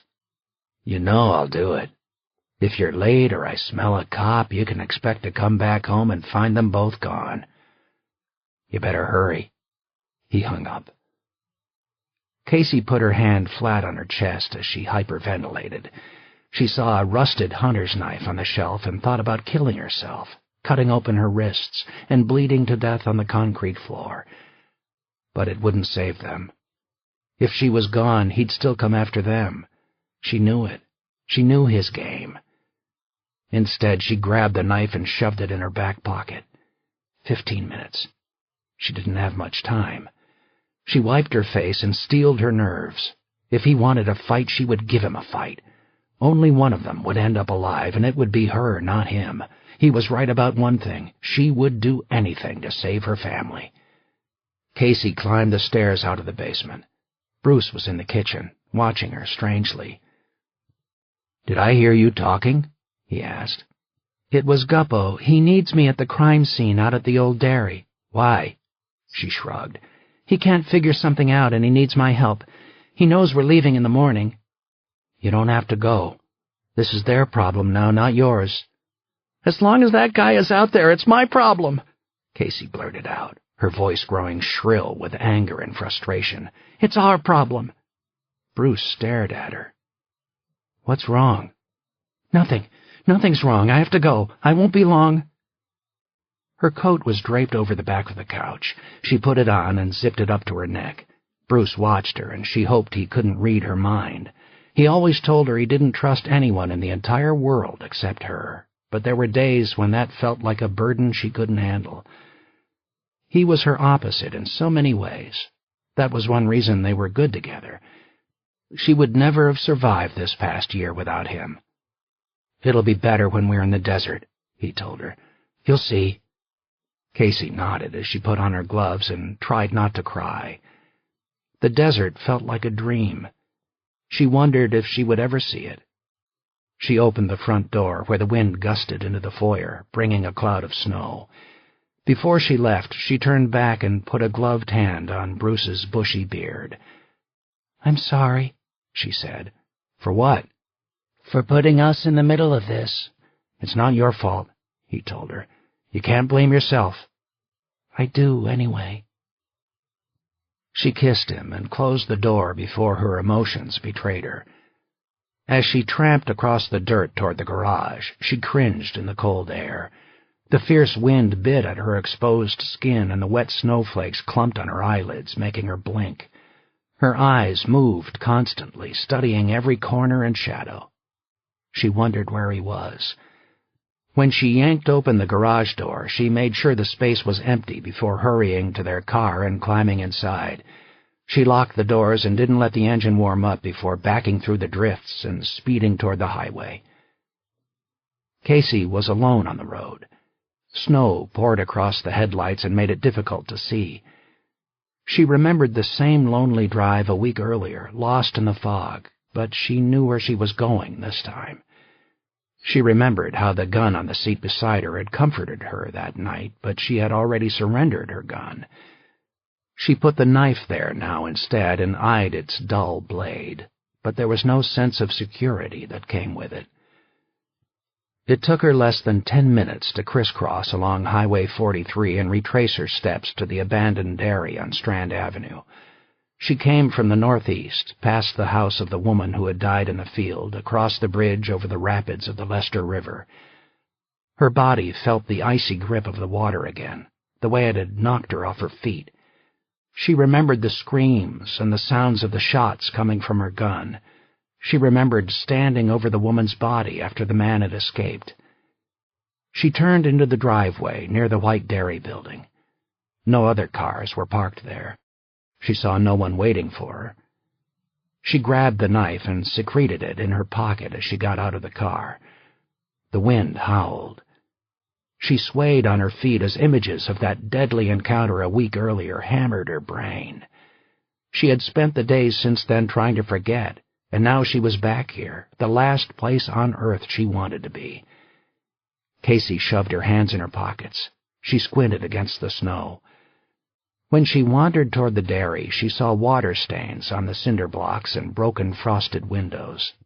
If she looked closely, she'd expect to see her own footsteps, coming up from the river, winding between the pines and stealthily hugging the rear of the building. As she came around the corner of the dairy into the open stretch of grass, now white with snow, she had a vision of the woman still lying there, her body in the field. Susan Krause. Casey could run and never escape her. But it wasn't a vision. It was real. Casey peered through the snow that blew sideways across the grass, and right where the woman had been, right where she had died, was another body. Oh, no. She ran, slipping, toward this new victim, who lay face down and half buried by the driving snow. The body was a woman. She was naked, her skin oddly bloodless and blue as if she had lain there for hours. Her head was turned to the side, but where her face should have been, there was mostly a pulpy mess of bone and brain. Casey lurched back in revulsion. It was Regan Conrad. She spun around, but he was already behind her, near the wall of the dairy 10 feet away, smiling. "I knew you'd come." His voice was husky and unafraid. He wore no mask this time, and she could see his face. His right cheek was pockmarked with acne scars. His black hair was short and wiry. His dark eyes were reptilian as they focused on her, seeing her for what she was, prey. She had no illusions about why he hadn't bothered to hide his face. This was the end. Casey screamed for help, but it sounded like a whisper above the hiss of the storm. "No one will hear you," he said. "It's just the two of us out here." "You sick son of a bitch," she blustered, covering her terror. "This doesn't have to end badly, Casey. You belong with a man like me, not that beer-bellied husband of yours. Come with me. Go to hell. Think about it. Running won't get you where you want to go, but I can protect you." She felt humiliated and furious. She wanted to cry, and just as badly she wanted to destroy him. This was the man who stood between her and the rest of her life, between her and all her plans. "I love watching your mind work, Casey," he told her. "I told you. I know exactly who you are." "What if I kill you right now?" she demanded. He smiled, taking a step, and his long gait brought him inches closer to her than he had been before. "Then you'd be free, wouldn't you?" "Come any closer and I'll blow your head off," she warned him. "If you had a gun, I'd already be dead." She took a step backward, and he took another step toward her, and again the distance between them shrank. But he was still beyond her reach. She was conscious of his size and strength. His eyes never left her. His gloved hands dangled at his sides. She kept the knife hidden in her pocket, but her fist was curled around the hilt. "What do you want with me? Do you want to kill me, like the others?" "The others meant nothing to me," he told her. "This is something else, Casey. I have special plans for you." "What plans?" "You'll find out soon enough." She stared into his black eyes, and her heart filled with bloodlust. There was only one thing to do: fight, attack, murder. "Why are you doing this?" she asked. "Who are you?" "My life story doesn't matter. It only matters that I am who I am, and you are who you are." She took another slow step backward, but this time she let her weight settle onto her right leg. She readied herself to charge. "I don't deserve to die. Not now. Not like this." Neither did Susan Krause. Neither did any of the others. But our paths crossed. Life is random like that, he added. Or maybe God sent you to me. Did you think about that?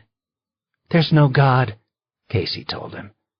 She pushed off with a scream, springing across the short space. She whisked the knife through the air in front of her and imagined it slicing across his skin, felt it burying deep through skin and bone and organs. She was so close.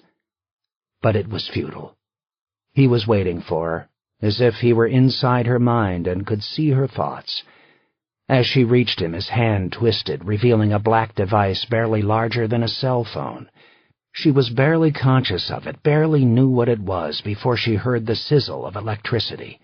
The knife spilled from her limp fingers.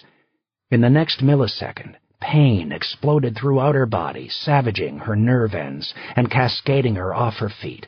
Her blood became fire. She twitched in the snow in agony, her brain scrambled into floating fragments. He loomed above her, out of focus, doing cartwheels in her eyes. She wanted to resist, but she felt like a helpless rag doll, with useless arms and legs stuffed with sawdust. She was his toy. He owned her now. He had owned her since that night in the fog. She was aware of being turned over, felt snow and dirt pushing into her mouth, felt her hands being taped, felt him stroke her hair and whisper in her ear, "Bad girl." He stood up, lifted her limp body into his arms, and carried her across the snowy ground. Part 4. In Ruins. Chapter 43. Valerie heard the front door open. She hadn't moved from where she sat near the fire. Her tears had dried on her cheeks. She heard the footsteps of her husband on the floor of the foyer, and the pounding of his leather heels felt like nails driven into her palms. He didn't call her name. He walked around the house the way a ghost would, ominous and unseen. She dreaded seeing him in the flesh. It was as if all these years he had hidden behind a disguise, and now she had finally seen his real face. The footsteps stopped. When she looked up, she flinched, watching his tall frame fill the doorway. He brought a smell of cold and sweat. His suit was wrinkled, his tie loose. His angular jaw was dark with a long day's growth of beard. "I need a drink," he said. He went to the wet bar and dropped ice into a lowball glass. He poured an inch of whiskey, drank it down in a single swallow, and gritted his teeth as the burn hit his chest. He poured more, draining the rest of the bottle. "You heard?" he asked. When she didn't answer, he added, "I'm sorry." He made no move to come to her or comfort her. Thank God. She couldn't bear for him to touch her. He sipped his drink and ignored the hostile silence. Her head swirled with words to say, but none of them felt right. It was like being caught outside in the rain, only to realize it was really the deluge. "Is that all you have to say?" she murmured. "You're sorry?" "What else do you want from me? I don't have anything to give you right now." That was true. He had never had anything to give, not from the very beginning. "I want you to tell me what you did," she said. "I want to hear it from your mouth." He put down his drink and shook his head. "Ah, fuck, not you too." Valerie pushed herself off the floor. "I always wondered how a father could hate his daughter," she told him. "Secretly, deep in my heart. I never admitted it to anyone, even when I saw how you were with her. Denise used to tell me that she was scared, that I shouldn't leave Callie alone with you. I told her she was crazy, but somewhere inside, I wondered." "This is crap. I never felt that way. You've been brainwashed." "You're right. I have. By you. I've worn blinders for years. I wouldn't allow the thought into my brain. I willed it away. Even when Callie disappeared, I convinced myself that the rest of the world was wrong about you. Blair Rowe was wrong. Your lovers were wrong. You didn't really say what you said to them about wishing Callie had never been born. Not you. You couldn't think that. No man could think that." "Valerie, I didn't mean it like that." "How did you mean it?" "I was angry. I was blowing off steam. That's all it was." "Angry? At a little baby girl?" "Angry at you." She tensed. "Okay. I deserve that. I cheated on you." "Oh, Christ, it's not that. I'm no saint, and I never pretended to be. Hell, if Tom Sheridan could make you happy, good luck to him, because I sure as hell could never figure out how to do it. I gave you all the money you could ever want. You had a life that every woman in this town envied, but that wasn't enough. You walked around this house like you were an empty shell. Once a week you spread your legs and let me inside like you were doing me some kind of favor." "Get it over with, Marcus, so I can get back to feeling sorry for myself. Yeah, I was angry. I'm still angry." "You could have divorced me," she said. "You could have found someone else. Why did you have to take your anger out on Callie?" "I did not do that, and I don't want a divorce." "Were you waiting for me to go away?" she asked. "Did you need a night where I wasn't in the house?" "You're out of control. Let me get you a sedative." "Absolutely. Drug me up. That's the answer." He didn't reply. "At least tell me it was an accident," she whispered. "Tell me you're not really that cold-blooded." "I'm tired of accusations," he told her bitterly as he turned for the door. "I'm going to bed." "You stand there and listen to me!" Valerie screamed. He froze and slowly turned back. Valerie stalked across the room. Her face was twisted in fury. "Did you ever love me, Marcus? God, look who I'm asking. You can't love anyone but yourself.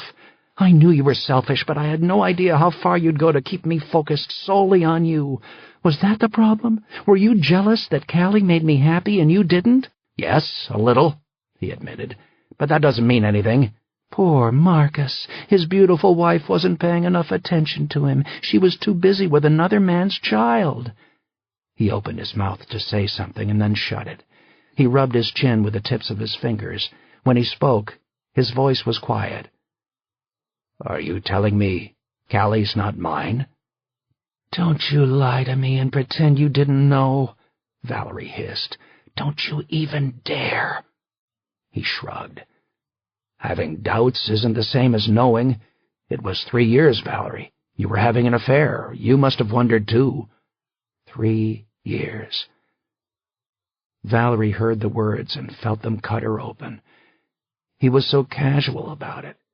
3 years, as if it were a moment in time, not the hell she had suffered month by month, falling into the blackness of a hole that never ended, the hole he had dug for her, knowingly, deliberately, with malice aforethought.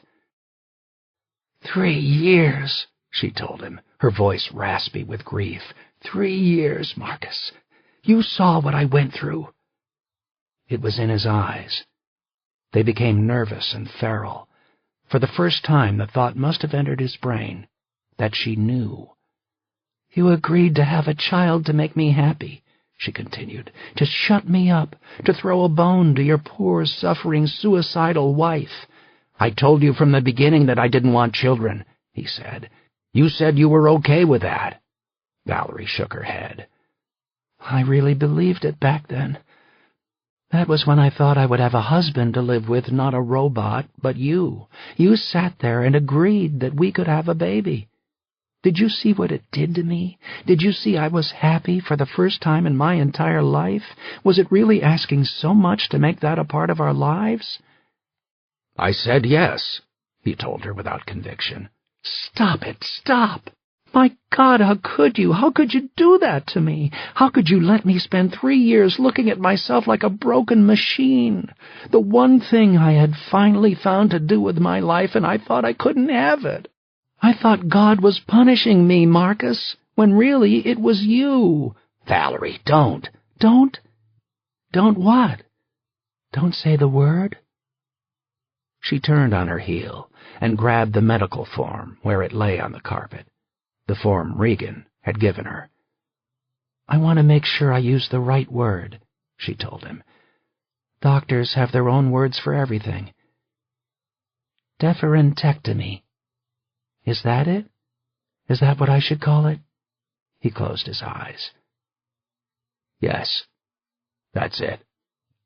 "See, I would have just called it a vasectomy, Marcus, but I'm not a doctor like you." She waved the paper in his face.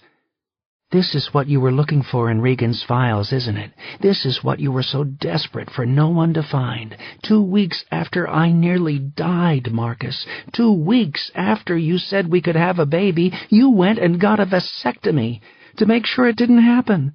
Then you let me lie there for the next 3 years, hoping and praying and blaming myself and blaming God when I didn't get pregnant." Her husband shook his head. "Shit," he murmured. He looked up at the ceiling and added, "Regan, you fucking bitch." "Did you kill her? Is that how badly you wanted to keep the secret?" "No." "Did she know all along? Did you tell her the truth about Callie?" "She knew," he acknowledged. "God, you both must have laughed at me. Or was Regan laughing at you?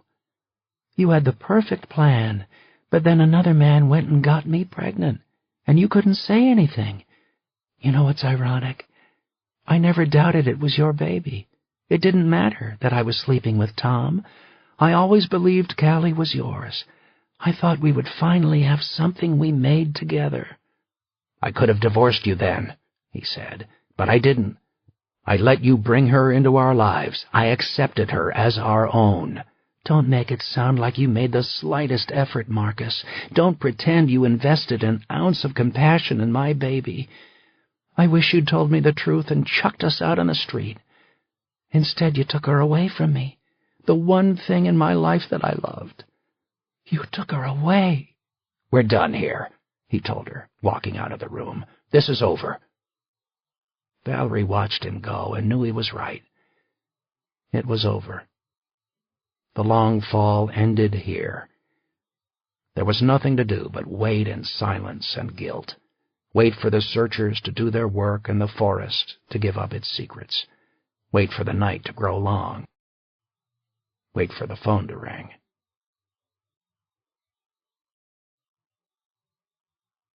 Chapter 44. Casey awoke with the stench of death in her nose, like a fetid pool in which she was drowning. Dead flesh rotted somewhere close by, emanating a cloud of decay that hung in the air as thick as fog. She tried to breathe through her mouth, but the smell climbed into her nose and festered there. Her throat gagged. She coughed up a harsh mouthful of acid, and sour chunks bubbled out of her lips. When she opened her eyes, she saw nothing. No light at all, just black darkness. She listened and heard a steady rain of water dripping and splashing into puddles from the ceiling. Animals scurried on the floor below her, their nails scratching on metal and stone. Rats. She had no idea how many.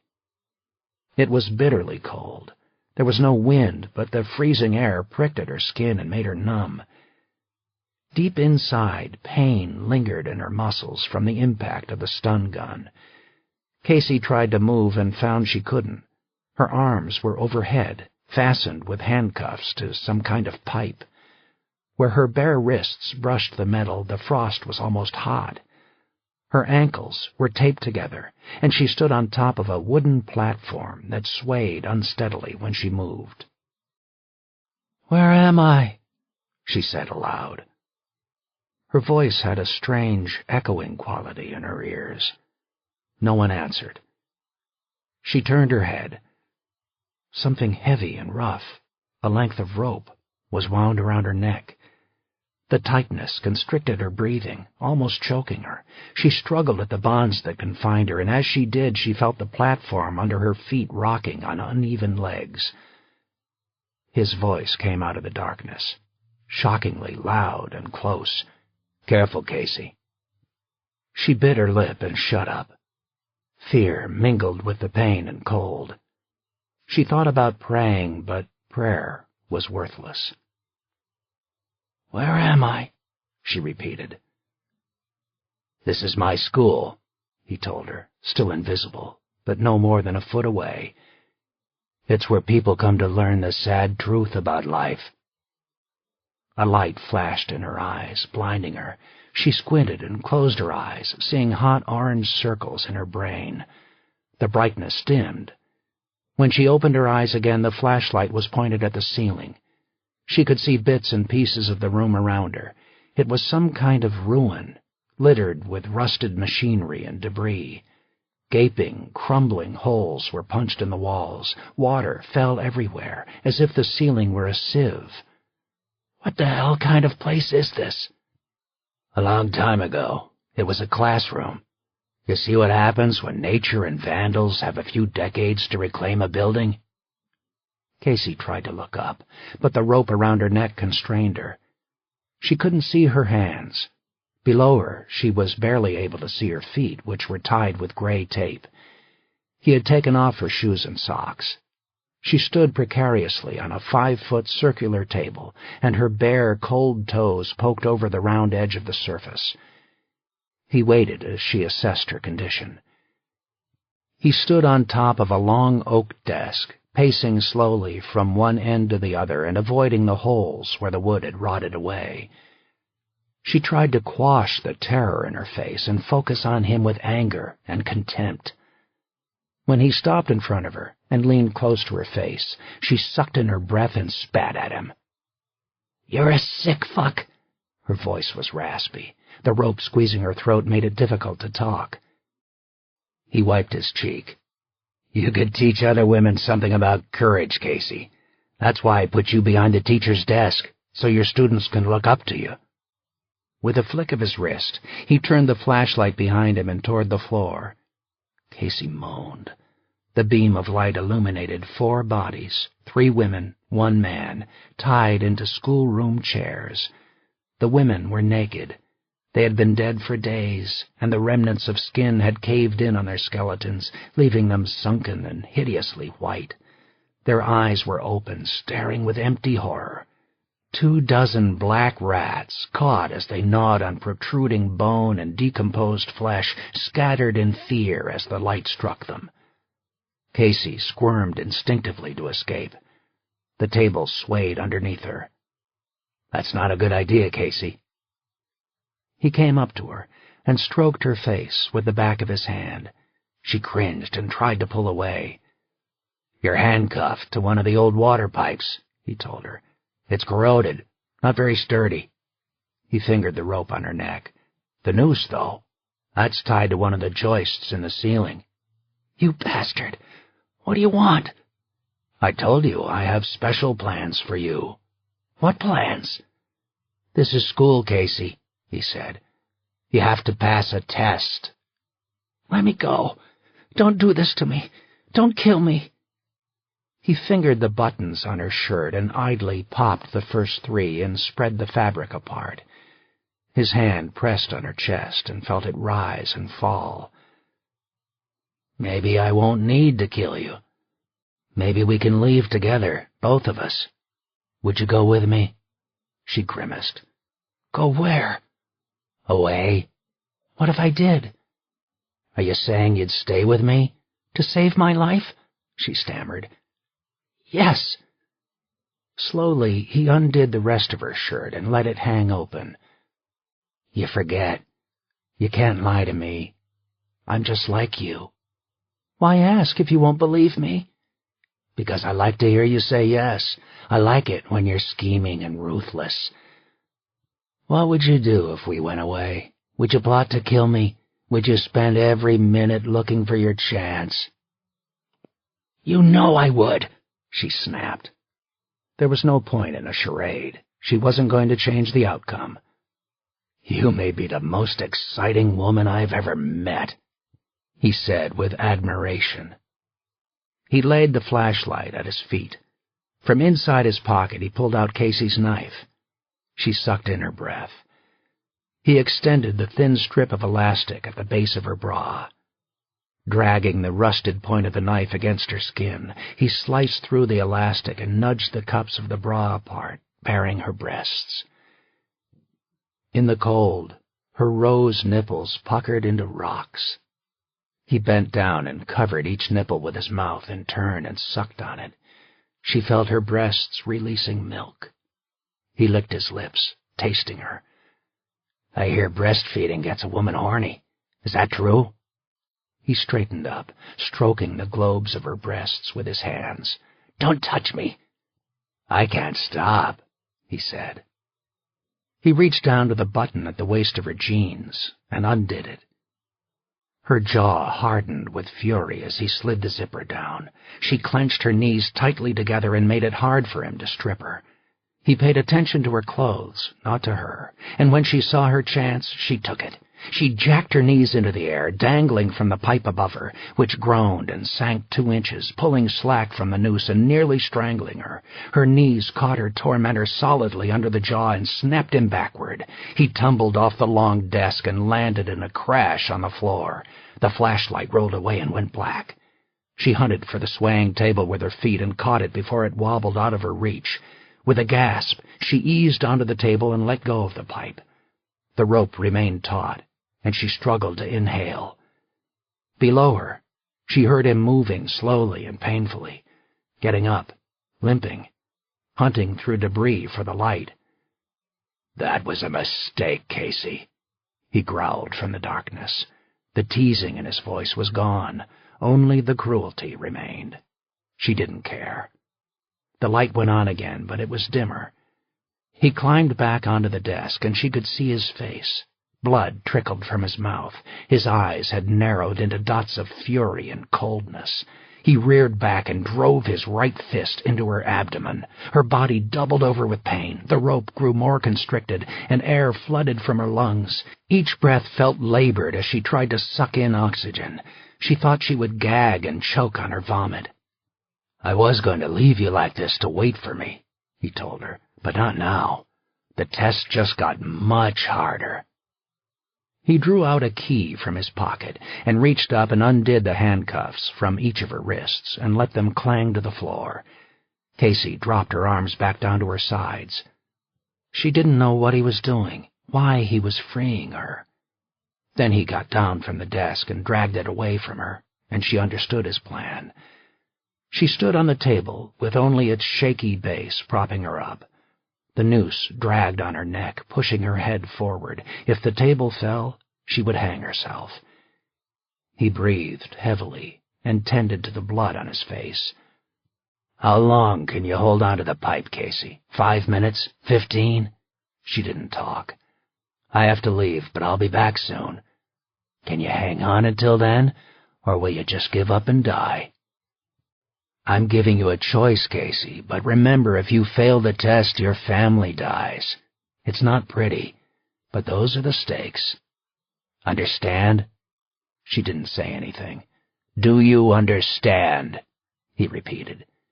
"Yes," she gasped. "Good. That's good. Now hold on tight." Casey knew what was coming. She watched him closely, but she didn't put her hands up immediately. She wanted blood flowing into her arms as long as possible to give her strength. Only when she saw him moving closer, his face dark and menacing, did she finally reach up and take hold of the pipe again. The freezing metal was like a flame. Touching it burned her, and she could barely hold on, but she had to hold on. He shouted, charged, and swept the table from under her feet. Her legs dangled in midair. Only her grip on the pipe kept her suspended. "If you survive the next few minutes, the rest will be easy for you," he said, stroking the bare skin of her stomach as she twitched over the floor. "I want you to prepare yourself while I'm gone, because your family is counting on you. You see, I'm going to bring someone here for you, Casey. A new student for our classroom, and all you have to do to pass the test is kill them for me." Chapter 45. Serena slid inside the patrol car next to Denise Sheridan, who propped a cigarette outside the driver's window and tapped ash on the ground. When Denise wasn't smoking, she jammed the fingers of her other hand between her teeth and chewed on her nails. They sat in silence on the dirt road near the cemetery. 50 yards away, bright lights beamed like white sunshine through the trees. Silhouettes of evidence technicians came and went, carrying plastic bags. They'd been searching and digging in the forest for an hour, making their way through frost-hardened soil toward whatever was buried below. "I'm sorry it's come to this," Serena told Denise. Valerie's sister sighed. Her face was tight with anger and resignation. "I knew we'd end up in a place like this sooner or later." A place like this. A place to dig up the dead. Serena was just as happy not to be in the woods. She wasn't sure she could handle it when the searchers found what they were looking for. This was a case where she couldn't switch off her emotions. She had sacrificed her objectivity by getting too close to Valerie and too close to Callie. "It's better than not knowing," Serena said. Denise shrugged. "If you don't know, you can still hope." Snow gathered in a wet film on the windshield as they waited. When it became hard to see, Denise flipped the windshield wipers, pushing the slush aside and clearing an arc on the glass. Inside, heat blasted from the vents, keeping the car warm. "How are you?" Serena asked. Denise said nothing. She chewed her nails harder. "Sorry," Serena said. "Bad subject." "Yeah." "Do you want to talk about it?" Denise's expression clearly said, "Are you crazy?" Then she shrugged, as if anything were better than sitting in silence as the shovels carved up the ground. "I wasn't expecting a bomb to go off under my life," Denise replied. "What happens next?" Denise took a pack of cigarettes out of her pocket and then scowled and put it back. "When you've been married as long as Tom and I have, it's not like divorce is easy. There's a lot of practical shit standing in the way, starting with the kids. Then again, I'm not going to do nothing. Some women can put on blinders and live with a crappy marriage, but not me." "What about Valerie?" Serena asked. "If it's Callie out there in the woods, she's going to need your help." "Let her get help from someone else, not me." Serena hesitated. "She's going to be alone." "Are you lecturing me?" Denise asked in annoyance. "No, but Callie's her whole world." Denise took a photograph out of her pocket. Serena could see it was the picture of Callie that had been broadcast all over the country. "What is it about wives married to shitholes?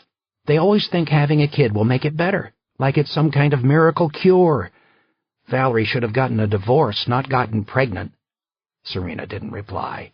"Don't get me wrong," Denise added. "I'm sick about Callie." "I know that. You don't hide it as well as you think." Denise frowned and put the photograph away. "As long as you're prying into my secrets, what about you? What's up with you and Stride?" Serena was caught off guard. "What do you mean?" "Oh, don't play dumb. I can see you two are having problems." Serena thought about making an excuse, but she realized that she needed to say it out loud. "He slept with Maggie." Denise didn't look surprised. "Well, they've been dancing around it for years. So what are you going to do?" "Same as you," Serena said. "I don't have a clue. We don't have kids to worry about, so I guess that makes it easier for me to walk away." "You think it would have been different between you if you had a baby?" "It wouldn't." "Maybe I wonder if I would have been different." Denise twisted toward Serena and pointed a finger at her. "It's not a magic bullet, Serena. You'll never feel more vulnerable than when you have a kid. If you let it, the responsibility will kill you. If something happens, it can drive you insane." She turned back and looked through the steamy windshield of the patrol car. "Oh, shit." Serena looked too. Through the snow, she saw Stride coming toward them, his face weary and grave. Even in the cold, he had his sleeves rolled up, showing bare arms, tracked with dirt. He stopped in the glow of the headlights. They both climbed out and met him. Serena saw Denise's jaw trembling. She was a sister and an aunt now, not a cop, and she didn't want to hear the news. Neither did Serena. She had known from the beginning that the odds were against a happy ending. That wasn't how child disappearances played out. You hoped for a miracle, but you steeled yourself for the harsh reality. Most kids didn't come home.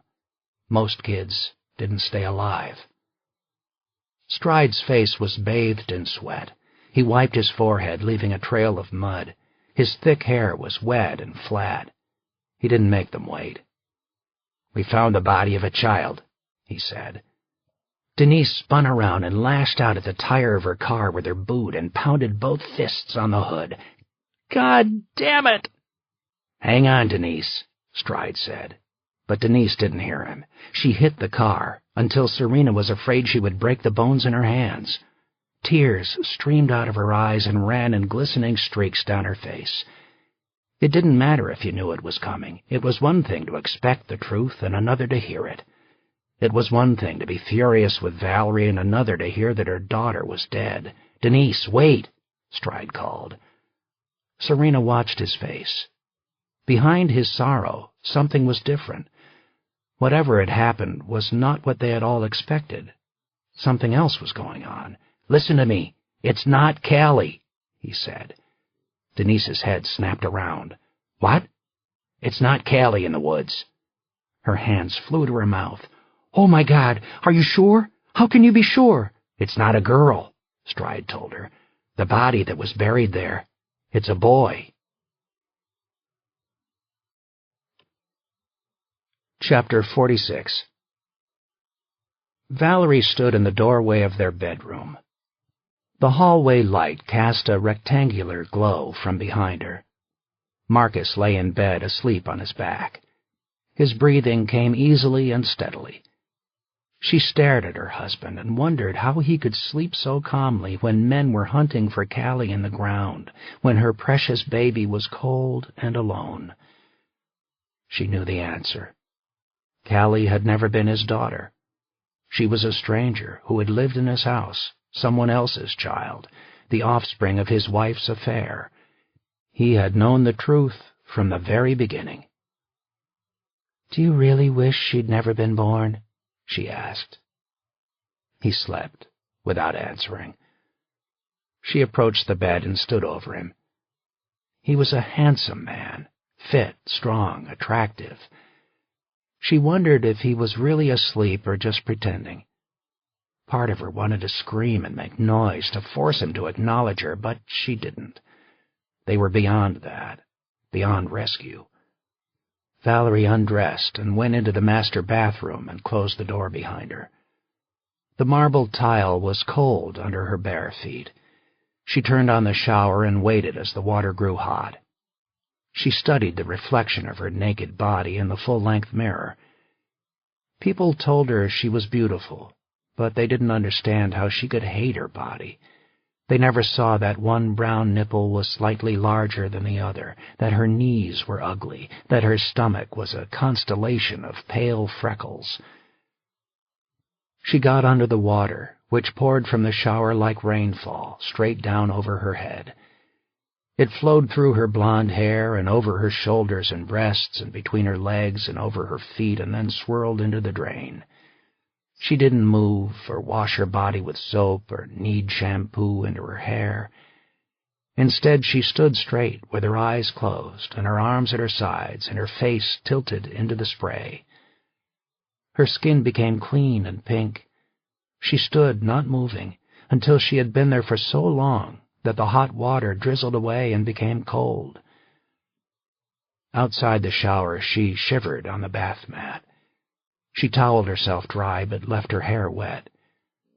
She returned to the bedroom and stared at Marcus and felt nothing.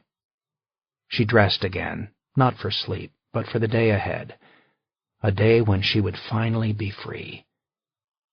She was hungry, so she went downstairs. It felt odd to think about food now, but she hadn't eaten in hours. She turned on the lights in the kitchen and took a small bowl from one of the cabinets. Inside the refrigerator, she found a stalk of celery, a cluster of green grapes, an avocado, a Granny Smith apple, a lemon, and a cup of yogurt. She put the ingredients on the counter. "This is called a Waldorf salad," she said aloud, brightly, as if it were a normal day and Callie were sitting in the high chair beside the kitchen island, smiling back at her the way she always did. She separated a piece of celery, sliced off its frilly head, and carefully cut the stalk into half-inch segments, which she dumped in the bowl. She ran the grapes under the faucet, pulled off a dozen, and cut each one in half. She added them to the bowl.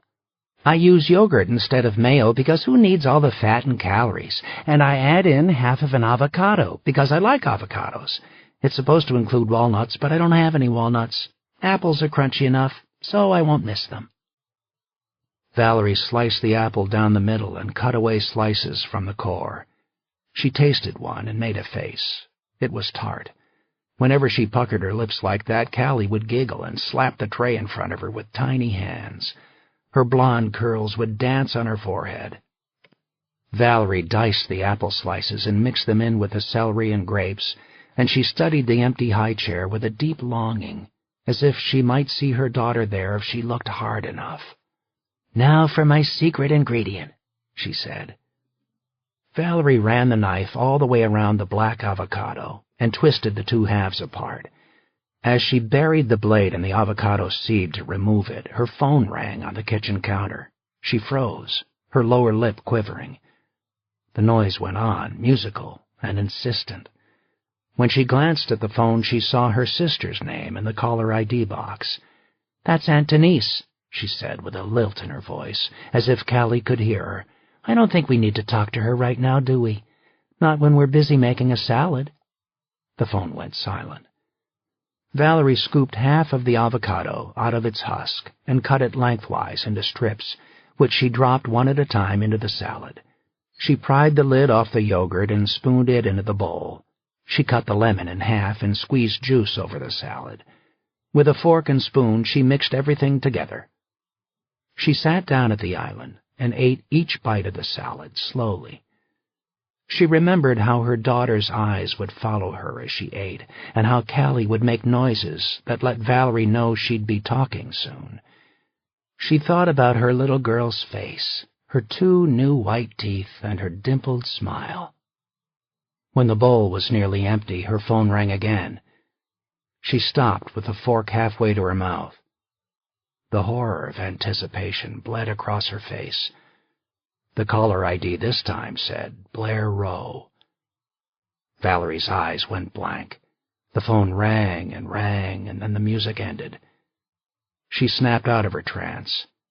She took her salad bowl to the sink and washed it and put it away. She returned the avocado half, the lemon half, and the celery and grapes to the refrigerator. Opening the chrome garbage pail with her foot, she slid the remnants into the trash and then used a paper towel to wipe the counter. She ran the knife under the sink and rubbed it with a sponge until it was spotless. When she was done, she opened a spice cabinet and slowly spun the Lazy Susan inside until she found what she wanted. It was a bottle she had purchased 2 years ago, before she got pregnant. A bottle she had never opened. A bottle filled to its narrow neck with tablets of aspirin. Valerie turned back and looked at the empty high chair. The light went out of her eyes. "From now on, I'll never leave you alone," she promised her daughter. "Never, ever. I'll always be with you." Casey had no idea how long she had been clinging to the frigid metal pipe. It could have been seconds. It could have been an hour. Time had no meaning in the darkness.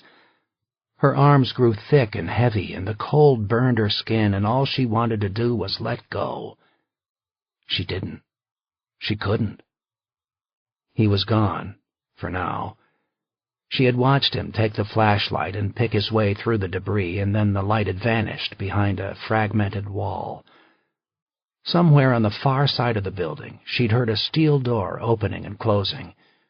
Since then, she had heard only the other noises of the ruins, the water torture dripping from overhead and the morbid squeal of the rats. She held out little hope of rescue. She screamed, "Help me! Help!" But her voice bounced around the decimated building, and in the aftermath, she heard nothing at all. No one came running. No one shouted back. Wherever she was on her own. In the early minutes, she didn't dare move for fear of dislodging the pipe or slipping and losing her hold on the metal itself. Eventually, as her strength waned, she decided she had to try. If she made a mistake, she died. But if she did nothing, she died anyway. She had to stay alive. She had to escape. Carefully, she eased one hand off the pipe and examined the rope with her fingers, looking for a way to undo the knot and slip the noose from around her neck. She pried at the twine, but the knot was tight and unyielding. With 2 hands, she might have been able to dislodge it, but not with one.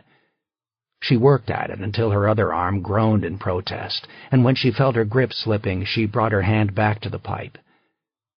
She thought about shinnying up the rope itself to where it connected to the ceiling joist, but she didn't think she had enough strength in her arms to make the climb.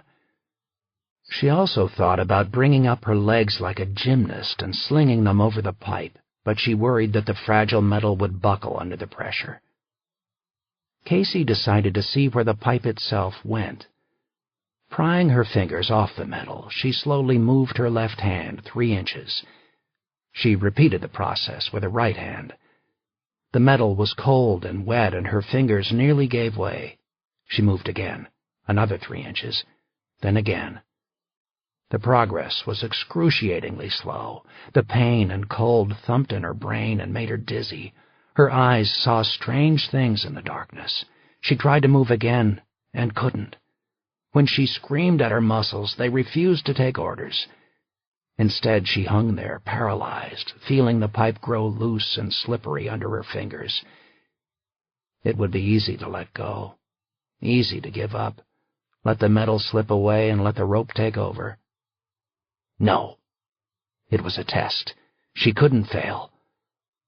Calm descended over her like a wave, and she inched her body along the stretch of pipe. She shifted her bound legs and slowly swept the space to her left with her feet extended. At the very end of her toes, she brushed something hard, concrete, a wall. She peeled away her fingers and moved again, 3 more inches, and when she extended her legs, she could brace the bottom of her feet against the side of the wall. Flakes of paint scraped away under her skin.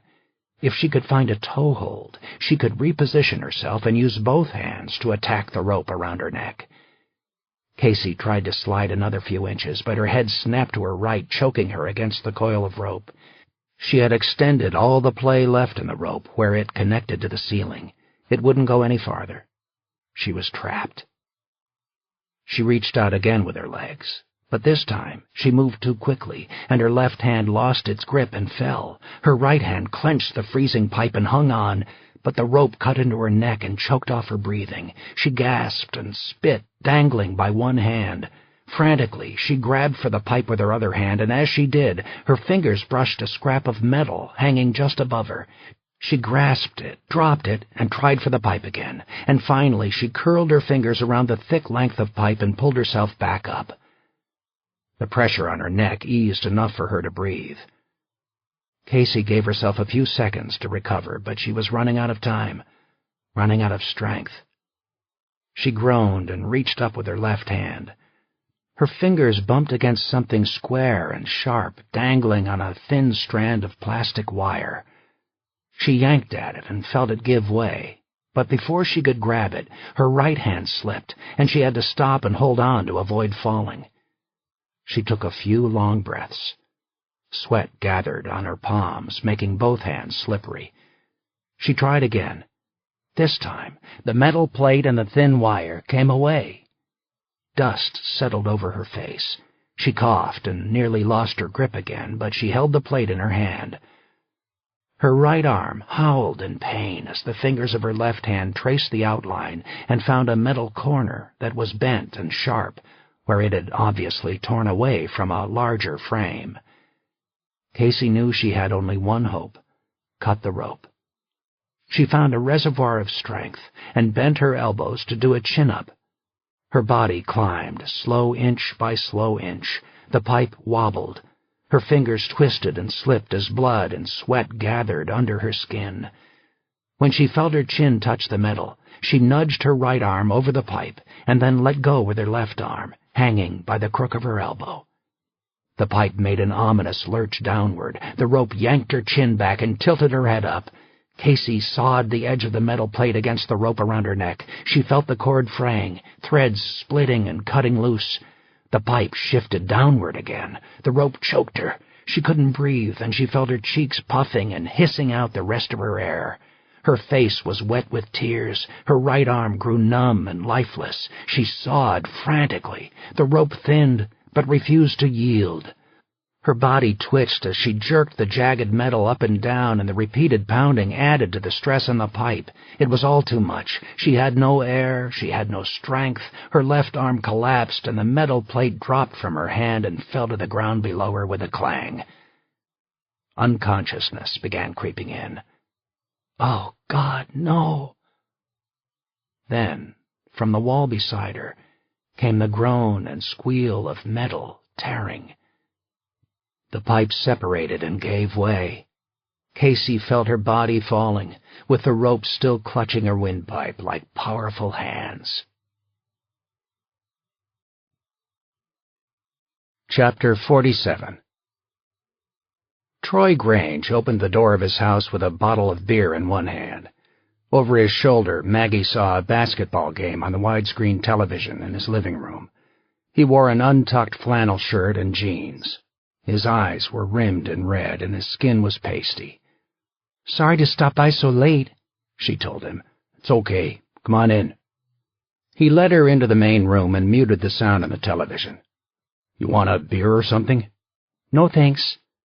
"So, did you lose a bet?" Troy asked. "What?" "The hair."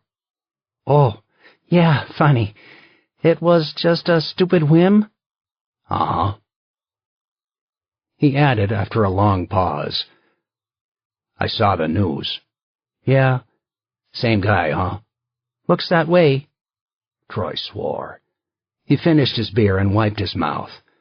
"Are you any closer to catching him?" "I'd like to say yes, but so far he's one step ahead of us.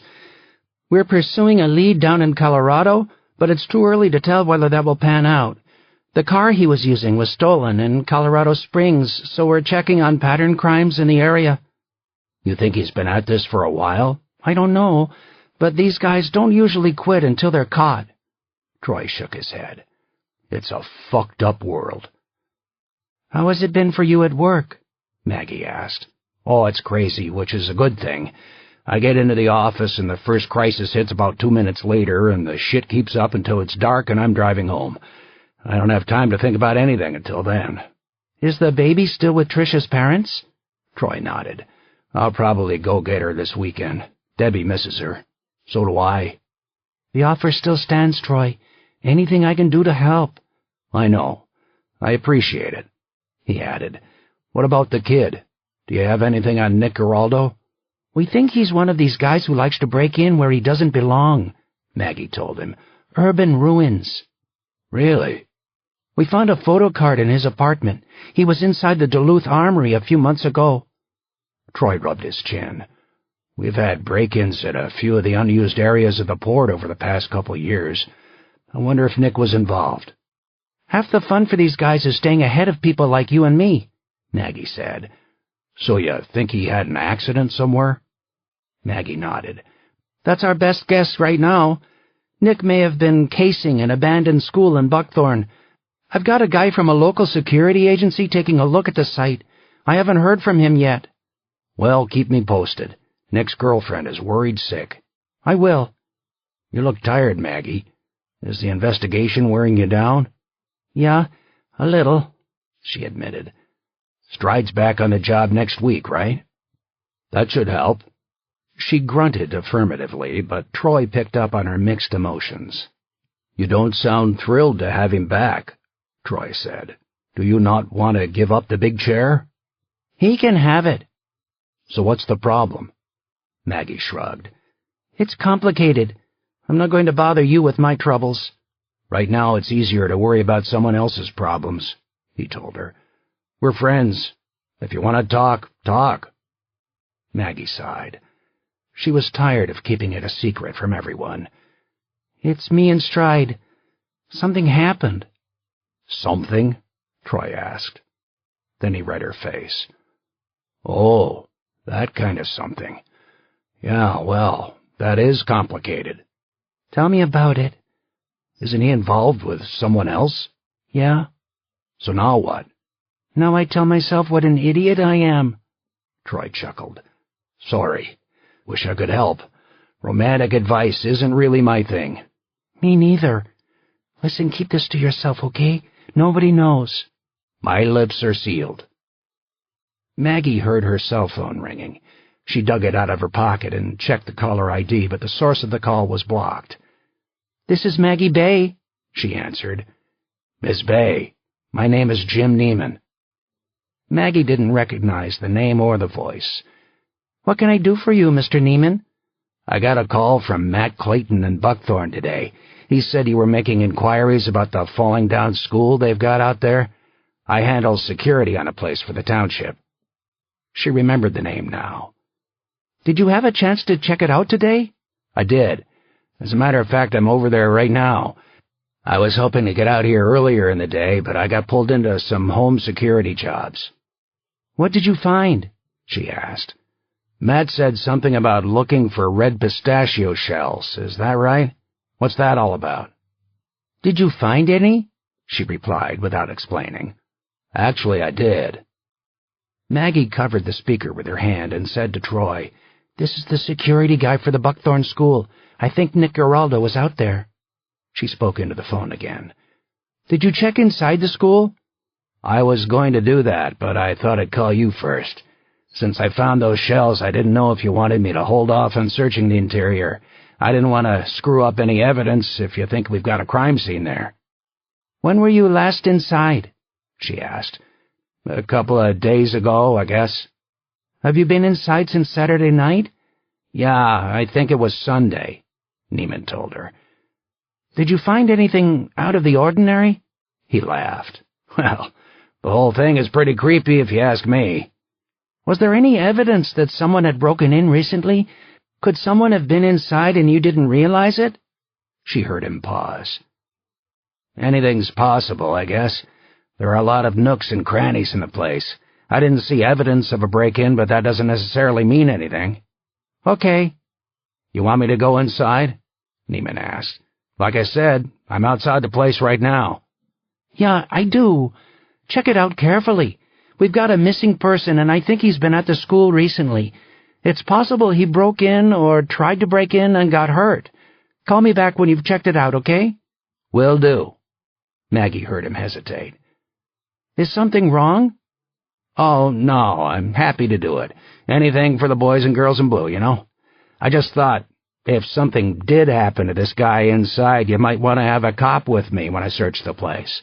I know it's late, but I thought maybe you could get someone to join me here." Maggie thought about it. "Sure, that's a good idea." "I'd leave it in your hands entirely, but I'm the guy with the keys," he added. "Understood." "I'll wait for the cavalry before I open the doors." "Do you think it will be long?"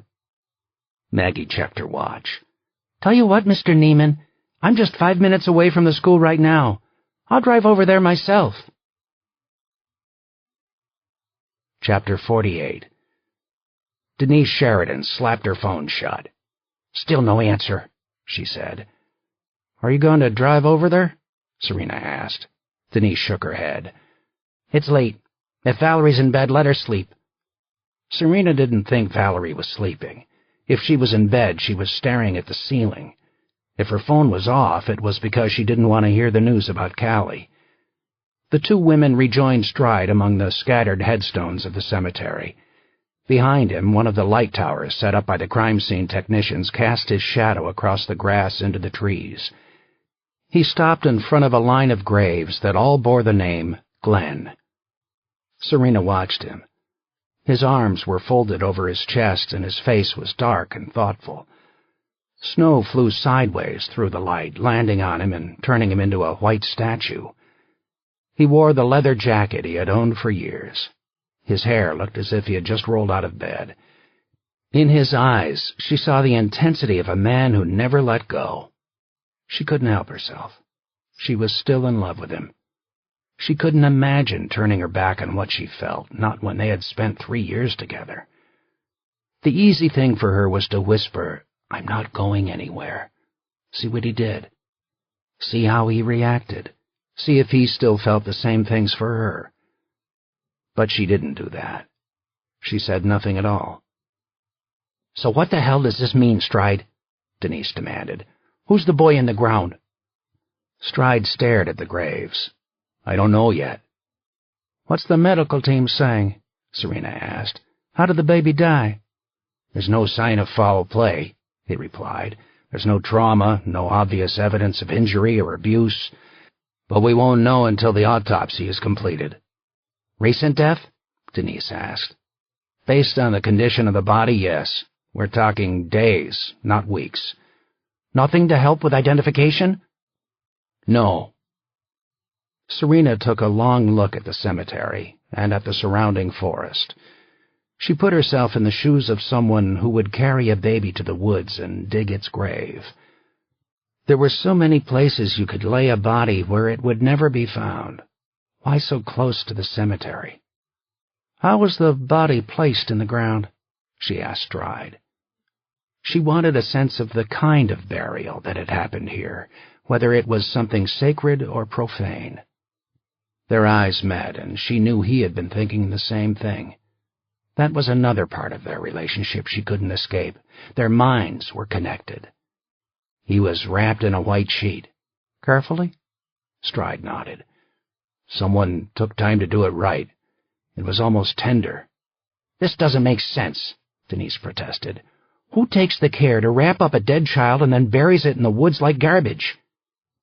Not like garbage, Serena said, shaking her head. Whoever did this couldn't bury the baby in a cemetery where he might be discovered, but the baby was close to the cemetery. I think that's significant. I agree, Stride said.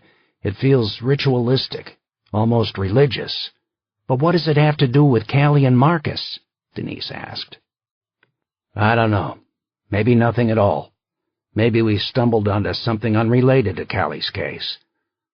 Or maybe Mickey's lying, Denise suggested. They heard a harsh, tired voice cut through the wind. I'm not lying! When they turned, they saw Medaglia Vega on the slope of the cemetery behind them. Her round face glistened with melting snow. Her feet were planted on the ground and she had her hands on her hips. You hear me? She continued. I'm not lying. I did what you asked. I showed you where I found the toy, where Mama saw the light. You knew we'd find a body, Denise snapped. But we only have your word that you found the toy there at all. Who's the kid, Mickey? Who did we find buried there? I don't know, and I found the horn in the woods just like I said. Stride put a hand gently on Denise's arm. He stepped closer to Mickey, his voice calm. We don't think you're lying, he told her. Tell that to her, she retorted. We're all tired, Mickey. It's been a long night. You've helped us a lot, and I appreciate it. Okay? I still need to know if you have any idea who that little boy could be. I already told you I don't know. It's not Callie. That's good, right? I knew Dr. Glenn wasn't involved. He couldn't do something like that to his daughter. Callie wasn't his daughter, Denise interjected. Stride shot her a warning glare. He turned back to Mickey. You told me that you lost your own son early in your pregnancy, he said softly. I'm sorry, but I have to ask. Was that really true? Yes. You know what happened to my baby. Okay, I know. And the light your mother saw in the woods, you're certain this was on the night that Callie disappeared? Yes. She told me about it on Saturday, and that's when I went to search. That's when I found the toy. Stride nodded. Okay, Mickey. That's all for now. You can go home. The girl stamped past them up the slope. Serena watched her disappear between the trees as she headed for the lights of the mobile home. Where does that leave us? She asked. Nowhere, Stride said. Denise reached for a cigarette and put it in her mouth without lighting it. Look, the toy horn was obviously intended to make us think there was a connection to Callie, right? Stride thought about it, but shook his head. No, that doesn't make sense. As soon as we put a shovel in the ground, we were going to find out that it wasn't Callie buried there. Serena thought again about someone bringing a child's body to the woods in the darkness and how much the burial felt like a religious ceremony, something private and painful. What if the toy is exactly what it looks like? She suggested. A memorial. What do you mean? Stride asked. I mean that no one ever expected us to find that toy. It was put there the way you'd put flowers on a grave. But whose grave? Denise asked. Serena retraced her conversations with Valerie. She realized that when Stride had told her about Mickey's discovery of the toy horn, it had felt familiar to her. It had already been part of her consciousness about the case because she had heard about it before. Valerie had told her about her night at the hospital on New Year's Eve, about the staff blowing toy horns when the clock turned to midnight. She could almost picture the scene in her mind, see it, hear it. Valerie drowsy with pain and drugs, the noise and excitement of the new year in the maternity ward, the horns squealing, lullabies playing on the hospital speakers with each new baby born. Another baby, Serena said. Denise looked at her. The unlit cigarette drooped in her mouth. What are you talking about? There must have been other babies born in the hospital that night. New Year's Eve night. So what? Denise asked. "So I'd like to find out who they were, and whether Regan Conrad was the nurse for any of the mothers."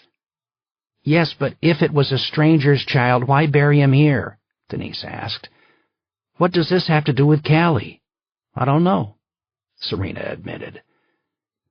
Even so, her instincts told her that the body in the ground was inextricably linked to Callie's disappearance. Somehow, she knew that this child, whoever he was the key to everything. Stride was already on the phone. Serena watched him dial. "Guppo, it's Stride," she heard him say. "I need some information. I'm looking for a list of babies born on January 1st, preferably those at St. Mary's. See if you can find birth announcements on the News Tribune website, okay? Boys only. Don't worry about the girls. I'll hold." He waited. He stared at Serena, and she stared back at him. She realized that more than anything else right now, she wanted to kiss him. "I'm here," he said into the phone. "That was fast. Give me the names and addresses of the parents, okay?" Then he said, "Hang on, repeat that." "Are you serious?" Stride hung up the phone. "We have to get back to Duluth right now." Troy Grange activated the security system on the downstairs level of his house before he went upstairs to bed. It was a useless gesture. He had purchased the system to protect Tricia and the kids, and the killer had gotten inside anyway and taken away his beautiful wife. He wanted to rip the panel off the wall and throw it in the fields. Troy cried. He didn't let himself cry often, never in public, and never in front of his children. He needed to be strong for them. He couldn't bring back their mother, so the only thing he could do was go on with life, keep them safe, try to keep them happy. When he was alone, though, in his private moments, he cried. He remembered Tricia's face as vividly as if she were still there beside him. Her touch, her laugh, how her skin felt when they were in bed. He pounded the wall as he realized that those sensations would begin to dim now, and eventually they would slip out of his memory altogether. Safety, security. There was no such thing. You could live in a fortress and still not keep out the monsters. The sensors, the alarms, the locks, the bars were mostly an illusion. If someone wanted to come in, they could. People like Nick Geraldo would always figure out a way. Sometimes their motive was no more than mischief, to say they went where no one else wanted them to go. Sometimes their motive was to kill. Troy thought about Nick Geraldo, about Maggie, about the ruined school. He wondered if they would find Nick inside, trapped, suffocated, neck broken, or blood drained from his body. There were so many ways to die in ruins. That was when the thought, the memory, poked into Troy's head. He stared at the security panel on the wall and remembered the man who had installed it a few weeks earlier. A tall man with scarred skin and eyes like a dead fish, the kind of man who smiled in a way that made you think he wasn't smiling at all. Troy hadn't liked him. He didn't know why his mind had dragged up a memory of the security man's face, and then he remembered that he had been thinking about Maggie's phone call. A security guard had called her about Nick and the pistachio shells. A security guard out at the old school. Jim Neiman. That was the name. He was almost sure of it. Neiman was the same man who had been inside his house. Chapter 49. The rope snapped Casey's chin back as she fell, and a shiver of pain coursed through her spine. She felt a crushing weight on her throat as her body dragged the thick cord into a vise around her neck. Her legs danced spastically. She clawed at the cord with her fingers, but the knots held, and all she felt was blood oozing from her abraded skin. She reached above her head to pull herself up and relieve the pressure, but she had no strength to lift her body. Her mind grew cloudy. She knew she was dying. Then the frayed section of rope where she had sawed with the metal plate split and gave way. The rope broke, and she fell in darkness and landed with an agonizing, bone-deep blow as her calves slammed the cement floor below her. A loose nail drove into the meat of her leg, and she had to bite her tongue to keep from wailing in pain. But she could breathe. Sweet air flooded her lungs. She collapsed onto her hands and knees and swelled her chest. Something scurried across her fingers and she reared back. It was a rat, and it wasn't alone. The squeals of the animals were excited and close. She clawed the tape from her ankles and lurched to her feet. The blackness made her dizzy, and she waited for her head to clear. She listened for the noises of her captor, but for the time being she was alone. Alone with no light, no weapon, no phone. She might as well have been lost in the fog again. She started to walk with her hands and arms outstretched in front of her. Almost immediately she tripped and fell. When she squatted and ran her fingers along the floor, she found a jagged block of concrete 3 feet by 4 feet. She traced its edges and then stepped around it. As she inched forward, her numb feet crushed against pebbles of glass with each step and bled. Water dripped on her face. She kicked a piece of scrap metal that clanged on the cement, and after hissing in pain, she bent down and picked up an L-shaped joist, heavy and rusted. She nestled it in her fist, and felt better now that she had something she could use in self-defense. Her hands touched a smooth wall ahead of her. She explored it with her fingers and felt lines of grout between square tiles. With her palms flat, she followed the wall, letting it lead her steps. She found the opening of a door frame where the wall ended, but the doorway itself was blocked with a sodden, rotting stack of wooden planks at least 3 feet high. She stopped, squinting, trying to see if there was an escape route on the other side of the doorway, but the interior was black. Beyond the doorway, the wall continued, and she followed it until her fingers bumped into a new wall made of plywood, not tile. She had walked herself into a corner. She turned, making her way along the perpendicular wall, moving more quickly than before. Her hands missed a wooden beam propped against the wall at waist level, and before she could stop it, the beam toppled noisily to the floor.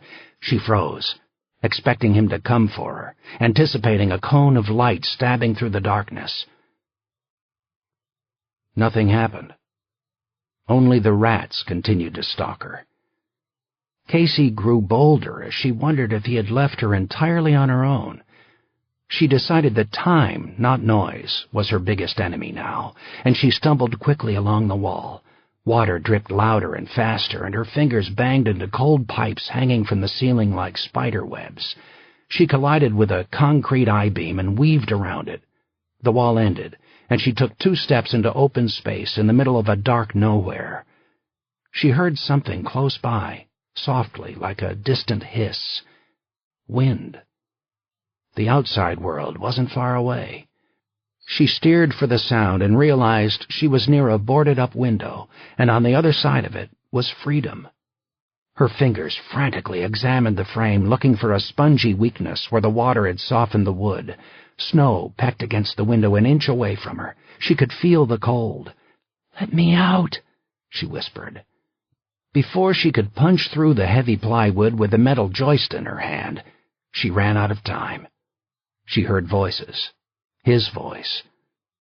Down the long black tunnel, she saw light streaming through the cracks. Maggie climbed out of her yellow avalanche outside the Buckthorn School. The moon, which was no more than a haloed glow behind the gray clouds, illuminated the desolate ruins. Snow drifted across the tan brick walls and weighed on the flat roof. The school, or what was left of it, was sheltered by 2 giant oaks with spindly branches that looked like witches' fingers. Every window was shuttered with heavy plywood. Every metal door was looped with chain and locked shut. She imagined the school as it had been after the war, beside a dusty dirt road surrounded by cornfields, with farm boys dropped off at its doors in shirts and ties.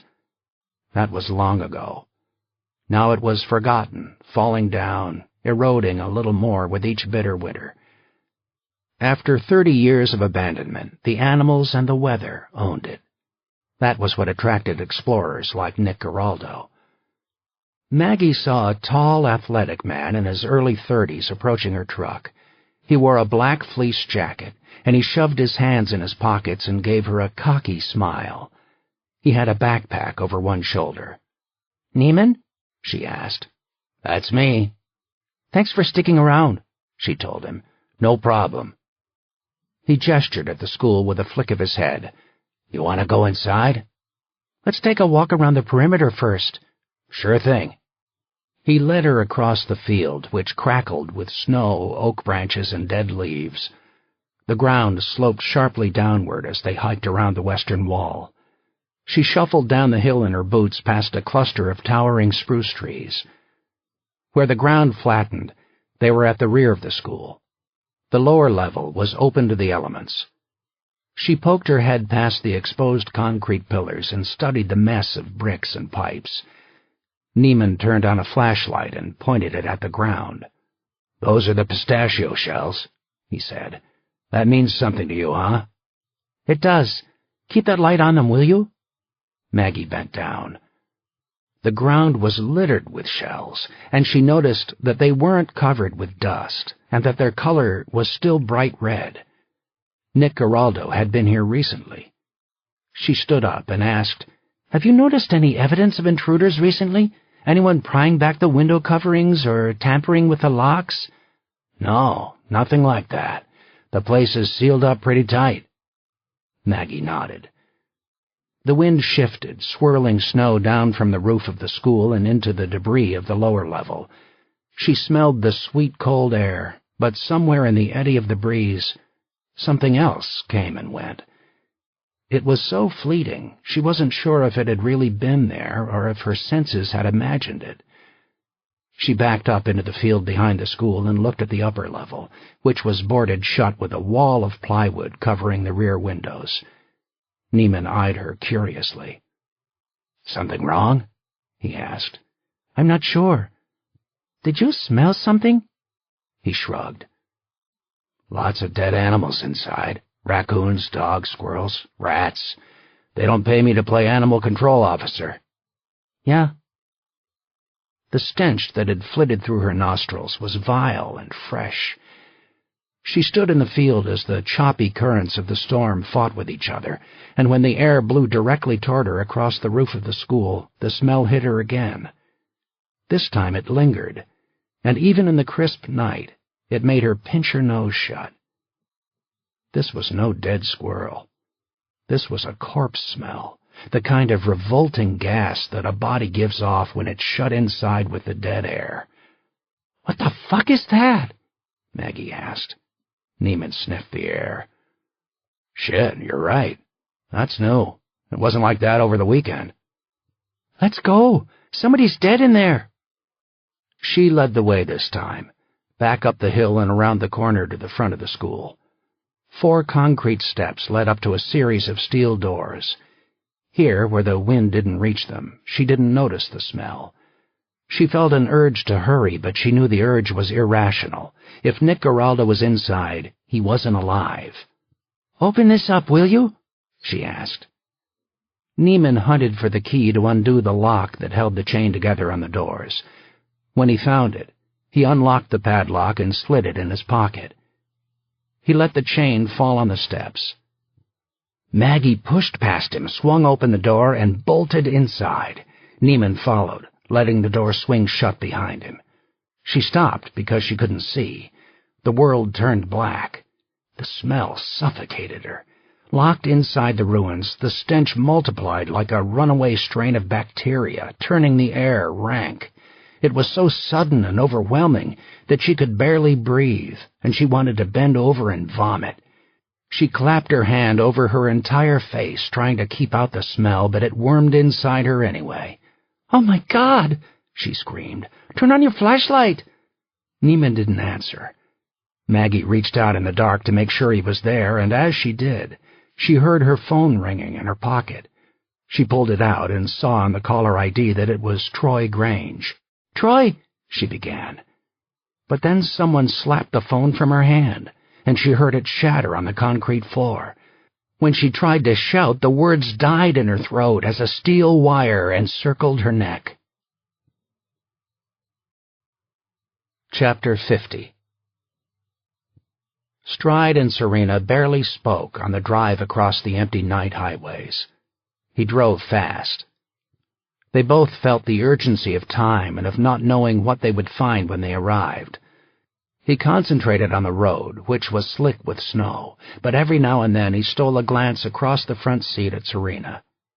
He knew she felt his eyes, but she never looked back. Her face was in dark profile beside him. "Watch out for deer," she warned when they entered a long stretch of highway bordered on both sides by thick forest. "They come out when you least expect it." "I know." He thought about the advice that Minnesota drivers learned in school.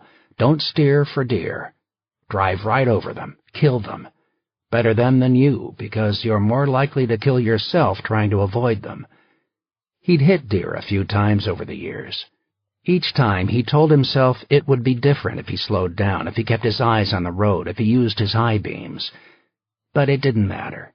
You couldn't stop deer from running, and if they crossed the road at the moment you were there, you were going to have a collision. The best thing to do was come out of it alive. They come out when you least expect it. Serena wasn't talking about deer. She was talking about the two of them, or maybe the three of them, their collision. He knew that at the end of the day she didn't care about Maggie.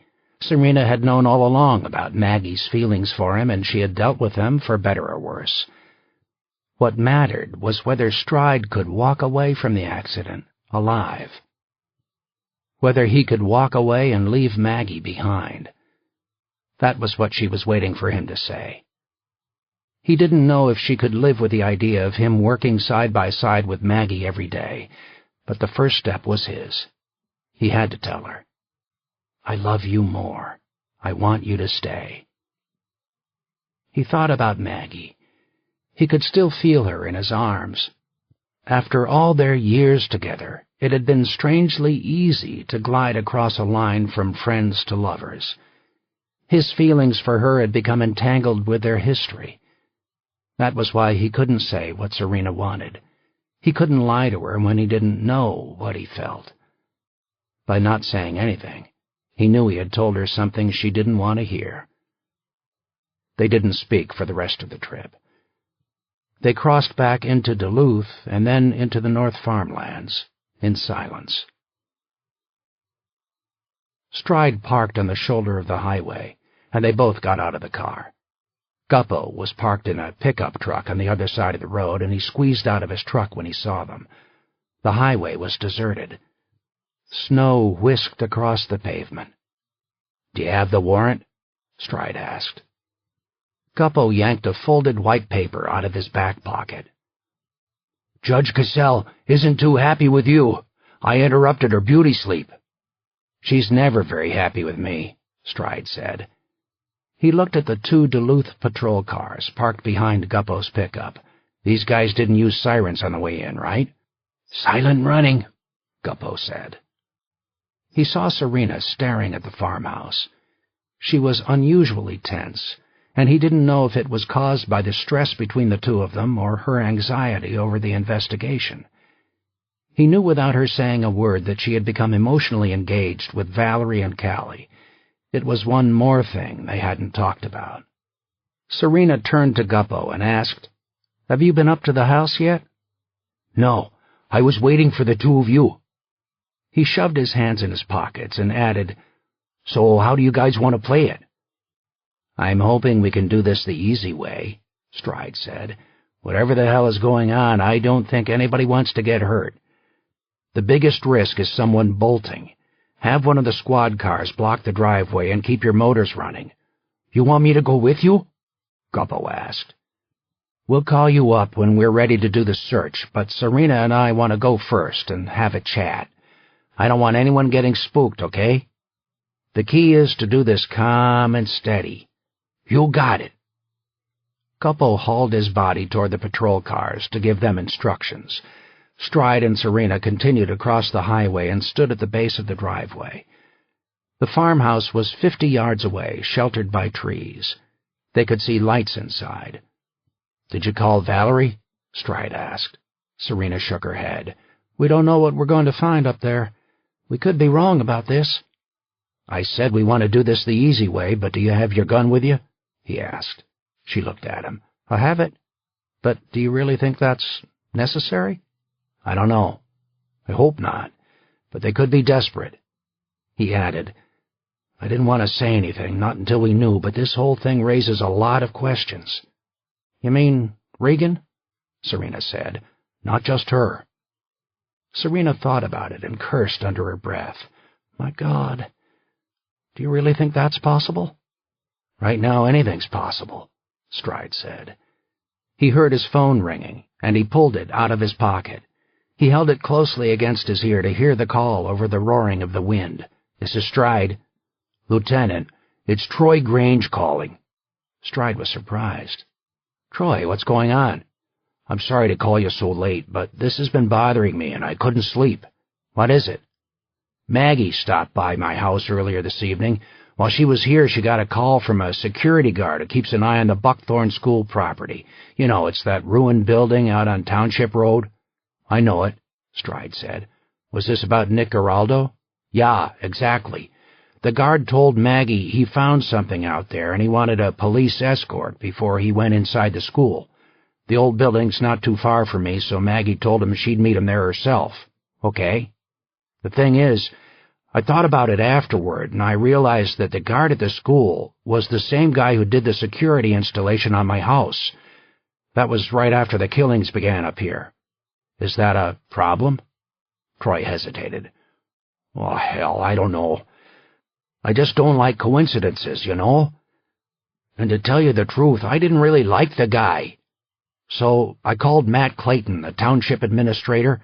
He and I play tennis a couple of times a year. I asked Matt what he knew about this security guy, Jim Neiman." "What did he say?" Stride asked. "He said he's never had any complaints. Here's the thing, though. When I asked if he'd checked references on Neiman, he said he had. Neiman gave him the name of a guy who owns a strip mall in Pueblo." "I'm still not following you, Troy." "Pueblo's less than an hour from Colorado Springs. Maggie told me that the van the killer was using was stolen in Colorado Springs." Stride gripped the phone tighter. "I called Maggie to tell her about it," Troy continued, "but just as she answered, the phone cut out. I've tried her several times since then, and there's no answer." "I'll check it out, Troy," Stride told him. "You did the right thing by calling. Let me know when you talk to her, okay?" "I will." Stride hung up. Serena studied him with her eyebrows arched in a question, but he didn't answer right away. Instead, he dialed Maggie's cell phone and listened. The call went directly into her voicemail. "Is something wrong?" Serena asked. He told himself that nothing was wrong, but his gut told him otherwise. Everything was wrong. The cold air wrapped fingers around his neck. His stomach knotted in fear. He didn't hesitate. "I have to go," he told her. "Maggie's in trouble." Chapter 51. Casey huddled in the darkness. She lay on her stomach, freezing and wet, hidden behind a stack of rotting wooden beams.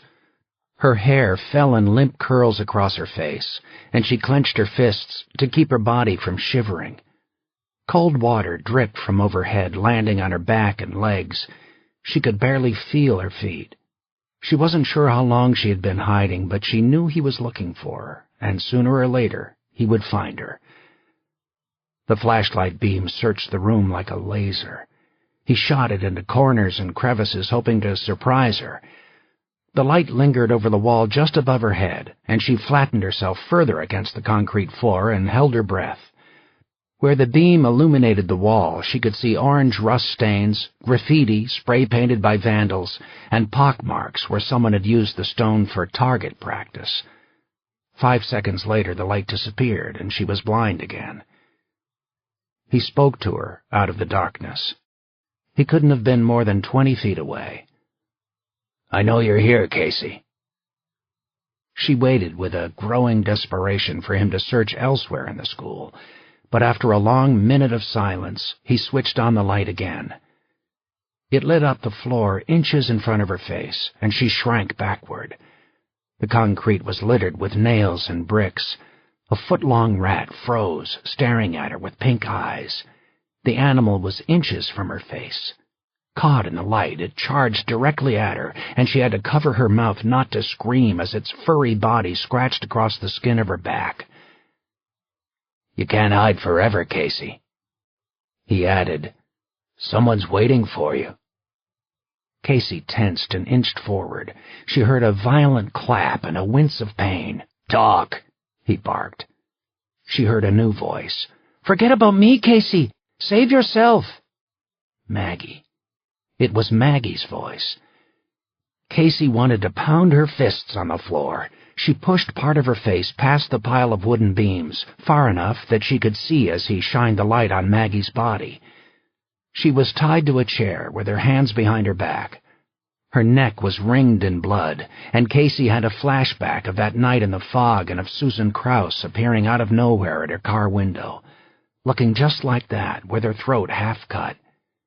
Behind Maggie, in the dim glow of the flashlight, she saw the other bodies, posed as if they were decomposing dolls. She was angry. Angry that God had dropped her in the middle of this when she wasn't prepared. Angry that God had abandoned her. Or maybe this was his revenge. Over the past year, she had stopped believing in God and found herself believing only in despair and betrayal. She had grown bitter at the world. She had simply never imagined that the awful road would lead her here. "You can't run, Casey," he taunted her. "What do you do now?" She bit her lip, listening to his slow footsteps as he walked away.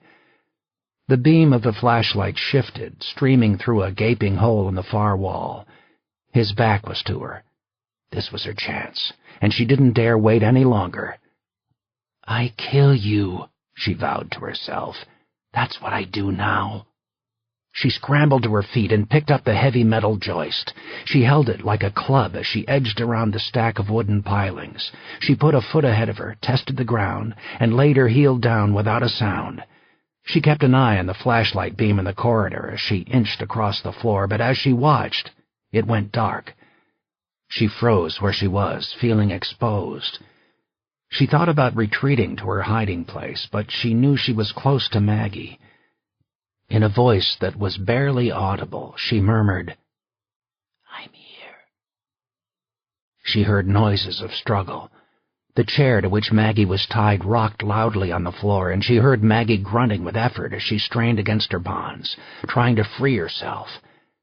She took another step and spoke again in a soft hiss. "Maggie." This time Maggie whispered back immediately, "Get out of here, Casey." It was too late to run. Light flooded the room and pinned Casey like a convict in a searchlight. She still had the metal joist poised over her head, but he was in the doorway, 20 feet away, too far for her to charge him. Behind the light he was in silhouette, but she could see that he held Maggie's gun, pointed at her chest. He walked closer, stepping over dirty glass, and stopped 6 feet away from her. The gun was outstretched in his left hand.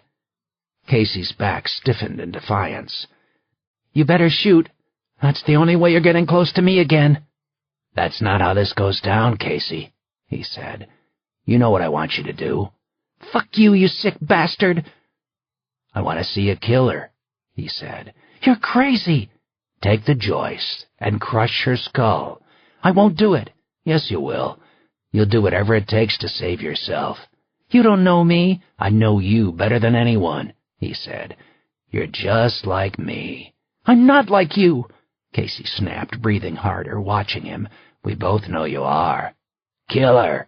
"I'll kill you instead," Casey swore, raising the joist higher over her head and clutching it tightly with her hand. "Don't be stupid." "I don't care what happens to me anymore." "Yes, you do. You know the stakes, Casey. You know what happens if you fail the test." "Leave my family alone. They're not part of this." "You weren't a part of my game, but you put yourself in the middle of it. You can't stop playing now." "You are done," she shouted, taking a step toward him. "You are dead." He read the violence in her face. "It's a powerful feeling, isn't it? To hate so much you want to kill. That's when you know you're really alive." "This ends right now," she said. "I'll sweeten the deal for you, Casey. Kill her, and I'll let you go." "What?" I'll let you go, he told her. Game over. You're a fucking liar. I'm not lying. The joist felt slippery in Casey's hand. You'll never let me go. I've seen you. You're not going to turn me in, though, are you? You wouldn't take that chance. Come on, Casey. What's another death on your conscience? I'm giving you a chance to walk away. Casey! It was Maggie's voice, interrupting him sharply. Casey, look at me. Don't listen to him. Don't believe him. Maggie's eyes were calm and focused, as if she were talking Casey down off a high ledge. This guy is pathetic, Maggie went on, her voice growing loud and sarcastic. He's a joke. Look at him. Acne face here probably had dates laughing at him in high school, and now he's taking it out on women everywhere.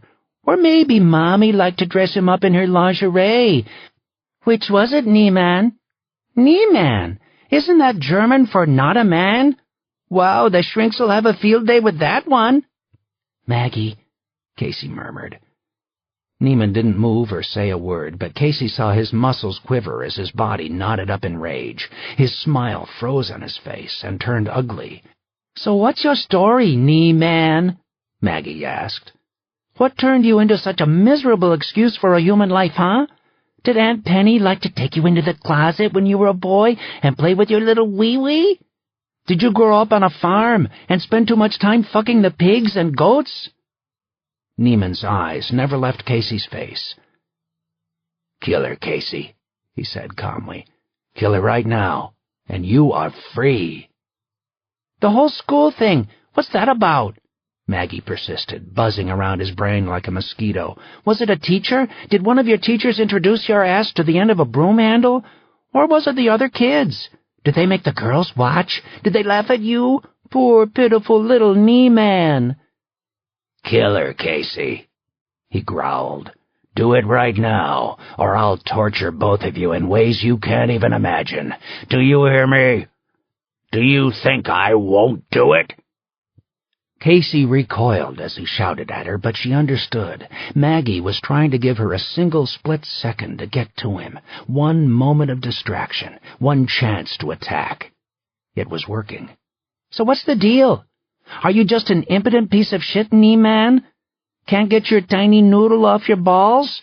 You blame women because all you've got is a floppy inch of licorice between your legs? Maybe next time you should pick a name like Harry No Dick, huh? That's a good name for you. Casey could see it in his eyes. So could Maggie. She had scored a direct hit. Nieman blinked faster, and his blood rage bubbled toward a boil. Drop your pants, No Dick. Go on, do it. Give us a last laugh. Shut the fuck up! Shut up! Shut up! Nieman stormed toward Maggie with his right hand clenched into a fist and his arm cocked for a backhanded blow across her face. The barrel of the gun followed his body. His head turned. One split second. Casey leaped. He wrenched back and fired as he saw her coming, but he wasn't fast enough. The gun went off with a flash and roar burning past her ear, and before he could fire again, she hurtled the joist down onto his wrist. The heft of the metal snapped the joint with a loud crack. He howled in agony, and the gun tumbled to the floor. Casey reared back to swing again, aiming at his head this time, but he grabbed her shoulders and toppled them both off their feet. They landed hard amid the glass and debris. The flashlight spun away but stayed lit, casting a tunnel of light across their bodies. Before she could twist free, she felt him on top of her, leaning into her throat with his thick forearm. He loomed above her, his eyes black and intense. Seeing his eyes, she jabbed the sharp nail of her index finger directly into the moist center of his pupil. He screamed, loosening his grip and covering his face with his hand. She hammered a fist into the center of his throat and then again, slamming the side of his head and rolling him off her. In the triangle of light, she saw the gun among the rubble on the floor and threw herself toward it. He kicked as he felt her move, and his boot connected with her skull, dizzying her and spinning her onto her back. He jumped and landed on her chest and drove the side of her head into the floor where the broken glass sliced her cheek and lips.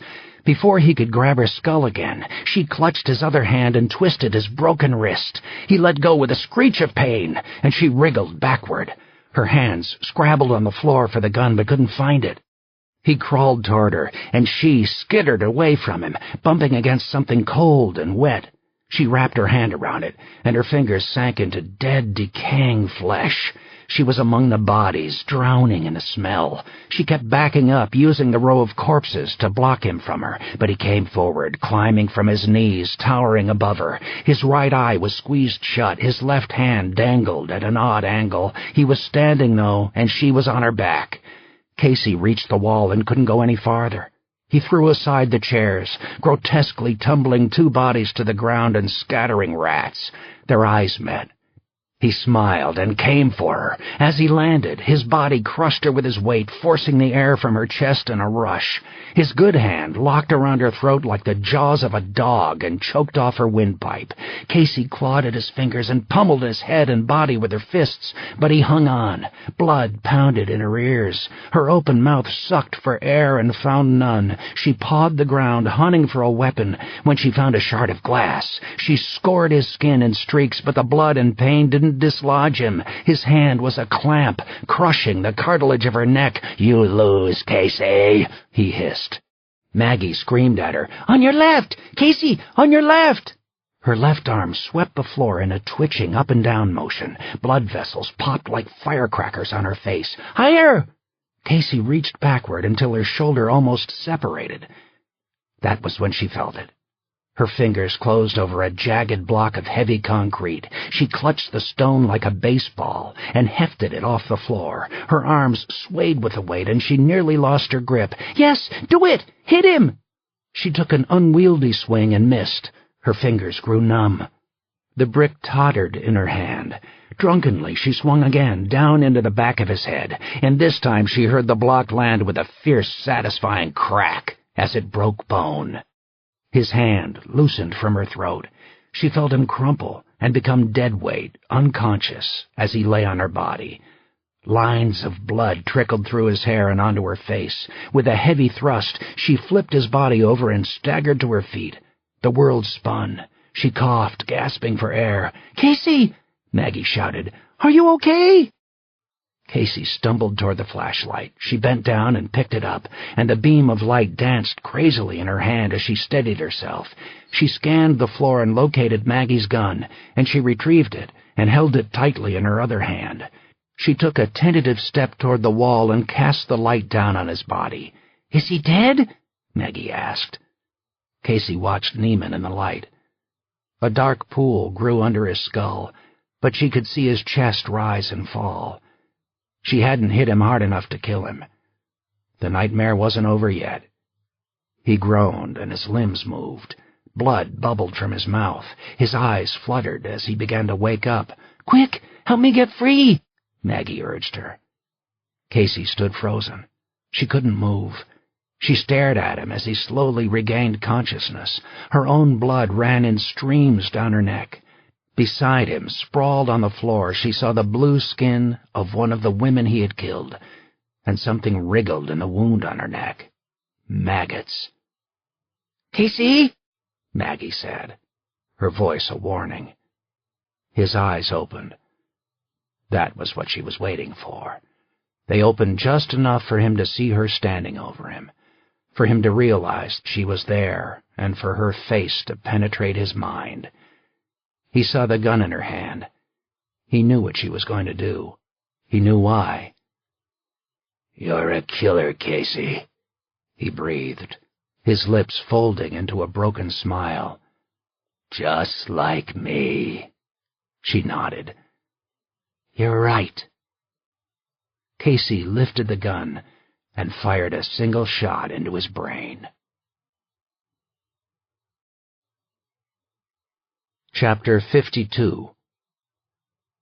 Serena left tracks in the snow with her boots as she marched up the driveway. The farmhouse was ablaze with light, and through the windows she saw the shadow of someone moving on the second floor. As she got closer, she found the front door wide open. A moving truck was parked outside, its engine running. Behind the truck, hooked for towing, she saw an old Ford Escort. It was the car she had seen at Regan Conrad's house, the car that had vanished while she was inside. Everything made sense, but she wished it didn't. Serena was conscious of her gun hidden in her shoulder holster under her jacket, but she left it where it was. At the threshold, she hesitated. The house was mostly stripped, but she saw an old television in the family room, tuned to the local network. She heard the breathless voice of Blair Rowe and saw the crawl for breaking news scroll across the bottom of the screen. Police recovered child's body near cemetery. The news explained the frantic rush to escape. They knew about the search. They knew what the police were going to find in the woods. After that, it wouldn't be long before someone wound up at their doorstep. Serena walked silently into the house. The main floor was empty, but upstairs she heard heavy, panicked footsteps in the hallway. As she watched, a burly, bearded man thundered down the stairs and froze in horrified surprise when he saw Serena. Her heart lurched. The man carried a baby, wrapped in a blanket in his arms. She couldn't see the baby's face, which was covered by a hood, but she knew who it was. She had suspected all along what she would find inside the house, even though she hadn't allowed herself to believe it could end this way. The baby's hand reached up out of the folds of the blanket and tugged at the man's beard. The hood slipped off her head, and Serena saw her blonde curls. Her beautiful face, with its wide eyes and toothy grin. Valerie's child. It was Callie Glenn. Alive. Safe. Serena put up her hands to steady him. "Stay right there, okay? Let's be calm about this. No one wants anyone getting hurt." He didn't move. He didn't say anything. "Where's Casey?" Serena asked Bruce Kennedy. Bruce wilted onto the steps. His head burrowed into his thick neck. "She's out." "Did you two really think you could get away with this?" Bruce put out a thick finger, and Callie grabbed it and put it in her mouth. His eyes welled with tears. "I don't know what I was thinking. You have to believe me. I never thought any of it would go this far. Then when I saw the news, I knew you'd be coming for us. I knew you'd want to take her back." Serena gestured toward the sofa. "Why don't you come downstairs, Bruce? Tell me about it. Tell me why you and Casey did this." Bruce held Callie like a treasure as he came downstairs. She was a tiny bundle in his huge arms. His eyes shot to the open door behind Serena, and she shook her head. "Please don't try that," she told him. "There are police outside. All you would do by running is put her in danger." "I'd never do that." He sat on a corner of the sofa, and Serena sat opposite him. She couldn't take her eyes off Callie. The little girl was even more beautiful than she had dreamed. All she had seen until now was a photograph, and for days she had steeled herself to the eventual reality of finding her dead, or never finding her at all. Now here she was, perfect and gorgeous. She wanted to take her in her arms and never let go. She was so happy that she thought her heart would break, and she realized that she was crying herself. The reality of seeing Callie hit her harder than she could ever have imagined. "Isn't she wonderful?" Bruce said. Serena nodded mutely. She couldn't speak. "You can't take her away from us," he said. "Tell me what happened," Serena told him, her voice cracking. "For God's sake, why would you two do something like this?" Bruce sank back into the sofa with Callie on his chest. "Our own little boy never had a chance." "Your son? He was the baby we found in the woods?" "Yes." "What was wrong?" "Jack's lungs didn't develop properly." Bruce shook his head. "That poor little boy. He would turn blue fighting for breath. As he grew, he struggled more and more." "Did you take him to the doctor?" Serena asked. "Of course we did. They ran tests and scans and put him through hell, and all they could say was the defects were too severe. Surgery would have killed him, and he was going to die without it. It was just a matter of time. We didn't want him to die in a hospital. We wanted him home with us. At least we could make him comfortable as long as we could." "I'm sorry." Casey was so depressed she never slept. She would have killed herself to make that baby healthy, and she thought it was her fault that we were losing him. You're talking about severe congenital defects. It's nobody's fault. I know, but Casey thought God had abandoned us. She was desperate. Serena watched the frantic longing in Bruce's face. She could imagine their minds fraying after months of their child slowly getting worse. "What about Callie?" she asked. Bruce stared at the girl in his arms. Regan put the idea in Casey's head. She was our nurse at the hospital. She helped us all year. She came by our house every day. I don't think Casey would have survived without her. What did she tell you? Jack was dying, he said with a sigh. There was nothing we could do. Regan told us how unfair it was and how we'd been cheated. She said we deserved to have a baby. She told us about Marcus Glenn and how he didn't love Callie at all, and how he and his wife were both cheating on each other, and how awful it would be for a baby to grow up in that household. She said it was like God had made a mistake that night and switched the babies. That's what it was, a mistake. They had a wonderful, healthy little girl, and we were forced to live through the agony of watching our sweet little boy fighting and not making it. Don't you see? It wasn't supposed to be that way. Serena grew angry, imagining Regan preying on their vulnerable souls, using them as pawns in her own game of revenge against Marcus and Valerie Glenn. "What happened?" she asked. "Jack finally passed away last week," Bruce said. "We lost him." "What did you do?" "I thought, if it really was God's mistake, I could put it right, you know. So I had the idea that I should bury him with the Glenn family. I wanted him to be protected, taken care of. I took him with me that night, and I buried him near the cemetery. He was finally at peace. He was where he was meant to be all along." Serena closed her eyes. "What about Casey?" "Casey went to get Callie," Bruce said. "Regan told us it was the only way.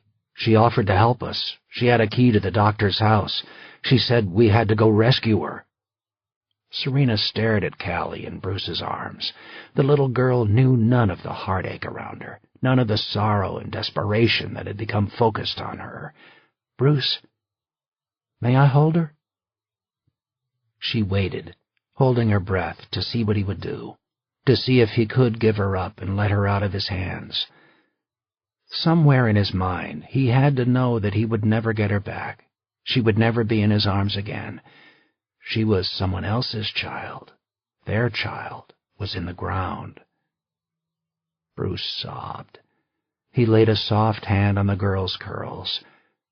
"I can't lose another baby," he murmured. "I understand. Just let me hold her for a while." "Give her to me. Let her go back home to her real parents. Grieve for your son." Bruce held up Callie in his outstretched arms. She giggled as he held her. His mouth contorted in an awful, wounded frown, even as he tried to smile for the girl's benefit. Serena got up and reached out her hands. Her fingers touched the child's blanket, and her hands took hold of her soft sides. For an instant, Bruce didn't let go. He clung to Callie, as if the moment of parting were too painful to bear. Then, with gentle pressure, Serena took the girl into her own arms and folded her up against her chest. Bruce watched the two of them sit down, and then buried his face in his hands. He was grieving for both babies now, one dead, one alive, but both of them out of his life. She knew he loved her, even if she wasn't his own. "Tell me what happened that night, Bruce. What did Casey do?" "She drove to Grand Rapids. She went inside the doctor's house. She got Callie." "And then?" and then she got lost in the fog.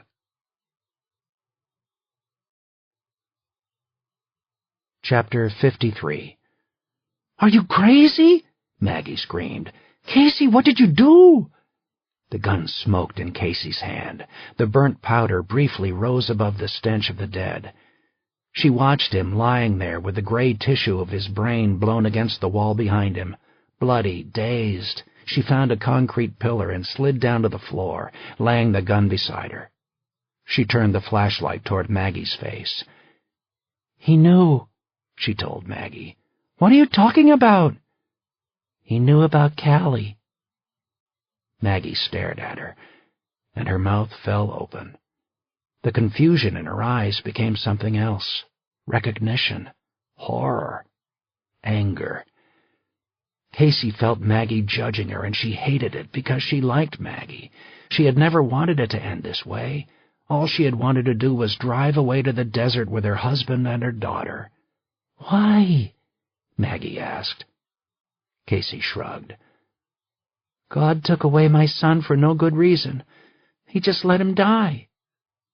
I didn't deserve to lose my baby like that. There was no reason I got a sick baby and Valerie Glenn got a beautiful, healthy baby. I decided that I wasn't going to live with it."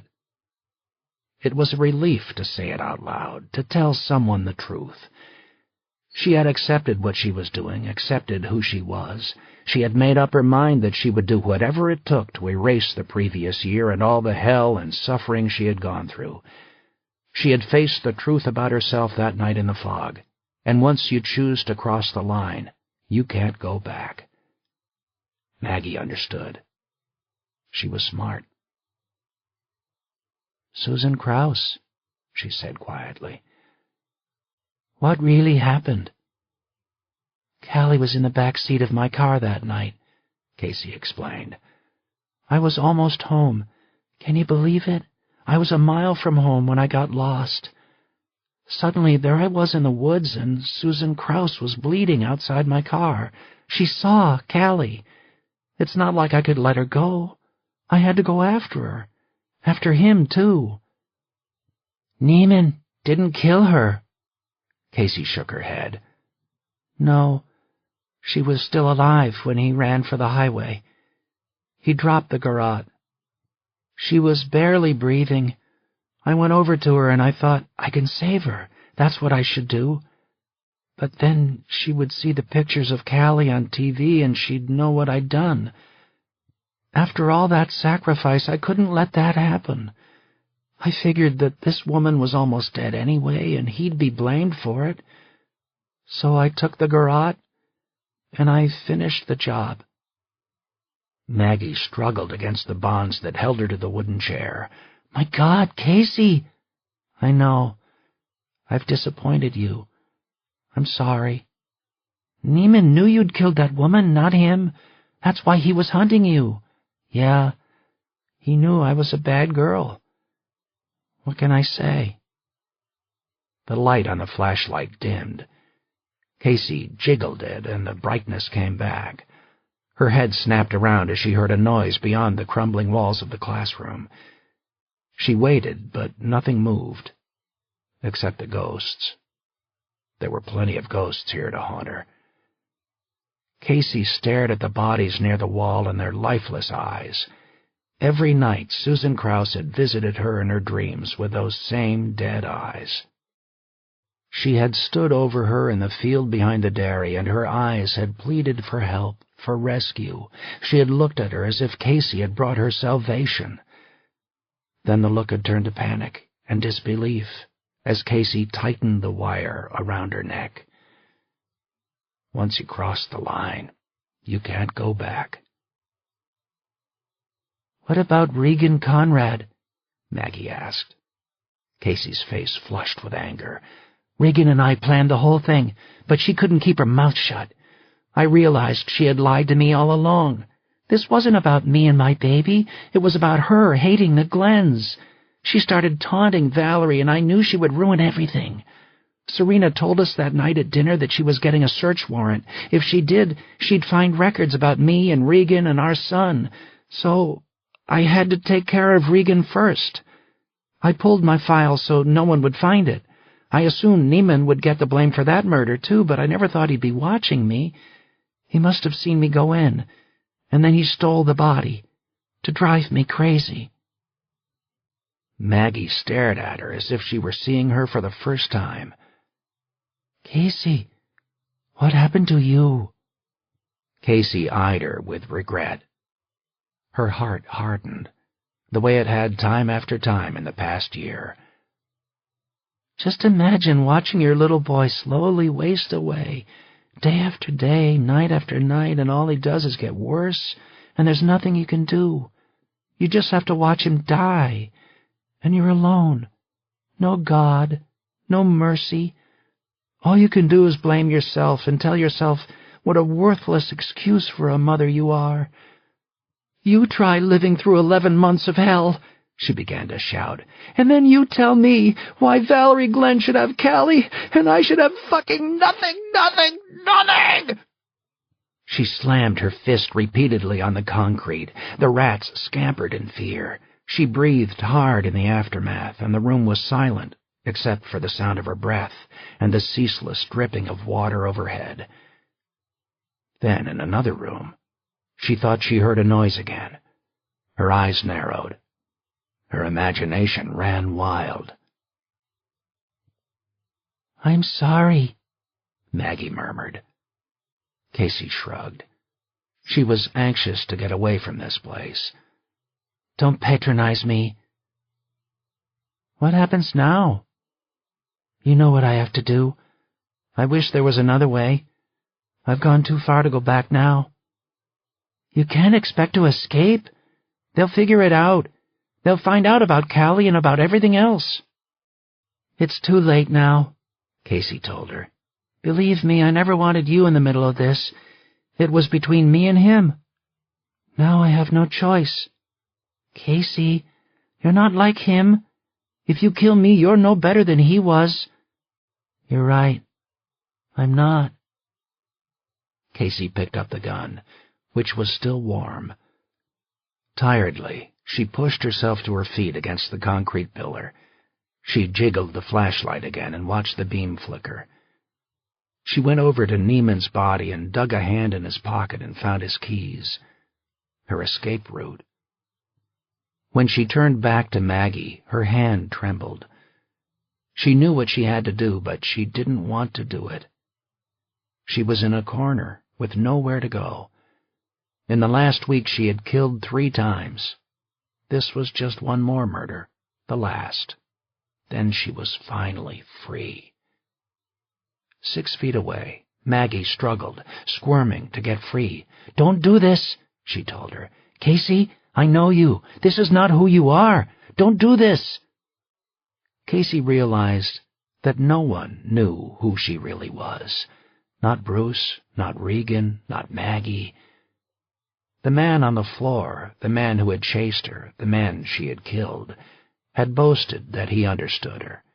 He had claimed to be able to see into her head, claimed that they were kindred spirits. The terrible irony was that he was right. In the end, he had known her better than anyone. "I'm sorry," she said. She raised the gun and pointed it at Maggie's head. She took a step closer. Then she froze. The noise was real and unmistakable this time, not the product of her wild fear. She heard the echo of footsteps on glass, getting closer. Someone else was in the building. "Stop," said a voice from the darkness across the ruined space.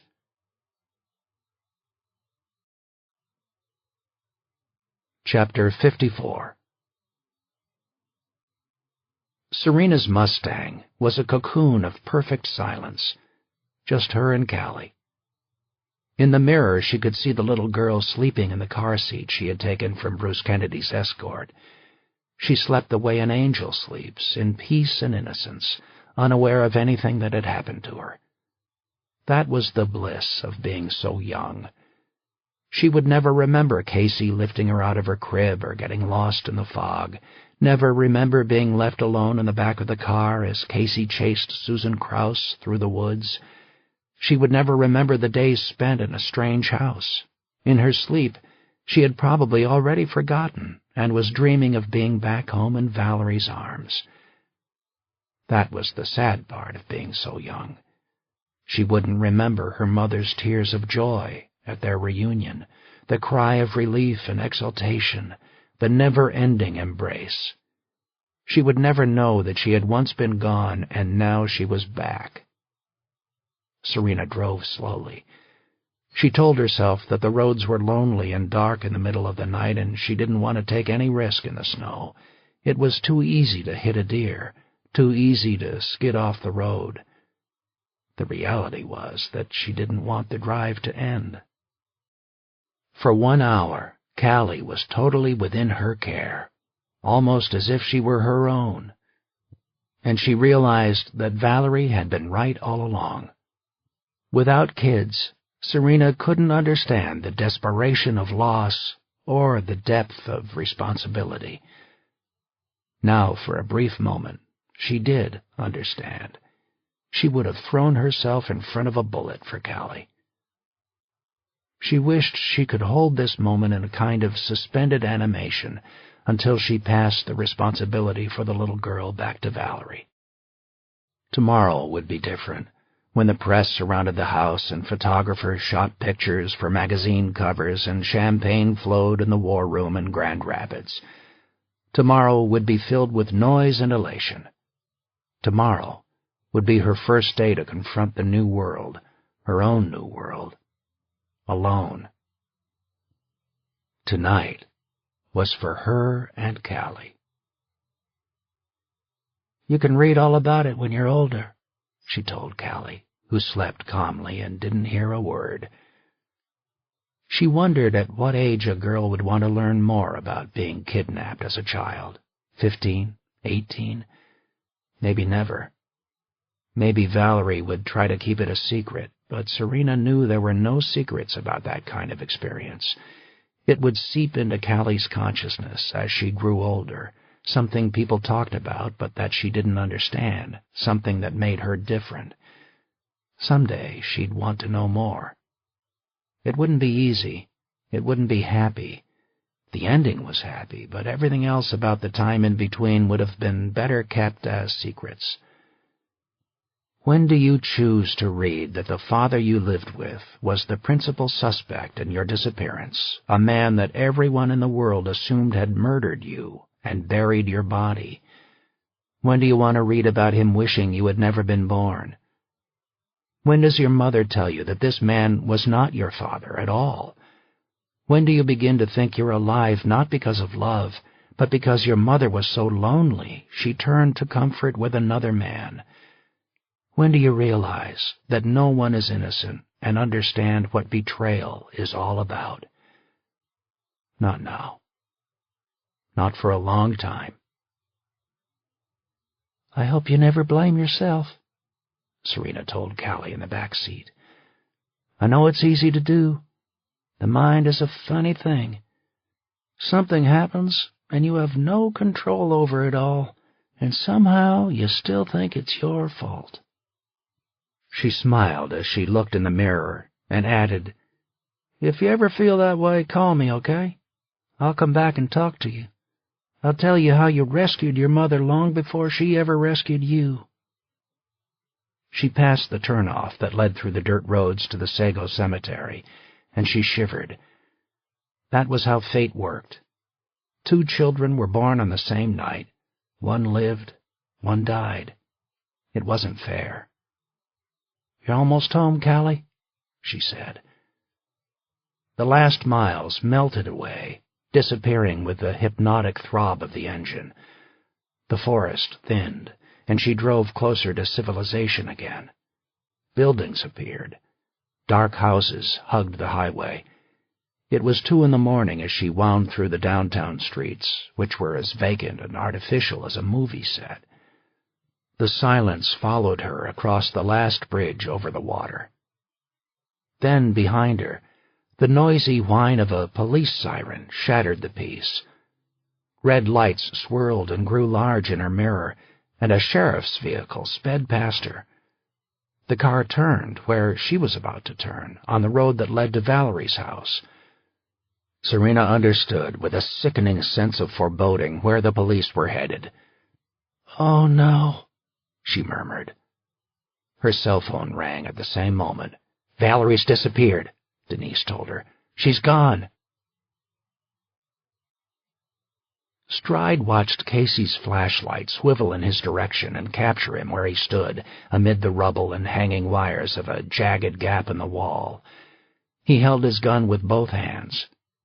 Casey's head turned, and she saw him, but she didn't lower her gun. She aimed it at Maggie at point-blank range. "It's over," he warned her. Her face was covered with blood and dirt. Her ripped shirt hung open, exposing the swell of her breasts. Her red hair was matted down. The gun quivered in her outstretched arms. He held her stare and didn't like what he saw in her eyes. Behind the exhaustion and panic, she was obsessed, desperate to escape. "Put the gun down right now," he said.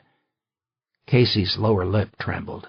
Her chest heaved as she hyperventilated. The cage she had built began to close in around her. "Casey, I'm not alone. Do you understand me? Cops are coming. There is no way out. Are you listening? No way out. Just put the gun down so no one else gets hurt." His eyes flicked to Maggie. She was pale and her neck was bleeding. She showed no fear with the barrel of a gun inches from her face. Instead, when she saw him watching her, she mouthed 2 words back to him. "I'm okay." She wasn't. Casey's finger was still curled around the trigger. "We know about Callie," Stride said.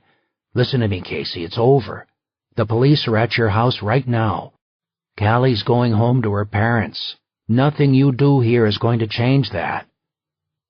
"You're taking Callie?" Casey murmured. Her voice sounded like a lost little girl. "I'm sorry." "You can't take her away from me." "The secret is out, Casey. Everyone knows the truth. It's time to get help." Hopelessness and horror washed over Casey's face. "My God, it was all for nothing."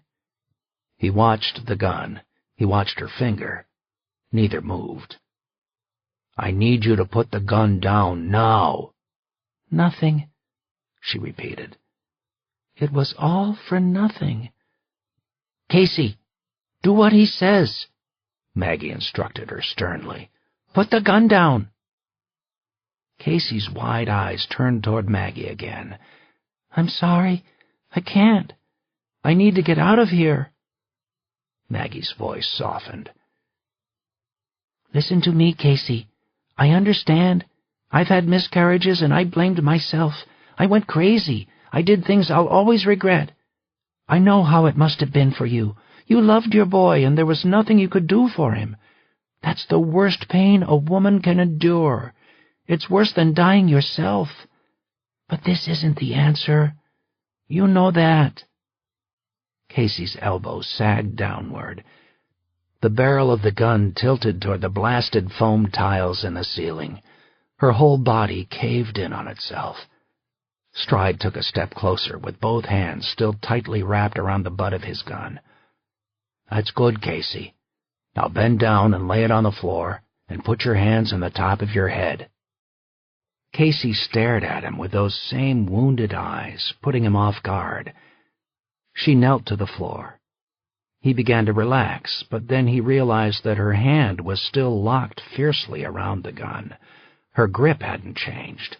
She hadn't taken her finger off the trigger. He looked into her eyes and realized that her submissiveness was a ruse. She wasn't giving up. Maggie saw it too. "Stride!" she warned him, her voice urgent, but he reacted too slowly. Casey's finger moved, not on her gun hand, but on her other hand.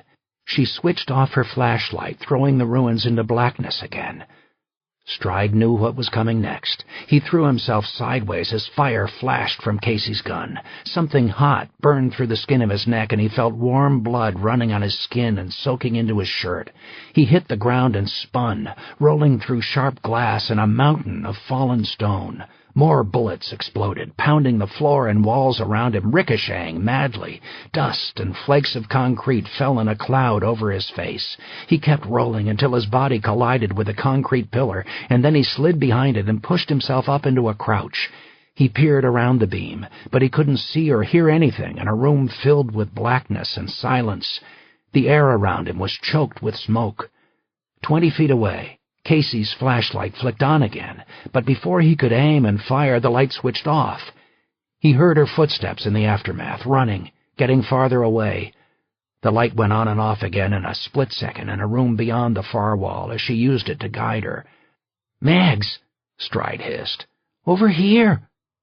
He followed the sound of her voice, leading the way with his hands. He kicked through a jumble of metal spikes and ducked as the noise clanged through the open space, but no one fired at him. He could still hear Casey stumbling through another room, looking for a way out. "Stride," Maggie whispered.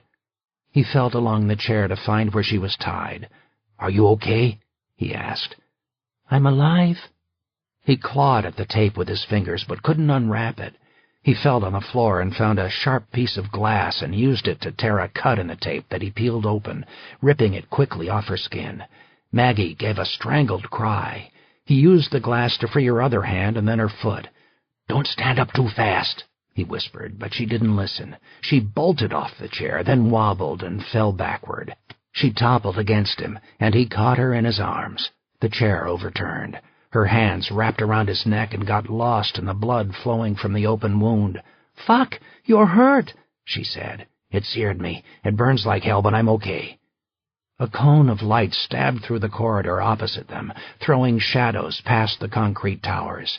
For the first time, Stride caught a glimpse of the bodies hidden in the school, and he swore. Maggie gestured at the nearest body on the floor, a large man with a bullet hole in the center of his forehead. "That's our guy. The farmland killer. Casey shot him." Stride nodded. In a distant corner of the school, at the source of the light, they heard Casey hammering against the plywood boards nailed over the windows. Explosions rattled between the walls as she fired twice more. Wood splintered and broke. They saw smoke in the beam of light. After a pause, they heard the impact as Casey threw her entire body against the wooden barrier. The plywood tore away with a scream. They felt the air pressure change as a gap opened in the school wall. The light vanished. "She's out," Maggie said. Stride put an arm around her waist to steady her. "We have to get out of here," he said. "The first thing she'll do is go after Callie." Chapter 55. Valerie sat on the wet ground with her arms wrapped around her knees. In front of her, the dark water of the Mississippi was crusted with ice. It was the kind of brittle sheen that would crack like glass and open up a hole for her as she walked from shore. She wondered if that was the easier way to do what she had to do. Walk on the ice. Let herself be swallowed up by the grip of the frigid water. She was numb with cold. Tears had frozen into pearls on her face. She couldn't feel her fingers, and her feet tingled as if they had been stung by bees. She had been sitting here, alone with the chill and the water, for an hour, and still she couldn't bring herself to do it. She had taken the bottle of aspirin from her pocket 12 times, and each time she had put it back without opening it. She hoped if she simply sat here a little while longer, the cold would do its work for her, taking away her sensations until she felt nothing at all. Nearby, she heard voices floating in the wind like the whispers of ghosts. People were above her on the crest of the riverbank at Canal Street, shouting, insistent. On the bridge of Highway 169 upriver, she saw the speeding lights of cars. She ignored them all. She withdrew the bottle again. Her raw fingers felt clumsy as she handled it.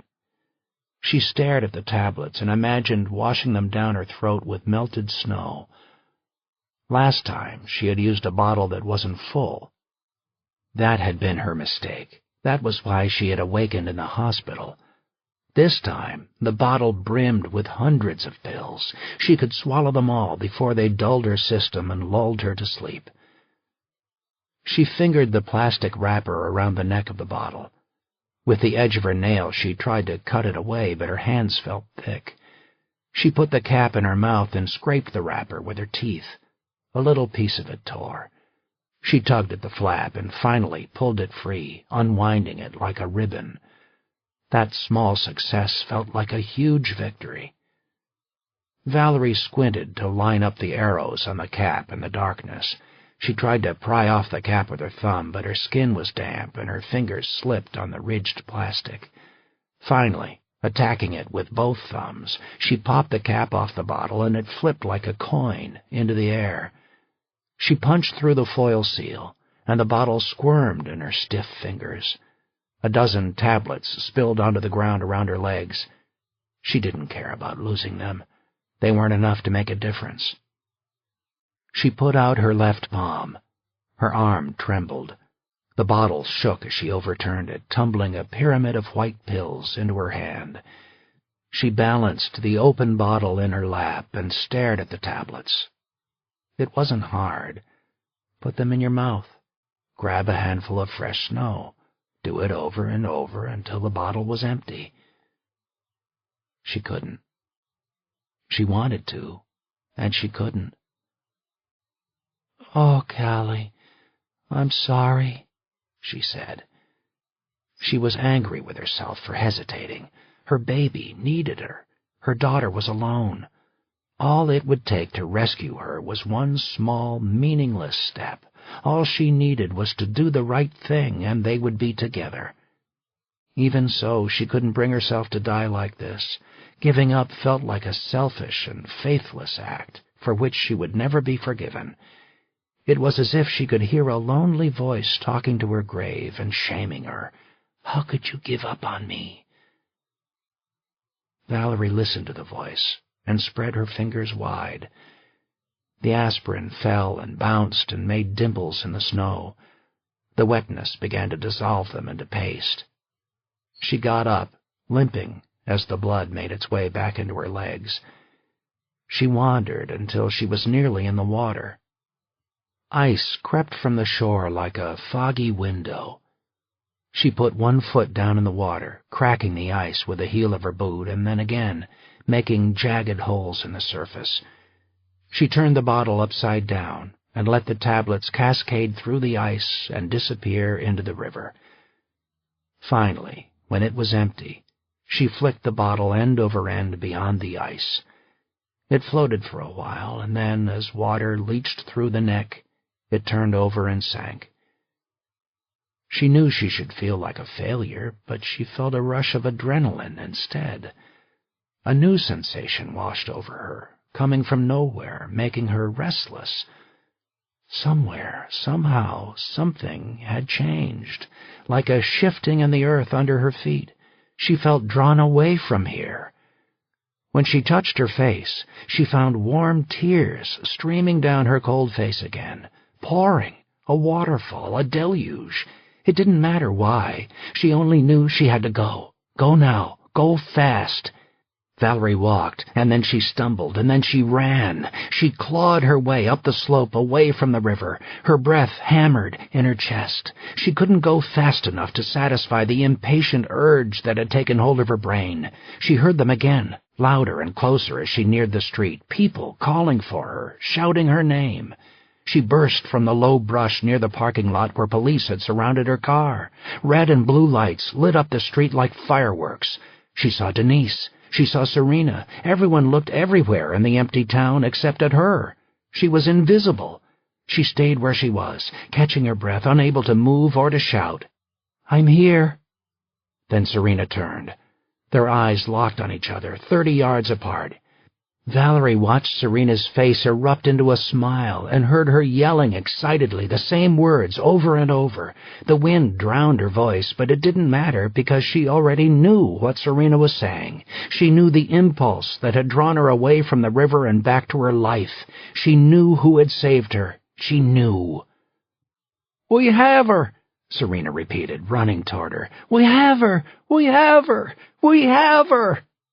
Valerie crumbled to her knees and wept for joy.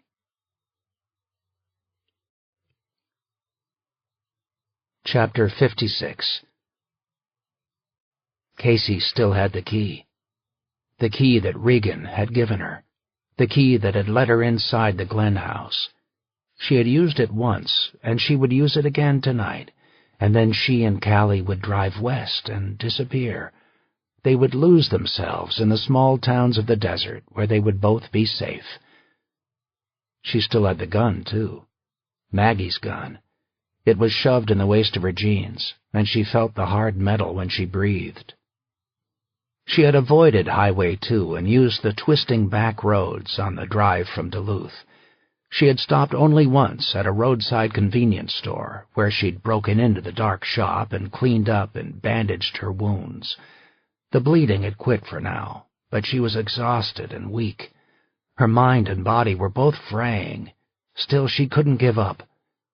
Neiman's car was parked in the trees on the shoulder of County Road 76, out of view from the highway. From there, she had plunged into the woods and hiked half a mile to her hiding place, 50 yards from the Glen house, on the shore of Pekegama Lake. She hunkered down near the water and studied the activity around the house. Police officers patrolled the backyard, and she knew they were hunting for her. She didn't care. Her goal was the side door leading into the garage, where the yard was unlit. No one would see her breaking from the woods, and she only needed a few seconds to get inside. Then she could wait for the right moment to move deeper into the house.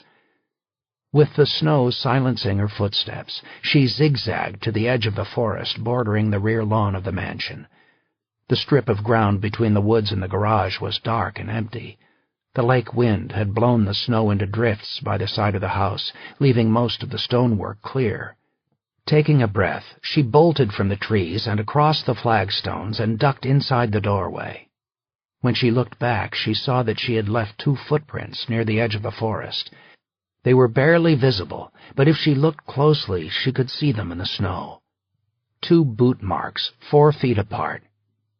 She couldn't worry about them now. Casey slid the key from her pocket. It was warm in her hand. With a cautious glance in both directions, she pushed the key into the deadbolt on the side door and turned. The key didn't budge. She jiggled it and tried again, twisting furiously, but the key didn't fit. She yanked it out and squeezed it in her fist and shut her eyes. In frustration, she threw her shoulder against the door, but it was locked and solid. She cursed silently and spun around. She had to retreat to the woods, but she ran out of time before she could move. As she stood in the doorway, paralyzed, she heard the scrape of footsteps on rock. A policewoman appeared around the corner of the house. Casey tensed. In her head, her breathing sounded loud. The cold made her shiver and water dripped from her red hair. She squeezed her body hard against the door, but she couldn't hide. As she watched the cop come closer, she slid the gun out of her belt and nestled it in her sweaty hand. The policewoman's eyes were focused on the forest. If she looked closely at the snow, she would see the footprints emerging from the woods, and then she would turn and spot Casey in the doorway. Casey held her breath. Her mouth was open, her eyes were scared and wide. The cop's body swung toward her, and Casey coiled like a spring, ready to pounce. She had to be on top of her before she could shout. Then, in the moment before their eyes met, the cop stopped and sprinted back toward the front of the house. Casey knew why. In the driveway around the corner from where she was, a woman was screaming. "Where is she?" Valerie didn't wait for the car to stop. The wheels rolled as she scrambled out of Serena's Mustang. She screamed Callie's name and ran for the door and pounded until a police officer let her inside. Serena and Denise got out of the car after her and held up their hands to calm a policewoman who bolted from the side of the house, her hand on her gun. "It's okay," Serena called to her. "Everybody's fine. Don't worry. This is a good thing." They followed Valerie into the house. Upstairs, through the open door of Callie's bedroom, Serena heard the wrenching sobs of relief as mother and child were reunited. She made no move to disturb them. It was one of those rare moments in her life when she believed that there really was some justice in the world. Marcus Glenn, dressed in a chocolate-brown silk bathrobe, joined them in the foyer. He had half-glasses pushed down his nose. He heard the tearful noise of his wife upstairs and glanced above him at the bedroom door. "So, she didn't go through with it," he said. "You must be relieved." "Yes, of course." Serena didn't hear relief or joy in his voice. She stared at the surgeon by the banister and realized that the naked outpouring of emotion they could hear was painful for him. He preferred an environment that was as sterile as his operating room, clinical, passionless. That was what made him so easy to dislike. That was why he was capable of doing so much damage. Marcus stripped off his glasses and eyed Denise expectantly. He folded his arms, his glasses dangling from 2 fingers. "Well," he said to her. "Well, what? Don't you have something to say to me?" Denise made no effort to hide her hostility. She stared back at her brother-in-law, her eyes fierce. "You don't want to hear what I have to say, Marcus." "I was expecting an apology," he told her. "Excuse me? An apology," he repeated, his voice harsh and bitter. "For the last week I've seen my name trampled through the mud and rumors flung around town about me, people calling me a murderer, friends not returning my calls, patients dropping my services, my private life put on display for the world. I know where it all started, Denise. It started with you. Well, guess what? The truth is exactly what I said it was. I had nothing to do with any of this. I think the least you can do is have the decency to tell me you're sorry." "Sorry?" Denise put her hands on her hips.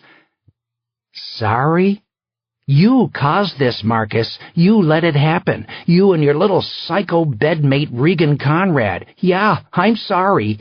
Sorry Valerie ever laid eyes on you. Sorry you're such an arrogant bastard. Maybe instead of feeling pity for yourself, you could thank God for the people who brought your wife and that little girl back home safely." "Shh," said a calm voice above them. They all looked up as Valerie reappeared in the second-floor hallway, a finger over her lips. Callie was in her arms, wrapped in a heavy coat, her small hands in mittens and pink boots on her feet. Valerie carried Callie with an easy grace, as if she were floating. The girl, who was wide awake now, stared back at her mother with delight. Valerie took each step slowly and carefully until she was at the bottom of the stairs. She carried a duffel bag over one shoulder that she laid at her feet. She handed Callie to Denise long enough to grab a winter coat from the hall closet and slip her arms into the sleeves. Denise kissed Callie's mop of curly hair as she held her. For a moment, nothing else mattered between the sisters. There was no infidelity, no anger, no complicated life. There was only peace. "Where are you going?" Marcus asked his wife. He looked genuinely surprised.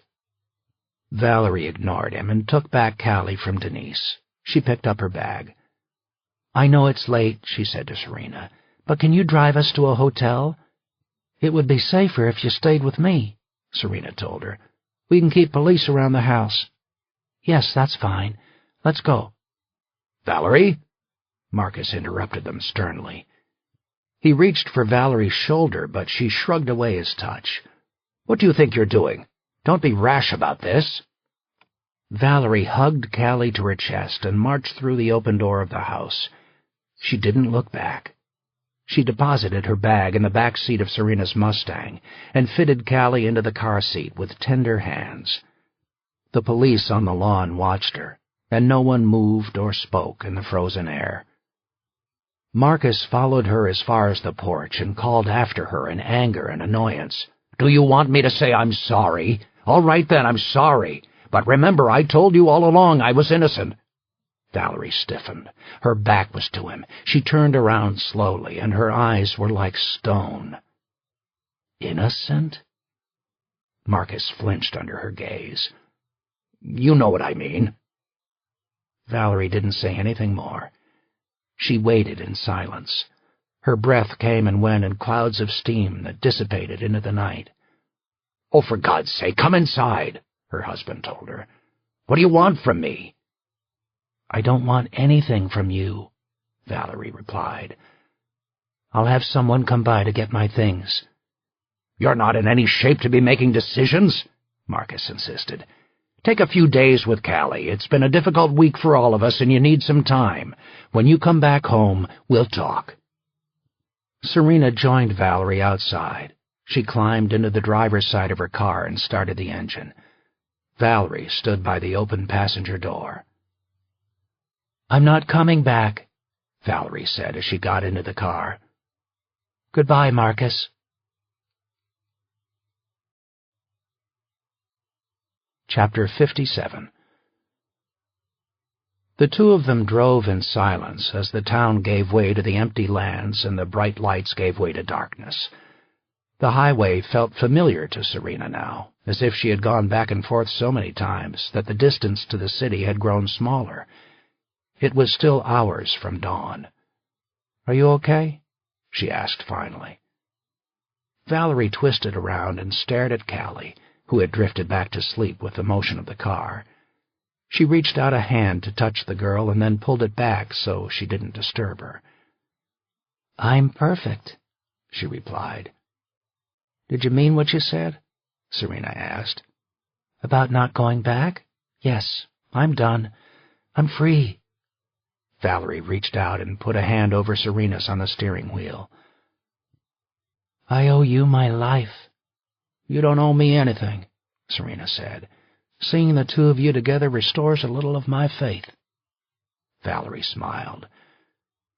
"I used to think about all the terrible mistakes I've made in my life. Now I realize without them, Callie wouldn't be here. We wouldn't be together. That can't just be an accident, can it?" "Maybe you're right." "At least I won't wish I could go back and change my mistakes. Not anymore." She added, "I appreciate your doing this for me. Will Stride mind my staying with the two of you?" "It's fine," Serena said. "We'll both feel better knowing you and Callie are safe." She didn't say anything more. Instead, she thought about Stride and wondered where she would sleep herself tonight. It wouldn't be in their bed. It wouldn't be beside the man she'd loved for the past 3 years. They had both made their share of mistakes, and now she wondered where their mistakes would lead them, and whether, like Valerie, she would be able to live with her regrets. "Tell me something," Valerie said. "The woman who took Callie, this young cop, did you know her?" "I met her this week, but I didn't really know her." "She escaped?" "Yes, but we'll find her. We won't let her get near you." "What was she like?" Valerie asked. Serena glanced across the seat. "What do you mean?" "I mean, what was going through her head? How could she do this? I just want to understand." "It doesn't really matter, Valerie." "I know, but I don't want to hate her." "She put you through hell," Serena said. "You can hate her if you want to." Valerie shook her head. "That wouldn't accomplish anything." "All I know right now is that her own baby died," Serena said. "She couldn't deal with it. She became obsessed with Callie." Valerie was quiet. "So she was desperate," she said finally. "I know what that's like." "Don't put yourself in her shoes," Serena told her. "She crossed lines you can't cross. It doesn't matter how many bad things happen to someone. You don't do what she did." She watched Valerie's face and saw exhaustion and emotion catching up with her. The roller coaster of the night was taking its toll. "Why don't you get some sleep?" she suggested. "We won't get to Duluth for another hour." "I'm not sure I want to sleep," Valerie admitted. "I want to be sure this is really happening. I'm afraid I'll wake up and it'll be a dream, you know? It's not. You're both safe." "I'll sleep when we get there," she said. But she leaned against the window anyway, and her eyes blinked shut. When Serena looked over again, Valerie was sleeping peacefully. Serena was tired herself, and the dark highway was hypnotic, but she had plenty of adrenaline to keep her awake. Part of it was the knowledge that, like Valerie, she was about to be free, even though it wasn't a freedom she had sought or expected. Part of it was the knowledge that Casey Kennedy was out there somewhere, and she didn't know how far Casey would go or what she would do next. I know what it's like to be desperate. She followed her high beams down the lonely road and thought about Casey on this highway as the fog gathered in a cloud around her. A young cop who was blind and reckless, toppling a set of dominoes that would leave so many people in ruins. She would have been alone on the road then as Serena was alone now, alone with the deer, lakes, and trees of the Northland. Except as Serena drove, she realized she wasn't alone. As the road flattened into a long straightaway between the swamplands of the Indian reservation, she glanced into her mirror, and there they were again, a mile behind her. She had first spotted them 5 miles outside Grand Rapids, coming and going behind the shelter of the curves. Headlights. Casey leaned against the wall of the old house, almost too tired to stand. She knew she had to keep going, but she didn't know how. She was bleeding again under all of the bandages. When she touched a finger to her neck, it came away sticky and red. Her head throbbed. She was dizzy. She could barely hold the gun in her hand. All she wanted to do was lie down and sleep, lie down and die. She waited in the frigid night for her last chance. The harbor water lapped at the shore behind her, and she could hear the louder rumbling of Lake Superior on the other side of the street, behind the dune, behind Stride's house. When she looked up and down the point, she didn't see cops waiting for her. There were no squad cars, no flashing lights, no one patrolling in the shadows. There was only Serena and Valerie, at home where she had followed them along the deserted highway. She could see them in the front bedroom that looked out on the street. Bright lights were on, shining through the clean glass of the window. Valerie held Callie in her arms. Casey's heart broke seeing Callie. Her anger came back, the same anger that had propelled her for the past week, fury that her child was dead, fury at God's mistake, desperation to hold a child again. Crying, breathing raggedly, she coughed and tasted something wet in her mouth and realized it was blood. She staggered and propped herself up with a hand on the wall. The gun slipped from her fingers and hit the pavement with a clatter. She bent down and picked it up. She checked the street again. Empty. In the bedroom behind the window, Valerie hugged Serena as they separated for the night. Casey saw Serena return to the great space behind the front door, and she ducked as Serena peered through the sheer curtains out to the street. Serena opened the door and stepped out onto the wooden porch, where she carefully studied the house and shadows around her. Casey huddled behind a trash bin, hiding. When she peered past the bin, she saw Serena go back inside and heard the sharp click of the deadbolt. Inside the house, the lights of the living room went black. A moment later, in the other room, she saw Valerie reach for the light, too. The entire house was dark. Valerie and Callie were alone. Casey let 15 minutes pass before she pushed herself off the wall and weaved across the narrow street. She eyed the parked cars as she passed quickly in and out of the glow of a streetlight. Flurries blew down in a cold rain and bit at her skin. The roar of the lake got louder, as if it were a large animal out of sight on the other side of the sand. She avoided the front door. On the west side of the house, she spotted a twisting wrought-iron staircase that led to the upper floor. She limped toward it, not caring about the tracks she left in the snow. When she tried to climb, she found the metal steps slippery with ice. She put a hand on the railing and dragged herself up step by step. The effort exhausted her, and the openness of the iron frame made her lightheaded when she looked down. By the time she reached the top, she had to stop to let her vertigo subside. She looked down at her feet. Drops of blood dotted the snow like cherries.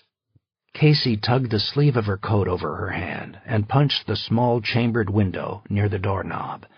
The window shattered with a low, musical crash. Glass sprayed onto the floor. She bent down to the broken window and listened for noise from the floor below.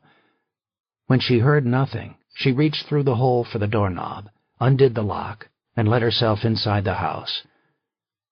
The attic level was dark and cold.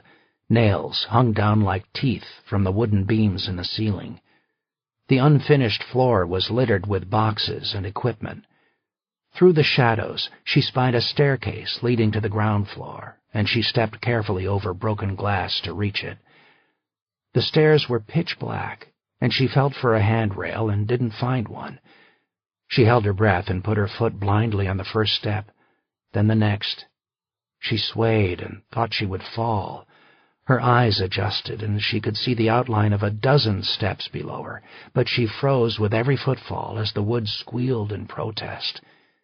She didn't know if the noise would carry through the closed door below her. To her, it sounded loud. Casey reached the bottom step and waited. She felt warm air on the other side of the door. Silently, she turned the handle and pulled the door open. She could make out the shapes of leather furniture in the grate space. Another handful of wooden steps led to the carpet. She heard wind sucking air up the chimney with a rush. The front door and the wall of windows leading to the porch were on her right. So was the bedroom, where Valerie and Callie slept. She made wet tracks to the door. She undid the lock and opened it, giving herself an easy escape to the street, and she thought about going through that door and walking away. Go back to the car, drive, start a new life. No. It was too late for that. She had already lost Jack. She'd lost Bruce. She wouldn't lose Callie, too. Casey stared at the closed door of the bedroom. No light shot under the crack between the door and the carpet. She listened for breathing inside and heard nothing at all. The gun was heavy in her hand. She wondered if she would have to kill again, and hoped it didn't come to that. She was tired of death, tired of killing. Nothing had gone as she'd planned and dreamed. She reached for the knob and opened the door silently, pushing it inward. On the wall to her right, in the gloom, she saw a twin bed and the humped outline of a body. She took 2 tentative steps until she was fully inside the room. She lifted the gun and crept toward the bed.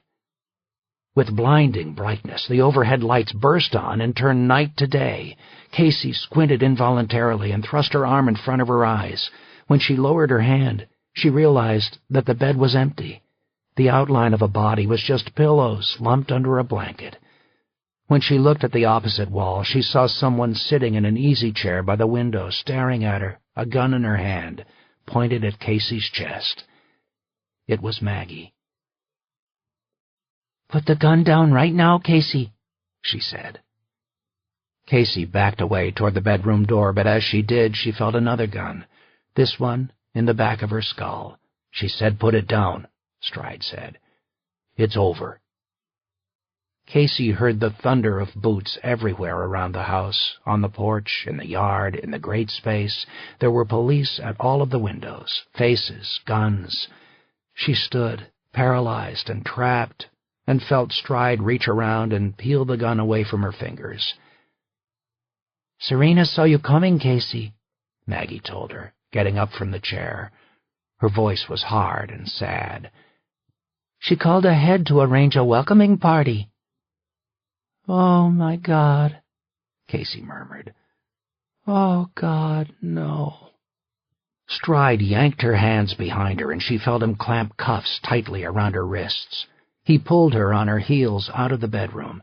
She let him drag her, and then she couldn't feel her legs anymore or support her weight. She toppled backward into Stride's chest. Her body collapsed in on itself.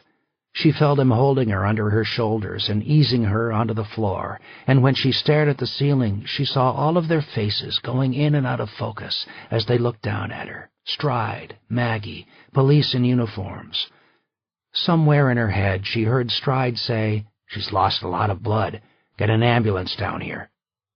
She tried to get up, and hands gently pushed her down. The room spun and floated lazily away from her, carrying her down a river. She watched bodies come and go in a blur of motion, and among all the people crowding around her, she saw a new face. Valerie Glenn. Serena was behind her in the brightly lit living room, holding Callie. Casey saw Valerie staring at her the way a mourner stares at a grave, and she wanted to say something, wanted to explain, wanted to scream. But she was lost in the fog. Valerie said aloud, "Does anyone know what her child's name was?" "Jack," Casey wanted to say. "It was Jack. He was my baby, and God took him away from me. Don't you understand? Doesn't anyone hear me?" "Jack," Maggie answered for her. "It was Jack." Casey saw Valerie nod, then squat down beside her. Her face was inches away, and her skin emanated the fresh smell of a mother holding a child. She put a hand on Casey's cheek and caressed it, feeling the dampness of her blood and sweat. Valerie was crying. Casey realized she was crying too. "I'm sorry for what happened to Jack," Valerie murmured in her ear. Casey tried to speak again, but heard only the wheeze of her own breath. The metal of the cuffs gnawed at the small of her back. She closed her eyes, but she could still feel the touch of Valerie's hand, and she felt it there, soft and warm, until the sirens drew near.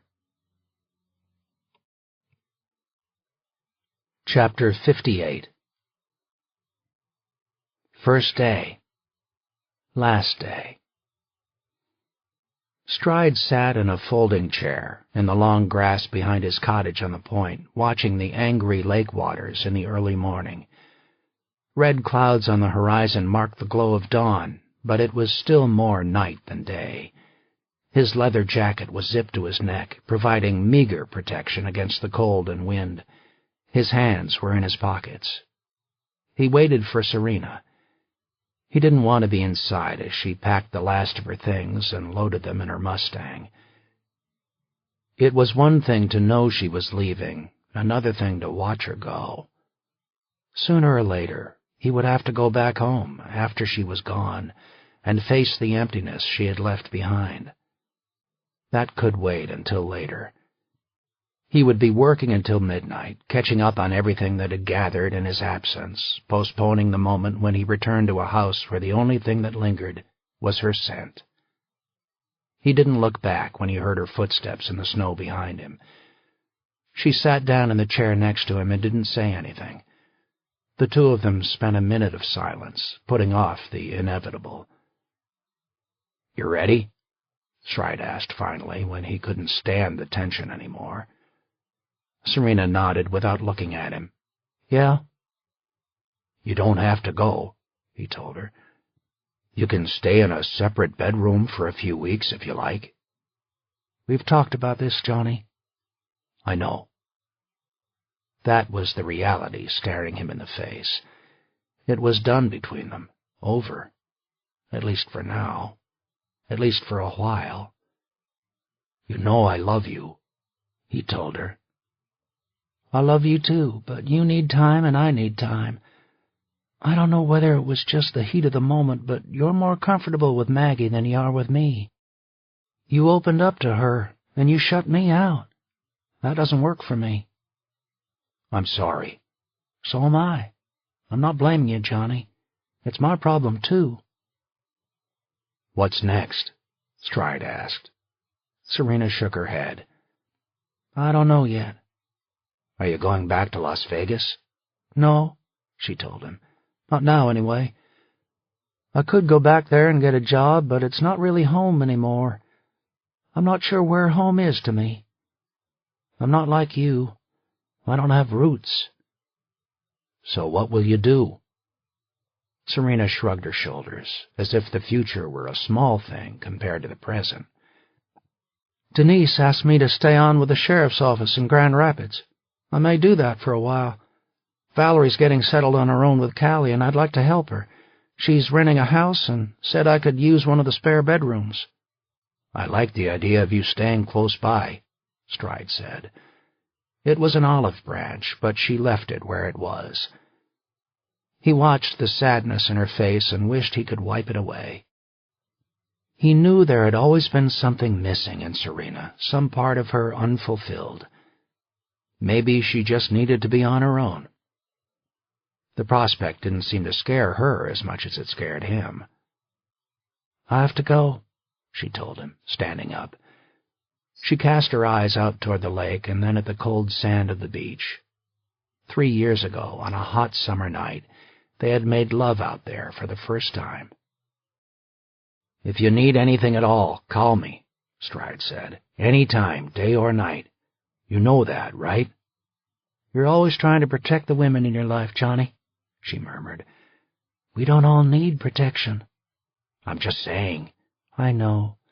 If I do need someone, you're my first call." "I may show up on your doorstep someday," he said. She gave him a weak smile. "You never know. I may show up on yours first." Serena put a hand on his shoulder as she turned away to walk over the snowy slope toward the cottage. He didn't watch her go. The lake was loud, and he couldn't hear the sound of her car engine on the street as she drove off. He waited on the beach, not moving, getting colder and feeling numbness on his face. Time passed, and by the time he got up, the sun had climbed over the edge of the water. The detective bureau in City Hall was mostly empty. No one was there to greet him. He had been gone, and now he was back. He went inside his office the way he had done thousands of times over the years and hung up his coat. The room still held a trace of Maggie's perfume about it. Otherwise, nothing had changed. Time had stood still while he was away. Stride didn't sit down immediately. He ran his fingers over the framed photos on his credenza and picked up the one of himself and Serena, taken atop the Stratosphere Tower in Las Vegas. He remembered thinking back then that he had borrowed time with her and that one day someone would ask for it back. Suddenly, unexpectedly, that time was now. He put the picture back down where it had always been, so he could still see her face. Leaning against the window frame, he looked out at the traffic on First Street and at the lake beyond the city buildings. Duluth was a city of struggle, of faded glory, of the new always colored by the old. It was small enough that you could wrap your arms around it, and big enough that you could never quite hold it in your grasp. It was bitter cold, primitive, and intimidating, like an outpost on the border of the frontier. He realized he had an advantage that Serena didn't. He knew where his home was. Home was here. Home was Duluth. Stride sat down in his chair. He hadn't replaced it in years. It molded to his body the way old jeans did, moving when he moved. The 3 months he had spent away from this place felt like the longest, ugliest detour of his life. It had been a mistake to take refuge in a cabin in the woods. He should have followed his instincts and come back early. This was where he belonged. "Welcome back, boss." He looked up and saw Maggie in his doorway. Her neck was bandaged, and she grimaced in pain as she came into his office, but she slid sideways into the chair in front of his desk the way she always did. It had been the same for more than a decade. "Boss," she said. Was that how it was going to be? Partners, not lovers? He wondered if they could really stay that way, or if either of them wanted it that way. He pointed at the bandage. "Shouldn't you be flat on your back right now?" "Is that the way you want me?" she asked with a wink. She was serious, but not serious, joking, but not joking. Things were already complicated. "You're such a pain in the ass," he said. "Actually, that's the one place where I don't have any pain." He shook his head and looked away. Maggie read the soberness in his face and followed his eyes, which had wandered to the photograph of Serena. "So?" she asked. "She's gone." Maggie swore softly. "I'm really, really sorry." "It's not your fault." "Yeah? Then why do I feel like it is?" "Don't go there, Mags. It won't change anything." After a moment he added, "Maybe things happen the way they do for a reason." "Or maybe things just suck on a completely random basis," she replied. "Did you think about that?" "I'm trying not to think about it at all right now." She nodded. "Understood." He dragged his eyes away from the photograph and changed the subject. "Did you see the news? Casey's lawyer is going to use an insanity defense. He claims the death of her child and the manipulation by Regan Conrad left her incapable of distinguishing right from wrong." "A jury just might buy it," Maggie said. "Do you think she was insane?" "Don't you think so?" "I think she kidnapped a baby and killed 3 people, he said. "Yeah, but she was also a mother who had to watch her child die," Maggie added pointedly. "We all have our breaking points." He didn't reply, but he thought to himself, "Yes, we do." "What about Neiman?" he asked. "What have you found out about him?" "Neiman's a ghost," she said. "We're going to be unraveling his secrets for months. So far we've linked him to murders in Colorado, Iowa, and New Mexico, but we still don't know exactly who he is or where he came from. The FBI is helping us put the pieces together." "Casey's lawyer will claim that killing him was a public service," he said. "It was." Maggie stared at Stride with her hair falling across her face. "What now? Do you and I plead temporary insanity too?" "Minus the temporary part," he said. "So do you want to get to work right away, or do you want to do it on the desk first?" she asked. Stride couldn't do anything but laugh. "You're going to make sure this isn't easy for me, aren't you?" "Damn right." "Are you done?" "For now." "Then let's get to work," he said. Maggie pointed at a file folder on his desk. "Remember that teenage boy who washed up from the lake last year? We called it suicide, and the parents said it was murder. We got some new evidence, and it looks like they might be right." "Okay, I'll catch up with the file," he said. "We can go talk to them this morning." "You got it."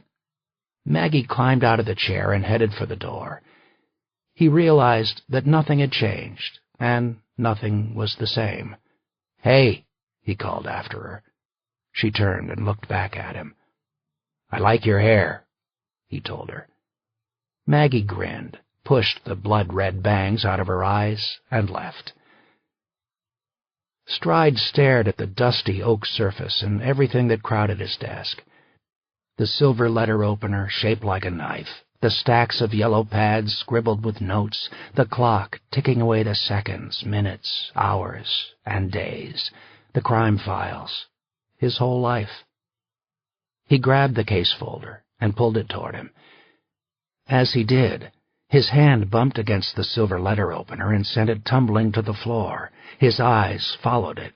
He tensed, waiting for the flashback to wash over him. His heart rate accelerated. He felt sweat on the back of his neck. He wondered how bad this one would be and how long he would be gone. But the attack never came.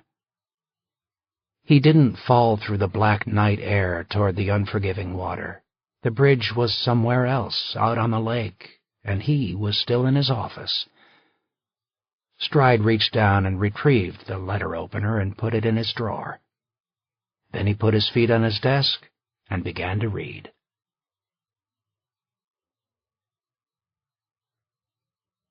This concludes the reading of The Burying Place by Brian Freeman.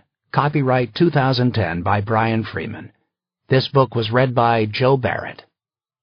This unabridged recording was published by arrangement with St. Martin's Press and was produced in 2010 by Blackstone Audio, Inc., which holds the copyright. Neither this recording nor any portion of it may be reproduced or used for any purpose without prior written authorization from Blackstone Audio, Inc. If you would like to obtain a complete catalog of our titles or our monthly update telling you about new releases, call 1-800-SAY-BOOK. That's 1-800-729-2665. Or visit our website at www.blackstoneaudio.com. Thank you.